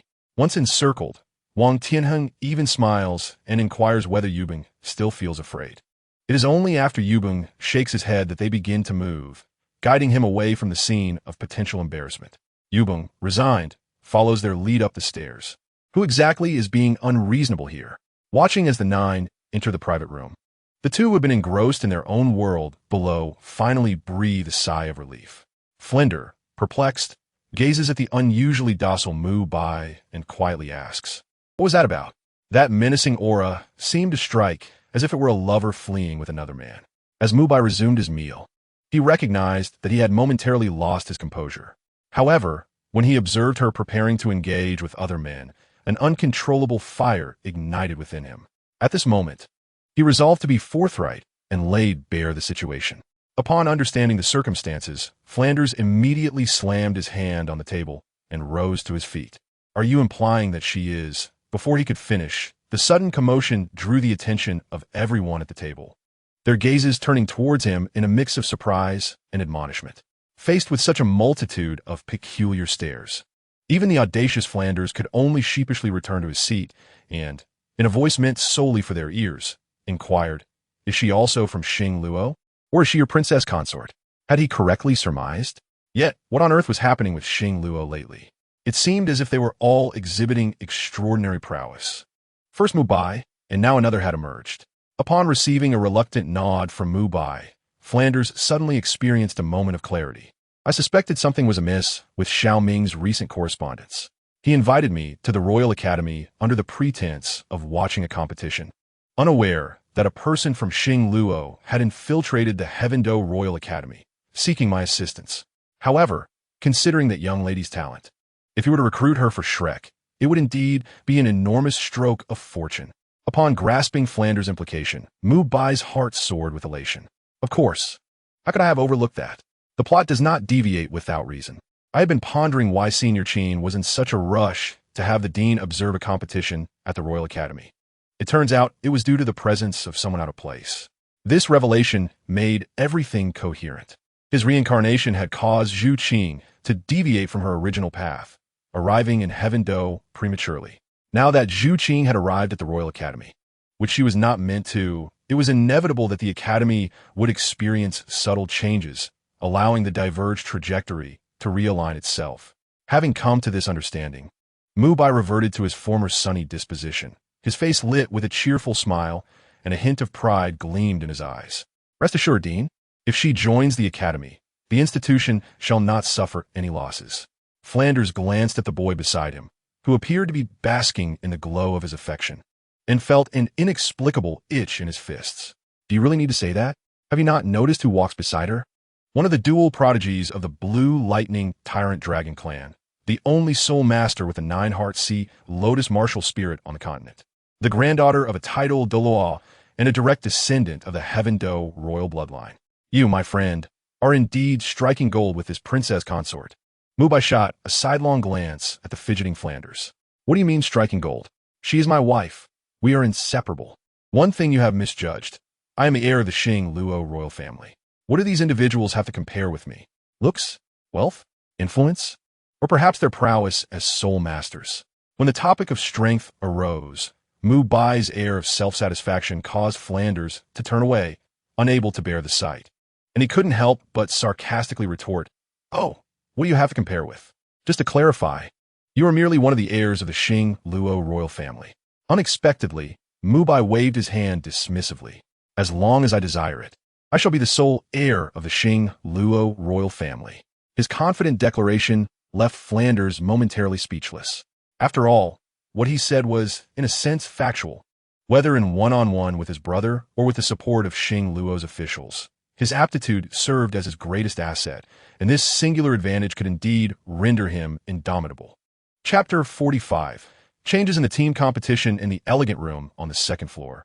Once everyone had finished their meal, Xiaoxi began to explain to Yubong the situation regarding the bets for the next day. "There have been changes in tomorrow's competition. It is best not to place any bets."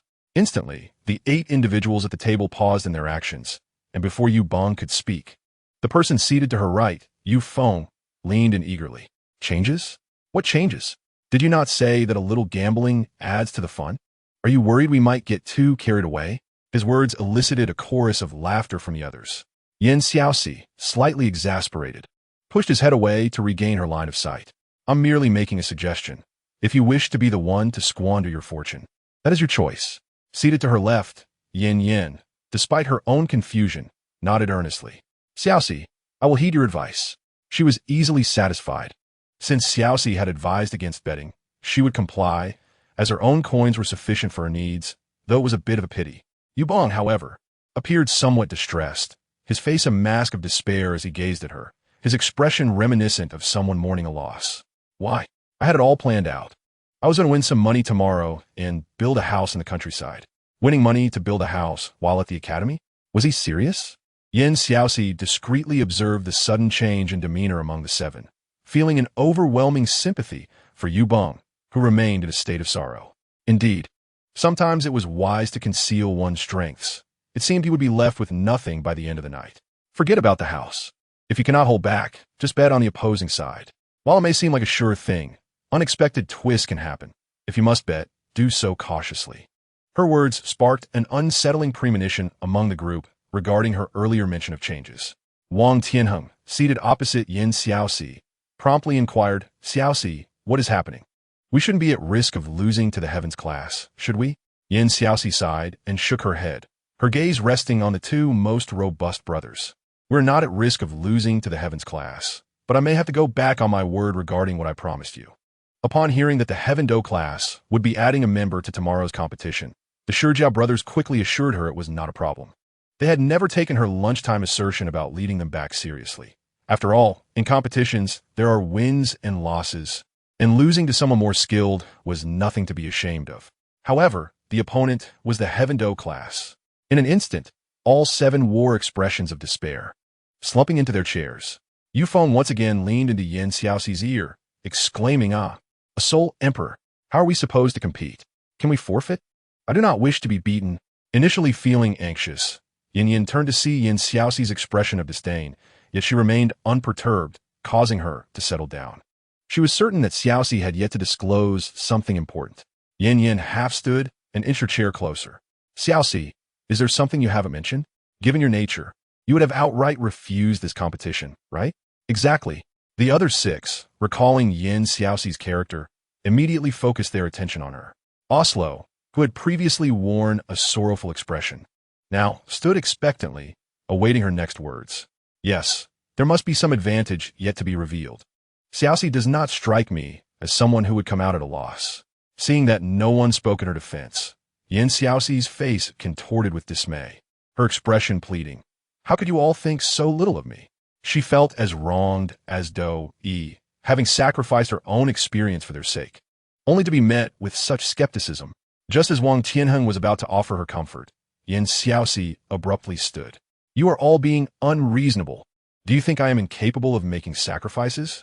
I'm also someone who can selflessly contribute, you know? And remember, you must protect me tomorrow. If that soul sect comes to attack me, you all could just step forward and let him beat you up. After all, with both me and Long here, you'll just feel a little pain and then it'll be over. The crowd, who had been pondering whether they were being overly harsh, now found their minds filled with the cawing of crows. They truly seemed to have fallen under her spell. Listen, does this sound like something a person would say? Wang Tianheng helplessly rubbed his forehead, his expression not overly worried, his voice as gentle as ever. Xiaoxi, stop keeping us in suspense. Please tell us the specifics for tomorrow. Seeing that even Wang Tianheng had spoken, Xiaoxi felt a bit embarrassed and scratched her head. It seemed she had inadvertently overshadowed the captain's role. Just as she was about to explain to everyone, her gaze swept past the two lumps sitting on the chairs. And an idea struck her. Perhaps she could follow the Shijiao brothers closely tomorrow. With those two conspicuous figures around, her presence wouldn't be too noticeable, right? Clearing her throat, she recalled her initial refusal to the changes in the team competition. However, Teacher Qin insisted that this match would be an invaluable experience for them. Of course, that did not include me as a support role, so I would merely be a bystander. Don't you think that's unfair? Therefore, you all must be self-aware tomorrow. Real men shouldn't fear being beaten. Oh, and remember, The Soul Sect won't be rushing to throw us off the stage tomorrow. However, according to Teacher Qin, aside from not using his fourth soul skill, he won't hold back. So, everyone, please pay attention to each other's conditions, and if necessary, do not hesitate to shout for surrender. Joining our team tomorrow will be Ji Li from the Tiendo class, level 45, with a spear as his martial spirit and top-tier soul rings. As for the rest, I'm not sure. Upon hearing this name, Yanyan's calm demeanor visibly flickered with panic as she cast a glance at Xiaoxi, who was standing up to discuss tomorrow's battle strategy. She couldn't help but lament internally. This is a disaster. Has Xiaoxi forgotten that they had previously crossed paths with the Ji family through the rain collapse pit? Chapter 46. It's all over on the other side. Yu Bong, who was enjoying tea, nearly spat it out upon hearing that name. What a coincidence. Exchanging a glance filled with anxiety with Yanyan, both of them recognized the helplessness in each other's eyes regarding Xiaoxi's forgetfulness. As the group finalized their battle plan for the next day, darkness had already enveloped the outside world. Xiaoxi never anticipated that merely crafting a verbal plan would take so long, and now, at this hour, it was already past 9:10 p.m. in modern times.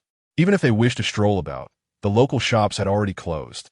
Reluctantly, she boarded the carriage back, glancing at Yu Bong in the corner, whose smile seemed to stretch to the back of his head. Xiaoxi felt quite frustrated. If only she could do it all over again.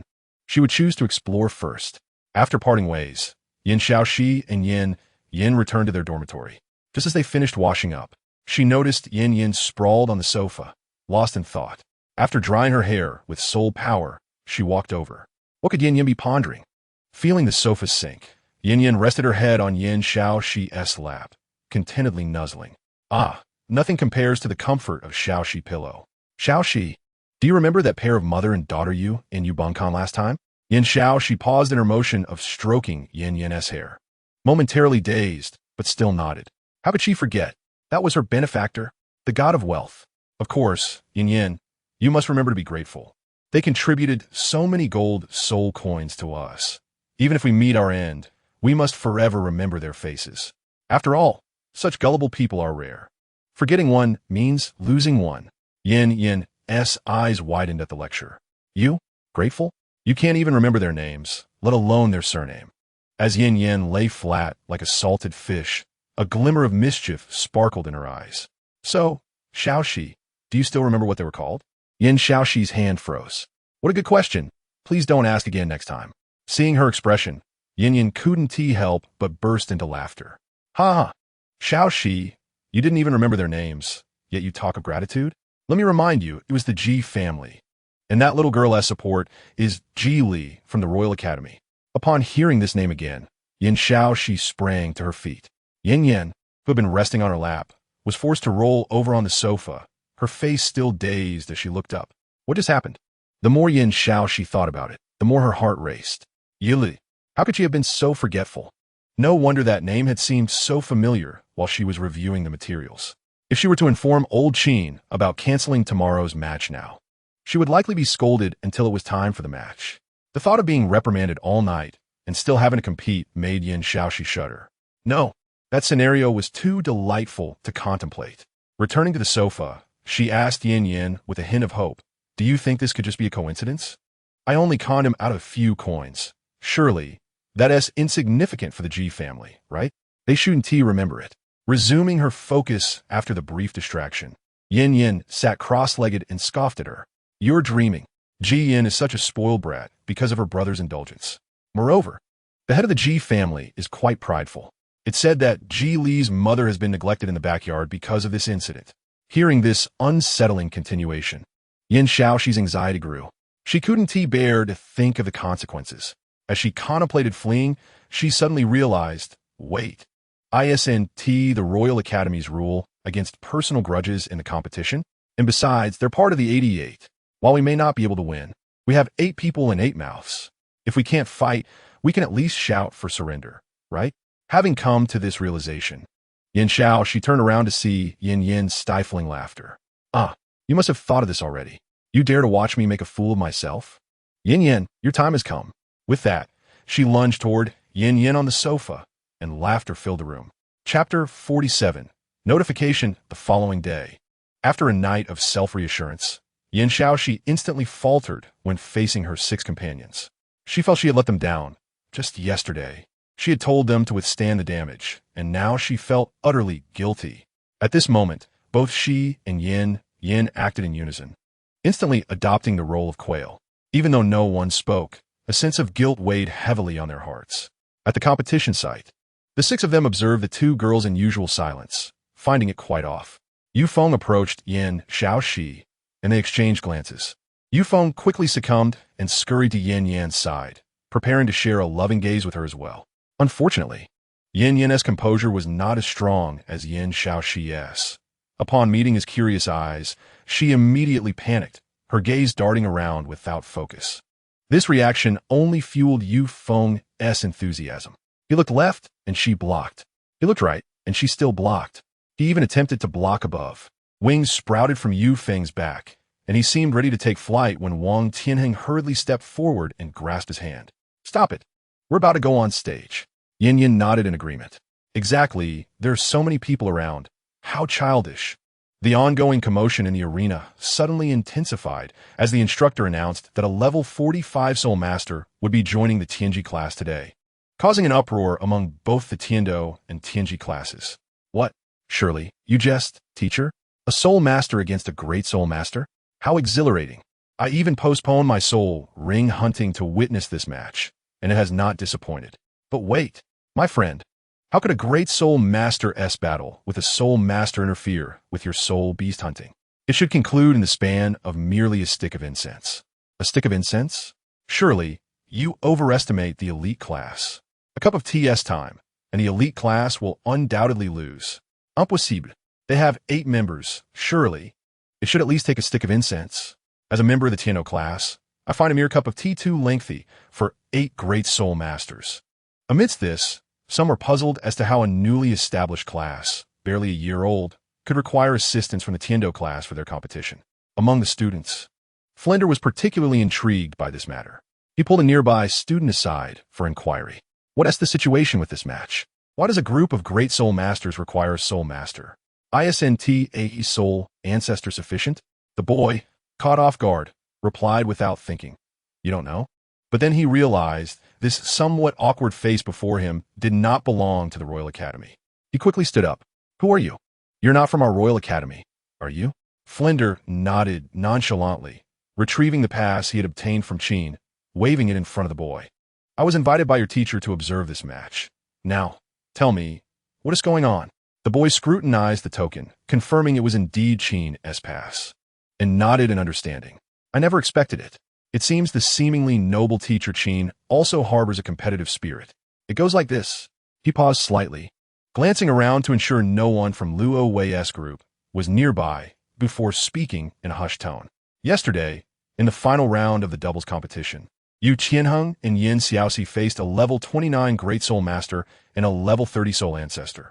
Yet, who would have thought that the Soul Ancestor, upon stepping onto the stage to confront them, did not even have time to unleash his skill before being knocked off? The addition of this new participant today likely came as a last-minute decision. Otherwise, they would not announce it so hastily now." Flender nodded thoughtfully. "The Soul Ancestor was overwhelmed by the Great Soul Master? This match promises to be thrilling." Instantly intrigued, Flender's gaze fell upon the 8 diminutive figures, particularly settling on Yin Xiaoxi. This must be the little one that Xiao Ming sent him to retrieve. No. This is the first time I'll be competing for someone from the Royal Academy. Just thinking about it makes my blood boil with excitement." Meanwhile, Wang Tianheng noticed something peculiar in the performance of the 2 today and could not help but inch closer to Yin Xiaoxi. "Xiaoxi, what is going on with you today? Is something troubling you?" Caught off guard, Yin Xiaoxi awkwardly raised her head, her toes digging into the ground. After all, they were teammates and would soon face the same punishment. It didn't seem right to leave them in the dark. She exchanged glances with Yanyan, conveying a silent question. "What should we do? Should we say something?" Upon receiving her signal, Yanyan immediately turned her head away. "Don't ask her. She has no idea. And if you want to say something, she absolutely will not speak. Just give up on that thought." Yin Xiaoxi, feeling nervous, bit her lip and cautiously ventured. "If I mentioned that I suddenly remembered we seem to have some connections with the G family, would you believe me?" The 6 of them exchanged glances, their expressions indicating that this connection should best remain unspoken. Coldly, a voice emerged from behind. What sort of connection? How dire is the situation? The icy tone made Yanyan lower her head in embarrassment, while Xiaoxi remained unfazed, thoughtfully stroking her chin. It's not that dire. During the summer break, I borrowed Yubing's hand, causing some awkwardness for his mother and sister, resulting in a minor financial loss for the G family, which in turn led to some divergences in my parents' relationship. However, as the saying goes, financial loss averts disaster. Maintaining a suitable distance can strengthen marital bonds. So I'm merely assisting them. Upon hearing her shameless words, Osro could no longer remain composed. So, are they supposed to thank you for ruining their entire family? It's the holiday season. How could yours be so thrilling? Coldly, he summarized the situation with resignation. So, are you saying that not only did you achieve a resounding victory back then, but you also became fabulously wealthy due to the G family's minor financial loss? Xiaoxi immediately averted her gaze, feeling guilty. Perhaps, maybe it should be that way. This nearly provoked the other's ire. Wang Tianheng looked at the embarrassed Xiaoxi with a gentle gaze that could melt hearts, chuckling as he reached out to ruffle her hair, which hung down like a dejected puppy. He interjected, "Let us not overthink it. It might just be coincidence. Given the G family's current strength, they shouldn't have the means to reach the Royal Academy. There aren't many soul masters within the Academy who exceed Xiaoxi's level by 21. And Ji happens to be one of them, which is likely why he was selected. However, since we are aware of this, let us keep an eye on Ji's movements when we take the stage later. If necessary, we should protect Xiaoxi and Yanyan to prevent any covert retaliation.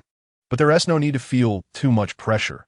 After all, we probably can't win, and we can always concede directly." Instantly, the two parties looked at him with admiration. Yanyan exclaimed, "Wow, Tianheng is amazing." Xiaoxi added, "Wow, it's as if you were saying they're just troublemakers. But someone has to play the role of the punching bag. Long live." At this moment, the teacher acting as the referee stepped onto the stage. "Students, please quiet down. Today marks the final friendly match between the elite class and the Tianji class. You all should know that Ji Li from the Tiando class will also be participating in this competition. Without further ado, let us see who will emerge as the champion." With all eyes on them, the 16 participants ascended the stage. Once all members were present, the impression they left was stark. A height disparity with an average of 190 centimeters versus an average of 160 centimeters. The visual shock of adults battling children was far from trivial, particularly as the 16 pairs of eyes locked in a fierce gaze. Their fierce expressions were utterly captivating.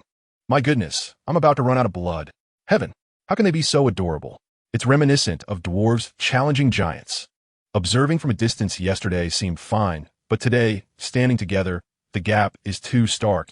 It's like a father against his son. How on earth will this play out? The Tianji class should take it easy. They're still adorable little ones. Hearing these remarks, Ji Li in the center of the stage could hardly contain his laughter, clutching his stomach as he wiped away the imaginary tears from his face. "Oh dear, little pitiful ones, don't beg for mercy too quickly. I won't let you off so easily." He said this with a smile. Yet his gaze was particularly sharp as it swept over Xiaoxi and Yanyan. Just the thought of the royal guards arriving at the Ji family a month ago to demand a ransom ignited a fire within him. It was one thing to bully that woman, but to dare to torment his cherished sister was utterly unforgivable. Today, he would ensure they understood the reason for the flower's vibrancy. Under the scrutiny of his gaze, Xiaoxi's small face instantly tensed. Others might not feel it, but only those standing on the arena could comprehend the extent of this man's formidable presence.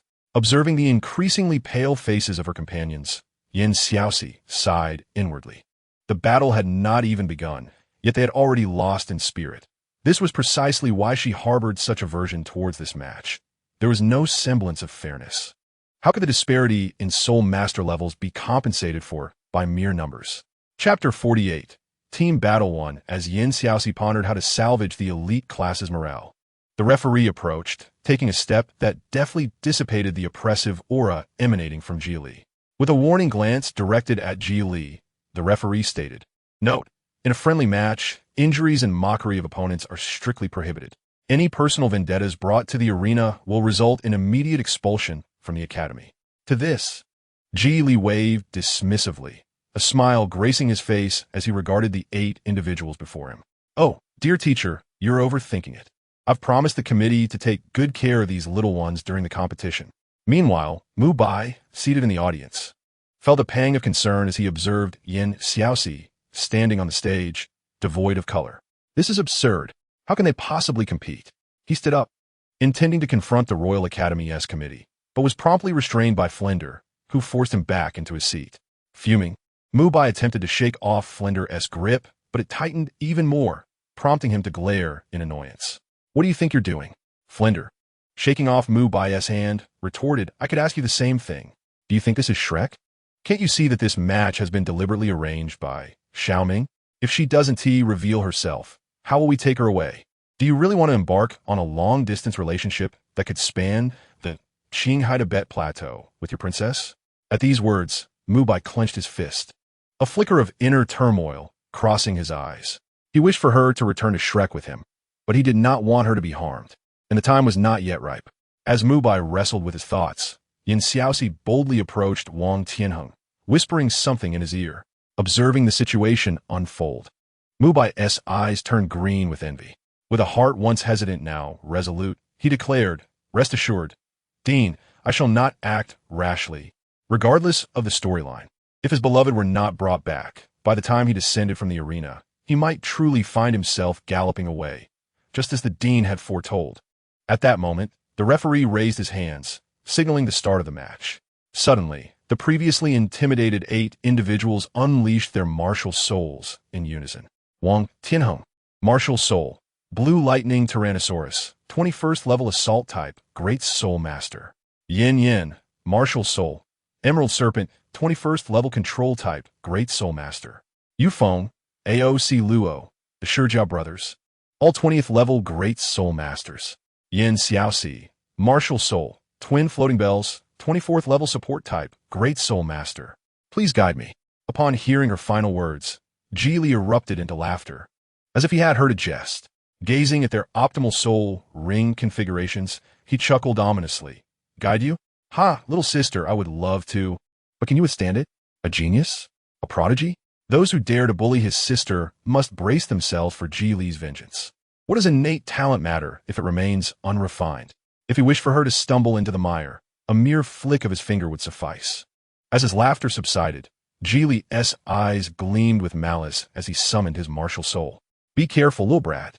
Geely, Martial Soul, Spear, 45th level Assault Type, Battle Soul Master. With the manifestation of 2 yellow and 2 purple rings, Geely's stature seemed to swell, radiating an aura of invincibility as tempests roared on the arena.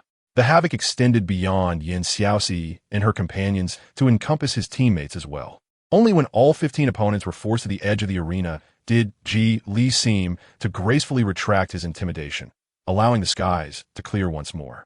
The 8, breathless and teetering on the precipice, exchanged alarmed glances and swiftly divided into 2 groups according to their previous strategy.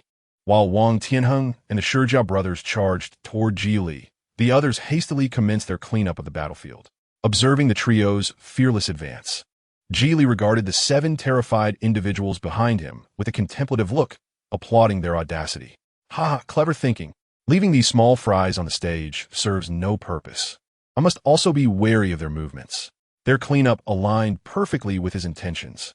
To avoid revealing his strategy, Geely refrained from immediately attacking Wang Tianheng and the Shijiao brothers, instead maneuvering along the edge of the arena in response to their relentless pursuit. Noticing that Xiaoxi had been left isolated, Geely's eyes flickered. His hand, resting at his waist, subtly moved, and the spear transformed into a gust of wind, hurtling towards the unresponsive Xiaoxi. By the time she noticed, the spear had reappeared from the air, gleaming silver as it sliced past her earlobe. Gazing at the strands of hair scattered on the ground, a chill coursed through Xiaoxi. Had that strike been even slightly more accurate, it would not have been merely her hair that fell. Witnessing this, Geely appeared somewhat regretful. Shaking his head, he raised his hand. "Alas, I am indeed too lenient. Not a drop of blood spilled," returned the spear. In the chilling gaze that followed, Xiaoxi suddenly coughed up blood. The spear, which had been lodged behind her, now returned to Geely's grasp. In the wake of being wounded, Xiaoxi felt an unbearable pain in her back, the dislocated ribs stabbing into her internal organs, causing her to tremble with every breath. As she spat blood, both the elite class and the Tianji class on the arena were struck with fear. Xiaoxi, the closest to her, Lung, reacted instantly, invoking her soul skill as petals of the nine-heart Sitang blossomed around Xiaoxi, showering her with healing energy. Meanwhile, Yanyan, who was clearing the arena, froze in disbelief at the sight of Xiaoxi, pale and crumpled on the stage with blood trickling from her lips. Xiaoxi Yanyan's lips quivered with evident terror as she cautiously approached Xiaoxi, her eyes welling with tears upon witnessing the effective healing. Without a second thought for their plan, she rushed to stand before Xiaoxi and Lung, her verdant gaze filled with profound fear and concern.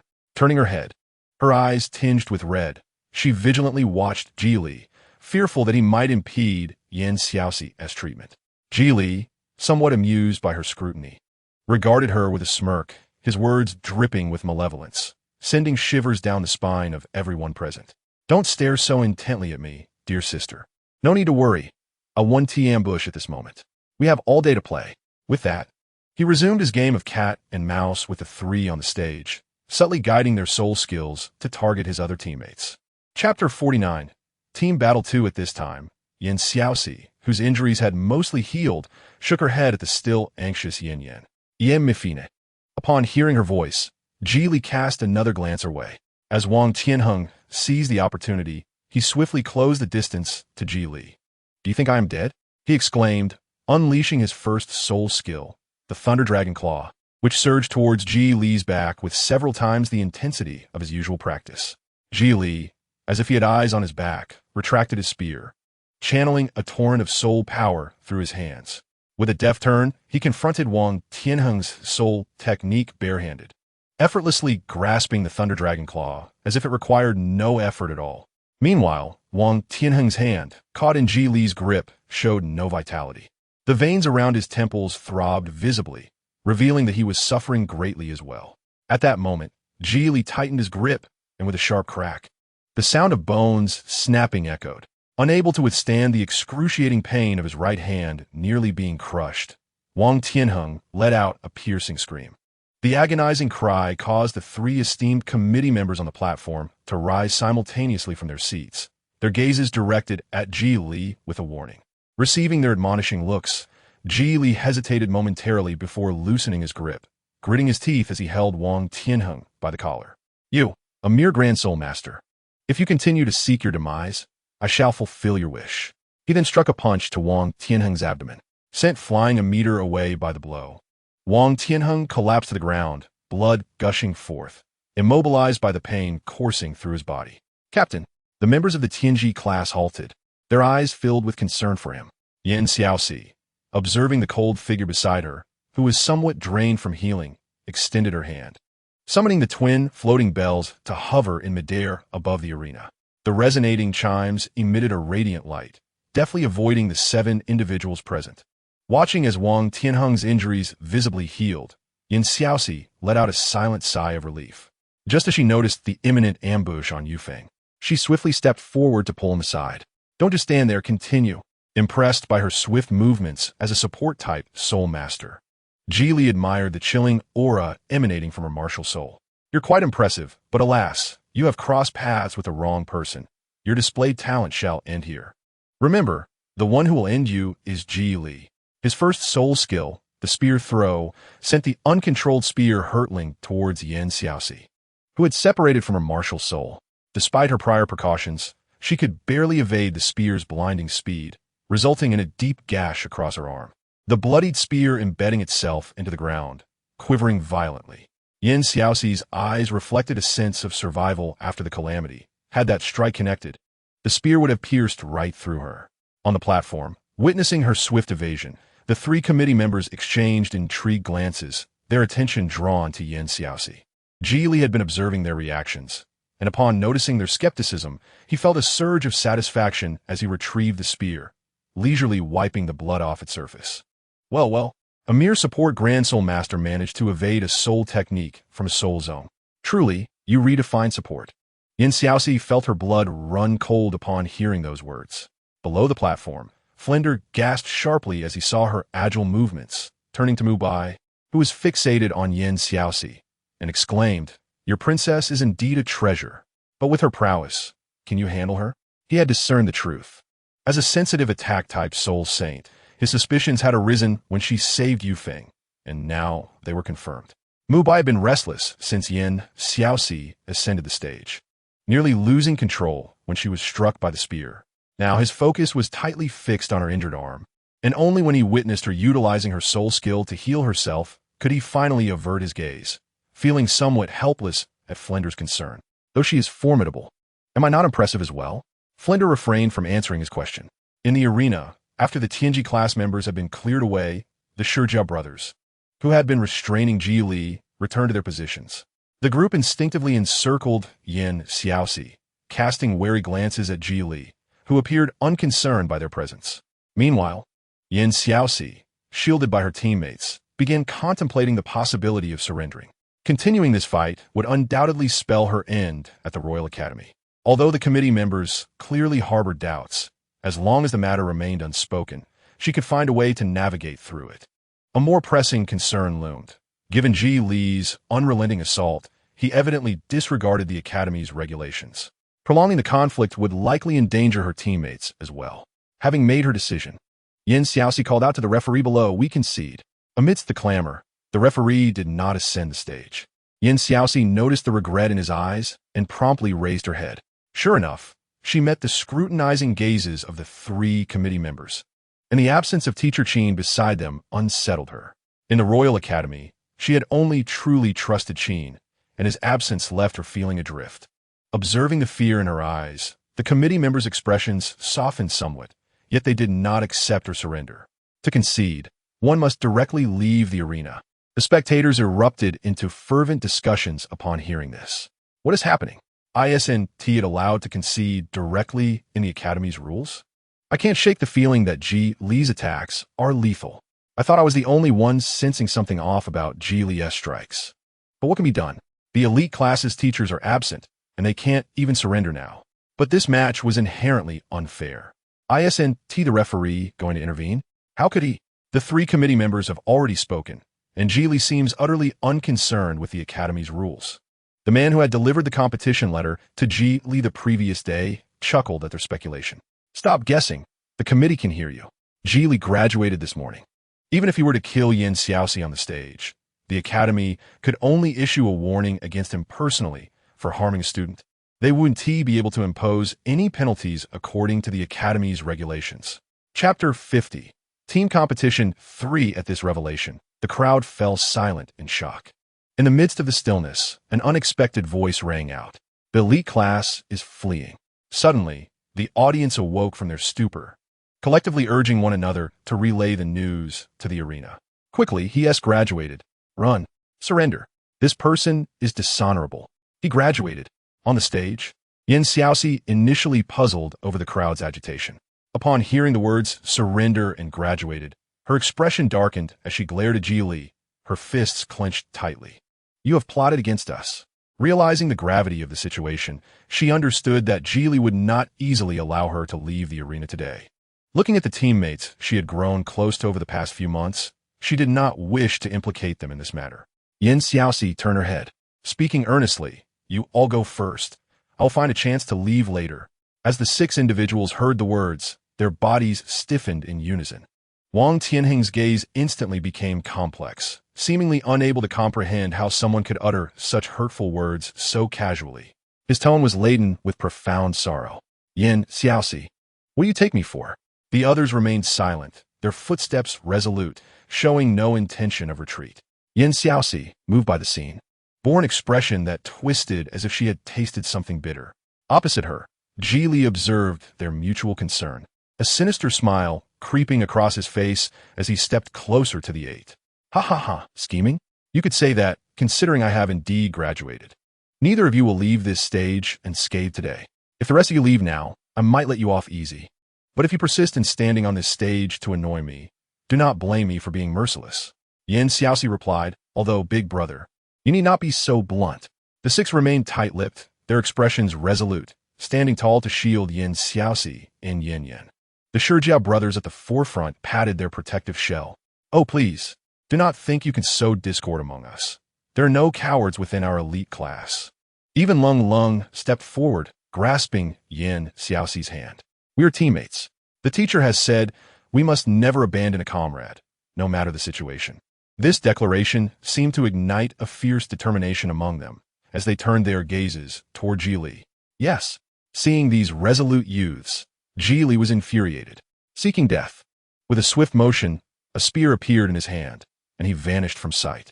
In the next moment, under the terrified gazes of the onlookers, Li brandished the spear towards the Shijiao brothers at the front, caught off guard by his choice to directly confront the defense type. The Shijiao brothers' faces shifted to one of shock before turning pale. The sharp tip of Li's spear sliced through the air, emitting a piercing whistle, moving so swiftly that the spear itself bent slightly under the force. In the face of this overwhelming attack, the others had no time to react before a sound of shattering reached their ears.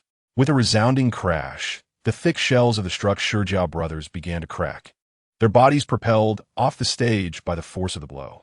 As the dust settled, the crowd finally grasped the dire situation. The Shijiao brothers, known for their defense, could not withstand even a single strike from Li and now lay unconscious, a sight deeply etched in Mubai's mind. Overwhelmed by worry and panic, he could no longer restrain himself and stood to rush towards the stage. He was not a student of the Royal Academy. He had already surrendered to fate, and the school rules meant nothing to him. However, just as he took a few steps, someone grabbed him. Turning around, he found himself distanced from the arena, atop a nearby building, held back by Senior Qin, who had made his first appearance in his life. Fortunately, the audience was captivated by the dramatic events on the stage, and none noticed the trio's disappearance. From his elevated position, Mubai, who should have been fighting, merely shook off Qin's restraining hand, his expression conflicted. From his memories of a past life, he knew that this person bore no ill intentions towards them. In fact, he would risk his life to protect his students, displaying a rare loyalty. Yet, he could not comprehend why, at such a critical moment, he would not lend assistance but instead restrain him from helping, simply because the person taking action was a member of the Royal Academy as faculty. A torrent of confusion enveloped him until it was clarified upon Flanders' arrival. "What is happening?" "Xiaoming?" Qin hastily performed a respectful bow, approaching him with a heavy gaze fixed on the three standing on the stage. The events traced back to the previous noon. After the four had gathered to leave the high platform, a student suddenly appeared before them. "Greetings, esteemed faculty and teacher Qin. I wish to join the Tianji class in tomorrow's match." The four, taken aback, immediately rejected the request without a second thought. "No, this is a match between the elite class and the Tianji class. What business does a soul master from the Tiando class have here?" Unfazed by their rejection, Li stood up with the registration form in hand. He would not have dared to confront the faculty and elite class teachers without preparation. Ignoring Qin, Li fixed his gaze on the three committee members. "Surely, you do not believe that with Xiaoxi's combat experience, the Tianji class stand a chance against her? Or is it that this friendly match is merely a FA to showcase the elite class's prowess?" Seeing him focus solely on Xiaoxi, the three committee members exchanged puzzled glances. While they too sensed something unusual about her performance, how could she alone contend with the Tianji class? Preposterous. The academy has rules, and students from the Tiando class are absolutely forbidden from joining the Tianji class S matches. That is the academy's regulation, and any attempts to undermine the Tianji class are utterly absurd. As his words lingered, Li stepped forward undeterred. "If there is no intention to undermine the Tianji class, then why do you refuse my participation?" Xiaoxi's second spirit skill, matched against a soul master of similar power, is a formidable presence. I can better gauge the elite class's strength and uncover what Xiaoxi is concealing. Her escape from my mother, a soul king, is no feat of an ordinary supporter. Regarding the committee's claims that the Tiando class could not participate, he was already prepared. "I have met the graduation standards of the Royal Academy. I shall apply for graduation now. By tomorrow's match, my graduation notice shall be issued." Upon hearing his confident assertions and the committee's questioning expressions, Qin realized the gravity of the situation. Without daring to hesitate, he immediately spoke up for the elite class. This is not appropriate, committee members. Those 8 children are merely great soul masters. How can they face a soul master? Unexpectedly, as soon as he spoke, Ji Li's tone grew increasingly assertive. Why can they not face a soul master? Are you afraid they will be harmed? Or does Teacher Qin know something we do not? Are you trying to shield your students? Enough. Before Ji Li could finish, the committee members interjected, their expressions darkening. They could tolerate minor rivalries among students. But this student's behavior was undeniably disrespectful. We will consider this matter. You may leave for now. However, Ji Li had come this far. He had even applied for his graduation certificate, and he was not one to give up easily. Committee members, I understand your concerns. Rest assured, I only wish to defend my younger sister's honor. I would never harm my fellow students. Moreover, I have inquired and found that the soul masters of level 45 are currently on missions elsewhere. No one is more suited than I. This series of arguments caused the committee's expressions to soften slightly. By the end, the 3 committee members exchanged glances and ultimately nodded. Indeed, the essence of the match lay in the balance of power, but they reminded him to avoid deliberate harm on the stage. Thus concluded Chapter 51, The Revelation of Twin Martial Souls. Dean, you must have surmised that Xiaoxi possesses a twin martial soul. The purpose of inviting you here is to hope that after her martial soul is revealed, you can take her to Shrek. If circumstances take a turn and she manages to persist in this competition without resorting to her other martial soul, I will respect her decision regarding her future. Upon hearing this, Mubai fell silent, stepping forward to sit quietly at the edge of the tall building, gazing at the arena. In the competition, after the Shurja brothers were swept off the stage, Osro and Yu Feng followed suit. Witnessing the dire state of the 4 who had been eliminated, Yin Xiaoxi urged the 3 behind her once more. The main target is me. I will draw his attention. You 3 take Yanyan and leave. Yanyan, mentioned in this plan, immediately expressed her discontent, placing her hands on her hips and stepping forward. Where do you think you're going? I have a grudge against his sister. And you're caught up in this too. It's too late now. You can't shake me off.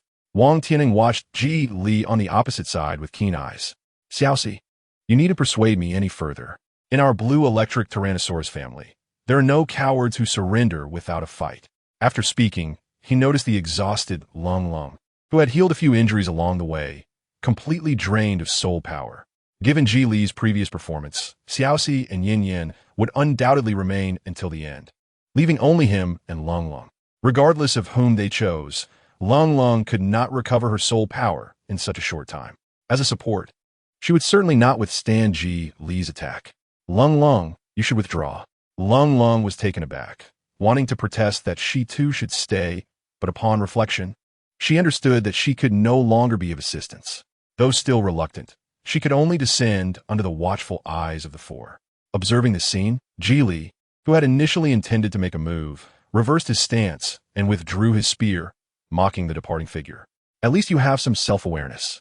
His gaze then fell upon Yin Xiaoxi and Yanyan. Noticing Wang Tianheng standing protectively in front of them, his eyes turned icy. Are you sure you won't go down yourself? This is your last chance. If you don't, I can't guarantee you won't lose limbs. Enough of your nonsense. Wang Tianheng, entirely unfazed by his threats, gathered his strength, and with a flash of his soul ring, he surged towards Ji Li with his Thunder Dragon Claw. Ji Li snorted coldly, no longer holding back against Wang Tianheng's repeated provocations, meeting his attack with a spear. The clash of their martial souls caused the arena to tremble. Standing at the edge, Yin Xiaoxi noticed that Yin Yan's gaze was fixed on Wang Tianheng, and seizing the moment, she pushed Yin Yan towards the edge of the stage. She had promised the old man not to let Yin Yan get hurt. Her only virtue was her unwavering commitment to her words. Just as Yin Xiaoxi believed she had successfully pushed Yin Yan off the stage, she turned to find only Wang Tianheng standing in the center, with Ji Li nowhere in sight. No! The next moment, a scream erupted from behind her. A gust of wind swept past her ear, and Yin Xiaoxi's pupils froze upon seeing Yin sprawled on the stage. Above the platform, Ji Li floated ominously, his voice echoing like a death knell from the depths of the abyss. Did I give you permission to leave? With his spear in hand, he sneered down at the fallen Yanyan. Dare to disobey? Then I shall ensure you remain here forever. With a forceful twist of his wrist, Ji Li shot towards Yanyan, the spear's sharp tip gleaming ominously, threatening to blind Yin Xiaoxi. At that moment, She could no longer concern herself with concealment. Her tail appeared, and both her netherworld and void abilities activated simultaneously. The crowd witnessed a sudden emergence of a yellow soul ring around her, and as the ring shimmered, her figure vanished from sight. In the next instant, 9 shadowy figures, imbued with a sense of lethal intent, surged towards the plummeting Ji Li like lightning. Feeling the impending threat, Ji Li was compelled to alter his trajectory, his gaze locking onto Xiaoxi as he thrust his spear towards her heart. Yet, the figure he aimed at suddenly dissipated. Just as confusion crossed his mind, a sharp pain struck his back. All 8 of Xiaoxi's attacks landed squarely upon him. The sound of blood droplets hitting the silent ground echoed in everyone's ears. The committee members atop the platform watched in disbelief as Xiaoxi's martial soul revealed itself behind her. The Phantom King Cat. It is indeed the Phantom King Cat. The once silent arena erupted with chaos as Ji Li burst into maniacal laughter, causing the bewildered crowd to exclaim in shock. What the hell is that? A martial soul? Are you out of your mind? Wasn't she a support-type martial soul? What is happening? Is this world truly bizarre? Or am I still dreaming? Dual martial souls. That is a dual martial soul. I knew something was off about Xiaoxi, which good family support trains daily in the simulation arena. How did I not notice? No. I used to be in the same class as her and never even suspected. Don't just blame yourself. Look at her opponent. Even he seems stunned. Chapter 52. Where's the fish?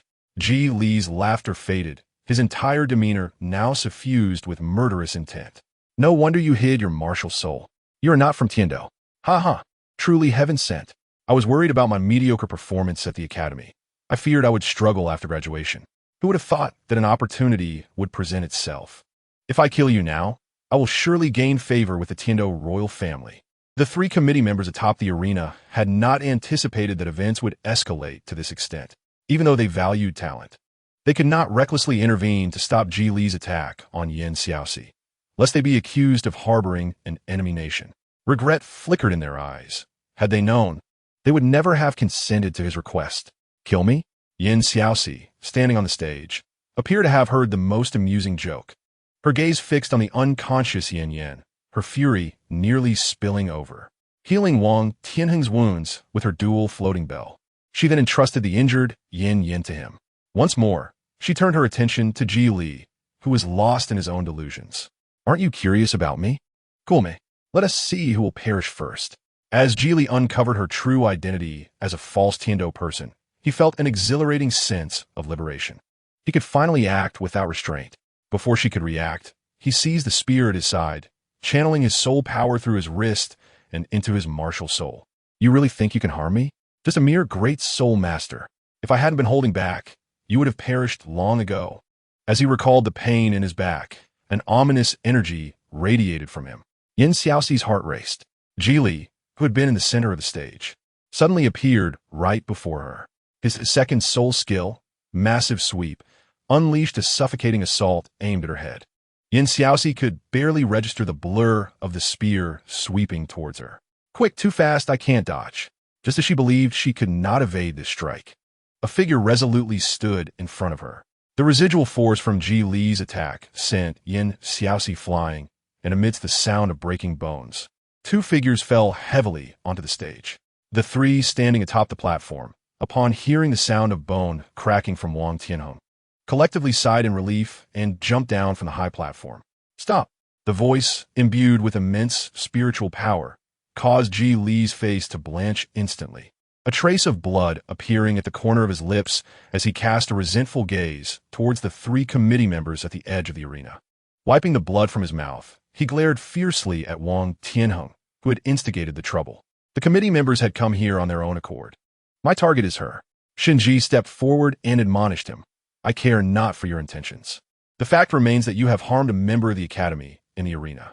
Seeing the committee members resolutely protect the 2 individuals, Ji Li's bloodied teeth nearly crumbled as he sank to his knees. I beseech the committee to pardon the disrespect shown by this student. The person before us must not be allowed to leave Tiando. Otherwise, it would spell disaster. At these words, the surrounding students exchanged glances, rising together in agreement. Indeed, she must not be allowed to depart.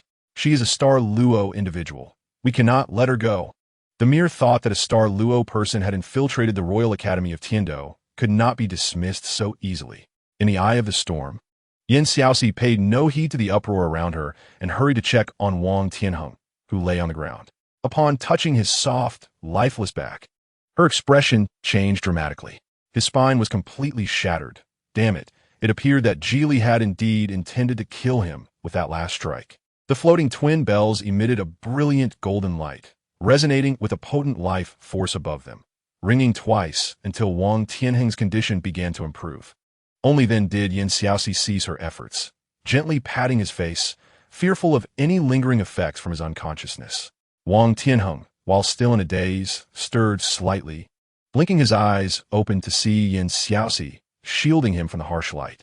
Sunlight bathed her in warmth, rendering her exceptionally gentle, and for a moment, he was entranced. Observing his expression, Xiaoxi thought, "Oh no, he can't be truly daft." She quickly raised a finger before him. "Are you all right? Can you see how many fingers I'm holding up?" Wang Tianheng swatted away her hand, declaring, "I'm fine." He attempted to rise, and Xiaoxi was quick to assist him. "It's good that you're okay. As long as you're fine, there's nothing to worry about." Hearing her muttering, Wang Tianheng turned to see her nearly flawless face, a hint of pink illuminating her cheeks, causing his own ears to flush crimson. He feigned composure and nodded, "I'm fine."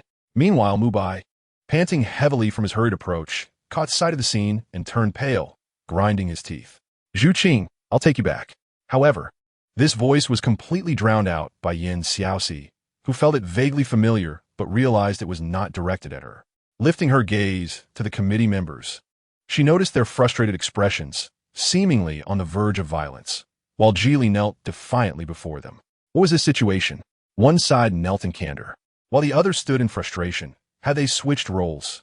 Suddenly, a commotion erupted from below, and Xiaoxi turned to Si Qin, who had been absent for a day, now standing at the foot of the stage, regarding her with an indulgent expression. For reasons unknown, the previously composed Xiaoxi felt a wave of grievance swell within her. Had it not been for the circumstances, she might have rushed into his embrace, realizing only then how tall he appeared. Feeling the weight of her tearful gaze, Qin cleared his throat awkwardly and stepped aside, revealing Flinder behind him. Xiaoxi exclaimed, "I knew it. He hasn't been around all day, and here he is, catching up." This teacher was utterly unreliable. The three committee members, also noticing Flinder, could surmise the situation without further explanation. They had not expected Qin to be so thorough. Conversely, Qin's level of trust in him was far less than that of his alma mater. Had they arrived a little earlier, they would have gladly entrusted Xiaoxi to them. But now, with the situation under control, they were unwilling to relinquish such a talent. Even if she was from Star Luo, they nodded towards Flinder. "Is there a matter regarding your esteemed academy here at our Royal Academy?" Mubai, unnoticed until now, had positioned himself beside Flinder and stepped forward, raising his chin defiantly. "I've come to retrieve my princess. Do you have any objections?" Flinder, hearing this, twitched his lips while casting a glance at the now flushed Xiaoxi. "Young man, you discard her at a moment's notice and now claim her back. Who do you think will suffer for your inconsistency?" Indeed, if glares could kill, Xiaoxi would have reduced Mubai to mere shreds.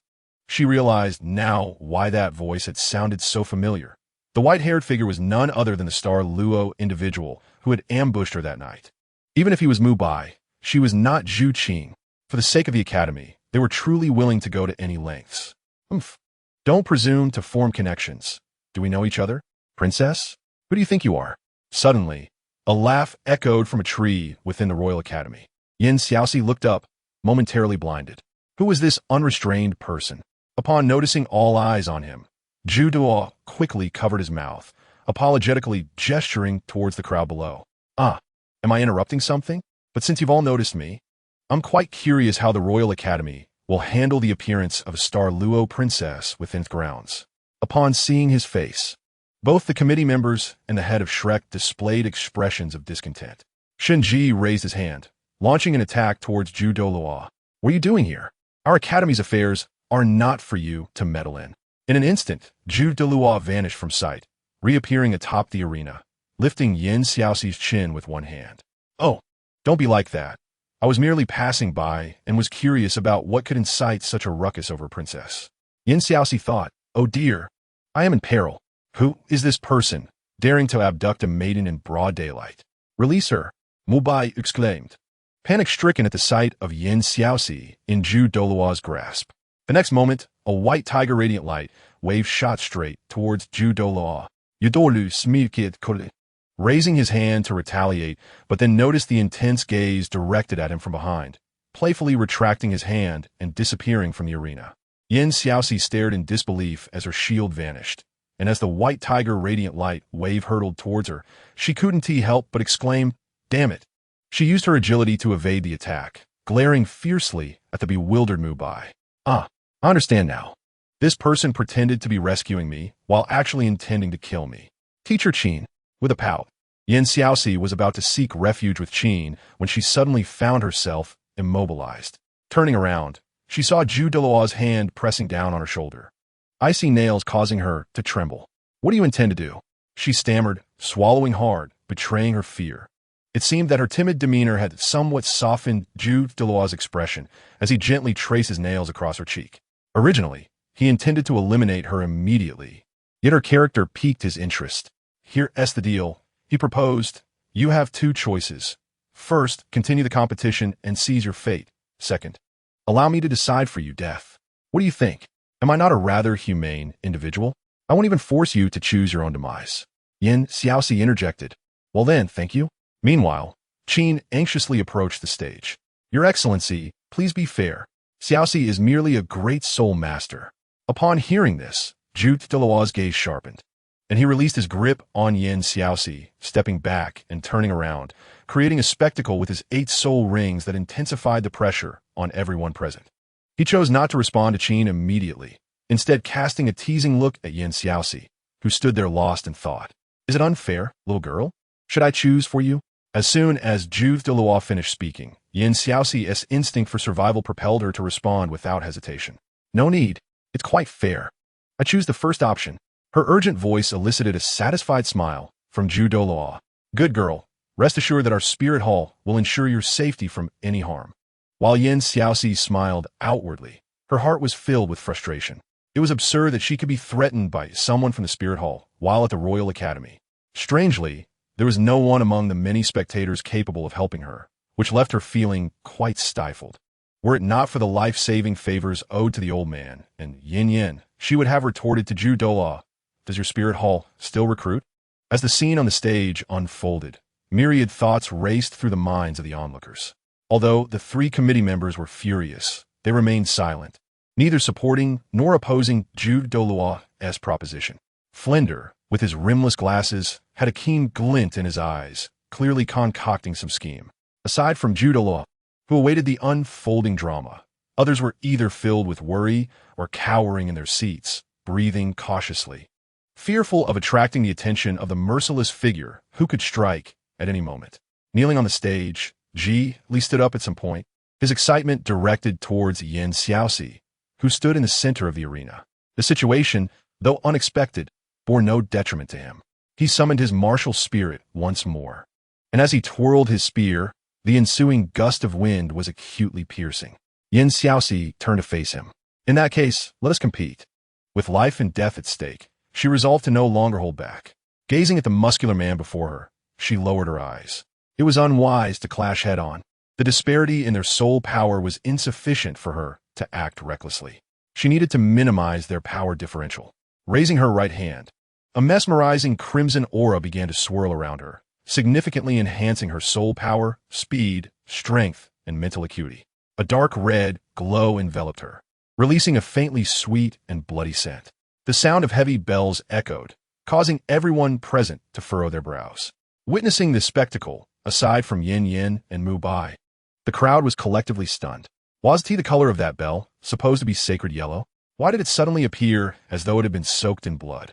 From a stand behind Xiaoxi, Wang Tianheng observed Yan's worried expression, which seemed unfazed. He gazed at the figure on the stage, his eyes clouded with gloom. Had he never truly entered her world? Chapter 54. Intermission. At this moment, Li stood with his hands raised before him, preventing the thick red light from encroaching. As he sensed his soul power gradually depleting from his palms, his 4 soul rings activated, dispelling the crimson glow. He moved his spear, locking his gaze onto her. You truly are full of surprises. But this is where it ends. Seeing Ji Li's movement, Xiaoxi, who had been prepared, swiftly activated the second soul ring of her dual floating bells. A flash of red light enveloped her. Despite Ji Li's momentarily vanished presence, he remained undeterred, standing his ground, yet he did not launch an attack. Noticing his reluctance to strike, Xiaoxi raised her gaze towards the rapidly spinning afterimage, deep in thought.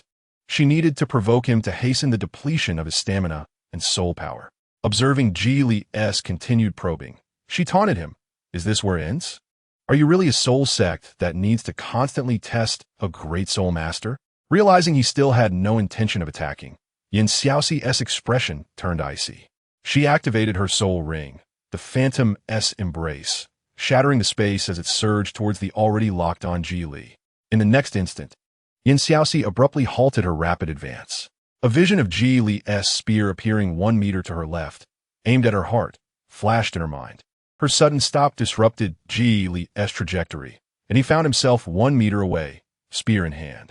With a smirk, Xiaoxi crossed her arms and regarded him. Oh, so you finally dare to show yourself? I thought you were merely a rat hiding in a gutter, avoiding the light. Taken aback by her sudden halt, Ji Li gritted his teeth, his irritation flaring. Who are you calling a rat? You're a finished Douluo person. Hearing this, Xiaoxi burst into laughter, waving her hand. Big brother, if it weren't for that martial spirit in your hand, I would have thought your words were just a joke. Anyone can talk big. Before she could finish her mockery, Ji Li, now devoid of reason, had veins bulging from his forehead. The next moment, Xiaoxi envisioned him unleashing his first soul skill against her. Seeing this, she paused for only a moment before continuing. What kind of drugs is your soul sect on? So weak? And you dare speak of avenging your sister? As Ji Li brushed past her, his spear barely missing her, Xiaoxi's derisive voice seemed to echo in his ears. Does your sister know that the brother she relies on is nothing but a decorative pillow, utterly devoid of lethality? Instantly, bloodshot veins began to creep into Ji Li's eyes. He turned, his gaze twisted like a demon as he gripped his wrist and neck. His face contorted with madness. You dare speak of my sister? You truly seek death. Today, I shall fulfill you. In an instant, dark clouds gathered overhead, accompanied by flashes of lightning. His spear rose into the air, crackling as if receiving divine judgment, with serpentine bolts of electricity coiling around it. Like a god reborn from refinement, his presence was overwhelming. With this declaration, the lightning in the sky grew increasingly menacing. Fourth soul skill, Heaven S Wrath. Xiaoxi's complexion turned pale. A wide area attack. As the spear descended with the force of a raging storm, she rapidly calculated her escape. Yet there was no option. This strike was akin to an inescapable net. As the spear fell, the electric serpents split into 9, each targeting a different direction, their currents rivaling high voltage, ultimately enveloping the entire arena. In that moment, the arena would be devoid of any living soul. As the spear was about to descend, Xiaoxi's eyes brimmed with madness. She turned and sprinted toward a tree branch where the instigator of this arena, Douluo, sat. Witnessing the overwhelming spectacle on the stage, the audience, paralyzed by fear, could not suppress their gasps upon noticing Xiaoxi's escape. Was she truly seeking her demise by running towards him? Even Douluo, observing the little girl rushing towards him, was taken aback, his keen eyes catching sight of the impending electric serpent aimed at her. Instinctively, he reached out to shield her. Realizing what he had just done, Douluo felt a twinge of disbelief. However, being one who acted on impulse, he dismissed the thought, narrowing his eyes and stating calmly, "You have lost." Having just arrived and feeling relieved, Xiaoxi's heart sank once more as she sensed the murderous aura emanating from Douluo. She defiantly met his gaze. "I have not." Recognizing her stubbornness, Douluo found himself inexplicably amused. "Oh, not at all. How intriguing that one could take such a break during halftime." At his words, Xiaoxi's face flushed. Her hands clenched the fabric of her clothing, her gaze drifting to the destruction wrought by Ji Li's fourth soul skill on the arena. With newfound confidence, she pointed accusingly at Ji Li in the center of the stage. He broke the rules first. He cannot use his fourth soul skill in this match. Douluo, not entirely familiar with the match's rules, fixed a sharp gaze upon the man in the center of the arena. Is it as the little girl asserts? Ji, already tense under Zhu Douluo's scrutiny, panicked. No, you didn't specify that the previous rules still applied. Upon hearing this, Zhu Douluo, whose heart had already swayed, moved closer to Xiaoxi. Glancing at the three committee members whose faces darkened like coal, Zhu Douluo feigned a look of distress. Oh dear, it seems the Royal Academy's instruction leaves much to be desired. How do you propose we adjudicate this? The three committee members found themselves speechless. Recognizing Zhu Douluo's unusual leniency towards Xiaoxi, implying her life was spared, but Ji as committee members of the Royal Academy, they were reluctant to abandon any student. The stance of the Spirit Hall was clear. A resolution between the two combatants was necessary. Without considering Xiaoxi's safety, the three engaged in a brief discussion, ultimately casting a guilty glance at her before averting their eyes, fearful of seeing her disappointment. Since both have violated the rules, let it be considered a draw. Upon this declaration, Wang Tianheng immediately knelt down.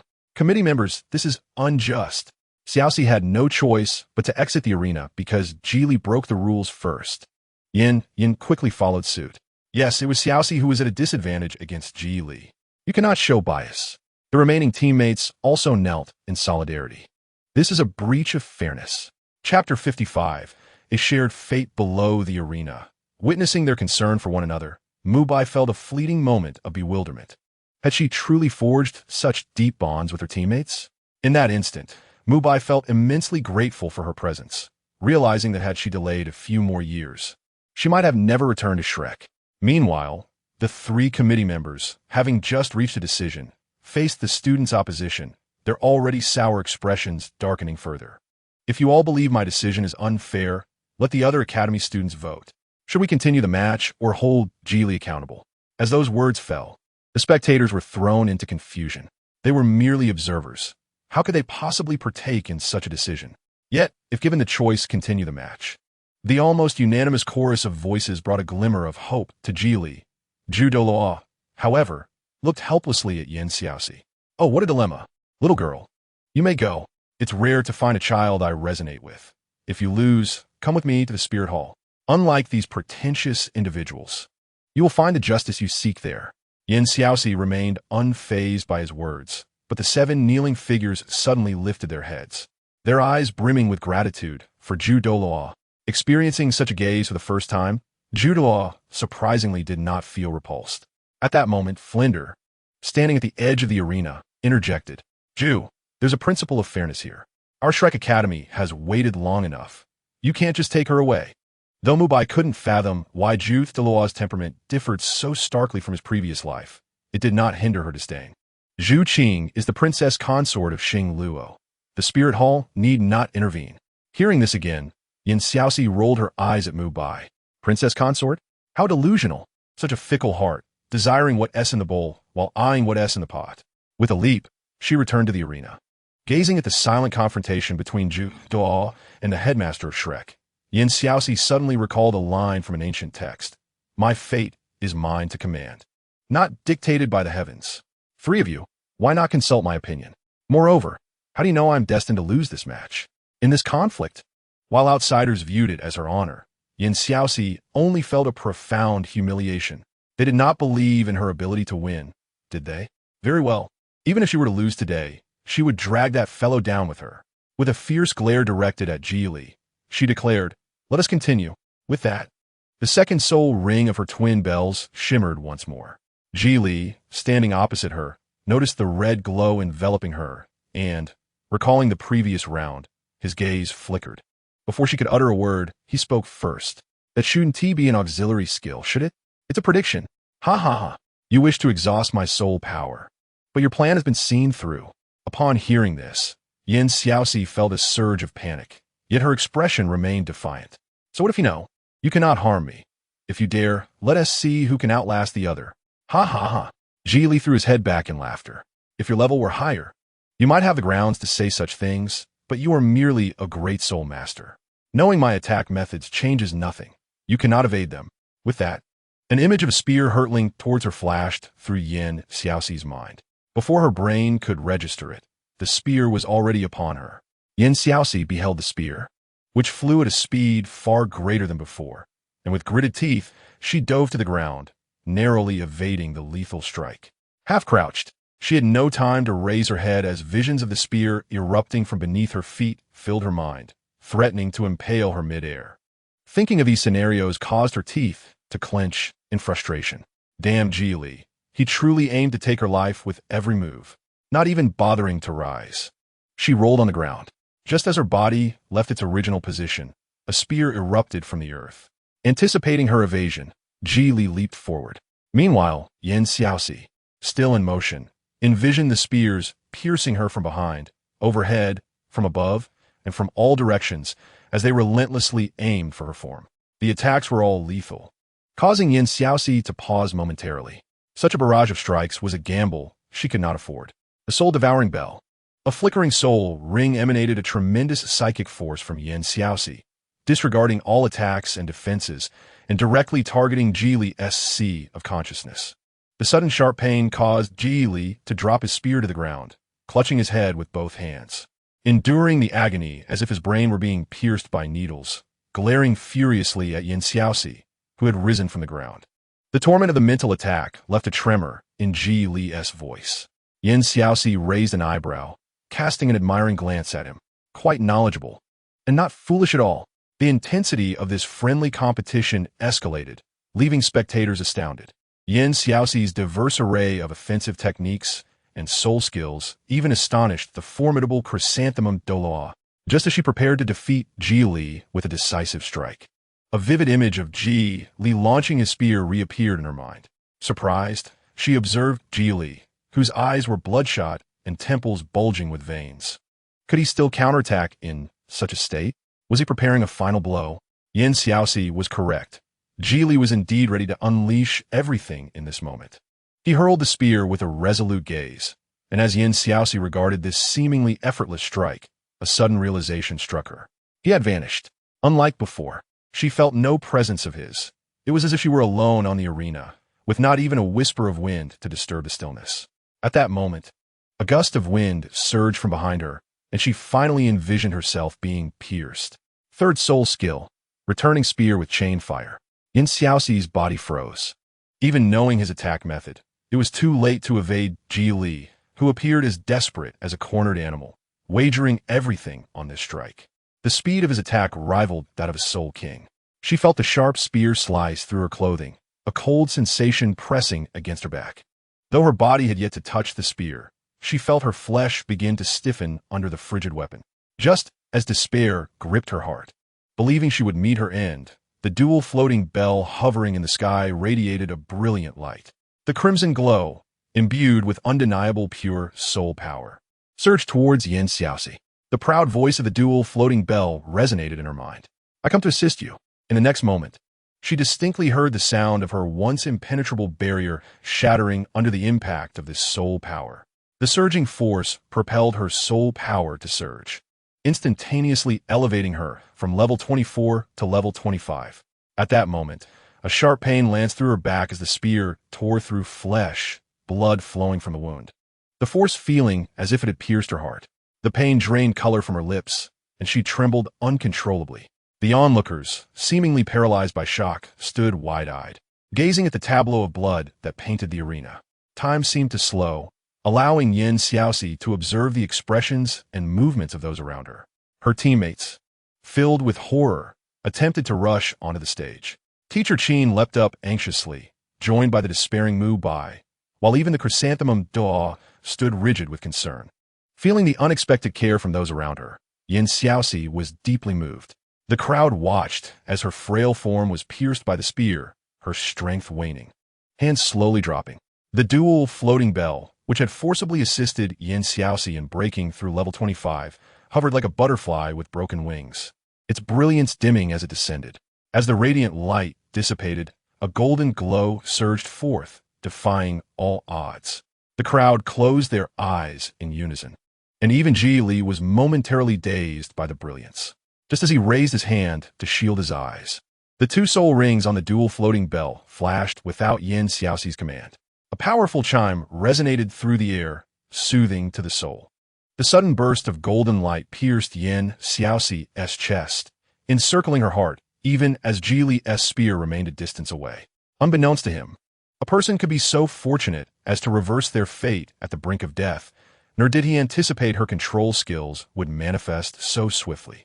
Just a fraction of a second, 0.01 seconds. Her heart was on the verge of being fully penetrated, and he was unwilling to accept it. A sharp pain suddenly pierced Li's chest, and he fell to the ground, eyes wide with disbelief, breathless. Behind him, a pedal crafted from dark iron was embedded in his heart. Xiaoxi's body had been restored by the dual floating bell, yet she still clutched her chest, drenched in sweat, collapsing onto the arena floor. She gazed at her tearful companions, a victorious smile gracing her lips. She had won, standing atop a tree. The chrysanthemum regarded her smile with a complex expression before vanishing from sight. As Xiaoxi lost consciousness, Mubai, in a frenzy, tightly embraced her, soul power flowing from his grasp along her back, nourishing the nearly extinguished dual floating bell within her. He recalled her other martial soul, the Three Paths lamp. How familiar it felt. The Three Paths lamp was a treasure she acquired in her past life in the divine realm. She had once told him they had become one, their spirits intertwined, capable of preserving her life in critical moments. But why did the eternal light, which illuminated the paths for all, appear in such a state now? What she encountered? Conflicted, Mubai continued to channel his soul power into her, until he sensed the dual floating bell within her stirring back to life. He gently lifted the unconscious Xiaoxi, but after taking just a few steps, he was intercepted by the elite class's 7 members. Wang Tianheng, leading the charge, gazed at him with palpable hostility. He sensed that this man was extraordinary, yet he also perceived that Xiaoxi regarded him as a stranger. "Where are you taking Xiaoxi?" Mubai, feeling a mix of anger and understanding towards Wang Tianheng's genuine concern for Xiaoxi, could only stew in frustration. She truly knew how to pick her rivals. With a cold gaze, he replied, "I'm taking my princess. What business is it of yours?" Were it not for the person in his arms, he would not have halted for these defeated foes. Under the intimidating glare from Mubai, Wang Tianheng found himself momentarily at a loss for words. Mubai's hongrote de minor infuriated Yanyan. This man was not only attempting to take Xiaoxi away, but also dared to intimidate the one she favored. With hands in his pockets, he strode ahead, asking, "Who are you? You claim that Xiaoxi is your princess consort, and so she is? Xiaoxi has mentioned that she only has me and grandfather as her family. Who do you think you are? Let go of me." As she spoke, she reached out to seize the opportunity. Observing her movements, Mubai's demeanor turned icy. As he scrutinized Yanyan from head to toe, "This child dares to compete with him for a wife. It is because of you that she is present at the Royal Academy and has sustained such grievous injuries." As he spoke, the aura belonging to the Soul King enveloped him, causing the 7 surrounding individuals to instinctively step back, clearing the path. Witnessing the scene, the members of the Royal Academy were left in shock. Has the world gone mad? A mere child of 10 has already attained the status of Soul King? Such power from the moment of birth is utterly unfathomable. Pushed aside and with a dagger thrust in her heart, Yanyan's eyes immediately filled with tears. Reflecting on the recent events, she regretted her stubborn insistence on bringing Xiaoxi to the academy. However, she could only scorn herself. How dare he speak of her? Her heart ached as she defiantly accused him. "You claim Xiaoxi is your princess consort. Who can prove that? And what right do you have to judge me? If it weren't for grandfather, Xiaoxi would have perished long ago. Where were you when she was grievously injured and on the brink of death? Now, you present yourself with such a sense of entitlement. Who do you think you are?" Upon hearing that she had nearly died, Mubai's heart sank, and his gaze darkened as he stared at Yanyan. Meeting her defiant eyes, he felt a sudden headache. Not wishing to say more, he passed by her, the pressure of the Soul King's aura rendering the 7 unable to take a single step forward. With a tender gaze fixed upon the person in his arms, he cast a glance at Yanyan, his voice low and solemn. "I will repay the favor of saving her life in the future, and she is not Xiaoxi, but Zhu Qing." Watching his retreating figure, Wang Tianheng clenched his fists tightly and suddenly knelt before the committee members. "Please do not expel Xiaoxi. Grant me one day, and I shall use the name of the Blue Electric Tyrannosaurus family to explain her situation to the Tiando royal family. This matter shall not implicate the Academy in any way." His resolute words fell upon the ears of the onlookers like a solemn vow, leaving them momentarily dazed. In the next moment, Yanyan also knelt. Rest assured, esteemed committee members, I too will guarantee this to the Tiando Empire in the name of the royal guest. We will not involve the Royal Academy in any way. The three committee members exchanged glances, their expressions complex as they looked at the passionate youth before them. With a deep sigh, they helped the two of them up. They did not wish for Xiaoxi to leave either. Unfortunately, judging from their inaction on the arena and the collective resistance of the Academy students, it seemed that the girl had already developed a rift with the Academy. To put it bluntly, in this competition, her favor towards the Spirit Hall was likely higher than theirs. The Royal Academy will not expel any student, but will respect each student's own wishes. Once she awakens, we shall hear her thoughts. Chapter 57. Do not disturb. When Xiaoxi regained consciousness, she discovered that she could not move her hands, leaving her quite perplexed. Did something happen while she was unconscious? Was she at risk of losing her limbs? She shuddered at the thought. Over the past 3 days, Mubai had vigilantly remained by her side, and upon sensing her movement, he quickly released her hand and hurried to pour her a glass of water. Zhu must be thirsty. Here, have some water. Before Xiaoxi could shake off her confusion about her regained mobility, a raspy, yet alluring voice filled her ears. She felt her body being gently propped up, a cool cup resting against her lips. Instinctively, she swallowed, the refreshing sensation washing away all other thoughts. Her eyes, which had been closed, fluttered open, squinting slightly at the brightness. As she felt the gentle hands carefully lay her back down, treating her like a precious treasure, she found it somewhat strange. Both of them were injured, yet why was her treatment so markedly different this time? Nevertheless, it felt quite good, slowly opening her hazy vision. She furrowed her brow upon seeing the broad figure at the table, glancing skeptically at the surrounding decorations. Everything seemed in order. This was her room. But why was this white-haired individual here? Who are you? Where is Yanyan? Her voice still carried the weakness and sleepiness of someone just awakening. Mubai froze, unable to suppress the pang in his heart upon hearing her address him as if he were a stranger. Even though he had learned of her amnesia through Yanyan over the past 3 days, a bittersweet sensation washed over him. Zhu, please do not be obstinate. I understand that you resent me for leaving you alone in Douluo, but I promise that was the last time. From now on, we shall never part again, all right? With that, Mubai grasped her hand once more, his eyes soft, as if soothing a child throwing a tantrum. Xiaoxi thought, what parting? She had merely wondered why she could not move her hands upon waking. It turned out she had been held captive by him.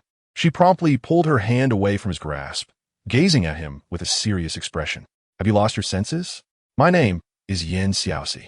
If your eyesight is poor, go get it treated. Do not mistake people without reason. Of course, she knew who Zhu was. She was one of the protagonists. But this was not merely a story about leveling up and fighting monsters. When did it turn into a tale of substitutes?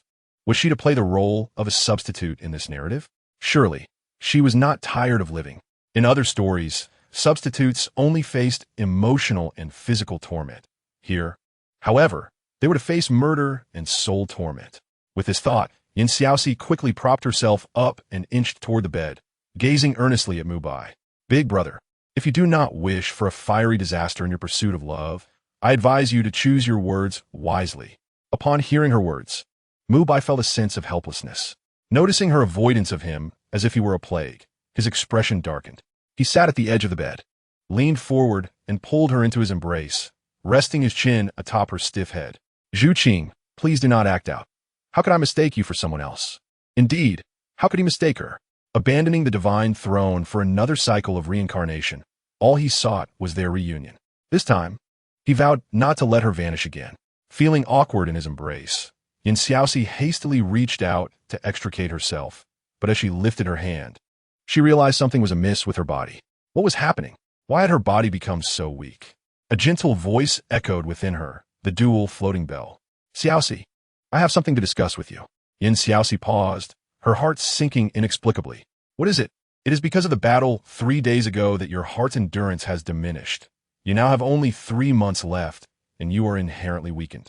Xiaoxi, dual floating bell, are you sure you're a product of this world? This seems rather advanced. The questioned dual floating bell chuckled sheepishly, leaving Xiaoxi feeling both exasperated and amused. Stop smiling foolishly, just speak. Well, I'm not entirely sure, but it seems I have always been with your soul. You can inquire with it. Many of my memories are incomplete. Regarding the it she referred to, Xiaoxi certainly knew, though she still found it somewhat perplexing. Are you not one entity? What about it?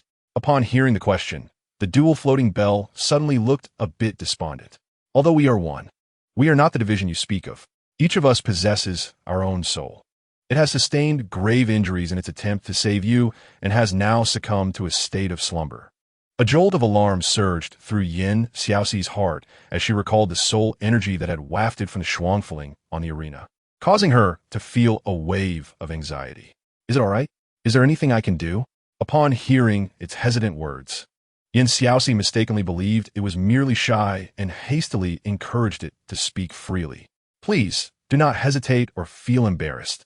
Just tell me what you need. Strangely, a hint of pink appeared on the golden Shuangfeling, which floated awkwardly in the air. It is not shyness. Rather, I am uncertain about the course of action.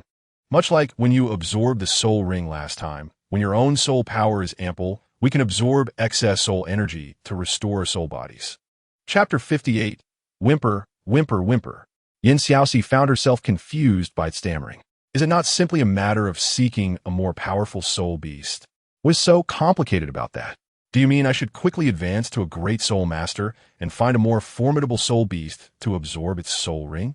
No, the Shuangfeling vehemently countered, twisting once more. That is not it. While we are indeed one entity, we possess two distinct attributes, making the criteria for selecting a soul ring exceedingly stringent. Typically, it is the other that lures the soul beasts, and I have yet to carry out this process myself. Furthermore, I am unaware of what requirements it may have for the next soul beast. Upon hearing this, Xiaoxi fell silent. No wonder she felt that the soul beast she absorbed each time seemed rather peculiar, each one an anomaly. Never mind. I still have some time before I can break through to a great soul master. If it has not awakened by then, you may take charge of the operation. After all, it is merely the third soul ring. Allowing it to practice a bit is fine, as long as it does not jeopardize my subsequent soul rings. The Shuangfeling, aware of her thoughts, thought to itself, how could it have known her tongue was so sharp before? Knock, knock. At that moment, a gentle knock was heard at the door. Xiaoxi snapped back to reality, realizing she had been conversing with the Shuangfeling in Mubai's embrace for quite some time. She hastily flailed to extricate herself from him. With the sudden absence of her presence, Mubai gazed at the door that interrupted his hold on his wife, irritation evident in his mismatched eyes as he reluctantly stood up. Upon opening the door, a small purple head came into view, nervously peering inside. Who else could be so oblivious but Yanyan? With a cold expression, Mubai pushed the small head back, leaving the door ajar without any intention of inviting Yanyan in for a visit. Is there something you need? Hearing his brusque tone, Xiaoxi, still blushing while seated on the bed, curiously inquired, who is it?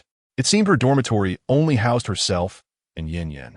However, given Yanyan's carefree nature, the cautious individual outside could not possibly be her. To her surprise, upon hearing her voice, Yanyan, who had initially appeared like a scorned little wife, instantly regained her confidence. Ignoring the imposing Mubai at the door, Yanyan squeezed her way inside through the narrow opening. Xiaoxi, not wanting to worsen the situation, loosened her grip to allow Yanyan entry. However, as soon as Yanyan spotted her, tears welled up in her eyes, and before Mubai could close the door, the girl began to wail heart-wrenchingly. Wow, Xiaoxi, you finally woke up. Sitting on the bed, Xiaoxi was momentarily stunned, gazing at the pitiful Yanyan rushing towards her, and she quickly reached out to embrace her, feeling a tightness in her heart. Why is it that every time she gets hurt, Yan is always the first to come seeking comfort, shedding tears instead of receiving consolation herself? Gently wiping away Yan's tears, Xiaoxi was uncertain as to why the girl seemed particularly aggrieved this time, her tears flowing like an unbridled faucet that could not be stemmed. All right, no more crying. See, I am fine. Who has bullied our Yanyan? Mubai, standing by the door and already displeased by their intimate posture, felt a surge of protectiveness upon hearing this question. He quickly stepped forward, dutifully comforting Yanyan. Yes, who, before he could finish, Yanyan, still nestled in Xiaoxi's embrace, darted out and began furiously wiping her tears with her hands. Wow, Xiaoxi, you have to stand up for me. It's this guy. Ever since you fell unconscious, he has been occupying your room, and he wouldn't even let me in to see you. He even threatened me with his martial soul. Woo-woo. The loud cries made it seem as though something terrible had happened to her. Xiaoxi shot a reproachful glare at the somewhat flustered Mubai and climbed out of bed. All right, stop crying. He simply mistook you for someone else. At this, Yanyan blinked in surprise, her tears ceasing momentarily. Really? Was it a mistake? Does that mean you won't go to Shrek or leave me? As she spoke, her red nose sniffled intermittently, evoking a sense of tenderness in Xiaoxi, who affectionately stroked her hair. Be good, Yanyan. I don't know him. Before she could finish her sentence, she was startled into silence by a hand that had unexpectedly appeared around her waist. Mubai had instantaneously moved behind Xiaoxi, firmly embracing her from behind, his eyes conveying a message of dismissal towards Yanyan. Do not entertain any misconceptions. I did not mistake anyone. She will not remain here. Zhu Qing has only temporarily forgotten her past, but she will remember in due time. With that, he nuzzled his head against her shoulder, his affection evident. Instantly, Xiaoxi's expression shattered, her entire demeanor radiating desperation. Seeking assistance, she thought, what should one do when a once mighty tiger stubbornly turns itself into a lapdog? Gritting her teeth, Xiaoxi raised her hand and pushed his head away from her shoulder, casting an awkward glance at Yanyan. Although Mubai's words were not entirely accurate, there was a grain of truth within them. She did not intend to stay here. It was not that she did not wish to accompany Yanyan, but after the events of the arena, her identity as a Star Luo individual had been exposed. How could she, as a Star Luo person, find a foothold in the prestigious Royal Academy of Heaven Do? Understanding her expression, the tears that had just ceased flowing from Yanyan's eyes began to fall once more. So, Xiaoxi, you were still going to leave? Attempting to step forward, she was restrained by the hand around her waist. Xiaoxi, unable to contain her anger, forcefully shook off the hand and walked toward Yanyan. All right, no more tears. Parting is merely a prelude to a better reunion. Besides, I actually want to ask, Yanyan, what are your thoughts regarding the Spirit Hall? Yanyan's expression paused momentarily before breaking into a grin. Oh dear, someone else's plans are about to be dashed. Although I do not particularly favor the Spirit Hall, it is certainly preferable to that despicable being. In a flurry, she nodded vigorously, directly voicing her grandfather's stance. Do not worry, Xiaoxi. Although my grandfather is a guest elder of the Heaven Do royal family, his relationship with the Spirit Hall is not particularly hostile. Furthermore, he knows you are his adopted daughter, and the Spirit Hall will surely welcome you with open arms. Instantly, Xiaoxi began to ponder. Joining the Spirit Hall was indeed a splendid choice, but how should she go about it? If she simply approached them directly, she would undoubtedly be relegated to a subordinate role. She needed someone with authority to guide her in. Yanyan, do you know how to contact the Douluo? Upon the utterance of those words, Yanyan found herself thoroughly perplexed. Primarily, it was about the esteemed Zhu Duo, who, despite his usual lack of engagement, was nonetheless a being of great renown, akin to her grandfather. Regardless of how unassuming he might seem, he was still a titled Douluo. Aside from his summons by the Spirit Hall, his whereabouts at other times remained a mystery. The two exchanged thoughts, meandering from discussions about the Spirit Hall to the Element Academy, and then to various sects, completely disregarding the existence of Shrek Academy. It was hardly surprising that she overlooked Shrek. As she had initially stated, her journey to Shrek was akin to marching towards her own demise as a mere pawn. Furthermore, with the recent emergence of a substitute theme, venturing to that academy was even less appealing.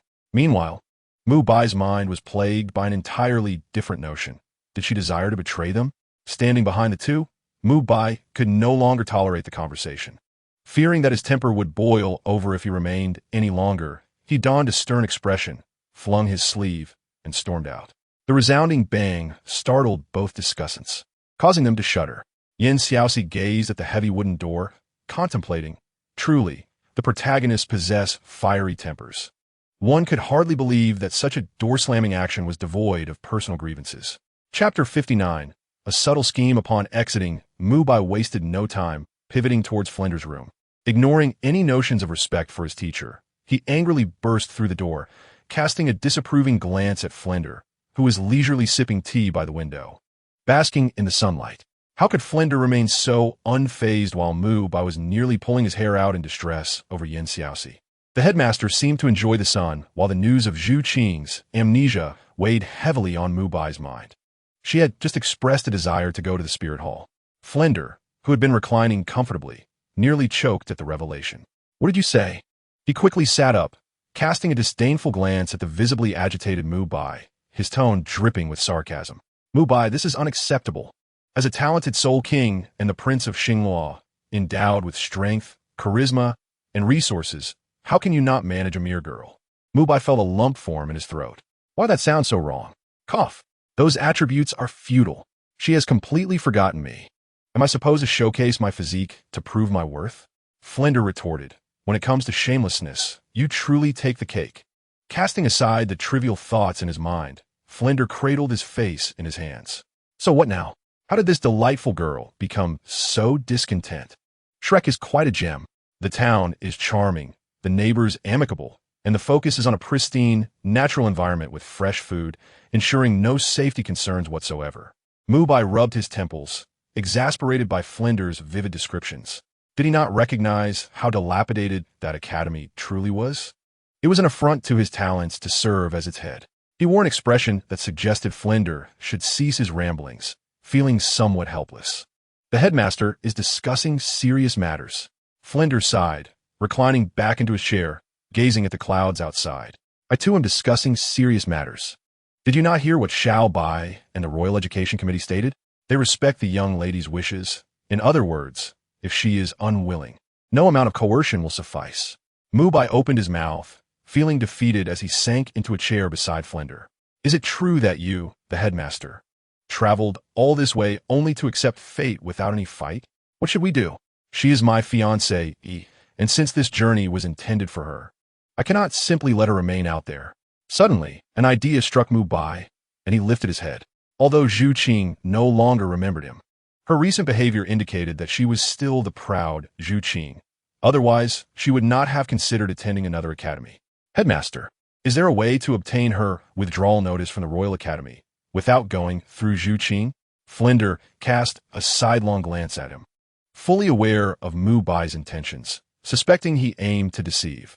Nevertheless, this was precisely what Flender desired. The two cunning individuals exchanged knowing glances, smirking as they began to act separately. Within just a couple of days, Flender, leveraging Mubai's reputation as a prodigious student, extolled Shrek Academy to such heights that it appeared as if attending would render the pursuit of knowledge as effortless as eating and drinking. Upon hearing such rumors, the Royal Academy, fearful that hesitation might cost them Xiaoxi, personally delivered her withdrawal notice to Flender on the morning of the third day. Upon receiving the news, Mubai rushed out. As the Royal Academy's committee members departed, he flung open Flender's door. "Headmaster, is it in hand?" Flender, grinning at Mubai's hurried demeanor, triumphantly held up the notice. "Your headmaster has taken action. There will be no unexpected turns." Mubai hastily snatched the notice from Flender's hand, pointing a finger at him. "This time, I'll let it slide, but do not use my name for boasting in the future." He was not entirely oblivious to the recent events. Although he had yet to meet Bai Bixi, he feared that excessive visibility might complicate his refusal of the spear hall. Flender watched as Mubai hurriedly departed, muttering under his breath, "That little rascal truly forgets his roots."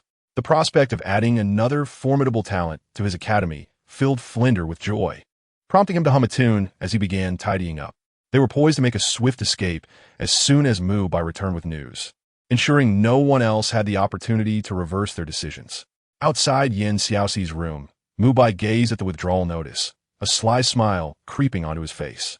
"Zhu Qing, you should obediently come with me."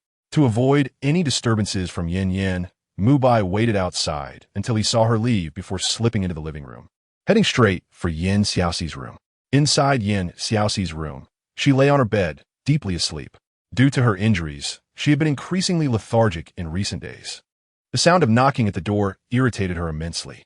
Although she could ordinarily ignore all noises, for some inexplicable reason, this particular knocking was impossible to overlook. Frustrated, she ruffled her hair and yelled towards the door, "Stop knocking. The door isn't locked." The visitor was clearly not Yanyan, who was well aware of her condition and would never knock. Overjoyed at the prospect of seeing her, Mubai, standing at the door, felt disheartened as he raised his hand, only to have it fall limply to the doorknob, twisting it open. Upon seeing Yin Xiaoxi, still in a sleepy haze, he felt a wave of embarrassment wash over him. Chapter 60, Academy Notification. Zhu Qing. I didn't know. Had he known she was still resting, he would never have interrupted her. At the mere mention of Zhu Qing, Yin Xiaoxi, who had been hiding under her covers, shot upright in bed. Her hand raised to silence his impending words. Let's stick to the matter at hand. And I am not Zhu Qing. I am Yin Xiaoxi. Call me Zhu Qing again, and I swear I'll smack you. Day after day, the incessant reference to Zhu Qing drove her to the brink of madness. Standing awkwardly, Mubai remained silent for a moment, fully aware that he could not overpower her, yet he begrudgingly nodded in agreement. With a dry tone, he said, Yuan Xiaoxi is just Yuan Xiaoxi. As long as I can get her to leave, a name is merely a title. The ninja turtle, Mubai, fearing that she might grow impatient waiting, quickly produced a freshly minted expulsion notice from his pocket and handed it over. Xiaoxi, I'm here to deliver something today. As Yuan Xiaoxi puzzled over what could possibly be delivered by a student not affiliated with the Royal Academy, the 5 bold characters of the expulsion notice came into view. The excitement Mubai had felt upon seeing this notice was now matched by Yuan Xiaoxi's disbelief.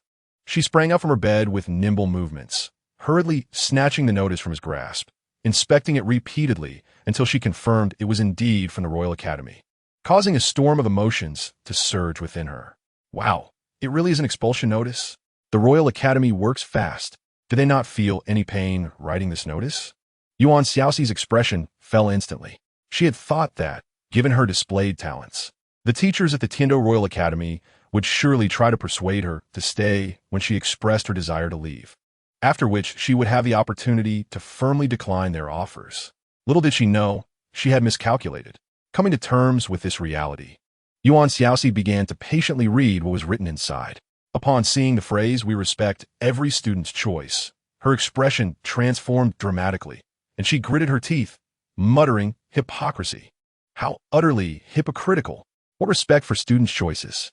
It was all mere nonsense. The notice was already issued, and not a single person had approached her to discuss giving her a chance to refuse the Royal Academy.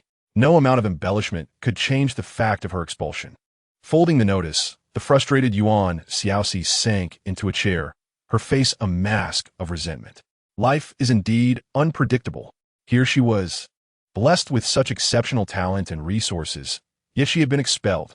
Mubai, standing before her and witnessing her bewildered expression, struggled to suppress a smile.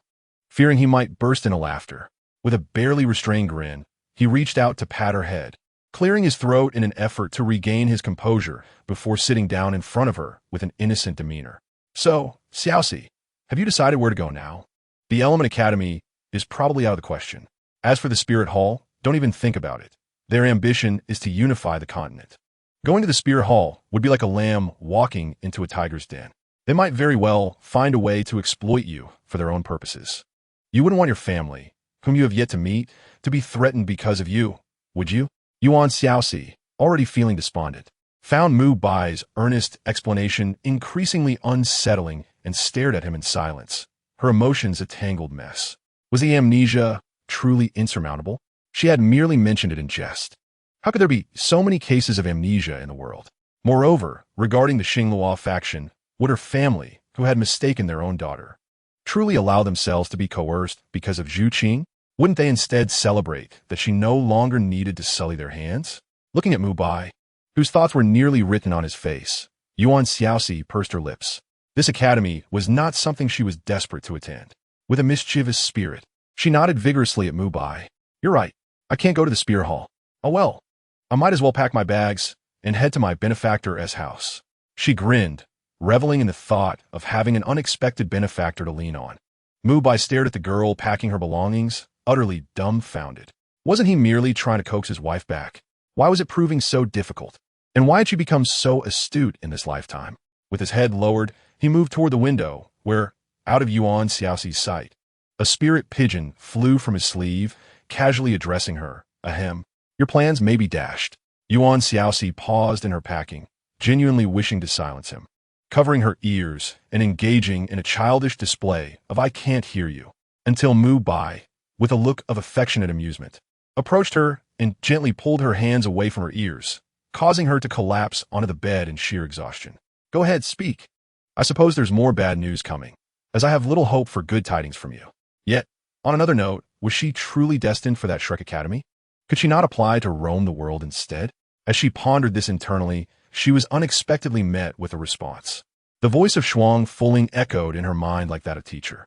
No, Xiaoxi, with your current condition, you cannot support such intense physical activity. Moreover, due to your heart condition, your body's self-repair function will soon activate, and your sleep duration will gradually increase. Feeling a sense of despair from Shuang Fuling's words, Yuan Xiaoxi felt as if she were the most unfortunate person in history. The main storyline had barely begun, and yet she was already being told she would not live long. How could she possibly survive until the plot truly developed? In her mind, she was already on the verge of tears, addressing Shuang Fuling with determination. Tell me, I'm still very strong. Shuang Fuling floated within her, responding, ding. By the way, Xiaoxi, have you forgotten you still need to cling to a powerful ally? Otherwise, how will we obtain soul rings? Especially since I still can't control the next soul beast. What if a 1,000,000-year or 10,000,000-year soul beast emerges? Upon hearing this explanation, Yuan Xiaoxi felt a sense of dread. I want to know about the other soul within you. Are you sure it will awaken after absorbing a soul ring? If one soul ring can awaken it, then I can certainly make an extra effort to strive for a breakthrough to Soul Master before the plot fully unfolds. With that reliable companion, who was not only capable but also occasionally provided her with assistance, she believed she could obtain her subsequent soul rings without relying on others. Shuang Fuling replied. Chapter 61. Leaving the Royal Academy. The aggrieved Shuang Fuling expressed, I don't know. I can't even control the level of the next soul beast. Whether it can awaken depends primarily on the age of the soul beast we attract next. If it's not very high, it won't be able to repair its damage, and it won't awaken immediately. Well, as long as I try my best, she sighed. She didn't want to put too much pressure on Shuang Fuling. Standing nearby, Mubai gazed at Yuan Xiaoxi, who seemed to drift off in her own thoughts. His brows furrowed slightly as he crouched down, resting his hands on the edge of the bed, looking at her. Xiaoxi, did you hear me? Bo Lao will be away from Tiando City for a while. Snapping back to reality, she met his playful gaze, nearly getting lost in those charming peach blossom eyes. She quickly turned her head away, maintaining an expressionless demeanor. Why are you smiling so flirtatiously? It's obvious you have a history of charming too many people. How do you know this? She inquired suspiciously. What was his true character? Last time, he had predicted the arrival of the Xingluo faction, and now he effortlessly revealed the whereabouts of the old man. Was he some sort of omniscient figure? Meeting her doubtful gaze, Mubai, adhering to the principle of maintaining an air of mystery, confidently brushed his hair aside. You underestimate me. I have connections that stretch to the heavens and the seas. With a playful flick of his peach blossom eyes towards Yin Xiaoxi, he exuded an electric charm. As the mastermind behind this mission, how could he be unaware of his impending departure? Yin Xiaoxi scrutinized him with curiosity, sensing something amiss. Oh, do you know when he will return? She queried, her heart yearning for the old man to come back soon. Her pulse was racing. Though she was merely feeling a tad weak at the moment, she was acutely aware that illness often left lingering effects, and she had no desire to become a frail shadow of herself. Her aspirations soared towards the stars and the sea. Cough. Getting a bit too excited. At a loss for how to respond to her question, Mubai furrowed his brow in contemplation. I'm not entirely sure. He might return tomorrow, or it could be a year before he does. Who can predict the whims of such a task? Despite the helplessness etched on his face, he managed to reveal a victorious smile. So, you should obediently agree to accompany him to Shrek. I assure you, the old man will be back by tomorrow. However, should there be any delays, I will make sure that his mission receives ample attention, and he wants to be able to extricate himself for at least a year or more. Observing the figure, still busy packing, Mubai hurried over and leaned against the objects beside Yin Xiaoxi. So, Xiaoxi, have you agreed? He asked, his eyes sparkling as he looked at the girl who nodded in affirmation. All right then, start packing. We shall set off by noon. With that, he dashed into Flinder's room to share the joyous news. Yin Xiaoxi, who had promised to accompany him to Shrek, barely had time to bid farewell to Yanyan before the two were whisked away in a carriage. The seven who had mustered the courage to come now witnessed Yin Xiaoxi's retreating figure as they immediately unleashed their soul power to chase after her. Xiaoxi. Hearing Yin Yan's voice, Yin Xiaoxi poked her head out of the carriage. Gazing at Yin Yan's tear-streaked face, and the lingering sorrow in the eyes of her 6 companions. She offered her usual radiant smile and waved. "Don't cry, Yanyan. I'm just going to another academy to study. I'll be back during the holidays. So wait for me." The 7 halted in their tracks, watching the spirited girl fade into the distance. And for some reason, the sadness of parting seemed to lessen slightly. Wang Tianheng clenched his fists tightly at his sides until the carriage vanished from view, finally releasing them to comfort the still weeping Yanyan. "All right, Yanyan, stop crying. Xiaoxi is merely going to another academy. We shall wait for her return, no matter how long it takes." After bidding farewell to her friends, Xiaoxi felt a twinge of melancholy. After all, Yanyan and the old man were the first individuals she encountered upon arriving in this world. However, her despondency was short-lived. "Hey, driver, steer clear of that obnoxious beggar's carriage." A disdainful voice from a lavish carriage echoed, causing passers-by to point and murmur. Xiaoxi quickly pulled down the carriage curtains. Goodness, what an embarrassing scene, as she observed the 2 individuals before her, seemingly unfazed by the external scrutiny. She found herself perplexed. One was the Prince of Xingluo, and the other was the Dean of Shrek, even if they wished for modesty. Renting such an exceedingly simple carriage was bewildering. Surely, they could have procured a more respectable vehicle and switched it upon reaching the outskirts. It was common knowledge that those who traversed this road were either affluent or noble. This stark contrast was more conspicuous than a flower amongst the thorns. Hunching her shoulders, Xiaoxi had mentally prepared herself for the living conditions at Shrek before agreeing to go, yet she now felt a deep concern for her future quality of life. With a hint of regret, she glanced at the 2 individuals resting in the carriage, unable to suppress her admiration for their calm demeanor. It seemed that great individuals often preferred to rest their eyes during travel.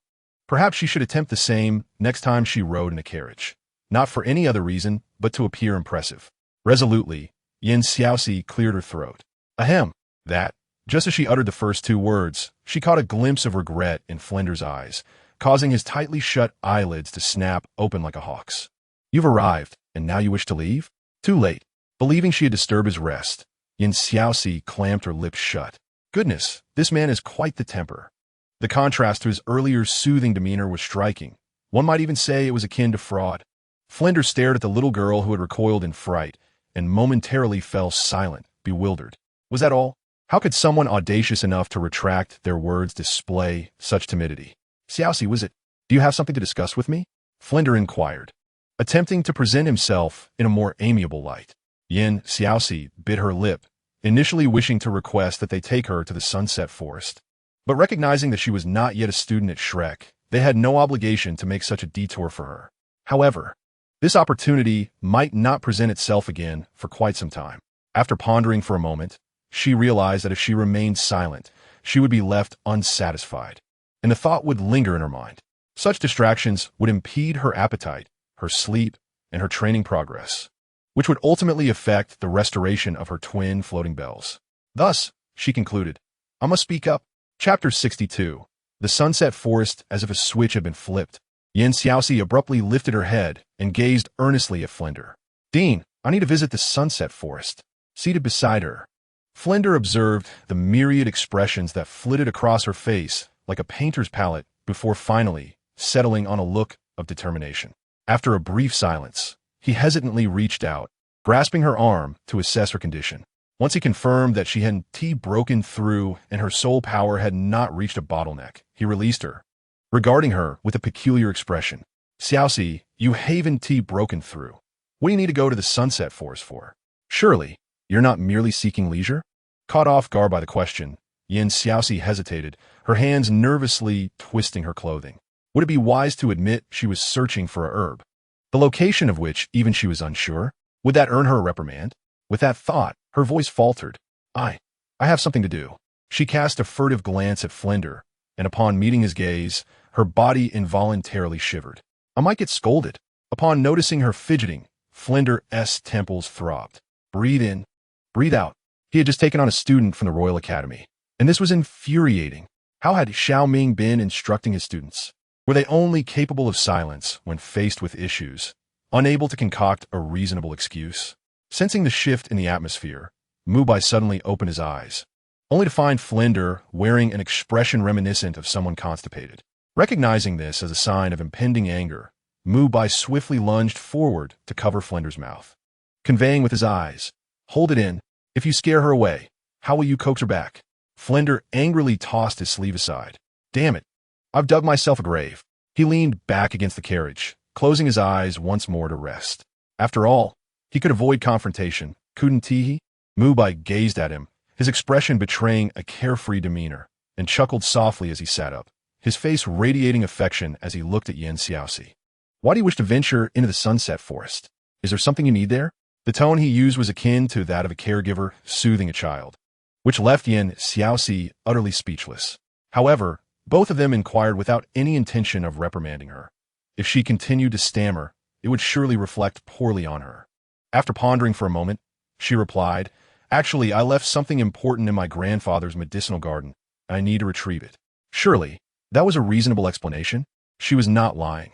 The petals of the ice-fire duality flower were indeed significant to her, and she had already mentioned it to her grandfather. Thus it could not be considered theft, merely retrieval. Observing Xiaoxi nodding to herself, Mubai's eyes flickered with uncertainty. "Is it that medicinal garden? In my previous life, after Xiao San was kidnapped by Douluo, she was taken there and returned with a plethora of herbs. The garden Xiaoxi speaks of must be the same one brimming with celestial plants, but it is perpetually shrouded in toxic gas. How will she manage to enter?" Mubai kept his doubts to himself, for her path in this life had already diverged, and it was only natural for her to encounter unique opportunities. Meanwhile, Flanders, who had his eyes closed, furrowed his brows upon hearing this.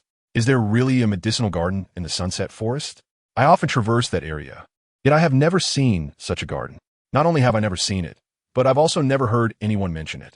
Concerned that she might be deceived due to her youth, he opened his eyes. "Are you certain your grandfather told you there is a medicinal garden in the sunset forest? I have not heard a whisper about it." Xiaoxi found this puzzling, yet she nodded affirmatively. Her grandfather would not deceive her, though he had repeatedly cautioned her against going alone and insisted that she wait for him to take her. However, with these two present, it was not entirely alone. The soul beasts in the sunset forest would pose no threat to her with their protection. Noticing Flanders had ceased his objections, he exchanged a few words with the coachman outside before returning to his feigned slumber. Mubai then began inquiring about the recovery of Xiaoxi's injuries. Upon hearing the question, she hesitated as she raised her hand and tentatively nodded. "It should be better now, but why do you ask?" Mubai gently ruffled her hair. "It's nothing. I'm just glad to hear you are healing." Xiaoxi felt increasingly perplexed. She sensed she was overlooking something significant. This feeling lingered until the three of them arrived at the entrance of the sunset forest. Observing the vigilant Mubai beside her and Flanders, who seemed to have vanished, she finally realized where the confusion lay.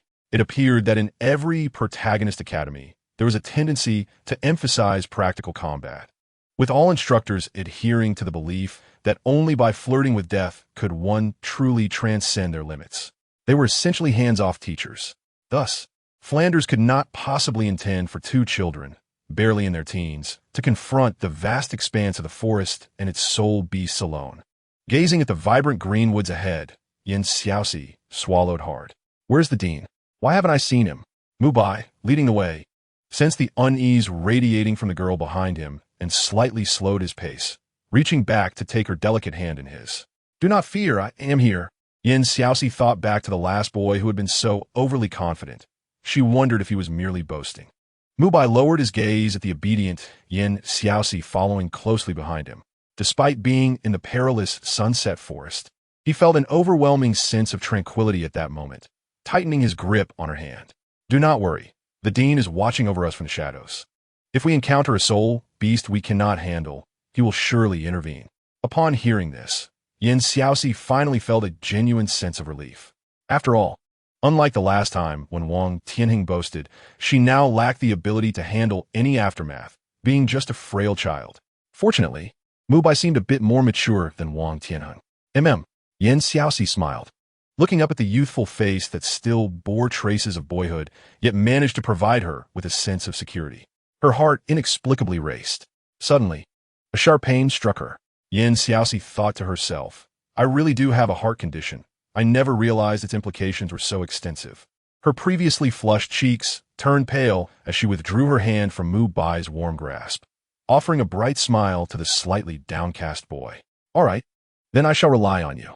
A gentle breeze swept through, tousling their hair and silently whisking away the beads of sweat from Yin Xiaoxi's forehead. The dense foliage rustled in response to the wind, and the boy's flushed ears under the shade of the trees caught Yin Xiaoxi off guard. The sensation of her hand, just released from his warm palm, felt so cool in comparison. Chapter 63. The rock. Yin Xiaoxi gazed at her hand hanging by her side, her emotions in turmoil as she pondered the nature of her inexplicable feelings. Had they truly known each other for such a short time? Was it merely because he belonged to the protagonist group that her heart had been so easily unsettled? Before she could contemplate further, a sudden roar echoed from the sky, snapping both of them to attention and shattering the previously serene atmosphere. Flanders, who had been observing them from a tree, almost clapped in delight. At this moment, he wished to embrace the great rock soaring above. "Oh, rock, these two are simply too lovey-dovey, even in such a dangerous place. Come on, let us vindicate the lonely souls." As if responding to Flanders' unspoken thoughts, the majestic rock, having cultivated for millennia, descended from the clouds towards them. Enveloped by an overwhelming sense of danger, Yin Xiaoxi looked up at the enormous bird whose wings could eclipse the sun, feeling a mix of fear and exhilaration. She was witnessing the legendary rock, and her heart raced uncontrollably, causing her to feel a sharp pain akin to being pricked by a needle, rendering her pale once more. Bending over, she could not help but curse inwardly. "What is wrong with my body? This is unbearable. At this rate, I won't even be able to run, let alone fight." Such thoughts were rather polite. At this moment, the pain was so intense that even the slightest movement felt like a breakthrough, stabbing through her heart. The dual bells within her resonated with her distress, producing hollow, echoing sounds. Sensing her turmoil, the bells trembled in fear. "Xiaoxi, please do not frighten me. Try to calm down and regulate your breathing." Following the bell's guidance, the pain in Yin Xiaoxi's heart began to ease slightly. Meanwhile, the rock, initially poised to attack the moving Mubai, halted mid-flight as the golden light emanated from the dual bells within Yin Xiaoxi, its eyes locking onto her form. On the other side, Mubai, seemingly sensing something amiss, glanced back. His body, which had been preparing to evade, suddenly felt as though it had rooted to the ground, remaining steadfast in place. His heterochromatic eyes were filled with caution as he fixated on the rapidly approaching rock, the wind swirling around them like a tsunami, creating an oppressive atmosphere for miles around. As the rock drew near, Mubai resolutely invoked his first soul skill, the White Tiger Shield, steadfastly positioning himself in front of Yin Xiaoxi to confront the sharp claws of the beast. A deafening crack echoed through the air as the raging winds threatened to uproot the surrounding trees, which fell one by one under the ferocity of the tempest. Yin Xiaoxi, positioned behind, was blinded by the swirling sands, only able to lift her gaze once the storm subsided slightly. She beheld Mubai, disheveled and clutching his chest as he struggled to rise, while the rock, undeterred by Mubai's presence, charged straight towards her. A flicker of panic crossed her features. What was happening? Wasn't it said that the rock's vision was limited to movement? Had the text been utterly misleading, suggesting the rock was not discerning in its prey? With widened eyes, Yin Xiaoxi watched the enormous claw descending upon her, hesitating for a moment. In the next second, a colossal shadow enveloped her, igniting a spark of resolve within her. She had come this far. If she consumed the petals, her condition would cease to deteriorate. Ignoring the frantic cries of the twin floating bells in her mind, the shimmering red twin floating bells manifested before her. As the gigantic claw approached, she unleashed her first soul skill, the soul-devouring bell. The crimson glow surged forth, launching a formidable mental assault at the rock's head. The rock's claw halted just above Yin Xiaoxi, and a piercing screech erupted from its beak. At that moment, Mubai, rising from the ground, unleashed his second soul skill, the White Tiger Radiant Wave. A pearlescent orb of light burst forth from his mouth, striking the rock and sending it tumbling to the ground.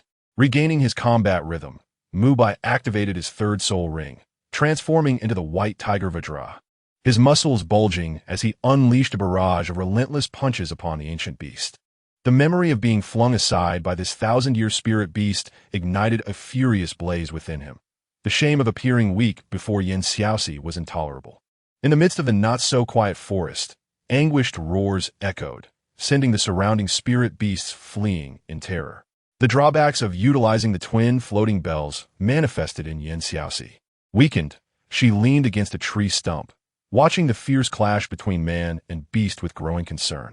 Despite Mubai seeming to gain the upper hand, the disparity between their kinds was insurmountable. In a confrontation of human and beast, neither physique nor resilience was on equal footing. Suddenly, the critically wounded rock emitted a sharp cry directed at Xiaoxi. Instantly, she felt a surge of blood rise within her, an overwhelming sweetness flooding her throat as crimson droplets slipped from the corner of her mouth. Gazing at the colossal creature sprawled on the ground, confusion enveloped her. What had she done to deserve such ire? As the world spun around her, she vaguely perceived a desperate figure rushing toward her and instinctively shut her eyes. Mubai, driven by sheer desperation, raced toward Xiaoxi. Even Flinder, witnessing his explosive speed, momentarily lost his focus. He tightly embraced Xiaoxi, looking down at her fragile form, a chilling dread gnawing at his heart. It was the first time he had seen her so vulnerable, and in that moment, true panic gripped him. He slipped his arms beneath her knees and lifted her, his gaze unfocused, searching for a way out like a lost child. At that moment, Flinder descended from the tree. What was happening? Since the rock's appearance, he had sensed something amiss with Xiaoxi, yet her performance in the arena had suggested otherwise. Attempting to assess her condition, he was met with Mubai's prickly defense. Flinder's expression shifted upon seeing the crimson hue in Mubai's eyes. It was a look he had never before encountered in his usually indifferent student. After a few minutes, Mubai snapped back to reality. His resolve set as he dashed deeper into the sunset forest. His singular thought was to reach the herb garden. He refused to believe she would seek out Douluo's garden without reason. It could only mean she was aware of her own condition, and that place held the remedy for her affliction. Undistracted, Mubai navigated through the forest until he finally arrived at a region shrouded in black mist. Flinder, trailing behind, felt a flicker of unease as he observed Mubai's familiarity with the area. He had always known Mubai harbored secrets, yet he had never pried into others' mysteries. However, the impression Mubai gave him now was peculiar, as if he were already acquainted with every detail of this place. Flinder's scrutinizing gaze did not escape Mubai, but he was too consumed by his purpose to notice. He only knew that the person in his arms was his entire world, and he could not bear the thought of losing her. Steeling himself, he stepped forward into the toxic zone. Flinder, momentarily stunned by this reckless act, was doused in cold sweat, his expression darkening as he grasped Mubai's arm, reprimanding him vehemently. Do you not realize what that is? Are you intent on throwing your life away? Charging in like this won't save her. It will endanger her life instead. Allow me to stabilize her condition first. Once she awakens, we can see if entry is possible. After all, it was her suggestion to come here. She must have a way in. Feeling remorse for his earlier impulsiveness, Mubai complied and gently lowered Xiaoxi. His eyes remained fixed on her, unwavering. Flinder, observing his rapt attention, shook his head, reflecting on the complexities of love. It could be a lifelong game, yet in this moment Mubai's display was at least stronger than his own. With a heavy heart, Flinder reached out, channeling his soul power into Xiaoxi. Upon sensing her internal state, he gasped in astonishment. This young girl was remarkably tenacious. The reverse flow of soul power indicated signs of imminent collapse. He wondered how she had managed to suppress it until now. Gradually, a wave of even more potent soul power entered Xiaoxi's body, meticulously helping her regulate the errant energy. After a while, Flinder began to perspire profusely. Perhaps it was merely his imagination, but he felt as though something within her was siphoning his soul power. Yet upon inspection, he found nothing amiss. However, the depletion of his soul power was unmistakable. Assisting a high-ranking soul master in regulating their energy typically required minimal exertion. Yet after aiding Xiaoxi, he was astounded to discover his reserves nearly exhausted. Is this girl a soul power glutton? Flinder glared at Xiaoxi, settling into a meditative posture. Still hoping to backtrack? These individuals are not even from his academy, yet they have devoured so much of his soul power, leaving him in such a predicament. Truly, they are deserving of Mubai's affection. This pair is simply astonishing, never hesitating to ensnare others. With this thought, he glared at Mubai, who was still anxiously fidgeting nearby. Just wait. He will awaken shortly. As Mubai looked at Flinder with innocent eyes, he found himself at a loss for words. What more could he inquire? Upon turning back, he realized Flinder had already begun to meditate and recuperate. With no other option, he sat beside Xiaoxi to observe her condition while also protecting Flinder's tranquility. Time slipped away unnoticed, and the blazing sun had quietly hidden behind the mountains, leaving the clouds, reddened by the sun's rays, illuminated as if set ablaze, casting a glow across half the sky. Xiaoxi slowly opened her eyes, locking gazes with Mubai for a moment. The peculiar behavior he had just exhibited filled her with burgeoning curiosity. Although she had lost consciousness, she was aware of her surroundings, unable to awaken due to her physical condition. She sensed his anxiety and their goodwill towards one another. Yet, according to Flinder, this medicinal field was not open to the public. How could he, a mere student, discover it so swiftly, even when the Dean of Shrek was unaware?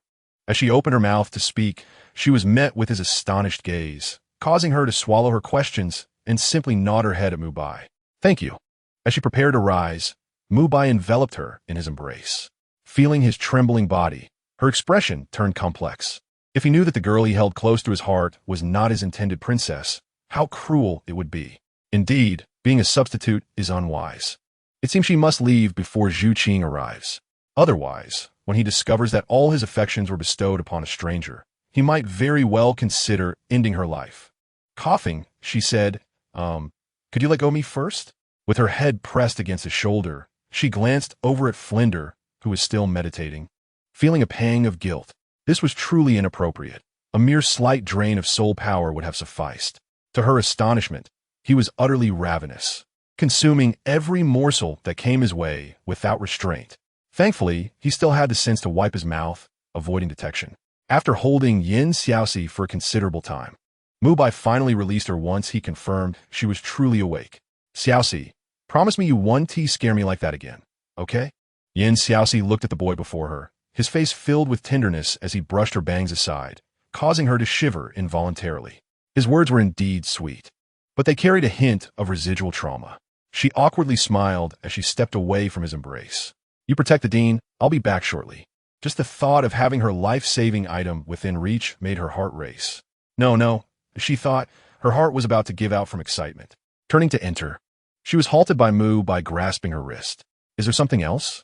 She asked, bewildered. She had no intention of engaging in emotional theatrics with him. Surely. That wasn't a capital offense. Mubai tightened his grip on her hand, his gaze piercing through the dense fog ahead, laced with chill. The fog within is toxic. Even if you are a soul master, you will turn to a pool of pus upon entering. Upon hearing his words, Xiaoxi was about to insist she was unafraid due to her martial soul as purification abilities, but then she remembered the pills gifted by the elder. Could she not simply ingest one? This would also save her the trouble of explaining. Chapter 65. Unfamiliar Faces, A Fruitless Journey. Resolutely, she retrieved the antidote from her soul guide and waved it before him. Fear not. The elder is aware of my arrival and specially provided this. It can resist the poison for half an hour. Once she finished speaking, Mubai only relaxed his grip once he witnessed her swallow the pill. All right, be careful. I will wait here for you. Just make sure you don't lose your way when you come out. Perhaps take a rope with you, so you won't fear getting lost. If you lose track of time inside, I can pull you out. As if he found this suggestion commendable, he actually began rummaging through his soul guide for a length of rope. Frightened, Xiaoxi quickly retreated a couple of steps. What kind of nonsense is this? No way. I'm going first. Without giving him the chance to protest, she dashed into the fog. The moment she entered, the black mist obscured her vision, and she could hear Mubai's reluctant voice from outside. It's fine if you don't tie it. Just be careful. I'll wait here for you. With her sight shrouded in darkness, Xiaoxi felt exasperated and summoned the twin floating bells to serve as her guiding light. The twin floating bells sighed. I'm truly exasperated with this old fool. After a series of chimes, she walked for a while before spotting a massive light ahead. Quickening her pace, she rushed towards it. My precious life-saving petals. Wait for me, I'm coming. In the next moment, she halted, dumbfounded at the sight of flowers and plants sprawling around a hot spring, leaving her utterly disheartened. She raised the twin floating bells before her. This is your territory now. Hurry and find me that accompanying flower. Having watched numerous dramas, she knew that whenever the protagonist was surrounded by heavenly treasures, there would invariably be a vital item for identification nearby, even if she herself did not recognize it. And now, the only thing she possessed that had its own consciousness was indeed this bell. Who else could it be? The twin floating bells, aware of her thoughts, felt both agitated and somewhat guilty. Ding ding. Well, Xiaoxi, if I were to say that seeing these was akin to you encountering your final exam paper, and we exchanged glances, not recognizing one another, what would you do? Xiaoxi retorted, what would I do? I would tear up the paper. Reluctantly, she placed the twin floating bells atop the vibrant, swirling spring, half red and half blue. Can't you smell it? You really don't recognize it? How is this not following the script? The twin floating bells felt a bit despondent as a result of her actions. First, Xiaoxi, I am not a dog. Second, you are not the protagonist. Which drama showcases a supporting character with such prominence?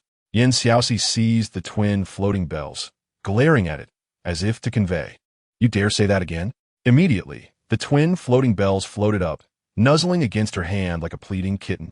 Don't be angry. While I may not recognize it, that fellow certainly does. Once it awakens, we can return. Instantly, Xiaoxi was rendered speechless. The bell spoke so casually, as if having her break through 5 levels within 3 months was an everyday occurrence. Even a machine gun would not fire so rapidly. What a ridiculous method. No, I need to change it. I lack confidence in myself. Fearing being scolded, the twin floating bells vanished from her grasp, finally mustering the courage to declare, there is no other choice. Leaving Xiaoxi alone to glare at the vibrant flowers and plants around her, her eyes nearly bulging from her head. After all this time, she finally entered, having longed for it, only to leave, empty-handed. This was unacceptable. Refusing to concede defeat, she resolved to take drastic measures. Squatting down and plucking a petal from a flower, intending to consume it. This action alarmed the twin floating bells. Whoa, whoa, whoa, what are you doing? Just as Xiaoxi's fingers grazed the petal, the bell's innate purifying field activated. Seeing her disregard and prepare to eat, the twin floating bells surged from her body, forcefully knocking her hand away. Are you trying to throw your life away? Stuffing everything into one's mouth. The more visually appealing the item, the more poisonous it may be. Do you not realize? Grasping a flower, one begins to nibble at it without fear of it choking one's throat. Such a lethal attack, in the face of purification, belongs to the realm of physical assaults, and cannot save you. Gazing at the furious bell, Xiaoxi's hand froze. If she were to truly encounter a highly toxic herb, akin to a swift blade severing through chaos, would that not be a certain path to self-destruction? After a moment of hesitation, she voiced her uncertainty. Surely not. What kind of herbal remedy possesses such potent effects? The Shuangfu Ling let out a proud, cold snort. Believe it or not, intimidated by its threat, Xiaoxi hastily discarded the flower petals in her hand and wiped her hands clean. Then what should we do? How can one possibly advance to level 5 in 3 months? By the way, this is the old master's medicinal field. He should be familiar with the herbs therein, right? The Shuangfu Ling remained silent, but the trajectory of its descent was laced with mockery. Think with that wooden head of yours. Ultimately, where do these herbs end up? If the poison Douluo understood the usefulness of these herbs, would he not prefer to use them himself? Why should the protagonist group benefit from them? All in all, it's merely the cost of ignorance.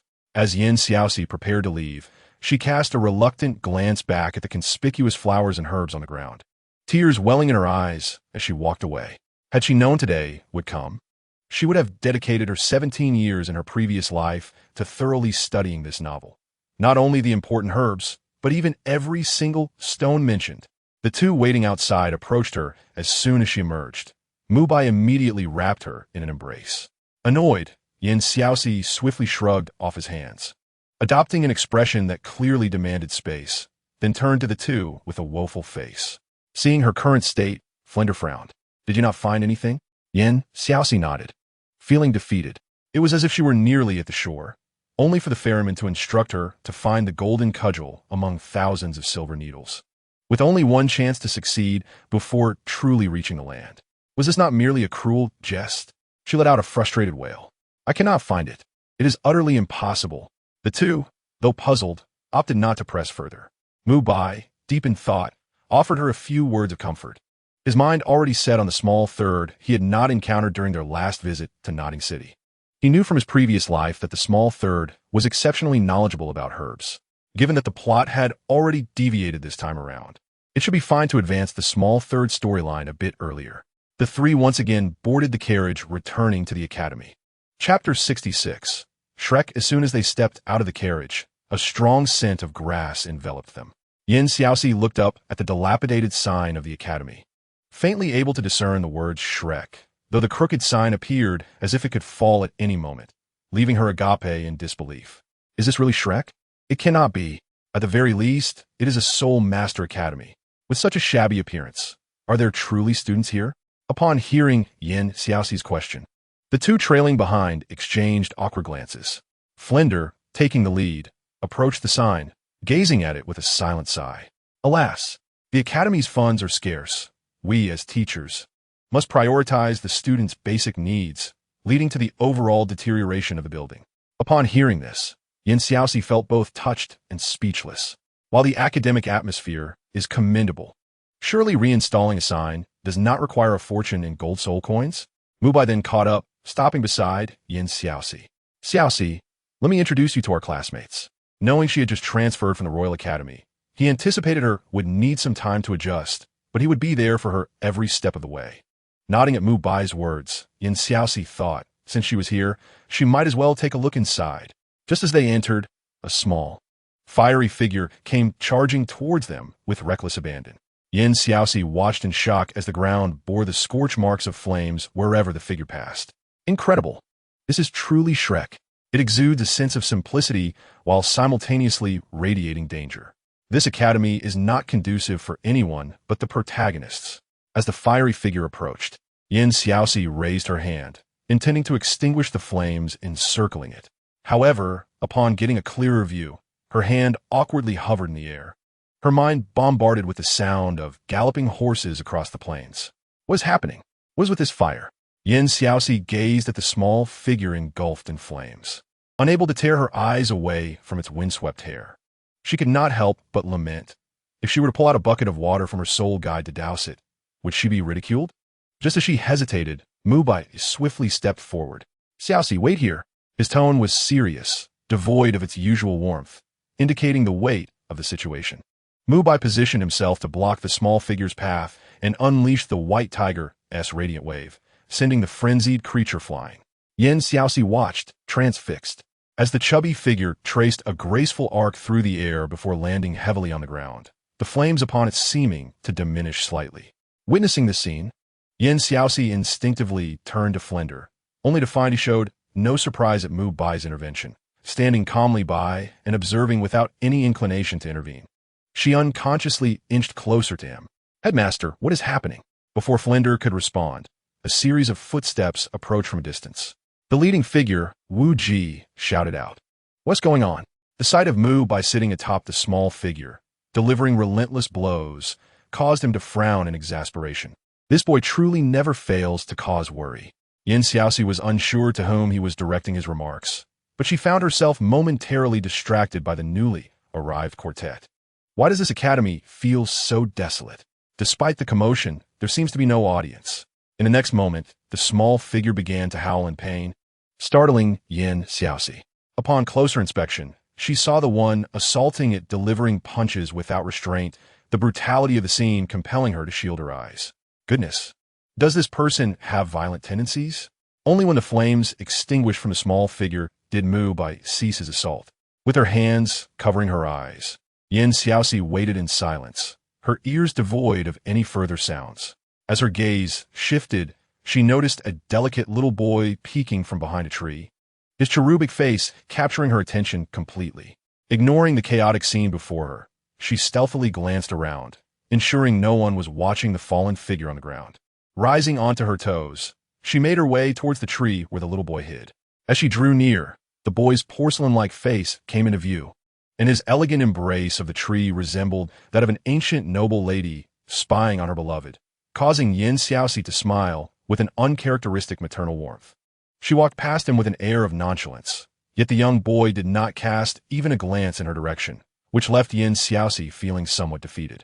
Approaching him, she patted the boy's shoulder, adopting a mischievous smile reminiscent of a playful ant, as she asked, "Are you a student here too?" Asuka, seated on the ground, had long been aware of the sneaky little girl approaching. Initially, he had no intention of acknowledging her, but upon hearing her refer to him as little friend, he instantly looked up. Observing her unusual expression, he realized she was younger than him, yet feigned a mature demeanor. With a dismissive roll of his eyes, he stood up, brushed off the dried leaves from his clothes, and looked down at the girl. "Are you new here, little sister? Remember to call me big brother." The tone of his voice, imbued with a maturity that contrasted sharply with his youthful appearance, jolted Xiaoxi back to reality. Taking a step back, she then noticed that the seemingly innocent child was actually a few inches taller than her. Coupled with his words, a sense of frustration washed over her. Why did this little brat share the same cunning nature as the boy she had just met? With a doll-like face, he seemed intent on taking advantage of her. Nevertheless, she was confident that her charm would enable her to reclaim her position as the older sister. Feigning indifference, she confidently inquired, "I'm 12 years old. How old are you?" Asuka stared at her in disbelief, a look of shock crossing his face as he bit his lip, as if on the verge of tears. "But you're shorter than me." Xiaoxi's smug expression faltered. Was she really short? Reflecting on her earlier self-assertion, she realized that if she were indeed 12, it would be somewhat plausible. However, that was no reason for a little brat to mock her. Raising her hand with a hint of restraint, she playfully tapped his head. "Concentration is key. You should know that, or else you'll be like you, growing in height but not in wit, and you'll be sold off without even realizing it." Suddenly struck on the head, Asuka scratched his head, looking at Xiaoxi with confusion. He couldn't comprehend why she would resort to physicality over a mere disagreement. Although it was not painful, he considered himself a little gentleman. Meanwhile, Mubai, who had just disengaged from Hong Jun, turned and spotted the two beneath the tree, exchanging affectionate banter, causing him to grind his teeth in annoyance. As he approached them, Xiaoxi sensed a shift in the atmosphere, but before she could process it, Mubai had already appeared behind her. Turning around, she met his reproachful gaze. His expression, tinged with jealousy, made her feel like a wife caught in the act of infidelity. The thought made her mentally scold herself. How absurd! What husband? At that moment, a group of onlookers caught her attention, prompting her to question why the protagonists of this growth academy were surrounded by such a crowd. Mubai, noticing her distraction, possessively wrapped his arm around her waist and asked, "What were you two discussing?" The sudden romantic gesture and demanding tone rendered Xiaoxi's expression rigid. Staring at his hand on her, she wasted no time in attempting to pry his fingers away. What on earth is wrong with him? Despite her efforts, his grip remained unyielding, as if his fingers were glued together. Frustrated, she looked up, locking eyes with his stubborn gaze. Xiaoxi glared at him, but her gaze shifted to Asuka, who was enjoying the spectacle nearby, causing her cheeks to flush with embarrassment. Without expecting an answer, Mubai led Xiaoxi toward the four teachers who had just arrived, making her increasingly anxious. A professional smile plastered on her face. She couldn't help but think that she resembled a secretary accompanying her boss to an upscale banquet, her role merely to smile and appear presentable. Asuka, intrigued by her stiff demeanor, followed suit. Upon stopping, Mubai's first act was to introduce his fiancée, to the teachers. "Teachers, this is my fiancée, Zhu Qing, now known as Xiaoxi, the fourth student of Shrek Academy." The four teachers exchanged puzzled glances as they regarded Xiaoxi, who was acting as Mubai's companion. Just as they were about to inquire further, Xiaoxi could no longer contain herself. "Did I mishear? The fourth student?" She glanced at the 8 people present, her lips twitching. "Wait, the fourth student? Please don't tell me there are more teachers than students at your academy." With 5 teachers already present, it was evident. Yet Xiaoxi refused to accept it. This was Shrek Academy, a place known for nurturing protagonists, and she had presumed it to be humble. Little did she know that the students were equally lacking. Before she could finish her thought, Wu Ji, misinterpreting her words, stepped forward with a fierce expression, glaring at her. It's not guaranteed that our academy will have a 4th student. Shrek isn't a place anyone can just enter. Now tell me, what is your martial soul? What is your soul power level? Your age? There is an entrance examination here. Xiaoxi's frustration boiled over, not because of Wu Ji, but because no one had mentioned the entrance exam to her until now. Had she known earlier, she would have come. With her weak constitution, Even a gentle breeze could knock her down, and now she was expected to take an exam? Seeing her distress, Mubai quickly released his hold on Xiaoxi and stepped in front of her. Teacher, you've misunderstood. Xiaoxi meant no offense. Wu Ji, however, was unimpressed. A little girl entering his territory and complaining? Even if she were a dragon, she would still need to respect him. Mubai, don't protect her, he admonished, pushing Mubai aside as he fixed his piercing gaze on Xiaoxi. Xiaoxi looked at Mubai, who stood frozen, feeling utterly despondent. Her situation was dire, having just been expelled from the Royal Academy, now facing the risk of being dismissed from Shrek as well. Was her fate destined to be this miserable? She felt utterly humiliated. Silently regarding the imposing figure before her, she turned to the director, only to find him avoiding her gaze, which incited her anger. What kind of person was he? Why wait until she arrived to reveal such information? Was this not akin to the clubs of her past life? Luring you in for an interview only to question your intentions later, ultimately telling you that you were unsuitable? The thought of it infuriated her, and her expression hardened as she crossed her arms, deliberately ignoring the group before her, embodying rebellion and contrast. I'm sorry, but I won't be passing this assessment, nor will I be attending this academy. With that, she dramatically tossed her sleeve and prepared to leave. Who was firmly rooted in place, was filled with anxiety, his eyes almost ablaze with frustration. Meanwhile, the little chubby one, who had just awakened from the ground, gazed with bright eyes at the stunning young lady who executed a crisp turn and a decisive departure. How splendid she was, caught off guard by her sudden movement. The four individuals were momentarily dumbfounded. At that moment, Flandra hurriedly stepped forward to grasp Xiaoxi's arm. Wait, don't be hasty. Please allow me to explain. Xiaoxi, held fast by Flandra, regarded him with a cold smile. Didn't you put on quite the act just a moment ago? Why falter now? There's no need for explanations. Your esteemed academy has its rules, and I have my principles. If the two are in conflict, it merely indicates a lack of faith between us.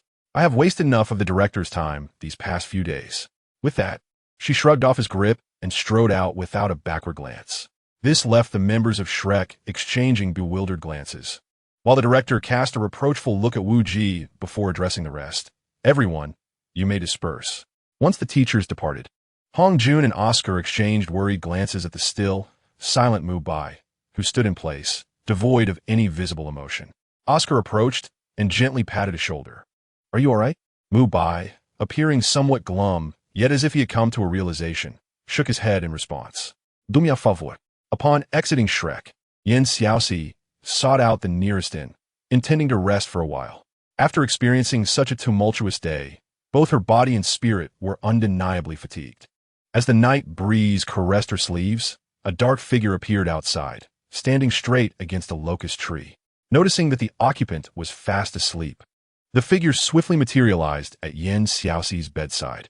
Mubai observed the little figure sprawled across the bed, her quilt kicked to the floor, and shook his head in resigned amusement as he covered her again. Upon his rebirth, he had found himself in Shrek, having never interacted with her during her childhood in this life. However, from the information he had gathered, she had indeed committed numerous foolish acts in her youth, all contrary to her true nature. Initially perplexed, upon their reunion, the truth began to unfurl. When she had first chased him out without a hint of caution, and later engaged in lively conversation with others without a trace of being trapped, he should have surmised that such a personality could not have been cultivated within the confines of Xingluo. Nonetheless, he was genuinely pleased for her. Mubai cast a lingering glance at the sleeping figure before departing through the window. Upon awakening, Xiaoxi felt remarkably refreshed. Indeed, there was nothing that a good night's sleep could not resolve. If there were, then perhaps a hearty meal would suffice. With that thought, she rose and headed downstairs for breakfast. Returning to her room, she sat at the tea table by the window, lost in thought as she gazed at the bustling street outside. What should she do about the twin floating bells? Feeling a profound sense of emptiness, Xiaoxi yearned for a goal. The twin floating bells within her remained silent, their silence a clear indication of their exasperation. Dear Xiaoxi, I believe you should momentarily set aside dreams of the stars and the sea. Your immediate priority is to elevate your level, and subsequently, to seek powerful allies. Aware of the events from the previous day, the twin floating bells, though reluctant to let go of the potential connections in Shrek, nonetheless agreed. Why should its master compromise for those individuals? Once it matured, those individuals would not even be worthy of serving her. Sitting in her chair, Xiaoxi blinked in realization. Indeed, why would she ponder so much when her very life was at stake? In an instant, her sense of emptiness dissipated, replaced by a sudden lack of motivation. Leaning on the table for an extended period, she found herself unwilling to rise. Twin floating bells, you shouldn't have said anything. Now I feel compelled to cherish these final 3 months. Hearing her despondent words, the twin floating bells scoffed several times. Xiaoxi, you must believe in yourself. Do not curse your own fate. At that moment, Xiaoxi, who had been slumped over the table, sat upright in shock. After a brief moment, she inquired, Twin floating bells, did you just spin my head? The twin floating bells retorted, must your thoughts leap about so wildly? Although it knew she could not harm it, the twin floating bells nonetheless withdrew slightly. Xiaoxi, do not change the subject. How could a mere bell produce saliva? Xiaoxi, however, stood resolutely, glaring at the lively marketplace outside. That cannot stand. With that, she leapt through the window. The twin floating bells, concerned for her safety but unable to voice its fears, worried she might seek out a secluded spot to confront it. In the street, amidst the bustling crowd, Xiaoxi wandered from stall to stall, only to suddenly feel 2 pairs of eyes upon her. She immediately turned, yet saw only people bargaining and inquiring with the vendor. No one appeared to be watching her. This puzzled her, and she chuckled at her own paranoia, initially intending to enjoy a leisurely stroll before returning to her training. She now found herself on high alert. With a sigh, Xiaoxi steadied her mindset and continued to browse, yet an elusive sensation of being observed lingered like a shadow. She frequently glanced over her shoulder and, over time, began to sense something amiss. Her intuition was strong, and when she had first stepped out, she had not felt such scrutiny. Why did that sensation now cling to her? Was she truly being followed? The already spooked twin floating bells, sensing her distress, hastily confessed, Xiaoxi, my senses are relayed through your eyes. In short, do not inquire of me about things you do not know. As a spirit, I am even less informed. Xiaoxi's lovely face creased in a frown. This could not continue. She paused before a bustling clothing store, turned, and entered. The moment she walked in and headed toward the fitting area, the feeling of being watched vanished. Yet when she feigned interest in clothing at the entrance, that sensation returned, leaving her in a quandary. Were they enemies or merely onlookers? Logically, having just arrived, she knew no one and had not offended anyone. Why would someone follow her without reason? Steeling herself, she took a set of clothes from the shopkeeper and retreated to the fitting room. Meanwhile, the 2 small figures who had been tailing her since the street squatted beside a small stall, peering inside to avoid detection. After following her for a while, the somewhat plump Hong Jun collapsed onto the ground, looking puzzled at the still-spirited Oscar. Aren't you tired, Xiao? Oh, why did the boss send us to watch her? Why not come himself? She's his wife, not ours. Why should we run errands for him? Oscar, seeing Hong Jun's despondent demeanor as he thumped his legs on the ground, could only shake his head in exasperation. It appears that he has not only grown in stature, but also in intellect, unlike Hong Jun, who has neither height nor brains, merely accumulating flesh. Do not complain. If the boss hears you, it will be your end. Speaking of which, I haven't seen the boss since last night. Have you? Hong Jun shook his head and then nodded. I believe I heard the dean mention that the boss seems to have taken another leave. He cradled his chubby face with his hands, filled with envy, and sighed, when will I be able to take leave like the boss whenever I wish? Upon hearing his words, Oscar turned back, casting him a look that seemed to say, why can't you? Don't you have any self-awareness? Once your soul power level surpasses that of the boss, the dean will certainly not stop you. Chapter 69, A New Path Nearby. A woman selling seeds chuckled at the innocent banter between the 2 boys and glanced in the direction they were looking. She recalled that a beautifully dressed young girl had just entered, and it seemed she had been inside for quite some time. Suddenly, the woman smiled at the 2 pitiful little souls before her gaze falling upon the boy who resembled a figure from a traditional painting. She was astounded at how well he had grown at such a tender age, wondering how many young girls he would captivate once he matured.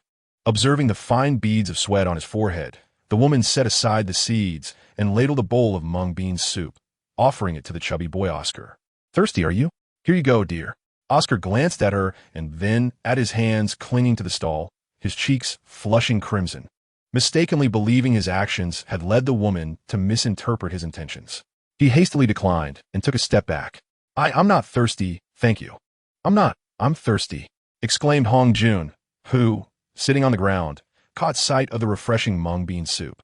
He immediately stood up and smiled at the woman selling the seeds. The woman paused, chiding herself for her oversight, and chuckled as she handed the mung bean soup to him.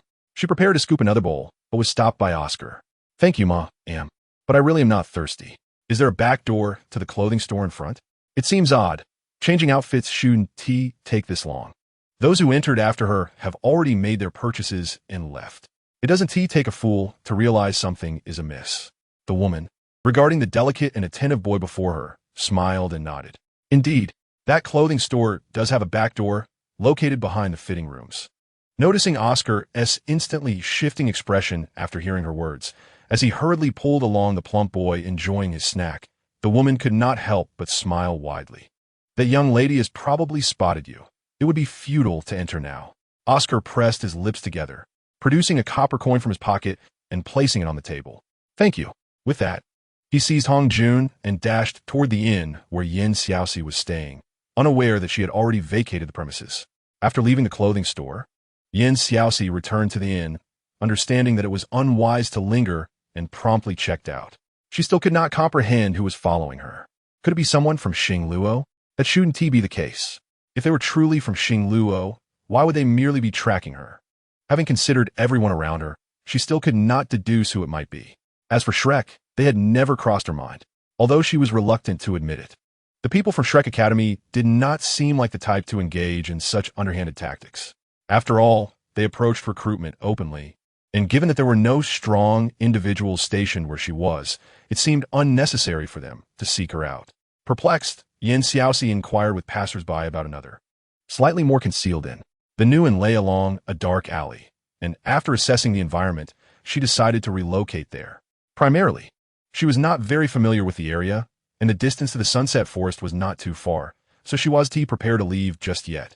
Inside, after instructing the innkeeper to place her meals at the door at designated times, she closed the doors and windows. For the time being, she resolved to focus on her training and refrain from going out. Sitting on her bed, Xiaoxi released her twin floating bells to monitor the outside situation and immersed herself wholeheartedly in her cultivation. A month passed. A flash of light appeared in the room, only to vanish swiftly, leaving Xiaoxi dejectedly collapsing on her bed, feeling utterly defeated. Gazing at the twin floating bells floating above her bed, she lamented, I truly put in the effort. Clearly, mere diligence is insufficient in cultivation. After tirelessly practicing day and night for an entire month, coupled with her previous efforts, she had only managed to elevate her level from 25 to 26. She felt that her input and output were utterly disproportionate. She was at her wit's end and decided to give up. The twin floating bells, having observed her rigorous training, understood that achieving a breakthrough to soul respect within the remaining 2 months was impossible and continued to suggest, don't be disheartened, Xiaoxi. We still have a method. The herbs in the Sunset Forest always end up in the protagonist's possession, right? You must know what those flowers look like. The bell had contemplated this for quite some time. Although it was unsure why, a voice within urged it not to entertain thoughts of exploiting the protagonist. Yet, it could not bear to watch Xiaoxi perish. Upon hearing the suggestion, Xiaoxi's previously despondent expression suddenly regained its luster. Yes, though she did not wish to become a mere pawn, she certainly did not want to die. She had just crossed into this new world, acquired her martial soul, and had yet to experience a different life. She certainly did not wish to perish so soon. Your suggestion is far more feasible than attempting to break 5 levels within 3 months. Xiaoxi praised the twin floating bells, rising from her bed and clapping her hands, ready to execute the plan immediately. However, as she took a step forward, she hesitated. But where is that protagonist now? Where do I find him? The twin floating bells replied, it's just a martial soul. By the way, why couldn't she finish reading the book recommended by her little disciple in the modern world in one sitting instead of leaving it aside until dust accumulated before returning it? Seeing it silent, Xiaoxi's newfound hope dissipated once more. This suggestion is good, but it's far too time-consuming. Isn't it indeed time-consuming? Searching for a stranger in this vast world is less likely to succeed than her directly going to the sunset forest to consume the flowers. Shutting the door, Xiaoxi felt that with only 2 months remaining, it was better to cease her futile struggles and simply lie down and await her fate. The twin floating bells, witnessing this, flitted about like an ant on a hot pan, ringing incessantly in the air. Suddenly, someone knocked on the wall beside her bed. A gentle voice emanating from the other side. "Excuse me for the interruption, but could you please refrain from tinkering with the bells? My sleep is light." Xiaoxi was taken aback and quickly recalled the quivering twin floating bells still producing noise. She retracted them into her body and apologized toward that direction. "I didn't realize you were resting. Please continue your sleep." Afterward, she cast a curious glance at the sun outside. It was broad daylight. How peculiar. Is this person's schedule so unconventional? She had just awakened, and he was already asleep? Chapter 70. The stagecoach. Fortunately, her curiosity was not particularly strong, especially knowing that her time was limited. She was reluctant to squander what little remained on someone with whom she had no connection. Yet, thoughts of Yanyan and the old man lingered in her mind. Xiaoxi wished to return and see them once more, but knowing she was destined to die. Would it not be somewhat selfish to do so? If she refrained from returning, they would remain oblivious to her demise and thus would not grieve. Later, when they thought of her, they would merely consider her a thankless wretch. Observing the slightly dejected Xiaoxi, Xuanfeng became anxious and suddenly had a flash of inspiration, interrupting her thoughts of arranging her own affairs. Xiaoxi, I have an idea." Yet, Xiaoxi felt utterly unmotivated, as if she had already capitulated to her fate, and casually inquired, "What have you thought of?" "I've figured out how to find the protagonist." Xuanfeng's somewhat sharp tone rekindled the flicker of hope in Xiaoxi's heart. "Really? How do we find them?" Seeing her renewed determination, Xuanfeng hastily replied, "I remember the protagonist hails from Shenghun village. You should inquire there, and you'll surely find out." Filled with joy, Xiaoxi sprang from her bed.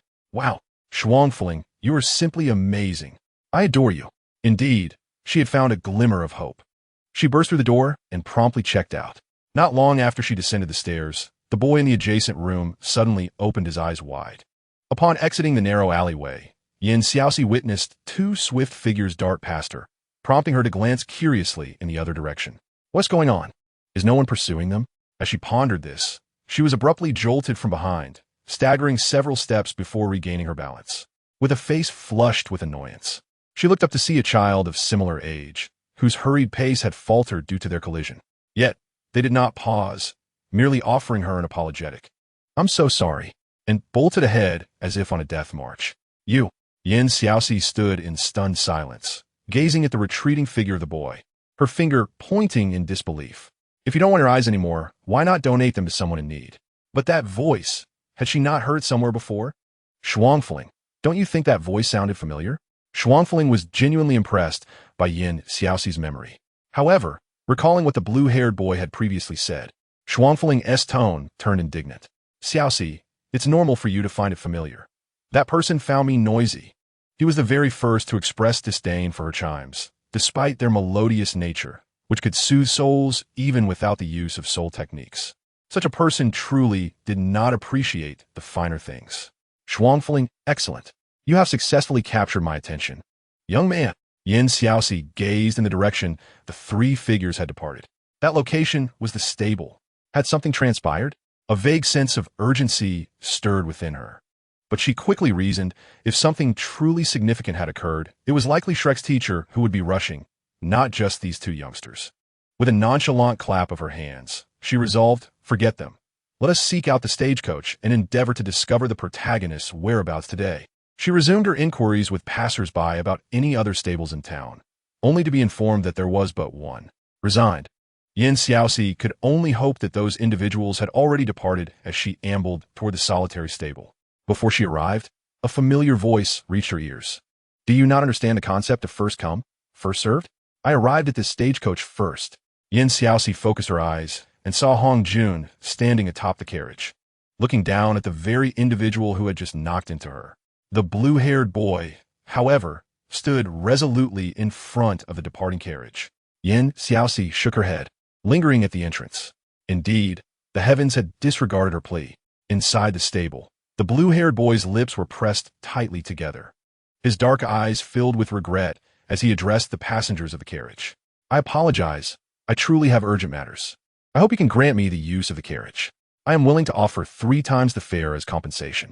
Asuka, already seated inside the carriage, emerged at the commotion, sizing up the shabby boy before him, arms crossed coldly. What audacity! 3 times the compensation? Let us not even discuss whether we will accept. Can you afford it? Step aside. They had no time to waste here. Hong Jun nodded in agreement, brandishing his fists in a menacing manner. Exactly. Hurry up and move aside, or don't blame me for being rude. Seeing another boy emerge from the carriage, Xiao San lifted his gaze, momentarily captivated, but merely nodded in acknowledgement, unfazed by their threats, standing firm in front of the carriage's path. I apologize, but I must insist you allow me to pass. This matter pertains to life and death, and I have no choice but to impede the carriage. Witnessing his unwavering resolve ignited a fire within Hong Jun, his eyes beginning to glow ominously. Asuka, sensing the rising tension, placed a hand on Hong Jun's shoulder. Calm down. We have other matters to attend to. With Asuka's reminder, Hong Jun suppressed the raging fire within him and waved his hand dismissively at the boy. If you're not afraid of death, then keep blocking. We are all dealing with life-threatening matters. No one's situation is less important than the other. With that, he returned to the carriage. Asuka regarded the obstructing boy, his porcelain-like face etched with coldness. No matter how significant your issue, we purchased this carriage first. Being late is simply being late. No one is obligated to pay for your tardiness, and we have no time to waste. If the driver does not move, then we shall simply drive over him. He calmly instructed the driver, disregarding the astonishment on the man's face, and turned to re-enter the carriage. The driver, with a helpless glance at the unmoving figure ahead, kindly urged, "Young master, why not seek another option?" Typically, at such a juncture, one would choose to leave, yet this boy remained resolute, offering a slight bow. "I sincerely apologize. I truly need this carriage." Standing outside, Xiaoxi smirked. The driver was quite articulate, well aware that this town possessed but a single stable, suggesting that the boy seek elsewhere was indeed a clever strategy. Yet, it was unfortunate that youth was no ordinary individual. Xiaoxi observed the blue-haired boy's back, her heart coldly amused. Such a young lad, not without cunning. Although he appeared to be at a disadvantage, wagering his life for the carriage, it was otherwise.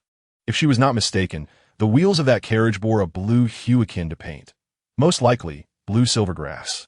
Once the horses began to run, the blue-silver grass entwined around the wheels would undoubtedly halt the carriage, providing him ample time to evade, even if its strength was insufficient to stop it entirely.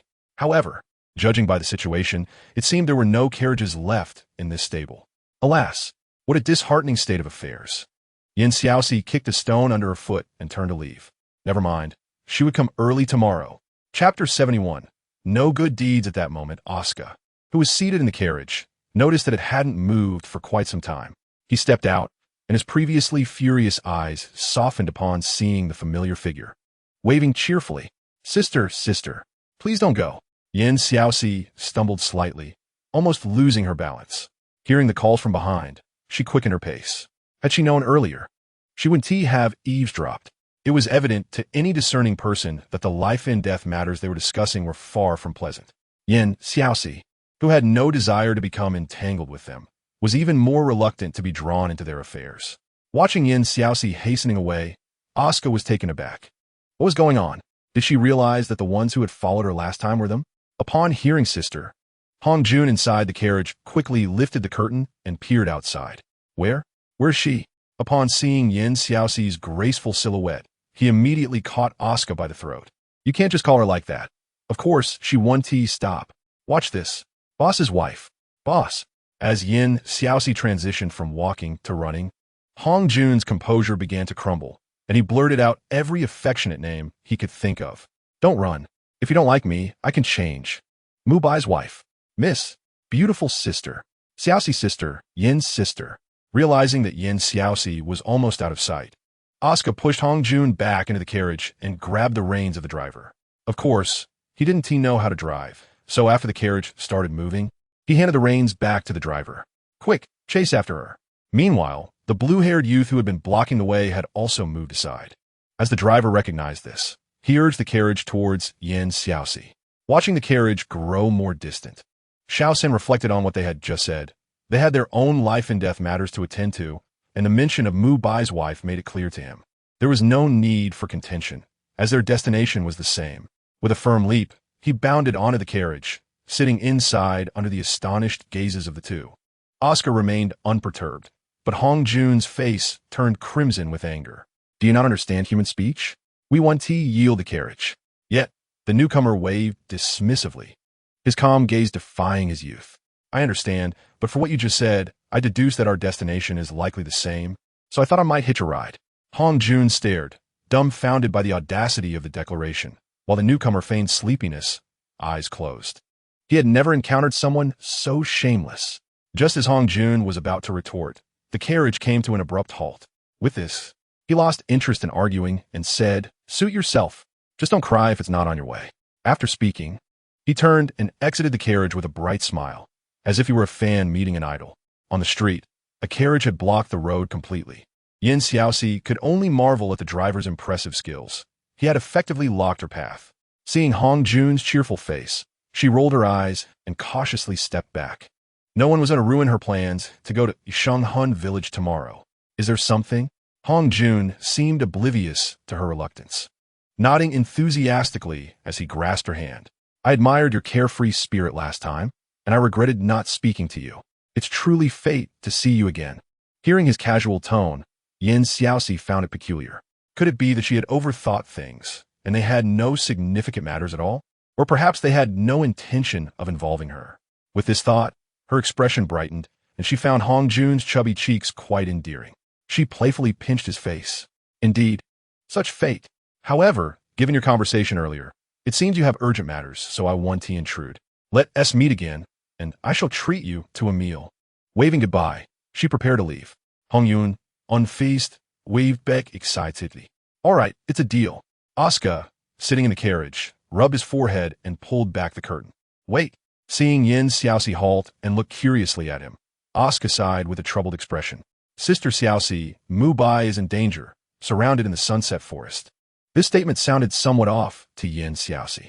Not fully processing it, she replied without thinking, then go find your dean. What's the point in that? She's just a powerful spirit master. She can't handle the spirit beasts in the sunset forest alone. What?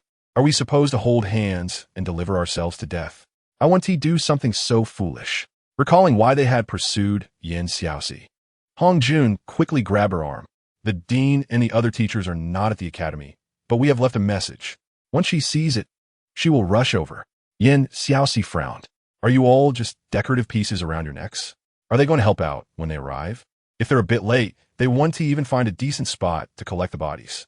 So, you called me over to join you? Upon hearing her question, both nodded vigorously, their eyes wide and pleading. Feeling somewhat embarrassed under their gaze, Xiaoxi turned her head away. Stop staring. It won't help you at all. With my current abilities, I'd just be a burden if I went. Chapter 72. Agreement to proceed apologetically. She shook her head at the two. I'm merely a support. I wouldn't be able to assist much, so I wouldn't involve myself in this mess. With that, she withdrew her hand from Hong Jun's grasp. Immediately, his expression resembled that of a discarded puppy, looking to Oscar for guidance. Having also dismounted the carriage, Oscar, upon confirming her decision was final, did not press further. He simply shook his head at Hong Jun. That's fine, then we'll head over first. He gestured toward Hong Jun. After all, rescuing their boss was their own idea. They had no right to impose it on her. Whether Xiaoxi chose to go or not was entirely her decision. Inside the carriage, Tang San, who had been feigning sleep, opened his eyes after listening to their conversation.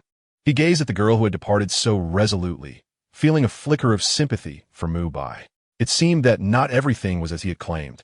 They were indeed willing to risk their lives for one another.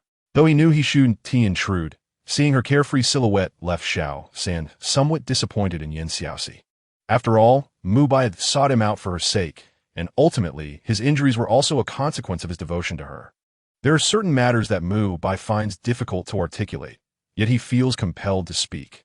Not seeking her gratitude, but unable to stand idly by as his brother silently endures, unaware of the sacrifices made for him. Just then, the third party halted the departing carriage, causing Xiaoxi to momentarily pause in her steps. Upon hearing that voice again, her heart sank. What was happening? Why was this person involved? When did the three of them become so close? Hadn't they just been ready to clash over the carriage? Recognizing that he was there to persuade her, Xiaoxi shook her head helplessly at the person inside. I am truly sorry, but I have other matters to attend to, and I do not believe that someone who cannot even defeat Mubai would be able to prevail with my assistance. As for your departure, you may go. I shall not engage in such foolishness. The third party, who had initially sought to clarify matters, felt a surge of inexplicable anger upon hearing her words. He did not understand the source of this fury, but it was evident that it consumed his rationality. Glaring at Xiaoxi, his tone dripped with disdain. So what? Knowing you are outmatched, can you merely watch as someone who has sacrificed so much for you perishes? Without further thought, Xiaoxi's expression turned icy upon hearing his derisive tone, as she regarded the stranger who, despite having only crossed paths with her thrice that day, now stood in moral judgment of her. Are you suggesting that because he may die, all who know him should perish as well, lest they be deemed selfish? To view human life as mere fodder? The third party fell silent, realizing that his words were misguided and feeling a pang of regret for having lost his composure and spoken so rashly. The two individuals who had just entered the carriage exchanged glances, sensing the tense atmosphere, prompting Hong Jun to step in as a mediator. No, Xiaoxi, you misunderstand. We do not know this fellow at all. He is entirely uninformed. Coachman, let us depart. Just as the coachman raised his hand to signal the departure, the third party seized the reins with surprising swiftness. No one had seen how he emerged, as if he were but a wisp of smoke, appearing before the coachman in an instant. The coachman, taken aback by the sudden appearance, trembled, struggling to form words. Similarly startled, Xiaoxi inquired about Shuang Fuling. Who is this person? Is there any mention of him in the book? Shuang Fuling, equally perplexed, could only speculate. However, considering that even the protagonist was difficult to decipher, how could it possibly know others? I am uncertain, but a person so formidable at such a young age is unlikely to fade into obscurity as they mature. They are likely a significant figure, or perhaps they met an untimely end in their youth. Upon hearing this, Xiaoxi felt that the likelihood of an untimely demise was greater than that of becoming a prominent figure. Perhaps they had perished during this pursuit. This realization solidified her resolve to abstain from involvement in this affair. Calculating the timeline, it was apparent that the protagonist's critical moment of emergence was approaching, suggesting that the world might begin to eliminate uncontrollable talents to pave the way for the protagonist's grand entrance. With this thought in mind, her previously halted steps resumed purposefully forward. Observing her retreating figure, the third party called out suddenly, I apologize, that was not my intention. I merely empathized, which led to my heightened emotions. Seeing that Xiaoxi showed no sign of stopping, continuing to regard them as a plague, the third party felt an unprecedented sense of resentment stir within him. Why could they never hear his explanations? Memories of their conversations from a previous life, on the edge of a precipice, resurfaced in his mind. He had earnestly tried to explain himself then as well. Why had they chosen to disregard him so callously, so self-absorbed as to ignore the words of others? The third party clenched his fists tightly. The heartache of being misunderstood can only be truly felt by those who have experienced it. Even if Mubai were to perish, he would not wish for his death to be shrouded in mystery. He shouted towards Xiaoxi's retreating figure. He risked his life to save you from incurring debts to Old Bo. Early yesterday morning, upon arriving from Notting Academy, it was nearly 3 o'clock, and just as they were about to rest, Mubai received word. Old Bo had been ambushed, his strength diminished, and he had taken refuge in the Sunset Forest. Just as Mubai had lain down, he disregarded the protests and dragged his weary body to the Sunset Forest to rescue him. Reflecting on the brief intersection of their lives, spanning merely days, the third party found it difficult to accept that the man who loved so deeply could be associated with someone like her. Xiaoxi's heart raced as she turned to meet those dark eyes, only to confirm that there was no hint of jest within them, which set her in a state of alarm. What do you mean? To save Old Bo? What has happened to the old man? Upon hearing her words and noting her sudden pause, the third party's fists tightened. The injured figure in black had mentioned that Mubai had taken a fatal blow meant for Old Bo. As a result, his life now hung in the balance. Yet this woman, upon receiving such news, was solely concerned for Old Bo. The third party's fists creaked with tension, and his expression grew colder than before. As he sighed heavily, "He is fine. The one in trouble is Mubai. Just received news that he took the fatal blow meant for Douluo now." The unspoken weight of uncertainty loomed, yet all present understood. The expressions of Asuka and Hong Jun also darkened. They were all acutely aware of Mubai's reckless venture into the Sunset Forest. Yet they had never anticipated that the woman who seemed so indifferent to Mubai's fate would become so anxious over another's life. Xiaoxi's emotions, too, were tumultuous. The phrase "taking a blow for another" echoed incessantly in her mind. She had never envisioned that Mubai would go to such lengths for her, or for Zhu Qing. At that moment, confronted with a sacrifice that did not belong to her, she felt an unbidden bitterness arise within her. Regaining her composure, Xiaoxi continuously reassured herself that she was acting for Douluo's sake, simply wishing to ensure that Yanyan would not be left without a grandfather. Having convinced herself, she resolutely approached the carriage. "I will accompany you." Inside the carriage, the three men regarded Xiaoxi, who sat lost in thought, with expressions of concern. At that moment, they wished for her absence from the carriage, for it would spare them the poignant reminder of Mubai's tragic plight. Ever since she had boarded, Xiaoxi had been unable to calm her emotions. Sensing their palpable discontent, she thought with a touch of coldness. Aside from that fleeting moment of heartache, her true feelings were grounded in reality. The debt of gratitude for saving a life and the burden of being used as a substitute. Anyone would understand the weight of each. Sensing her irregular heartbeat, Shuang Fu Ling spoke up to divert her attention. "Xiaoxi, why did you agree?" Xiaoxi lowered her gaze. "What's there to explain? I was simply swept up in the moment and agreed." Shuang Fu Ling, exasperated, retorted, "I came to advise you, and you respond with mere impulsiveness? You have a heart condition. Even your heart did not sense your excitement. How can you call that mere impulse? I must warn you, do not meddle in their affairs. The pressing concern at present is to locate the protagonist and discover the remedy for your affliction. Besides, most of these individuals are protagonists, and the laws of this world will not permit them to perish. They will only flourish in adversity." Xiaoxi understands that she has indeed acted thoughtlessly in this matter. Now, she must confront the peril of death while being regarded as an ungrateful wretch. Yet her stubbornness is particularly pronounced at this moment. I am aware, however, the old gentleman is not a protagonist. He is susceptible to injury and death. The twin floating bells resonate within Xiaoxi, conceding to silence. Opposite her, Hongyun, a mere child, is unable to conceal his thoughts. Ever since she boarded the carriage, his gaze has been fervent, as if he wished to see through her very being, which causes Xiaoxi some annoyance. Chapter 73. Enlightenment. Hong Jun has felt a profound sense of frustration since Xiaoxi's arrival. He wishes for her to venture into the Sunset Forest, but at this moment, he would prefer her absence from the carriage. Overcome with emotion, he can no longer contain himself and speaks out, "Miss, are you not the fiancée of the leader?" Xiaoxi perceives the chill in his tone. Although the title remains the same, the inflection is markedly different from before. She withdraws her gaze from the window and regards the three individuals awaiting her response. Massaging her temples, "It was my oversight to omit this detail. While I am indifferent to your opinions, I do not wish to be unjustly labeled as ungrateful." As Mubai introduced, his fiancée is named Zhu Qing, while I am Xiaoxi, truly two distinct individuals, not a matter of denial on my part. The three are momentarily taken aback by this revelation, their mouths agape. It was merely an introduction. Surely no one would overthink it. They collectively express. However, if this is indeed the case, her choice becomes more comprehensible, for as she indicated, Mubai is merely a stranger she has met a handful of times. Not someone familiar. After a moment of contemplation, the third party is the first to apologize. "I am sorry. I made assumptions without understanding the context."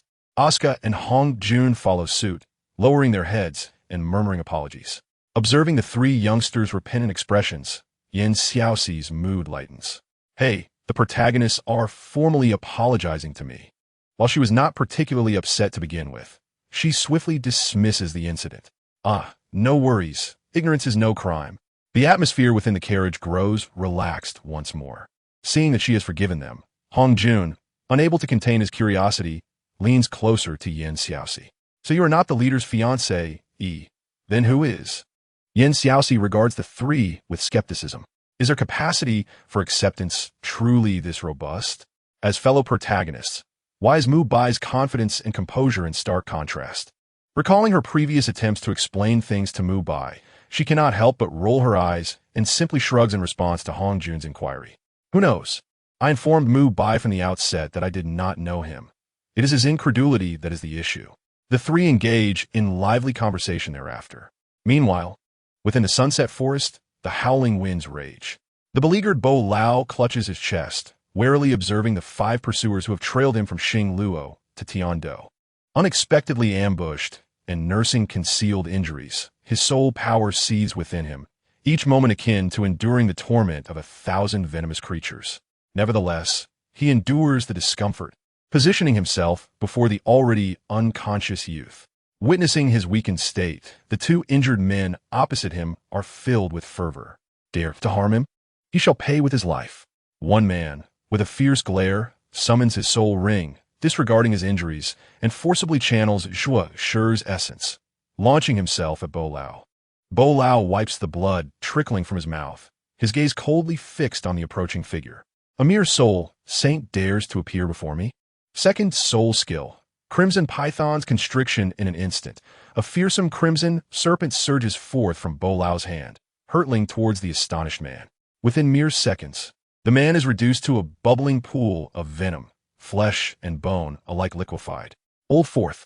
The sight of such utter annihilation causes the scarred man's expression to shift through shades of green and purple, glaring fiercely at Bo Lao. You are striking at my pride. You seek death. As he speaks, a multitude of white dots appear in the air, growing larger as he infuses them with his soul power. The dots swell to the size of basketballs. Behind him, the 3 exchange glances and step forward. Leader, we shall assist.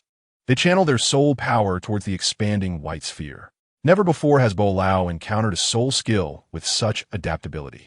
His expression hardens as he gazes at the burgeoning light above the 4. He swiftly targets one of them. Bo Lao crouches in disbelief. How can this be? Perceiving his skepticism, the scarred man erupts into laughter. Do not resist futilely. This soul skill was derived from a 70,000-year-old gecko, possessing unparalleled adaptability. Furthermore, during its use, any harm sustained will rebound upon the attacker. Prepare to meet your end. Bo Lao, one hand clutching his chest, gazes at the swelling orb above, ominously radiating a terrifying aura, realizing that he cannot evade this impending strike. Suddenly, he coughs up blood. How utterly vexing. To think I might perish at the hands of these wretches. The leader among them regards the title Douluo with disdain, akin to observing an ant, reveling in the impending demise of the titled Douluo. Ha ha! What a titled Douluo! Even one renowned, as the poisoned Douluo, shall fall before a mere soul Douluo. As he speaks, the combined might of the 4 surges forth, a soul skill powerful enough to obliterate all in its path, hurtling towards Bo Lao. Chapter 74. The shattering of the twin floating bells. Meanwhile, the 4 who rush from outside have yet to enter when they sense this cataclysmic surge of soul power. Xiaoxi halts, the twin floating bells within her becoming frantic. It's over. We cannot escape. Xiaoxi is doomed. This energy is too potent. The other 3 also come to a standstill. Just as Xiaoxi contemplates asking what to do, the 3 unexpectedly hasten their steps. Witnessing this, Xiaoxi nearly grits her teeth in frustration. For heaven's sake, can we not discuss this first? The twin floating bells within her become frantic upon observing the direction in which the 4 are running. Oh, Xiaoxi, you're running the wrong way. The wrong way? With her life at stake, Xiaoxi's mind sharpens with clarity. It is evident that retracing her steps is no longer feasible. Even disregarding her physical condition, utilizing the Phantom Royal Cat and her domain to flee would still expose her to the risk of being engulfed by the aftershocks of the explosion. Thus, she resolves to take a gamble, a wager on the fortune of the protagonists. Silence. They are the protagonists. As long as I follow them and seize the opportunity, I shall not encounter misfortune. The twin floating bells pause momentarily. While this reasoning holds merit, it cannot shake the feeling of unreliability. This is not an ancient civilization where one might stumble upon treasures for salvation. This is a genuine realm of cultivation and ascension, ignoring the dual bells. They waited for Xiaoxi and her companions to arrive. A luminescent sphere, as massive as a meteor and poised for imminent explosion, filled their vision. Looking at the pale yet defiant Douluo and the unconscious Mubai behind him, Xiaoxi's heart tightened, prompting her to step forward. At that moment, a blinding silver light flashed in her peripheral vision as a silver needle shot directly towards the scarred man at the peak. Xiaoxi's eyes sparkled with renewed hope. She had known they wouldn't succumb so easily. She couldn't help but feel a surge of excitement within her heart. The dual bells were remarkably competent, even wielding hidden weapons. The dual bells questioned its own perception of the scene. Hidden weapons? Suddenly, memories sealed for over a decade surged forth, and without time to ponder, it quickly called out to Xiaoxi. Xiaoxi, no. We must flee. They are the protagonists. They can survive a hard explosion, but you cannot. Unaware of the danger, Xiaoxi gazed at the silver needle plummeting from her line of sight and the scarred man's malicious grin. Her heart abruptly ceased its rhythm, a silent pressure descending upon her. Struggling under the weight, she bit her lip, beads of sweat forming on her forehead, and with a feeble voice, she murmured, "It's too late." Indeed, it was too late. The man's attack had already descended upon them. Resigned, Xiaoxi closed her eyes. She should have known that in choosing to come here, she had an inkling that she might remain forever. She thought she could face it with composure. But in the face of death, she realized that despite her traversal, she was still engulfed in fear. Douluo, taken aback by the sudden appearance of the young man, widened his eyes upon recognizing Xiaoxi among them. "Xiaoxi, how did you end up here?" He yearned to risk everything to save her, but it was already too late. The massive sphere began to tilt, and in the horrified gazes of all, a golden light radiated from Xiaoxi, momentarily blinding them. When their vision returned, they found Xiaoxi had succumbed to unconsciousness. In midair, a delicate bell appeared, dwarfed by the enormous sphere, yet managing to prevent it from descending even slightly. The opposing soul warriors exchanged glances of panic. This strike had consolidated all their soul power. If it failed to vanquish them, death would be their only fate. Moments later, the scarred man made a decision. Under the astonished gazes of the others, he activated his hidden left arm soul bone to amplify his attack. The sphere visibly expanded. While the dual bells bore the entire weight and tried to soothe the sphere to prevent an explosion, cracks began to form on its body, dark hues seeping from the fissures. Chapter 75. The breath of death. As the cracks widened, the dark glow became apparent to all. "What is that?" Hong Yun exclaimed, having noticed the peculiar phenomenon in midair.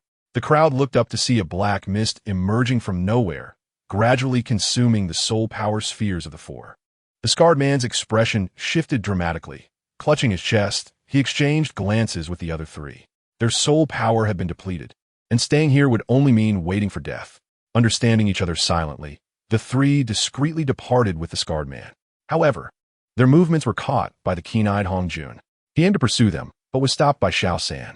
"Don't chase them. Something feels off." In his violet pupils, the shattered glass shell of the wind bell began to dissolve into a thick black mist, which gathered like a general commanding the fog from all directions. They were surrounded by an invisible black mist, and the only thing protecting their safe zone was the life-infused golden bell within the wind bell. Xiaoxi fixated on the retreating figures. He was uncertain of the nature of the black mist, but his instincts warned him it was no good omen. If someone was willing to test it, he would surely make use of them. The golden bell dimmed under the encroaching black mist. At some point, the mist infiltrated through the cracks in the golden bell, recklessly eroding its interior. Noticing the sudden vitality of the surrounding fog, Xiaoxi felt a vague sense of unease. Just then, a chilling scream pierced the air as the four who had stepped into the black mist cried out in anguish. The others turned to look but saw nothing. Only Xiaoxi, who had cultivated the purple-grayed magic eyes, discerned that upon touching the black mist, their life force was instantly siphoned away. This realization sent chills down his spine, and his expression grew grave. Such a method of life force theft did not belong to this world. It must be the aura of death. According to texts, the aura of death should only manifest on the brink of death. And if a living being were to encounter it, it foretold misfortune. If one were to become tainted directly, their fortunes would be eroded, leading to an untimely demise. How could such a massive accumulation of death aura exist here? Xiaoxi abruptly raised his head and noticed that the core golden bell of the dual bells was already being invaded by the death aura, his expression shifting dramatically. "Quick! Awaken Yin Xiaoxi. He squatted beside her, examining her condition. After a thorough check from head to toe, he found no injuries, sufficient soul power, and no damage to her mental state. Yet her heart rate was alarmingly low, a situation he had never encountered in 2 lifetimes. With no other option, he joined Hong Jun in calling out to her, but received no response. As the dual bell's body began to disintegrate completely, Xiaoxi could only place his hopes on the venerable Bo Lao, who he respected deeply. Elder, do you have any means to awaken her? Just as Xiaoxi and Hong Jun crouched to rouse Yin Xiaoxi, Osi Ka approached Bo Lao, presenting him with 2 recovery sausages. After consuming one and feeling a slight restoration in his body, Bo Lao's eyes gleamed with newfound determination. He pondered how to manipulate Osi Ka into producing more sausages when he heard Xiaoxi's question. Initially, Bo Lao was perplexed. Isn't Xiaoxi fine? But as he drew near, his expression darkened. He quickly approached Yin Xiaoxi, channeling his soul power through his wrist to examine her, only to find that the energy he transmitted vanished without a trace. What is happening? What is wrong with Xiaoxi? Bo Lao's face paled in alarm as he began to transfer soul power into Yin Xiaoxi again. But it felt as if he were casting stones into the Dead Sea, creating no ripples whatsoever. Seeing his distressed expression, Osi Ka, who had just carried Mubai over, mistakenly thought he was blaming them for Xiaoxi's condition and quickly interjected, "This has nothing to do with us." She fell unconscious after her spirit weapon flew out. Osi Ka's words were not unfounded. As an auxiliary type, he was particularly attentive to his teammates' conditions. He had rushed to check Yin Xiaoxi first, but was thwarted by an invisible barrier, prompting him to assess the elder's situation instead. Upon hearing his words, the elder believed him, for he was aware of the peculiar nature of Yin Xiaoxi's martial spirit. Yet, despite its uniqueness, he had never encountered such a situation before. He gestured towards Oscar, who had been intently observing the condition of the dual floating bells, his lips pressed tightly together. "Be cautious. The surroundings are filled with death energy, and they're closing in on us." At this, the 3 were momentarily taken aback. Bo Lao quickly regained his composure, gazing at the encroaching black mist that had already surrounded them all, feeling a sense of regret for having been oblivious to it until now. He raised his hand, forming a protective barrier with his soul energy. "Do not venture out. This barrier offers some protection against the death energy." What on earth is happening? Bo Lao turned his gaze towards the first to detect the death energy, Xiaoxi. At this moment, Xiaoxi's body was tense, his eyes sharp with understanding, completely devoid of the innocence expected of a child. This reminded Bo Lao of the first time he met Xiaoxi. Lost in thought for a brief moment, he was jolted back to reality by Xiaoxi's heavy voice. "I don't know. Her martial spirit has shattered, and it seems the black mist is targeting it." Hearing this, Bo Lao looked up to witness the diminishing glow of the bells as the black fog continued to voraciously consume the soul skills in the air to strengthen itself. Hong Jun surveyed the thick death energy surrounding them, feeling a sense of discomfort as he swallowed hard. "Why do I feel like I can hardly breathe?" No one responded to his query, for at that very moment, a faint cracking sound echoed from the sky. A sound so subtle that it severed the mental strings in everyone's minds. Oscar stared at the completely shattered martial spirit above, muttering, "The martial spirit has shattered." In an instant, fragments of golden bells turned to dust midair, scattering to the ground like shimmering gold powder, a sign of the fall of the dual floating bells. Where the dust landed, life surged anew, and even the trees ravaged by the death energy began to regain their vitality. The 4 stood in stunned silence, absorbing the overwhelming life force. Bo Lao's complexion visibly brightened, and the unconscious Mubai began to awaken, gazing at the drifting golden powder, instinctively reaching out to catch it. In the next moment, a chilling aura rushed towards them. The 5 felt their breath catch in their throats, their faces paling as their eyes widened in horror, as if witnessing something profoundly terrifying. Yet, the frigid death energy merely coursed through their bodies without inflicting harm. Mubai, still dazed, was unaware of what had transpired, but upon seeing Yin Xiaoxi lying on the ground, her face pale to the point of translucence, his mind went blank. What is happening? What is wrong with Xiaoxi? A deep fear gripped his throat, and trembling, he looked to the others, hoping someone could elucidate the situation for him. Chapter 76. Is she dead? However, those standing, upon meeting his gaze, all bowed their heads, concealing their faces in sorrow. Mubai's heart sank with an unspoken understanding. Yet he resisted the thought, deliberately ignoring it as he stepped closer to Xiaoxi. His silhouette bore an indescribable weariness, gazing at the girl peacefully resting on the ground. Mubai's legs gave way, and he knelt before her. What has happened? Receiving no answer, he suddenly lifted his head, his bloodshot eyes fixated on those around him. Tell me. Speak. His sudden outburst startled everyone, causing them to recoil. While Oscar and Hong Jun hesitated to approach, Xiao San placed a hand on Mubai's shoulder. We are heartbroken too. Xiaoxi may have sacrificed herself to save us.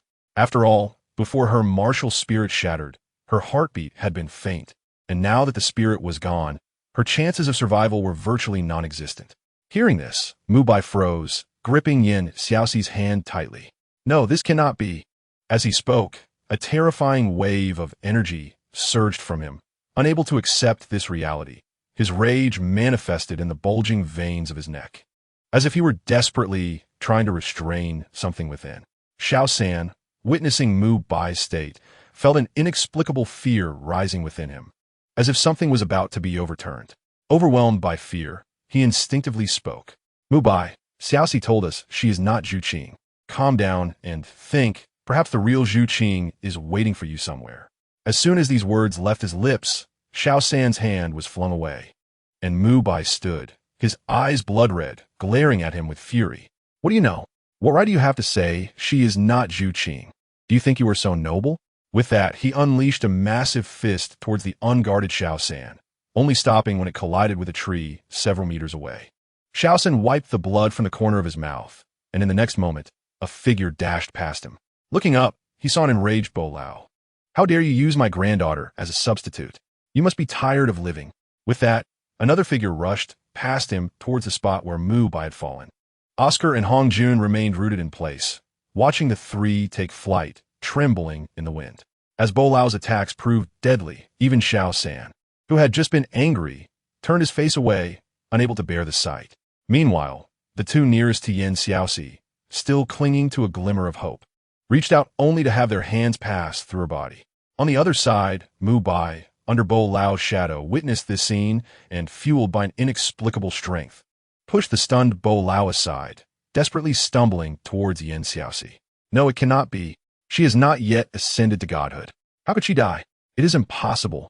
As Mubai's emotions spiraled out of control, uttering bewildering words, the night fell prematurely. The others watched as the sky shifted from daylight to darkness, growing increasingly alert. Xiao San's frantic gaze inadvertently swept over Mubai, who had suddenly gone quiet, and something flickered in his mind, yet he could not grasp it. At that moment, his attention was drawn to Xiaoxi's body, which began to rise slowly, and he gazed in confusion at the river that appeared beneath her. Who is she? Her identity must be extraordinary. Meanwhile, the surrounding death energy surged towards the river beneath Xiaoxi, as if it had found a home.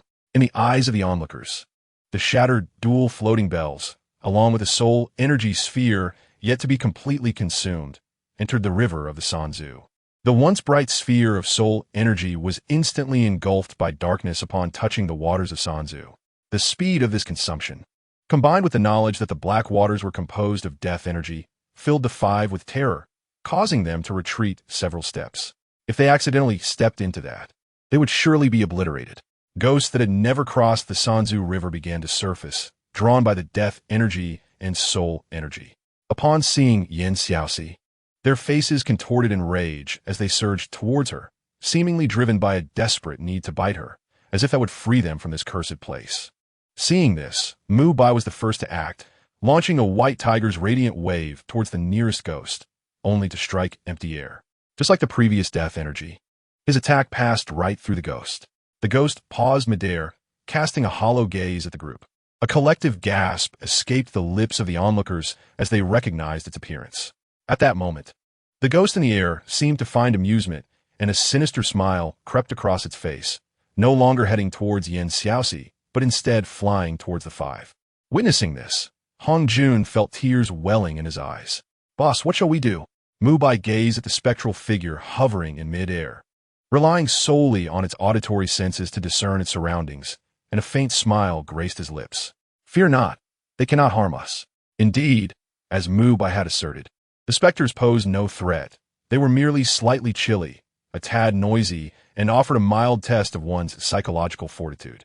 In the air, a ghost suddenly approached Yin Xiaoxi, its greedy hands reaching out to make contact with her. At that moment, Yin Xiaoxi's sharp eyes flared open, and the half-moon-colored pupils froze the specter in its tracks, causing its ethereal form to tremble as if it had encountered its nemesis. As Yin Xiaoxi's gaze swept over it, the ghost's body began to develop piercing holes, and its shrill wails resonated painfully in the ears of the onlookers. With the ghost's sound waves dissipating, it was utterly vanquished.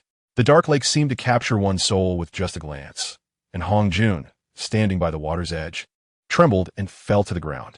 What? What is happening? No one answered. The crowd watched with elated astonishment as Yin Xiaoxi awakened anew in the air. She was alive. Mubai looked at the figure above with a bittersweet joy on his face. Suddenly, silence enveloped the surroundings. The previously howling specters had retreated beneath the river of three paths, trembling in fear, the inky water rippling with their quaking forms. This remarkable spectacle imprinted itself in the minds of all present, while Mubai's gaze remained fixed upon the figure that surveyed the world. A tiny glimmer of light streaked across the horizon, growing brighter as it approached. The trembling ghost beneath the river of three paths bowed respectfully towards Yin Xiaoxi. As if calmed, Yin Xiaoxi gazed up at the radiant light, closing her eyes. As the illumination drew nearer, the river of three paths began to fade from view. The moon in the sky shone brightly. A nebulous, luminous object hovered above Yin Xiaoxi. Unbeknownst to her, a multitude of crows flew in from afar, swirling densely above her head. The sacred light mingled with the crow's hoarse caws, creating a dark hue, light and shadow intertwining, until a yin-yang taiji diagram was birthed. Chapter 77. Rebirth of the martial spirit. With a thunderous roar, the taiji diagram began to enlarge, shaking the heavens and the earth. As calm returned, the yin-yang taiji diagram appeared behind Yin Xiaoxi in a divine manifestation. The five individuals on the ground, having just regained their footing after the upheaval, were left speechless, their pupils constricted in shock. Suddenly, a terrifying pressure descended upon them. Four of the five immediately dropped to the ground, as fissures began to crack and collapse the ground beneath them. The four in the pit felt as though they were being torn apart by this overwhelming force. Their faces flushed, unable to unleash their martial spirits. They could only passively breathe the thin air pressed against the ground. Meanwhile, Yin Xiaoxi in midair remained unaware of the chaos unfolding outside, instinctively releasing her energy, a sensation of pure comfort enveloping her. Douluo, barely able to withstand the pressure, shielded the four, and upon seeing the two divine soul rings manifest around Yin Xiaoxi, he felt a deep sense of relief. Thank goodness she possessed only two rings. Had there been a third, calamity would have surely befallen them all. Rising, Mubai looked up at Yin Xiaoxi, illuminated by golden light. His eyes filled with warmth and longing. He would soon catch up to her. Sensing a scrutinizing gaze upon him, Mubai instinctively concealed his expression, smiling as he nodded toward Xiaoxi. This fellow was indeed as perceptive as ever. Asuka and Hong Jun gazed at the two golden soul rings with awe, envy, and a sense of direction for the future. Just then, the yin-yang taiji diagram on Yin Xiaoxi's back began to rotate suddenly. With each revolution, the two divine soul rings began to metamorphose, and the taiji diagram showed signs of opening. The golden rings gradually dimmed, transitioning to red and black, until they reverted to their original hues, at which point the taiji diagram fully opened. An unlit lamp soared from the yin-yang taiji diagram. When Yin Xiaoxi opened her eyes, the diagram transformed into the lamp's wick, and, as the lamp ignited, the sunset forest illuminated as brightly as day, the warm light emanating an irresistible energy.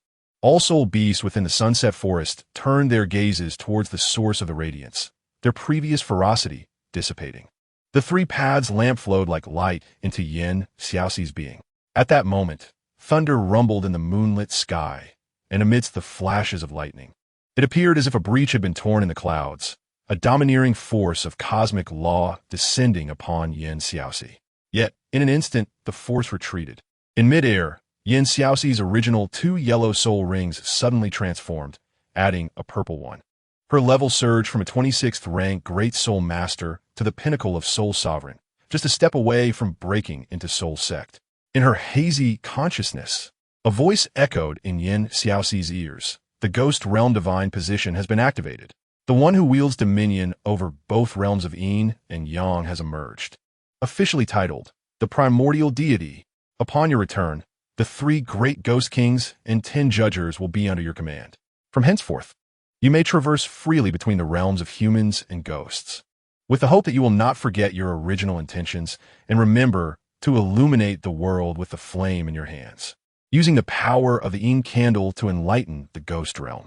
Special authorization, the unfathomable deity in the divine realm, upon the thrones of the 5 deities. A seed adorned with countless otherworldly flowers materialized. Though in a nebulous state, it commanded the respect of the gods, who bowed their heads in reverence, daunted by the prospect of defilement. As tranquility returned, the crowd's hearts raced with lingering excitement, although they were oblivious to the ultimate events that had transpired. In that fleeting moment, an unprecedented sense of submission blossomed within them. As they beheld Xiaoxi's slowly descending form, Mubai soared into the air, cradling her in his embrace as the others rushed to surround them. What happened? Is she all right? Bo Lao's emotions were tumultuous. This girl's destiny surpassed his wildest expectations. Yet upon reflection, she was still his granddaughter. Even if she ascended to godhood, she would still call him grandfather. Goodness, he had never before imagined being the grandfather of a deity. Asuka, squeezed out by the 3 others, leapt onto Hong Jun's back. Is Xiaoxi all right? Cradling Xiaoxi. Mubai felt her faint breaths, but remained silent. Xiaoxi scrutinized the rise and fall of Xiaoxi's chest, frowning in concern. Is she still unwell? Recalling that Mubai had sought him out for his medical expertise and knowledge of herbs, Xiao San felt a tinge of helplessness as he glanced at him. I apologize, Mubai, but even I have never encountered symptoms like hers. Hearing this, Mubai wearily closed his eyes. It's fine, just do your best. After all, he had not expected Xiao San to be able to heal Xiaoxi. Xiao San's proud demeanor prompted Bo Lao to cast a discerning glance his way, internally scoffing. Isn't it normal for a young child to be inexperienced? As he reached out to take Xiaoxi from Mubai, he aimed to hasten her to the Heaven Do Empire for medical assistance. However, his hands grasped only air as Bo Lao's expression darkened, watching Mubai evade him. You little rascal, can't I hold my own granddaughter? What do you intend to do? Mubai met Bo Lao's gaze, his entire being on high alert, his eyes betraying no concealment of his distrust. Acknowledging Bo Lao's presence, he still hesitated to speak disrespectfully, pouting in displeasure. She is my fiancée. Old Bo was amused by the absurdity of his defensive posture, furiously pointing at Mubai. If you hadn't spoken, I might have forgotten. You dare let my granddaughter be someone else's substitute? Your fiancée, I warn you, if you come near my granddaughter, I will break your legs. After saying this, he attempted to use his soul power to snatch Xiaoxi away. This time, Mubai did not evade. He stubbornly gazed at Old Bo. She is my fiancée. He glared fiercely at the claw that had landed on his wife, his heterochromatic eyes flickering ominously. However, recalling the scene from their journey back from the Royal Academy to Shrek, Mubai bit his lip, repeatedly reminding himself. He possesses the medicine to heal Xiaoxi. He must not provoke him. Reluctantly, he released his grip on Xiaoxi. Seizing the opportunity, Old Bo wrapped his arms around her entirely, suddenly feeling empty in his embrace. Mubai instinctively attempted to reclaim her, only to be evaded by Old Bo observing Mubai, whose eyes were darkened, head drooping, and spirit utterly depleted. Old Bo felt a sense of satisfaction. He still wished to challenge him, but concerned for Xiaoxi's health, he chose not to prolong the confrontation. You 4, return whence you came. After uttering this, he lightly stepped and swiftly soared towards the direction of the Heavenly Do Empire. Standing in place, Mubai stared blankly at the departing figure, his mind a void as the white tiger's fierce light wave surged towards Old Bo. His 3 companions, watching the person in the air evade with a look of disbelief, regarded him with expressions of utter incredulity. Chapter 78. Into the medicinal field again. Noticing his unusual behavior, Xiao San swiftly approached Old Bo with a respectful gesture. My apologies, senior. Mubai was simply a bit unstable emotionally just now. His actions were unintentional. Standing beside Mubai, Aosi and Hong Jun quickly nodded in agreement. Yes, yes, our leader hasn't yet regained his composure. Please don't take offense, senior. Old Bo was no fool. It was clear that Mubai's previous strike was aimed at preventing him from leaving. Yet, given how much the boy cared for Xiaoxi, he should not intend to harm her. Pondering this, Old Bo gazed down at Mubai, who was shielded behind the three. Are they speaking the truth? Mubai emerged from behind his companions, shaking his head under their expectant gazes. I know what I'm doing. I cannot stand by and watch Xiaoxi perish. Old Bo, who had initially thought Mubai might know something, instantly darkened at these words. With a cold flick of his sleeve, he declared, If it weren't for your earlier performance, you would have perished at my hands countless times by now. What do you mean? Xiaoxi is my granddaughter. Would I harm her? Mubai's fiery gaze fixated directly into the air. That is not what I meant. Xiaoxi once mentioned to me that the medicine to save her lies within the sunset forest. Upon hearing this, Old Bo recalled that not long ago, Xiaoxi had pursued him with questions about the spring water. What else do you know? A smile brightened Mubai's face. He realized he had successfully persuaded the elder. I do not know much, but Xiaoxi mentioned that you have a medicinal field within the sunset forest, where the medicine capable of healing her is located. Instantly, Old Bo's icy gaze bore down on Mubai. Seeing he showed no signs of retreat, he finally descended to the ground. Since he had landed with Yan Xiaoxi in his arms, Mubai's fiery eyes had not strayed from him, making Old Bo feel as if he might explode. Ahem. Unable to endure any longer, Old Bo gestured for Mubai to take her away. Once he felt the weight lift from his arms, the intense gaze vanished, allowing Old Bo to glance towards Mubai, who appeared to have discovered a treasure, feeling somewhat vexed. His granddaughter had been so easily embraced by this young man. Fortunately, this young man was indeed commendable in both appearance and strength, worthy of Xiaoxi. Moreover, the information about the medicinal field had been revealed by Xiaoxi herself, indicating that this person likely held some significance in her heart. As for whether he had obtained this information from others, Old Bo was entirely unconcerned. He had kept this medicinal field under wraps exceptionally well. Even Yanyan was unaware. This time, as he brought them in, he did not wish for his secret to be exposed, as it would attract unwarranted attention. Thus a warning was necessary. Old Bo's emerald eyes swept over the four, making them feel as though they were being scrutinized by a venomous serpent, causing involuntary shivers. Follow me. However, let me make it clear, if news of today spreads across the continent, or if any rumors arise, none of you will survive. A domineering statement. Yet it did not disturb the four, for even if they spoke of today's events, few would believe them. Hong Jun and Aosi stepped forward, thumping their chests in assurance. Rest assured, our lips are sealed. We will not reveal a single word. Xiao San remained silent, but his unwavering gaze and nod towards Old Bo conveyed his determination. Meanwhile, Mubai merely watched Yan Xiaoxi, offering her not even a glance, merely stating when Old Bo looked over, if even a whisper of today's events escapes, I shall personally eliminate all who are aware, even if it means slaughtering across the continent. Though it sounded like a jest, no one took it lightly. They understood the weight of his talent and the palpable aura of menace surrounding him. Old Bo assessed Mubai and subtly nodded. Come with me. With that, he turned and led the way into the sunset forest. The four trailed closely behind Old Bo until they soon arrived at a place shrouded in toxic mist. Mubai had visited once before and had seen all there was to see outside, so he displayed no particular reaction. However, upon encountering the toxic mist, Hong Jun nimbly shrank behind Aosi, only his head visible as he looked forward in terror. Not more fog. It must be noted that after experiencing the recent deathly atmosphere, everyone had developed a certain fear of mist, though none reacted as dramatically as Hong Jun. Xiao San stepped forward, using his purple gaze to scrutinize the mist ahead. Do not be afraid. This is not deathly energy, merely toxic gas. Merely? The term merely from Xiao San left the others speechless. Old Bo cast a glance at the enigmatic young man, a barrier rising around him. All right, everyone, once we enter, do not stray from the circle. The mist within is highly poisonous. With that, he led the four, along with the unconscious Yan Xiaoxi, deeper into the forest. As they approached, the toxic mist began to dissipate. The group was greeted by the refreshing scent of herbs that filled their nostrils. Xiaoxi took a deep breath, his eyes sparkling. Just the fragrance alone had a revitalizing effect. The herbs here were undoubtedly of the highest quality. Upon witnessing the rare and exquisite herbs on the ground that had existed for hundreds or even thousands of years, Xiaoxi's heart raced with excitement. In his fervent gaze, Hongjun rushed forward, exclaiming, "Wow, Senior, are these all herbs? How beautiful!" He then reached out to pick the most vibrant flower.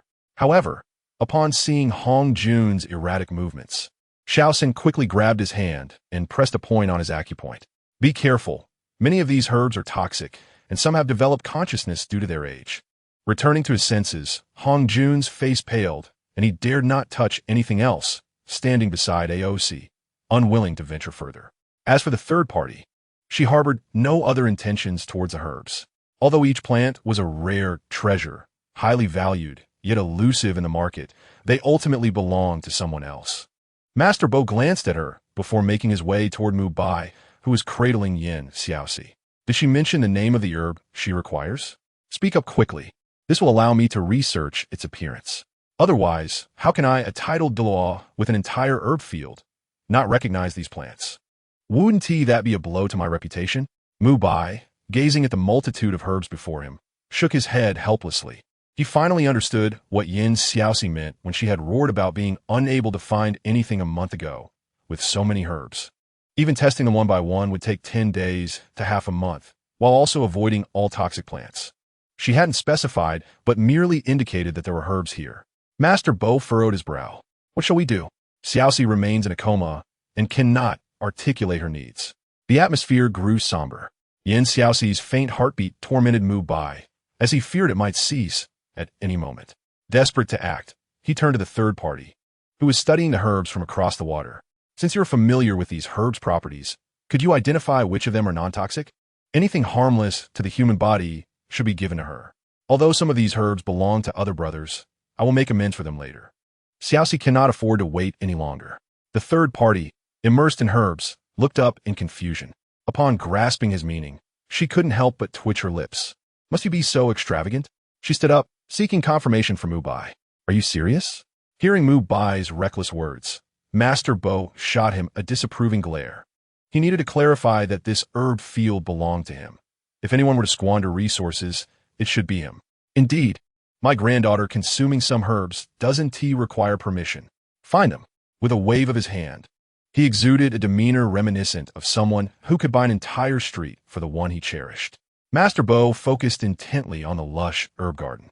If these could indeed save Xiaoxi, it would be worth it.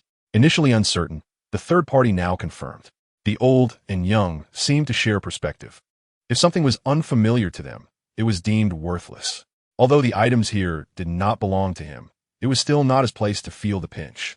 Nevertheless, the third party shook her head at the two. "No, ordinary people may consume herbs as long as they are harmless, but Xiaoxi is different. Her body is already unique. Some herbs, although harmless to others, could be as lethal as poison to her. She is not yet at the point of taking such risks, and I advise against it." Hearing this, Mubai fell silent. Indeed, after being together for so long in their previous life, he had absorbed enough knowledge to understand that herbs could be classified as cold, hot, warm, or cool, and that one must not be careless. Yet, given the current circumstances, if they couldn't consume everything, what other options remained? Xiaoxi had never disclosed her health status to him. He had only inferred the existence of healing herbs through his own deductions. Suddenly, Mubai looked up at Master Bo. He recalled that Xiaoxi had mentioned receiving a herb from him before, a herb capable of resisting the toxins here. She may not have revealed much, but he was certain that to inquire about this place, she must have shared something. "Senior, you previously gave Xiaoxi a herb that can ignore the toxic mist. Did she mention anything about wanting to come here? Did she say anything else during that time?" The old man clapped his hands together. "How did I not think of that?" Xiaoxi wasn't asking about herbs. She was inquiring about the half-cold, half-hot spring water. Indeed, she did ask. The old man hastened toward the central area of the herb field, where the Yanyan spring was located. "Look, Xiaoxi initially asked me if there was any spring water that was half-cold and half-heated, which is why I told her about this herb field." With this new development, Mubai swiftly picked up Xiaoxi and made his way toward the spring. As he approached, a wave of heat enveloped him, and upon seeing the two-colored spring water below, he frowned. What is this? There were no records of such a spring in his memories from 2 lifetimes. At that moment, he noticed the stunned expression on the third party's face, and felt a spark of curiosity. Do you recognize it? On the other side, suppressing her inner excitement. The third party nodded. Yes, this is the Yanyan spring. No wonder the herbs here grow so densely. Oh. Mubai accepted this without doubt and reached out to test the water temperature. Upon seeing his reckless action, the third party jumped up in alarm. Stop. The ghost shadow mist is rushing toward you. She grasped his shoulder and pulled him back. Master Bo had also approached by then, casting a warning glance at Mubai. Do not act rashly. The temperature here is beyond what the human body can endure. He then enveloped a branch with his spiritual power, splitting it in two, and let the pieces fall into the spring. Mubai observed as the leaves were reduced to ashes without even igniting a spark. His heart tightened, while the branch touching the cold spring was swiftly enveloped in frost, disintegrating until not even a remnant remained. The reality of this perilous situation surrounded him, and he cast a grateful glance at the third party. Thank you. This place is indeed dangerous. Had you not pulled me back, Xiaoxi would have been harmed. This temperature is far too hot, Mubai noted, eyeing the beads of sweat on Yin Xiaoxi's forehead. He carefully placed her a meter away from the Yanyan spring before returning to scrutinize the spring closely. Given this, we surely cannot touch the spring. But why did Xiaoxi inquire about this peculiar spring water? Master Bo shook his head and turned to the third party, who was still searching for something. A strange sensation began to grow within him. What are you looking for? The third party paused, just in time to spot the elusive 8-star ice grass. I think I understand why she was searching here. Look at these two herbs, according to what you said. She might have come for the companion herbs of the Yanyan spring. The spring itself does not possess healing properties, but the companion herbs do have some therapeutic effects. Mubai's face lit up with joy. Herbs! Wonderful herbs. They pose no risk to life and can enhance strength. I knew bringing you along would be a wise decision. Unable to contain his eagerness, he reached out to uproot the entire flame apricot blossom, only to be reprimanded by the third party. Don't touch that. Do you want your hands anymore? She urged. No need to rush. The herbs are right here, and one tea run away. Let's think carefully if Xiaoxi mentioned anything else. Taking a deep breath, Mubai gazed at the spring, a voice within him insisting that those two herbs were indeed the correct choice. He turned back to the third party. I need to know how to harvest these two herbs. I'm certain they are the ones. Seeing his determination and with Master Bo offering no further input, the third party stepped forward. Let me handle this. I have practiced a technique that allows me to be immune to ice and fire toxins. Very well. Mubai, momentarily caught off guard by her capabilities, quickly gathered Yin Xiaoxi in his arms. The third party carefully plucked a petal from each flower and placed them by Yin Xiaoxi's lips. As the petals vanished at her lips, Mubai shot a disgruntled glance at the third party. Must you be so miserly? What use is a petal the size of a thumb? It's barely enough to swallow. It might just get lodged in her teeth. The third party could only respond with exasperation. Who told you that one must eat well before taking medicine? It is not my intention to be stingy. The human body has its limits, and a single petal is already the utmost that can be absorbed. Any excess is merely waste. Mubai wished to express more, but he sensed a slight stirring from the person in his embrace. In Chapter 80, Soul Sect, within Yin Xiaoxi's body, the petals slid down her throat, establishing a dichotomy of warmth and coldness, neither yielding to the other. Just as they reached a stalemate, the Santu Zhan unexpectedly illuminated. A gentle surge of soul power swiftly enveloped the two medicinal ingredients, allowing them to refine and merge with one another, ultimately coalescing into a droplet of medicine. The verdant elixir coursed through the veins into the weakened heart, and upon contact, the heart seemed to be reborn, pulsating with newfound vigor.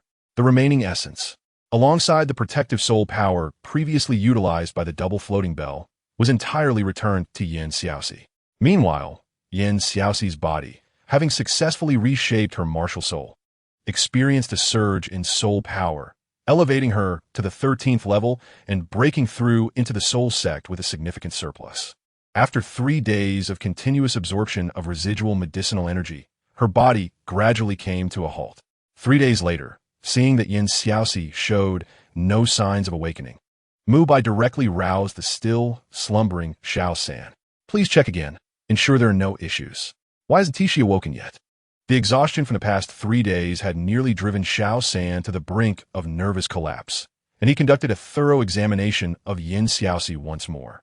After completing the examination, he rubbed his temples in despair. Rest assured, her vitality is even more robust than mine at this moment. So please let her be.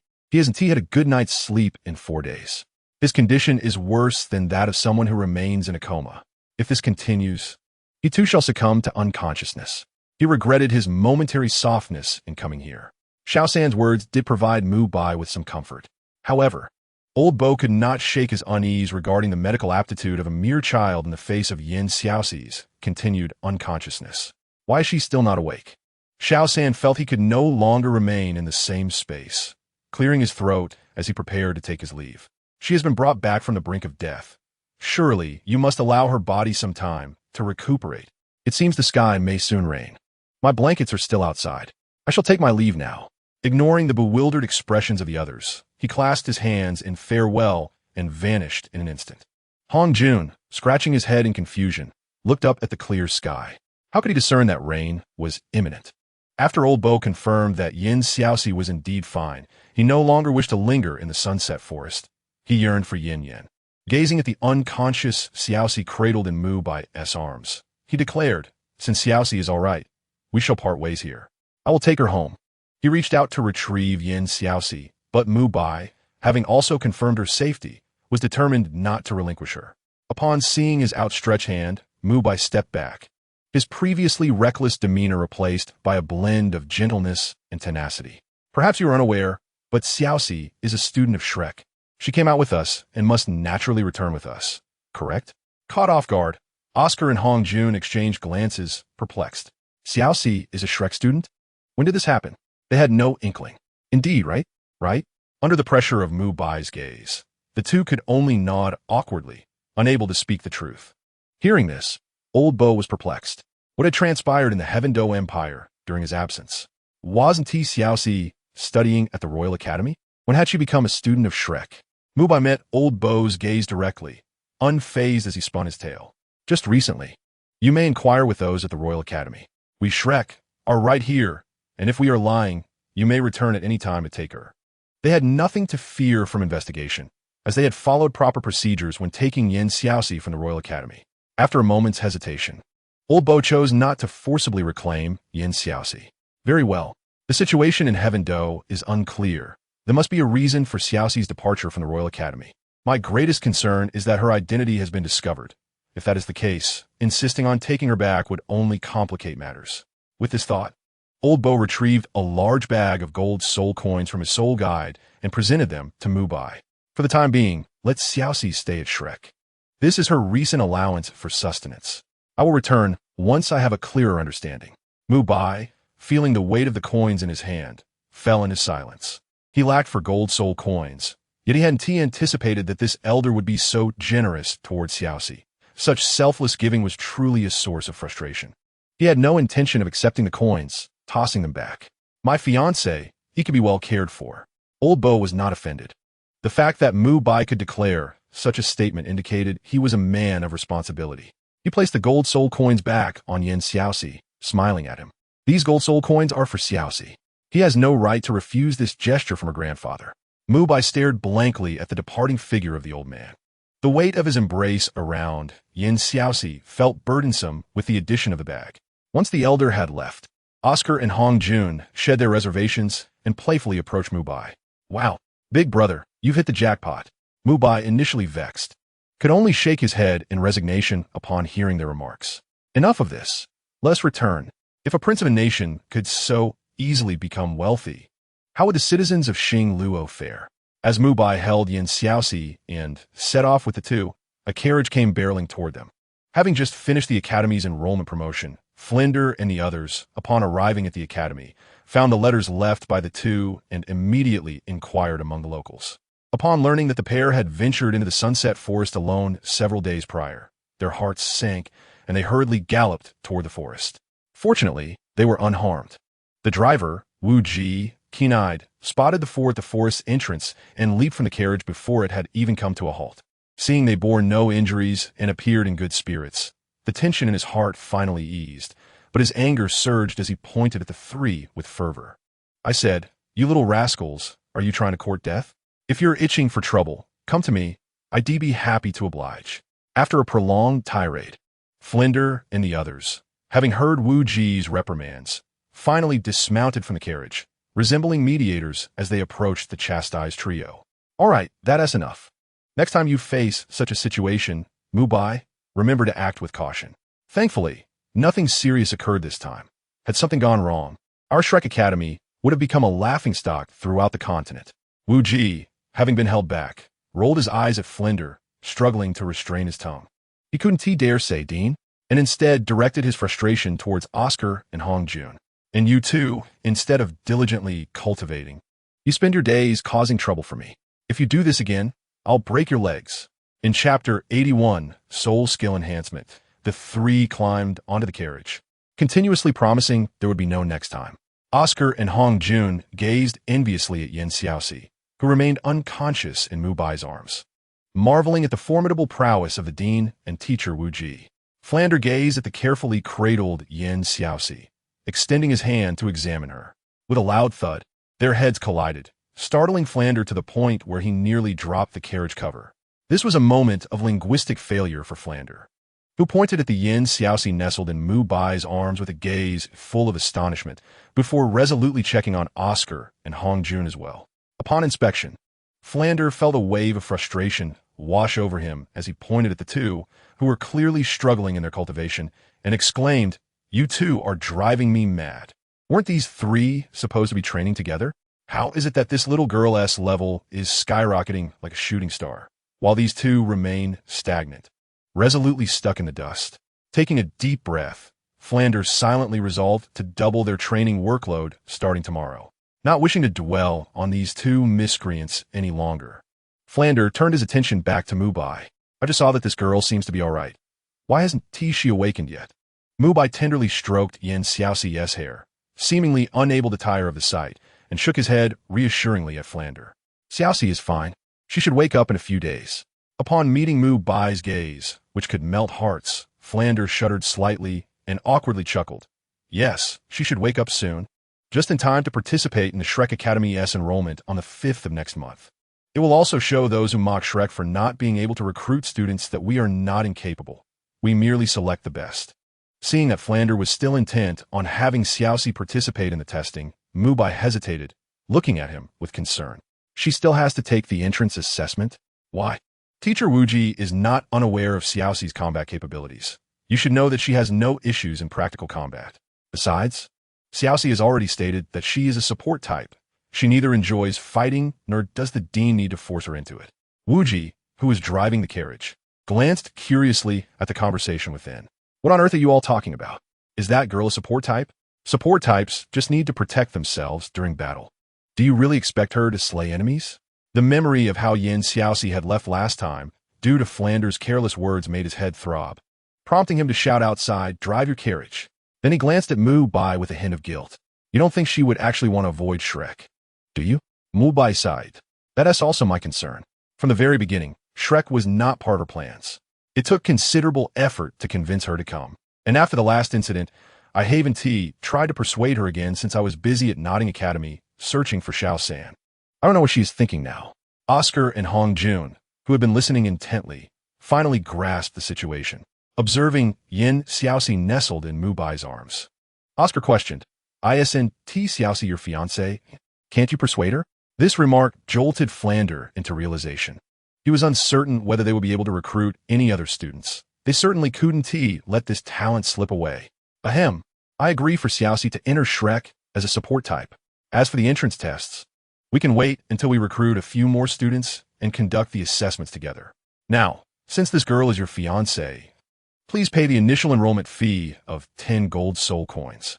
Hearing that her fate was being so casually decided by the two, Xiaoxi felt as though she might spit blood in frustration. Now that her health had improved, why would she want to attend their perilous academy? Alas, she could only watch helplessly as the carriage sped towards Shrek Academy, unable to voice her thoughts. Lying in bed, feeling somewhat bored, Xiaoxi began to call out, "Shuang Fu Ling, are you still there?" With a sudden jingle, she lamented her current boredom. Suddenly, within her body, the sound of Shuang Fu Ling resonated, and simultaneously, a new third soul skill along with an enhanced version appeared in her mind. Shuang Fu Ling, 3 Paths Cup, preparing divine level martial soul, divine fire has been ignited. Enhancing skill strength, reducing restrictions and lowering soul power consumption. Main soul skills.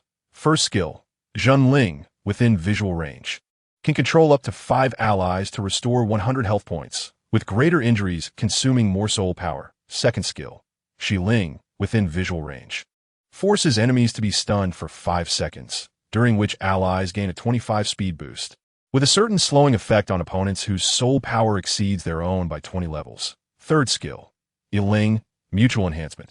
Those marked and a user will have a yellow bell appear above their heads, sharing soul power, while the marked individual's attack power increases by 40. Secondary soul skills. First skill, Shi Hun Ling, spiritual attack. When the enemy's spiritual power exceeds the user's, a warning will be issued. Second skill, Shun Ling, marks 2 enemy allies, allowing all actions of the marked individuals to be known in advance for 5 minutes, useful for scouting enemy positions. Third skill, Tun Shi Ling, can consume 10 soul power and 15 life force from enemies in the Shun Ling state, coexisting with Yiling. What the heck? What is happening? Having no recollection of events during her unconsciousness, Xiaoxi was astounded by the sudden emergence of her third soul skill and the increasingly mysterious titles and abilities. Shuang Fu Ling? What did you upgrade without telling me? At that moment, the soft voice of Shuang Fu Ling echoed in Xiaoxi's mind. Xiaoxi, I didn't T-upgrade. I merely regained some memories of my true form. However, until you ascend to godhood, I cannot revert to my original form and can only manifest as Shuang Fu Ling ascend to godhood. True form? What have I missed? Xiaoxi pondered. Which god has their eyes on me? By what criteria do gods choose their successors? Is it talent? Shuang Fu Ling floated with a hint of pride. Xiaoxi isn't inheriting a divine position. She is creating one. Creating a god? Do I have that ability? As Xiaoxi questioned her own capabilities, a particularly arrogant voice emerged from Shuang Fu Ling. Well, it seems the master has some self-awareness. Of course, you lack that ability. It's all thanks to us. How does it feel to be carried along by us, my useless master? Who is this? Where do they come from, and why are they so arrogant? Xiaoxi thought. How can you speak to Xiaoxi like that? I am the one conversing with her right now. Don't interrupt. The soft voice took on a tone of anger as Shuang Fu Ling retorted. This is also my body. Why shouldn't I interject? Chapter 82. Awakening. Xiaoxi felt as if her head might explode from the argument between the two and quickly interjected. Stop arguing for a moment. By the way, who is this arrogant one? Aren't you supposed to be a dual soul? Quickly change back to your original cold and aloof self and get rid of this foolishness. With her words, the previously proud, martial soul suddenly fell silent, leaving only a voice as soft as glutinous rice. Xiaoxi and I are the same soul. Due to the emergence of the true form, the martial soul's tolerance towards us has also strengthened. Before Xiaoxi could respond, a voice filled with grievance chimed in. Isn't it just that I've become a little more lively? How can a master dislike me? I'm also the master's little darling, you know? This sudden shift in tone, resembling a character from a comedic skit, left Xiaoxi utterly unsure of how to respond. Well, as long as we are one soul, that's what matters. Ahem. Now, can you tell me about the creation of a god? A voice, somewhat perplexed, emanated from Shuang Fu Ling, who then suggested that Xiaohong should take over the explanation, after which she manually muted herself, assuming the role of an audience member. As Xiaohong successfully took over, Shuang Fu Ling's golden light transformed into a deep red, resembling a haughty child, almost bursting with energy. Let us see if you dare to disdain me in the future. Allow me to clarify. The divinity of this continent is already at capacity, and it is generally impossible to create new divine positions. However, since our essence is the Santu Zhan, a guiding lantern across the Santu River, without our presence, the spirits of our realm cannot traverse the boundary of the ghost world, and thus cannot be reborn. Now that I have become the Master's martial soul, it naturally follows that the divine position of the ghost realm has been unlocked. As she spoke, a soul ring flickered around Shuang Fu Ling. Xiaoxi gazed in astonishment at the divine soul rings encircling Shuang Fu Ling, rendered speechless for a long while. Observing her foolish expression, Shuang Fu Ling proudly swayed her form. Impressive, isn't it? As a divine martial soul, I can certainly bestow them with longevity. Unfortunately, I cannot utilize this ability just yet. However, due to their essential enhancement, The Master's soul skills will inevitably undergo some transformation. Upon hearing Xiaoxi's words, Xiaoxi suddenly felt that the dilemma that had troubled her was resolved. With such power, why should she fear being a mere pawn? Well, the protagonist group. Anyone who dared to utter a word against her would face dire consequences. Hee. If that's the case, could my Ghost Emperor Cat's martial soul also be enhanced? She pondered, feeling a pang of regret for her seemingly ornamental, agility-focused soul. Every time she was knocked down by an enemy, she felt an overwhelming urge to recklessly add soul rings to the Ghost Emperor Cat. Yet every time this impulse arose, she quickly suppressed it, for no other reason than the allure of the vibrant hues of red. Suddenly, the once arrogant Xiaoxi went offline, and a soft, golden-tinged voice emerged. Xiaoxi, is something wrong? Startled by its sudden retreat, Xiaoxi could guess the answer. Upgrading the Ghost Emperor Cat's soul rings was likely out of the question. Nevertheless, she inquired once more, only to receive a response that confirmed her suspicion. No, Xiaoxi. The reason the soul rings can reach divine levels is solely due to the unique bond of the Santu Zhan with the spirits. It cannot directly enhance the soul rings. Realizing she had been deceived by the previously boastful entity, she sighed. Well then, I sense that my soul power has seemingly surpassed the soul sect. What should my next soul ring be? Xiaoxi. You'll find out when you go to the Stardow Forest. There will be surprises during this soul ring absorption. All right, surprises it is. With that, Xiaoxi sat up from her bed. Looking around the sparsely furnished room, she felt a newfound appreciation for the old man's bamboo hut. Rising to stretch her limbs, she could not help but acknowledge how delightfully capable her body felt. At that moment, a series of noises suddenly erupted from outside. Xiaoxi's ears perked up as she peered through the window. In the sunlight, 5 teachers were lazily resting under the shade of a tree, supervising 3 individuals who were squatting in the sun. Observing their sweat-soaked clothes clinging to their bodies, Xiaoxi silently reminded herself to remain calm. However, she found this teaching method appealing. Was there still a need for teachers here? She could apply for a position. The 3 individuals squatting in the sun felt somewhat embarrassed upon seeing the door to Xiaoxi's room open. They were well aware that their current appearance was far from dignified. Among the 5 teachers on the ground, aside from Flinder and Wu Ji, no one was privy to Xiaoxi's status within the academy. Now, witnessing this girl who had previously disgraced the academy reappear at Shrek, their expressions turned complicated. As Xiaoxi approached, Flinder quickly shot them a warning glance and whispered, a 9-year-old potential soul sect member, who was not easily persuaded to come from the Royal Academy. Last time was pardonable, but this time, Mubai has paid the enrollment fee. So do be cautious. The faces of the 4 displayed disbelief as they regarded the approaching figure. Even Wu Ji, who had accompanied Flinder to bring in Xiaoxi and the others, had not anticipated this girl to be so extraordinary. Are you certain? Would such a talent be allowed to leave the Royal Academy? He believed Flinder was boasting, but regardless, having recruited someone from the Royal Academy would certainly reflect well on the Academy's reputation. Wu Ji stroked his chin, assessing the cheerful little girl now standing before them. And a rare smile broke across his face. The last incident was due to Flinder's failure to clarify matters. It is truly a stroke of luck for you to join our academy. Allow me to introduce you. Shrek boasts the finest teaching resources. Even our cooking staff are soul saints. Not to mention the janitorial staff, all are esteemed soul emperors and soul saints. Xiaoxi's once enthusiastic expression froze. What should she do?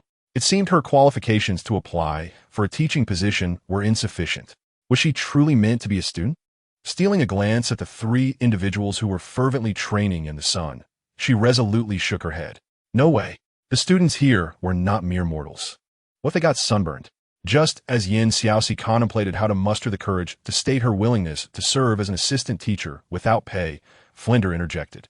Xiaoxi, since you are new here, you may not be familiar with us yet. Allow me to formally introduce you to our faculty. We have 5 teachers in total, and with you, there will be 4 students. So rest assured, our teachers here will share all their knowledge without reservation. In response to Xiaoxi's expression of disbelief, Flinder pointed to himself and the other teachers as he introduced them.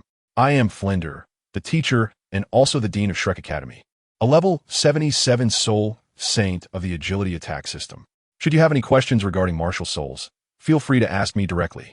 And this is Wu Ji, a level 75 Soul Sane of the Power Attack System, and Li Song, a level 62 Soul Emperor of the Power Attack System. You see, our academy is characterized by a simple and united spirit, making it hard to find a place like ours. Chapter 83. Ambitious Aspirations. Flinder's enthusiastic introductions left the other teachers feeling speechless in their hearts. Indeed, the treatment for someone recruited from elsewhere was extraordinary. Xiaoxi, who had received such commendation, was now practically ready to leap in frustration. They had certainly positioned her as an ordinary student, but made sense with so many teachers. There were only a handful of students. The problem was she had no desire to be a student. She felt she could still strive for more. Such an academy was indeed hard to come by, but Dean, could you perhaps arrange for me to take on an assistant teacher role? I would even forego my salary. As soon as Xiaoxi's words fell, the expansive area fell unusually silent. Asuka, who was ostensibly training in the sun but eavesdropping, could not help but give Mubai a thumbs up. Boss, your fiancé, he has some remarkably lofty aspirations. Mubai, as if he had heard nothing, shot a warning glance at Asuka and returned to his serious demeanor. Hearing Xiaoxi request an assistant teacher's position without pay caused the expressions of the teachers who knew Flinder's temperament to shift dramatically. Especially Wu Ji, who had initially regarded her with indifference, now began to re-evaluate Xiaoxi. Yet, no matter how he looked at it, the figure before him was merely a fragile little girl, and he could not help but scoff internally. Unaware of her own limitations, this little girl dares to vie for a position among us? Suppressing the urge to rush forward and deliver a sound thrashing, his fists hung limply at his sides, cracking ominously as he clenched them. Such bravado from a mere child. You wish to become a teacher at Shrek? Well, that could be arranged. Defeat me, and I shall step aside for you to take my place as a student. Xiaoxi gazed at the sinewy figure of Wu Ji, and despite knowing he was merely trying to assert dominance, she instinctively took 2 steps back. Not a chance. Please don't jest. I am but an auxiliary. How could I possibly defeat you? Auxiliary? The 3 teachers, who had remained stationary, exchanged glances at Flinder, their eyes questioning, as if to say, "Are you all right?" This girl, an auxiliary, thinks she can summon her martial soul. If she has any uncertainties, she should consult you, right? What? Does she expect to study problems together with you? Uncharacteristically, Flinder did not react with anger. Instead, he mischievously gestured to them with his lips. "Hey, you old fellows, take your time guessing." He then turned his gaze back to the 2 in front of him, a knowing smile gracing his features, showing no intention of intervening. Wu Ji, facing Xiaoxi, had indeed heard her claim of being an auxiliary. However, she hadn't even commenced her lessons, and she was already attempting to challenge him. If he didn't assert himself now, managing her would be troublesome in the future. Do not belittle yourself, little one. The fact that you dare to voice such an ambition indicates you possess something to rely upon. Come on. As Xiaoxi observed the imposing figure of Wu Ji drawing nearer, she instinctively retreated until she found herself beneath the bright sunlight, the blinding rays momentarily halting her steps. What was she afraid of? This man was a teacher at Shrek. Even if she couldn't become a teacher, she would still be a student here. Surely, he wouldn't truly resort to violence? With this thought, she glanced up again, only to catch a fleeting smirk on Wu Ji's face, which ignited a spark of defiance within her. "Oh, you think you can intimidate me? What a perfect opportunity to test my enhanced soul skill with the twin floating bells." With a flourish, her right hand gestured, and the blood-red twin floating bells materialized resolutely above her head. "Then let us begin." Wu Ji momentarily faltered, astonished that this young girl truly dared to unleash her martial soul. His intention had merely been to frighten her into reconsidering her unwarranted ambitions. If he were to engage in combat with an auxiliary, he would surely be the subject of Flinder's ridicule for eternity. With his hands behind his back, he quickly signaled Flinder to refrain from laughing. Noticing his gesture, Flinder approached, a grin on his face. Though he found the spectacle amusing, he feared that provoking Wu Ji could lead to someone getting hurt. Flinder waved to the 3 students still training. "All right, Wu Ji, stop scaring her. Young ones, why don't you introduce yourselves to your junior?" Xiaoxi, now fully alert and mentally prepared for a potential beating, found herself incredulous upon hearing Flinder's conciliatory words. It wasn't until the 3 students passed by her that she finally relaxed her tense muscles. "So, we're not fighting after all?" though she was relieved to evade a beating. After all, she didn't possess a masochistic inclination. She did find herself curious about the three standing before her.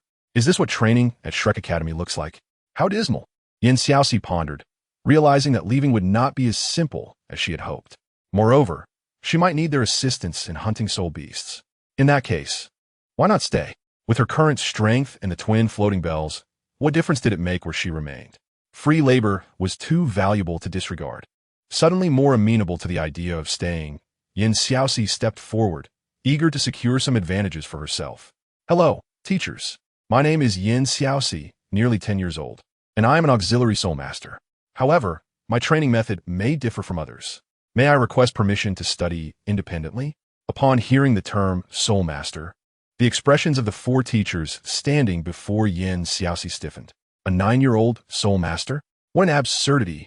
At that moment, Li Song, who had remained mostly silent, approached Xiaoxi with a warm smile and gently ruffled her hair.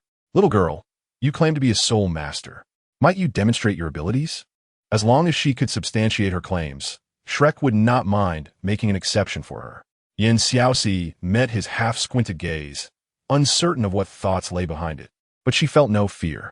After all, she was indeed a genuine soul master. Of course, nodding respectfully to the elder, she stepped back, her soul rings illuminating, revealing 2 yellow and 1 purple ring encircling her. Lowering her gaze to her own rings, fearful that the onlookers might misinterpret her, she hastily clarified. I'm a soul master, but I have recently advanced and still lack 1 soul ring. Having reached this stage, how could the 4, who were soul emperors and soul saints, fail to discern her status?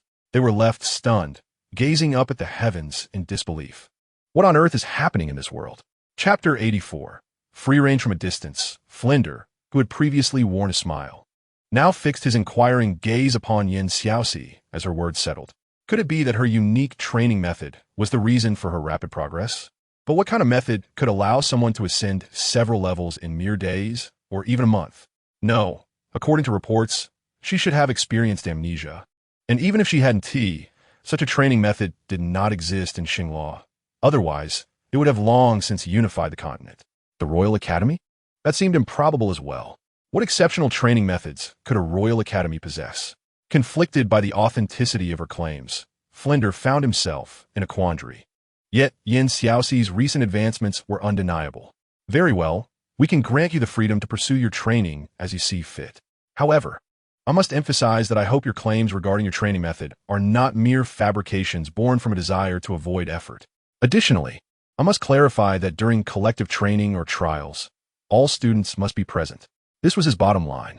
He could not allow his students to be left to their own devices. Xiaoxi nodded, having little concept of collective training or trials. But as long as she could avoid the military-style training she had just experienced, she was more than satisfied.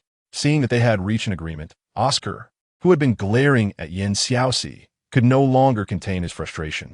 You deceived me. You even claimed to be 12 years old and my sister. How foolish could I have been? 12 years old. She was so small, and yet he had never once doubted it. Suddenly, Oscar was struck by a thought. Could it be that he was simply a dimwit who only grew taller without developing any intellect? Noticing the fiery glare directed at her, Xiaoxi was now acutely aware of his scrutiny.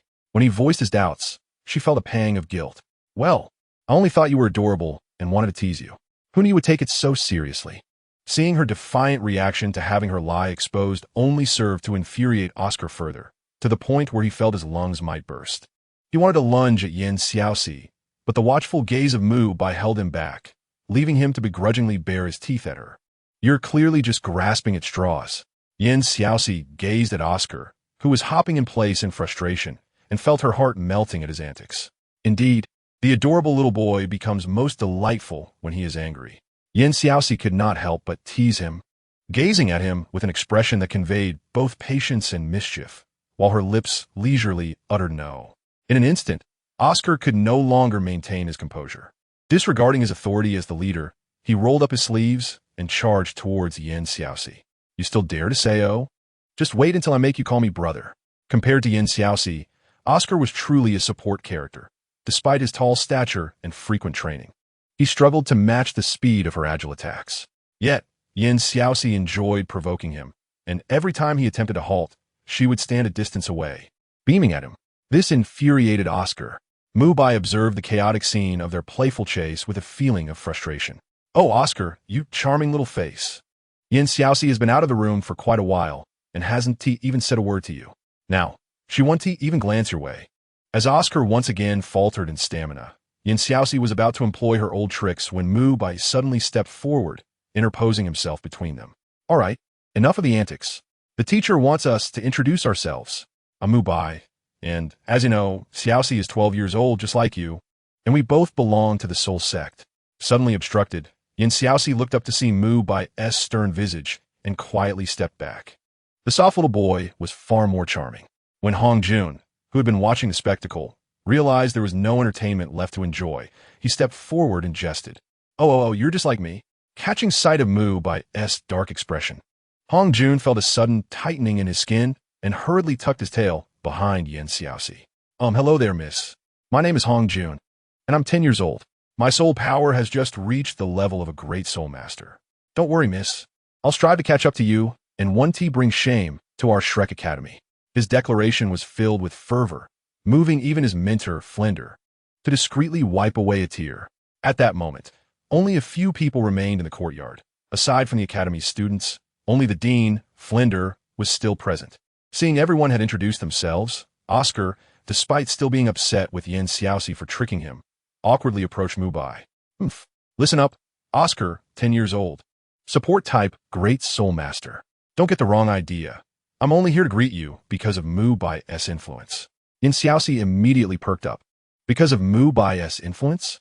She glanced at Mubai's seemingly innocent face and mischievously mimicked Oscar's bashful demeanor. "Oh, is that so? Then I wonder. In consideration of Mubai, can you refrain from being angry?" Her teasing stance made Oscar's cheeks flush with anger. Xiaoxi, don't push your luck." Xiaoxi, unfazed, tilted her neck. "Well, you can blame your face for looking like that." Though unintentional, her teasing was rather delightful. Flinder, left alone, had more to say. Observing the harmonious atmosphere among the students, he smiled and adjusted his glasses perched on his nose. "All right, children, isn't Xiaoxi still short one soul ring? Tomorrow, you shall all head to the Sunset Forest together." Xiaoxi looked at Flinder in surprise. To be honest, she hadn't anticipated him being so invested in her soul ring. She thought she would have to ask for help in hunting soul beasts, but he had directly volunteered to assist her. This made Xiaoxi feel that Shrek was indeed quite commendable.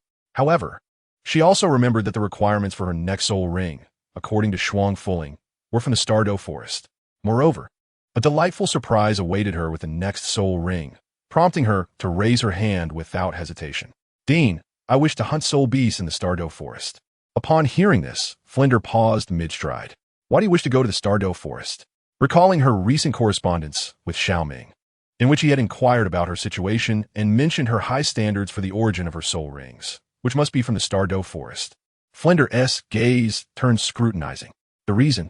The two simple words made Xiaoxi's heart tighten, and under Flinder's piercing gaze, she found herself at a loss for how to fabricate a lie.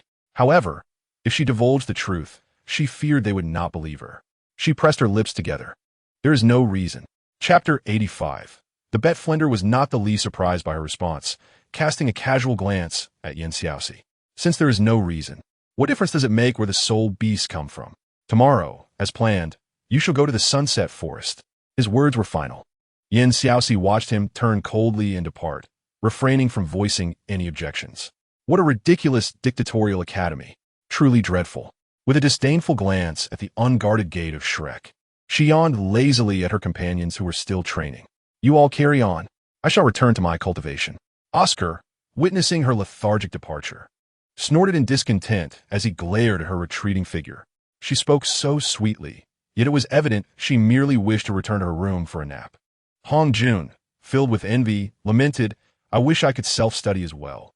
Suddenly, a commotion drew Hong Jun's attention. Turning his head, he saw Mubai standing upright as he walked inside, momentarily taken aback. Boss, where are you going? I'm off to find my wife, Mubai replied, smiling at the two, while also giving them encouraging pats on the shoulder. Keep it up. I'm going to request leave from the dean to accompany my wife. Hong Jun's expression immediately fell. What? You can't just leave us like this. In his heart, he reflected on his life, feeling utterly forsaken by love. He had never committed any heinous acts.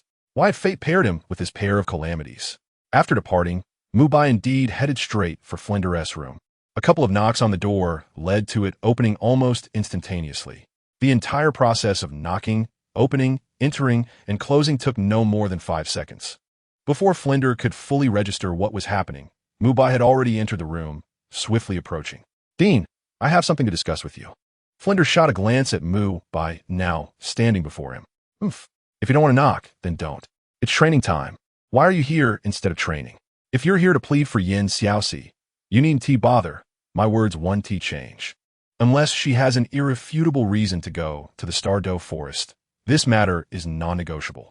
However, the man before him seemed completely unconcerned as he walked around the table towards Flinder, his demeanor completely relaxed, which puzzled Flinder, who cast a curious glance at Mubai, who was now massaging his shoulders. "Dean, it's a misunderstanding. I didn't come to plead for Xiaoxi. I just came to request leave." Flinder immediately found himself unable to remain seated. He shook off Mubai's hand and fixed him with a cold stare. Here was a student who had already taken a month's worth of leave and returned for only a few days before asking for more. At that moment, he wished Mubai had indeed come to intercede. However, seeing the determination in Mubai's eyes, Flinder knew he could not prevent him from speaking. With a headache, he removed his glasses. "Speak then. What is the reason?" Caught off guard, Mubai stroked his chin, pondering how to phrase it. Should he mention he was going out tonight to protect his dear wife? That would directly block Xiaoxi's path. No, he needed to think of something else. After a prolonged silence, Flinder turned to look back, finding the fellow shaking his head and bobbing his brain in a comical manner that seemed oddly familiar, prompting a cold chuckle from him. "What is this? Aren't you the one with the most excuses?" Now, infected by Xiaoxi. "You can't even spin a decent lie?" Mubai was taken aback, having never mentioned Xiaoxi throughout their conversation. How could a single remark lead back to her? Just as he was about to distance himself from the matter, a sudden thought crossed his mind. What if he couldn't protect himself in the Douluo forest at night? He could not allow his pride to jeopardize Xiaoxi's safety. Observing the irate dean before him, a plan began to form in Mubai's mind as he chuckled softly and shook his head at Flinder. "How could that be? It's merely that I momentarily struggled to find the right words. How about this? Let's make a bet, shall we?" Upon hearing the word bet, Flinder's eyes sparkled with intrigue. "Oh, you wish to wager with me? Do elaborate. What are the stakes? What happens if you lose, and what if you win?" Confident in his victory, Mubai elegantly offered Flinder a cup of tea, taking a seat across from him, creating a negotiating atmosphere. "Let's wager on Xiaoxi's soul ring. If I win, I hope you will not restrict the area of Xiaoxi's soul ring and refrain from questioning the reasons. Of course, if I lose, I shall not request any leave until graduation, regardless of the reason." Flinder's eyes lit up at the proposal. It was indeed a grand wager. Although this fellow was the most gifted student ever at Shrek and was now married to him, he had previously taken at least half of each month off. If he lost, that would change. A cunning smile crept onto Flinder's face as he thought, "You have spirit. For that remark alone, I must take on this challenge." Now, what are your additional demands? Since their expedition to the Sunset Forest to hunt soul beasts was already set in stone for tomorrow, even the most unreasonable demands would not alter the inevitable outcome. "Mubai, you might as well remain obedient and stay at the academy until graduation," he mused. Watching Flinder's excited demeanor, Mubai smirked. It appeared their dean had vastly underestimated Xiaoxi. A person capable of pursuing her desires from Douluo to Heaven Do would not simply abandon her well-formed decisions due to others' objections. "I have no further demands. As long as you refrain from forcibly intervening, your intervention would signify surrender. I wager that Xiaoxi's soul ring will undoubtedly originate from the Douluo forest. If it does not, then you win." Flinder scrutinized Mubai's confident smile, feeling that matters were not as straightforward as they seemed. After all, for him to utter such a statement, he must possess absolute confidence in Xiaoxi's determination. But why was he so certain? The Douluo forest and the Sunset Forest lay in entirely different directions. The moment they departed for the Sunset Forest tomorrow, turning back due to her whims would be impossible unless she could procure a soul ring before dawn. However, venturing into the Douluo forest at night was hardly wise. Flinder gazed intently out the window, raising an eyebrow at the birds perched on the branches. Very well, it is settled. As Mubai strutted out of the room, Flinder watched his retreating figure with a smug satisfaction. He is still too young. I only promised not to intervene. But that does not extend to the other instructors at the academy. Chapter 86. The limits of data is mysticism elsewhere. Upon returning to her room, Xiaoxi seethed at Flinder's relentless demeanor, her teeth grinding in frustration. This is my soul ring. I'm not allowed to make my own decisions? Absurd. Having already resolved her course of action, thoughts of the uncertain requirements for the soul ring posed by the twin floating bells began to sow doubt in her heart. What if she couldn't defeat her opponents? To be prudent, Xiaoxi decided to consult the twin floating bells. Twin floating bells. Did you hear what he just said? It's infuriating. Just because he doesn't want me to go, I shall go anyway. What are the requirements for the next soul ring? The twin floating bells, capable of sensing external conditions, was equally incensed. That dean is utterly intolerable. Xiaoxi, hold on a moment. As the voice faded, the twin floating bells, glowing with a golden hue, appeared above Xiaoxi.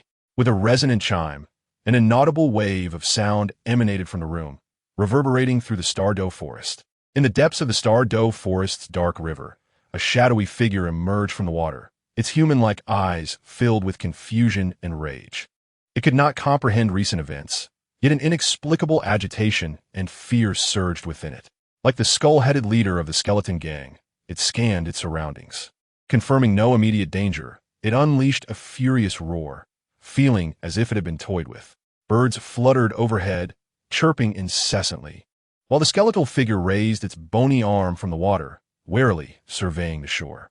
Its formidable mental energy swiftly enveloped the entire river, causing fish to float belly up to the surface. Sensing danger, the birds flapped their wings in panic, but it was futile. In the next moment, they fell straight into the water as the mental wave enveloped them. A faint metallic scent soon permeated the lake, and not long after, the dark river returned to its eerie calm. Having gathered sufficient information, the twin floating bells returned to Xiaoxi's body. Xiaoxi, I just checked. There are indeed suitable soul rings for us in the Douluo forest. You can rest assured, we can manage this. Xiaoxi, who had been simmering with anger, immediately exhaled in relief. Wonderful. She gazed joyfully at the sunlight streaming through the window, her mood brightening, rendering even the sunlight less blinding. All right, prepare yourself. Tonight, we shall venture alone into the Douluo forest. Do they really think that without assistance, Xiaoxi, cannot absorb a soul ring?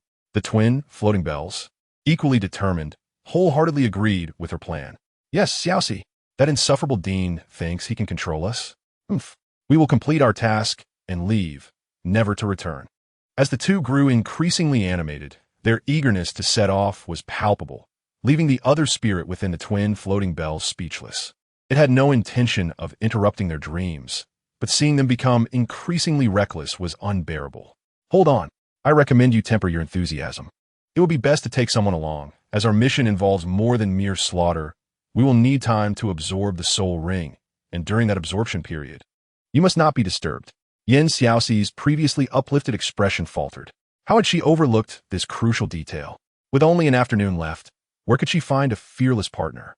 If only I were at the Royal Academy, she lamented, resting her head against the window.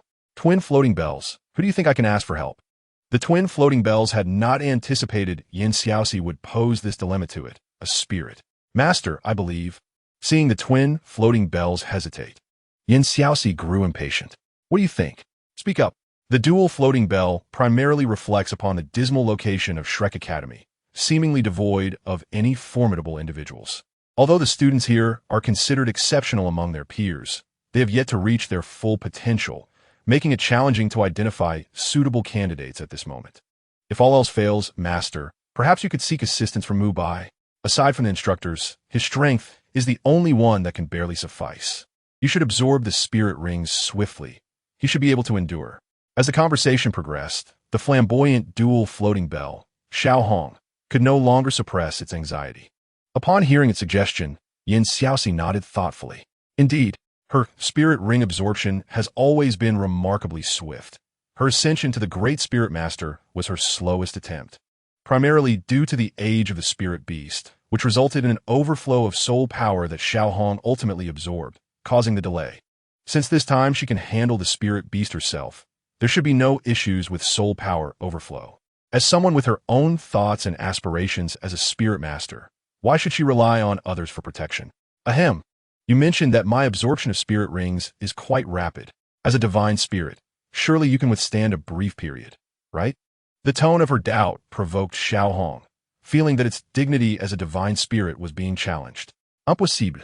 After blurting out, Xiaohong regretted it. Darn. I fell into the master's trap.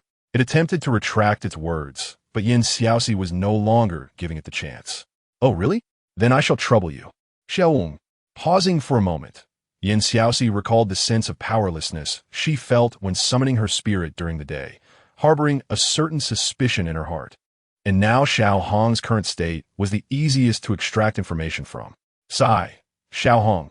During the day, I sense that your abilities seem diminished. Will Xiao Jin's power also be affected tonight? Xiaohong's demeanor turned somewhat grim. What does she mean by that? Is she implying they are weak? How astute, master. The return of the true form signifies that we each begin to govern our realms of yin and yang. However, I must clarify that our powers have not been diminished. Upon hearing this, Xiaoxi felt a bit perplexed, as Xiaohong's tone did not suggest a forced explanation. But if they weren't diminished, then why did she feel that sense of lethargy just before preparing to battle Wu Ji? Was it a lack of vitality? Please elaborate. Xiaohong was reluctant to explain, as it was inherently difficult to articulate such matters, but being a spirit bound to its master, it had no choice. In simple terms, during our respective governance periods, we receive external enhancements, but this enhancement repels attacks from another time frame. Of course, this is merely a perceptual conflict and does not weaken soul techniques. Furthermore, such enhancements can change with other elemental variations, making it hard to articulate clearly or calculate specific values. Hence, we generally overlook it. Xiaoxi. It is indeed quite complex. After going in circles, her understanding was merely that the weakening of the soul techniques was an illusion she experienced, and the subsequent strengthening of techniques was even more esoteric. Chapter 87. The Dog Hole, Never Mind. If it's too perplexing, Xiaoxi lazily flopped onto her bed, waiting for nightfall. The sunlight slanted. The sun set promptly. Having just awakened, Mubai peered through the window at the still-closed window across, then rose and made his way to Flinder's courtyard. Shortly thereafter, two figures appeared in the trees outside Xiaoxi's room, standing there for over half an hour. During this time, Flinder cast a rather gloomy glance at Mubai. He seriously suspected that this fellow had come to disturb him at midnight, having learned that he was unlikely to win tomorrow. Finally, Flinder could no longer contain himself and spoke up. You're awake at this late hour, just to summon me for a cold breeze? He tightened his collar as he spoke. Mubai remained silent, crouching carefully on the branch until the door that hadn't opened since noon was quietly cracked open by a little figure from within. At which point he casually glanced at Flinder. The dean must remember to acknowledge the wager. Let us go. With Flinder's keen eyes, he naturally noticed the little head peeking through the crack in the door. He still found it quite absurd that she was awake at this hour, planning to venture alone into the Stardow forest. However, looking at the person beside him and considering the relationship, he thought, wow, they truly are a perfect match. But fortunately, he wasn't foolish enough to approach the wager without preparation. Naturally, Flinder, cannot afford to lose, provided that he can indeed lose. Seeing Xiaoxi quietly making her way towards the Shrek Academy gate, Mubai glanced at Flinder, who remained blindly confident in the face of impending events, and taunted him, the best of luck. Saying this, he quickly followed suit. Flinder, trailing behind, watched the two figures stealthily retreat and followed joyfully. He had spent an entire night dealing with two problematic students, and it fell upon him. As night deepened, Xiaoxi traversed a silent path. Upon reaching the unguarded academy gate, which appeared unchanged from the day, an eerie sensation enveloped her. The dual floating bell noticed Xiaoxi suddenly halt and was puzzled. Why have we stopped? Xiaoxi surveyed her surroundings, her thoughts momentarily disordered. Had she overthought? No, that is not right. While it may be true that Shrek Academy is sparsely populated and impoverished, there should be some noise in any place inhabited by people. And it wasn't particularly late, not even beyond modern-day 9 o'clock. Even if the academy lacked a nightlife, it shouldn't be entirely dark this early. Something feels off. Rein in your ringing and investigate the situation ahead. Nighttime is the domain of the dual floating bell, and while it couldn't fully comprehend Yan Xiaoxi's words, it reluctantly emerged from her body, bouncing awkwardly on her shoulder. Master, could it be that you're overthinking this? It's important to remember that their outing tonight was a spontaneous decision, and they hadn't discussed it with anyone. Who would be aware? Yan Xiaoxi understood the reasoning, but her intuition as a woman told her that something was amiss, very amiss. The alarm bells in her mind were ringing too intensely, compelling her to be on guard. Regardless, it is always wise to exercise caution. Unable to refute the dual floating bell, it begrudgingly dimmed its radiance and ascended into the air. Wait a moment. The view from the sky was excellent. Once the dual floating bell ascended to a sufficient height, it surveyed the flora and fauna of Shrek Academy, including the two teachers lurking in the shadows, stationed like sentinels by the gate. The dual floating bell was incredulous. They truly exist. Master, how'd you know there would be guard ahead? I truly cannot fathom what is worth guarding in this dilapidated academy. Do they fear that thieves might engage in charitable acts? Frankly, this academy seems to have little worth guarding. If a thief were to pass by, failing to leave even a few gold soul coins would be quite uncharitable. Upon hearing the dual floating bell as emphatic inquiry, Yan Xiaoxi lowered her gaze. Though she was reluctant to admit it, given the earlier absence of guards, it seemed she had exposed herself. But how could that be? She had spent the entire afternoon resting in her room. How could she have revealed herself prematurely? Confounded, Yan Xiaoxi gradually melded into the shadows. Guess what? Look around and see if there are any other exits available. The two figures trailing behind her, arriving late, were startled by the guarded expression on Yan Xiaoxi's face. Mubai, have they been discovered? Fland, have they been discovered? At this, Mubai felt a surge of anxiety. Just as he contemplated whether to step forward on his own, Yan Xiaoxi began to run in the opposite direction. Mubai was taken aback. What was happening? Had they been discovered or not? Confused, Mubai followed her aimlessly. What did it matter? Even if they were discovered, the worst that could happen was a few scoldings, perhaps a beating, or maybe Yan Xiaoxi would ignore him for a few days. He felt a twinge of sadness, but he brushed it aside. Today, he would stay by her side, no matter what. Standing beside him, Fland observed Mubai's overly imaginative expressions that fluctuated between conflict, sorrow, and a sudden display of righteous resolve. He raised his hand, only to let it fall again. Forget it. This guy seemed to have lost his wits after meeting Yan Xiaoxi. If he were to get hit, would he transform into a lovesick fool? The thought was too daunting to entertain. The two trailed Yan Xiaoxi through several narrow alleys until she finally halted in front of a wall.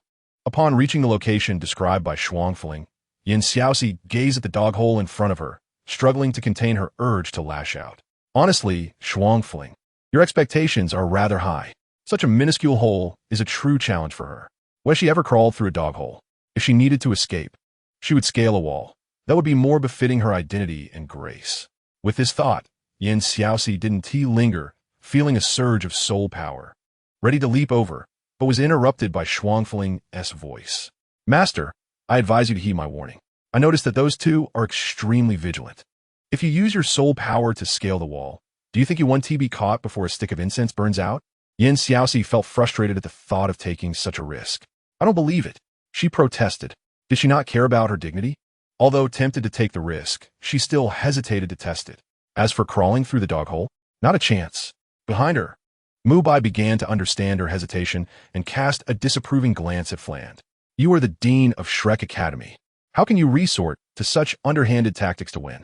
Fland's expression was equally grim upon seeing the dog hole. His academy had been here for decades, yet he had never discovered this hole. What a blunder. However, upon hearing Mubai's indignant words, he quickly concealed his regret and looked at him with satisfaction. Hey, this isn't scheming. It's your own lack of diligence. I haven't violated any agreements. Seeing Yan Xiaoxi at a standstill, Mubai genuinely felt sympathy for her. His gaze towards Fland tinged with sorrow. Dean, you've certainly taught Mubai a valuable lesson. Fland raised an eyebrow, unfazed. So what do you think? Was the tuition worth it? Mubai found it hard to refute the point about tuition. After all, Shrek Academy, while labeled an academy, could just as easily be called a charity organization. Aside from the gold soul coins collected at the beginning of the semester, they never requested any further funds. and the academy covered nearly all expenses for students during their time there. At this moment, Shuangfuling, who had been hovering in midair directing Yin Xiaoxi, noticed the two men. Seeing Yin Xiaoxi still hesitating, Shuangfuling felt a surge of urgency. They couldn't let her discover that her actions had already been exposed. Otherwise, given her personality, she would undoubtedly confront the issue directly. And how could they proceed to the Stardow Forest then? Hurry, master. If we get discovered, we want to be able to leave. Besides, there's no one else here. We all know the truth. Hurry, hurry. After Shuangfuling uttered these words, the color of her bells shifted momentarily before quickly returning under her control, leaving little Jean, who wished to remind Yin Xiaoxi, without the chance to speak. With no burden on her conscience, Shuangfuling continued to coax her. King Gojian of Yu suffered humiliation in Wu for 3 years before becoming a formidable overlord. Han Xian chose to crawl beneath the butcher's legs for his future, ultimately rising to become a general with great military power. Therefore, to succeed, one must endure hardship. Yin Xiaoxi. That's easy to say, but the mere thought of crawling through a dog hole makes me feel so embarrassed. Noticing Yin Xiaoxi's continued inaction, Shuangfuling revealed a crucial piece of information. You might think I'm exaggerating, master, but let us get practical. Do you still want your soul ring? Do you wish to enhance your combat power? The martial soul I've selected for you was chosen with great care, and it will definitely yield a soul bone. A soul bone. If you miss this opportunity, who knows when the next one will arise? Are you truly willing to sacrifice your pride? Before she could finish, Yin Xiaoxi disregarded her image and dropped to the ground. She wouldn't crawl, but she could certainly squirm. Emerging from the hole, Yin Xiaoxi dusted off her soiled clothes.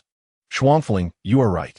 To become a powerful being, one must first humble themselves, tear away their pride, and ultimately savor the rewards of strength before turning the tables with a triumphant return. Shuangfuling, who had never heard such reasoning, was momentarily speechless. However, as long as Yin Xiaoxi could venture into the Stardow Forest to hunt for soul rings, whatever she said was correct. Yes, master, you are truly brilliant. Flattered, Yin Xiaoxi felt elated, completely unaware that behind her, the two men were exchanging incredulous looks. Even Fland hadn't anticipated her adaptability would be so remarkable. Observing her carefree gait, Fland sympathetically patted Mubai on the shoulder. Your fiancé, he is quite the fierce one. Mubai, who had initially intended to negotiate with Fland once more, was taken aback by his words. He hadn't expected Yin Xiaoxi to make her decision so swiftly and decisively. Hearing Fland's sardonic remark, his expression darkened. I'm even fiercer than Xiaoxi. Would you like to witness it, Dean? Though he recognized his reaction was a misdirected frustration, he couldn't help but feel anger. The person he cherished had been insulted due to Fland's careless actions. This was something he had never anticipated nor dared to imagine. Clearly, he still didn't understand her well enough. This incident was a lapse on his part, and he vowed it would not happen again. Fland, observing the fierce determination on Mubai's face, felt a pang of regret. What the predicament? How could he have known that the girl would act without boundaries? Outside the Soul Beast Forest, Yin Xiaoxi sneezed twice and rubbed her nose. Who was talking about me? Gazing at the disheveled forest before her, she halted her steps. This forest feels quite eerie at night, doesn't it? She shivered. Ever since she arrived here, she felt as though countless eyes were upon her, sending chills down her spine. Shuangfuling disdainfully replied, Eerie? Not at all. Master, you need to practice your courage. Otherwise, when you ascend to godhood, I fear your heart won't be able to handle it. I certainly don't want my master to be the first god to die of fright. Yin Xiaoxi, why are you so sharp-tongued? How did I never notice before that the formerly aloof Shuangfuling harbors such a sharp tongue? Shut up, she retorted, resuming her scrutiny of the Stardow Forest under the night sky. In the absence of the fireflies that linger in memory and the sound of cicadas, the dense foliage obscured the moonlight, rendering the surroundings a pitch-black void. Suddenly, a pair of luminous eyes flickered to life among the trees, followed by a cascade of lights, resembling sparks in the night, igniting in waves around. In that instant, Yin Xiaoxi acutely felt her pores open wide. Shuangfuling, what is happening? Why are there so many spirit beasts? As the spirit beasts began to converge towards Yin Xiaoxi, the faint red glow emanating from Shuangfuling managed to intimidate some of the lesser spirit beasts, yet a few undeterred creatures continued to sharpen their claws in place. Shuangfuling, indifferent to those remaining spirit beasts, spoke nonchalantly. The soul ring is to the right of the forest. Just follow my lead. Xiaoxi, upon hearing this, was displeased. What kind of spirit beasts are these? Do I have to run to find them? Can't they come to me? Shuang, Fuling, can you make the spirit beasts come to us? The danger level of the Douluo forest tonight was alarming. Shuang Fuling, feeling somewhat helpless at Xiaoxi's complaints, responded, in the past, it was relatively simple to have the soul ring find its way, but this time it's not so straightforward. Your martial spirit is quite unique. Being an aquatic type, I fear it would perish before reaching the shore. However, I assure you that tonight's harvest will be substantial. It was clear that if Xiaoxi remained unmoved by such a promise, it would be uncharacteristic of her. Fine, but do not lead me astray when you give directions. With that, Shuang Fuling revealed its cat-like tail, determined not to hinder her progress. Rest assured, I have scouted ahead. There is a lake not far from here, and I have instructed the creatures there to clear out the spirit beasts. The scent of blood will dissipate with the water, which is why the Douluo forest seems chaotic tonight. But fear not. As long as we keep our noise to a minimum, we should remain safe. Chapter 89. Fishcat. This meant there would still be some risk. Yet she understood there was no turning back. All right. In the darkness, as Xiaoxi's words fell, Shuang Fuling's soul ring shone, and powerful mental energy swiftly enveloped the surroundings. The night, with its enhanced attributes, allowed the soul-devouring bell to operate with remarkable fluidity, much to Xiaoxi's satisfaction. Seizing the moment while the spirit beasts were momentarily dazed, she activated her agility-enhancing martial spirit, propelled by the domain's power. Following Shuang Fuling's guidance, she dashed to the right, skillfully evading the clutches of massive spirit beasts and robust trees. In the forest, alternating golden and crimson lights flickered, causing the pursuing spirit beasts to lose their targets instantly. By the time their clarity returned, they were swiftly dealt with by Flinder and Mubai, who had just arrived. Focused on her journey, Xiaoxi remained oblivious to the events unfolding behind her. However, Shuang Fuling, particularly sensitive to the aura of the undead, could not ignore the situation. As the two successfully dispatched the first spirit beast, Shuang Fuling felt a twinge of dread. Its emotions began to spiral out of control. They were supposed to avoid making too much noise, yet it seemed they were intent on adding more chaos to the already tumultuous Douluo forest. Suspended in the air, Shuang Fuling paused momentarily. There seems to be a problem. We need to accelerate our pace. We cannot linger in the Douluo forest tonight. With visibility hindered, Xiaoxi's ears grew more attuned to the sounds in the darkness, and she caught wind of commotion behind her. Turning to glance at her path, she noticed flickering flames illuminating the previously dark woods, causing her heart to sink. What a ruckus! Who could possibly choose such a time to disturb the Douluo forest? Shuang Fuling, are we going to be all right? Sensing the situation around the lake, Shuang Fuling's voice relaxed slightly. No major issues, the lake is just ahead. Hearing this, Xiaoxi looked back once more, quickening her pace. She silently vowed that if she discovered who was causing trouble in the Douluo forest at such an hour, that person would never sleep soundly again.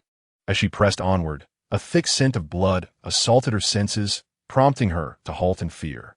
How many spirit beasts must have been slaughtered to produce such a stench? Are you certain this creature is merely a 5,000-year-old spirit beast? Since Xiaoxi's arrival, Shuang Fuling had promptly surveyed the surroundings, returning only when assured there was no danger. Fear not, this creature is a 999-year-old spirit beast. Due to variations in their habitat and attributes, the combat prowess of spirit beasts can differ. This fish cat specializes in mental attacks, making it formidable against ordinary spirit beasts. Ah, I see. Having spent considerable time on this continent, Xiaoxi's understanding of spirit beasts was somewhat limited. She grasped the basic knowledge of spirit beast ages and other common facts, yet the specifics of the soul ring Shuang Fuling sought lay beyond her comprehension. As she advanced, her vision finally cleared from the oppressive darkness. In the center of the lake, moonlight shimmered on the surface, creating ripples. With the faint light, she could vaguely discern a large, motionless mass by the water's edge, igniting her curiosity. What kind of fish cat is this to be so enormous? Meanwhile, Flinder, having just dispatched the obstructing spirit beasts, spotted the emaciated figure by the lake and gasped in shock.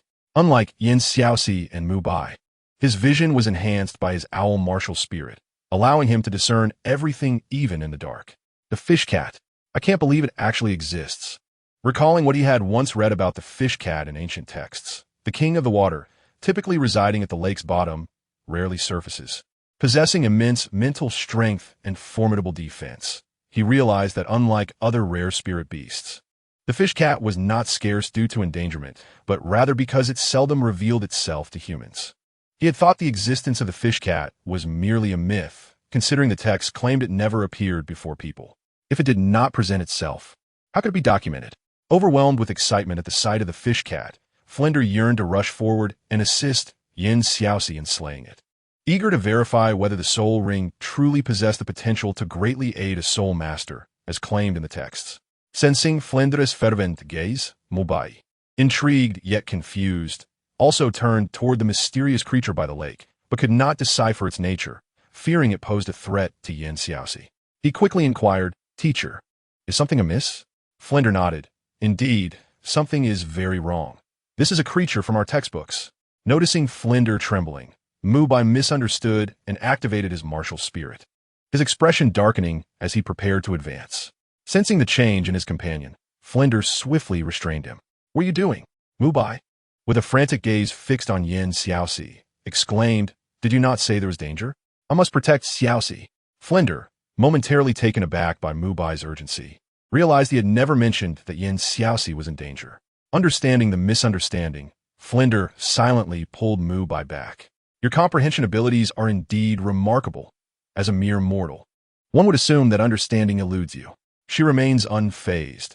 On the contrary, should she manage to assimilate the benefits of this soul ring, they would vastly outweigh any drawbacks. My earlier excitement was merely a reaction to the discovery of this new species. Do you understand?" "Ah, never mind. You probably do not." Lost in his own musings, Flanders, along with the two individuals entirely focused on Xiaoxi, failed to notice that a pair of luminous eyes had encircled the trio in the darkness. Meanwhile, Xiaoxi instinctively recoiled from the damp and shadowy ground by the lakeside. Gazing at the fish sprawled on the ground, barely clinging to life, she picked up a small stone and tossed it at the creature. Knowing the nature of the twin floating bell, she wagered that should she strike this fish, it would surely perish. Upon witnessing this casual act, Flanders clutched his heart, exclaiming his distress. After all, that was a fish cat. Could she not show a modicum of respect? As the stone arced through the air, ultimately landing with a thud upon the creature, Xiaoxi felt a sudden prickling sensation at the back of her neck. What kind of sustenance had this fish been raised on, that its scales were so incredibly hard? Twin floating bell, you must honestly clarify, what exactly is that creature? Or rather, does it even resemble the fish as I perceive it? Perplexed by the inquiry, twin floating bell hesitated. What fish? No matter, master, you must absorb the soul ring quickly. Upon uttering these words, the dim red glow emanating from its form brightened instantaneously, causing the surrounding soul beasts, previously restless, to retreat once more.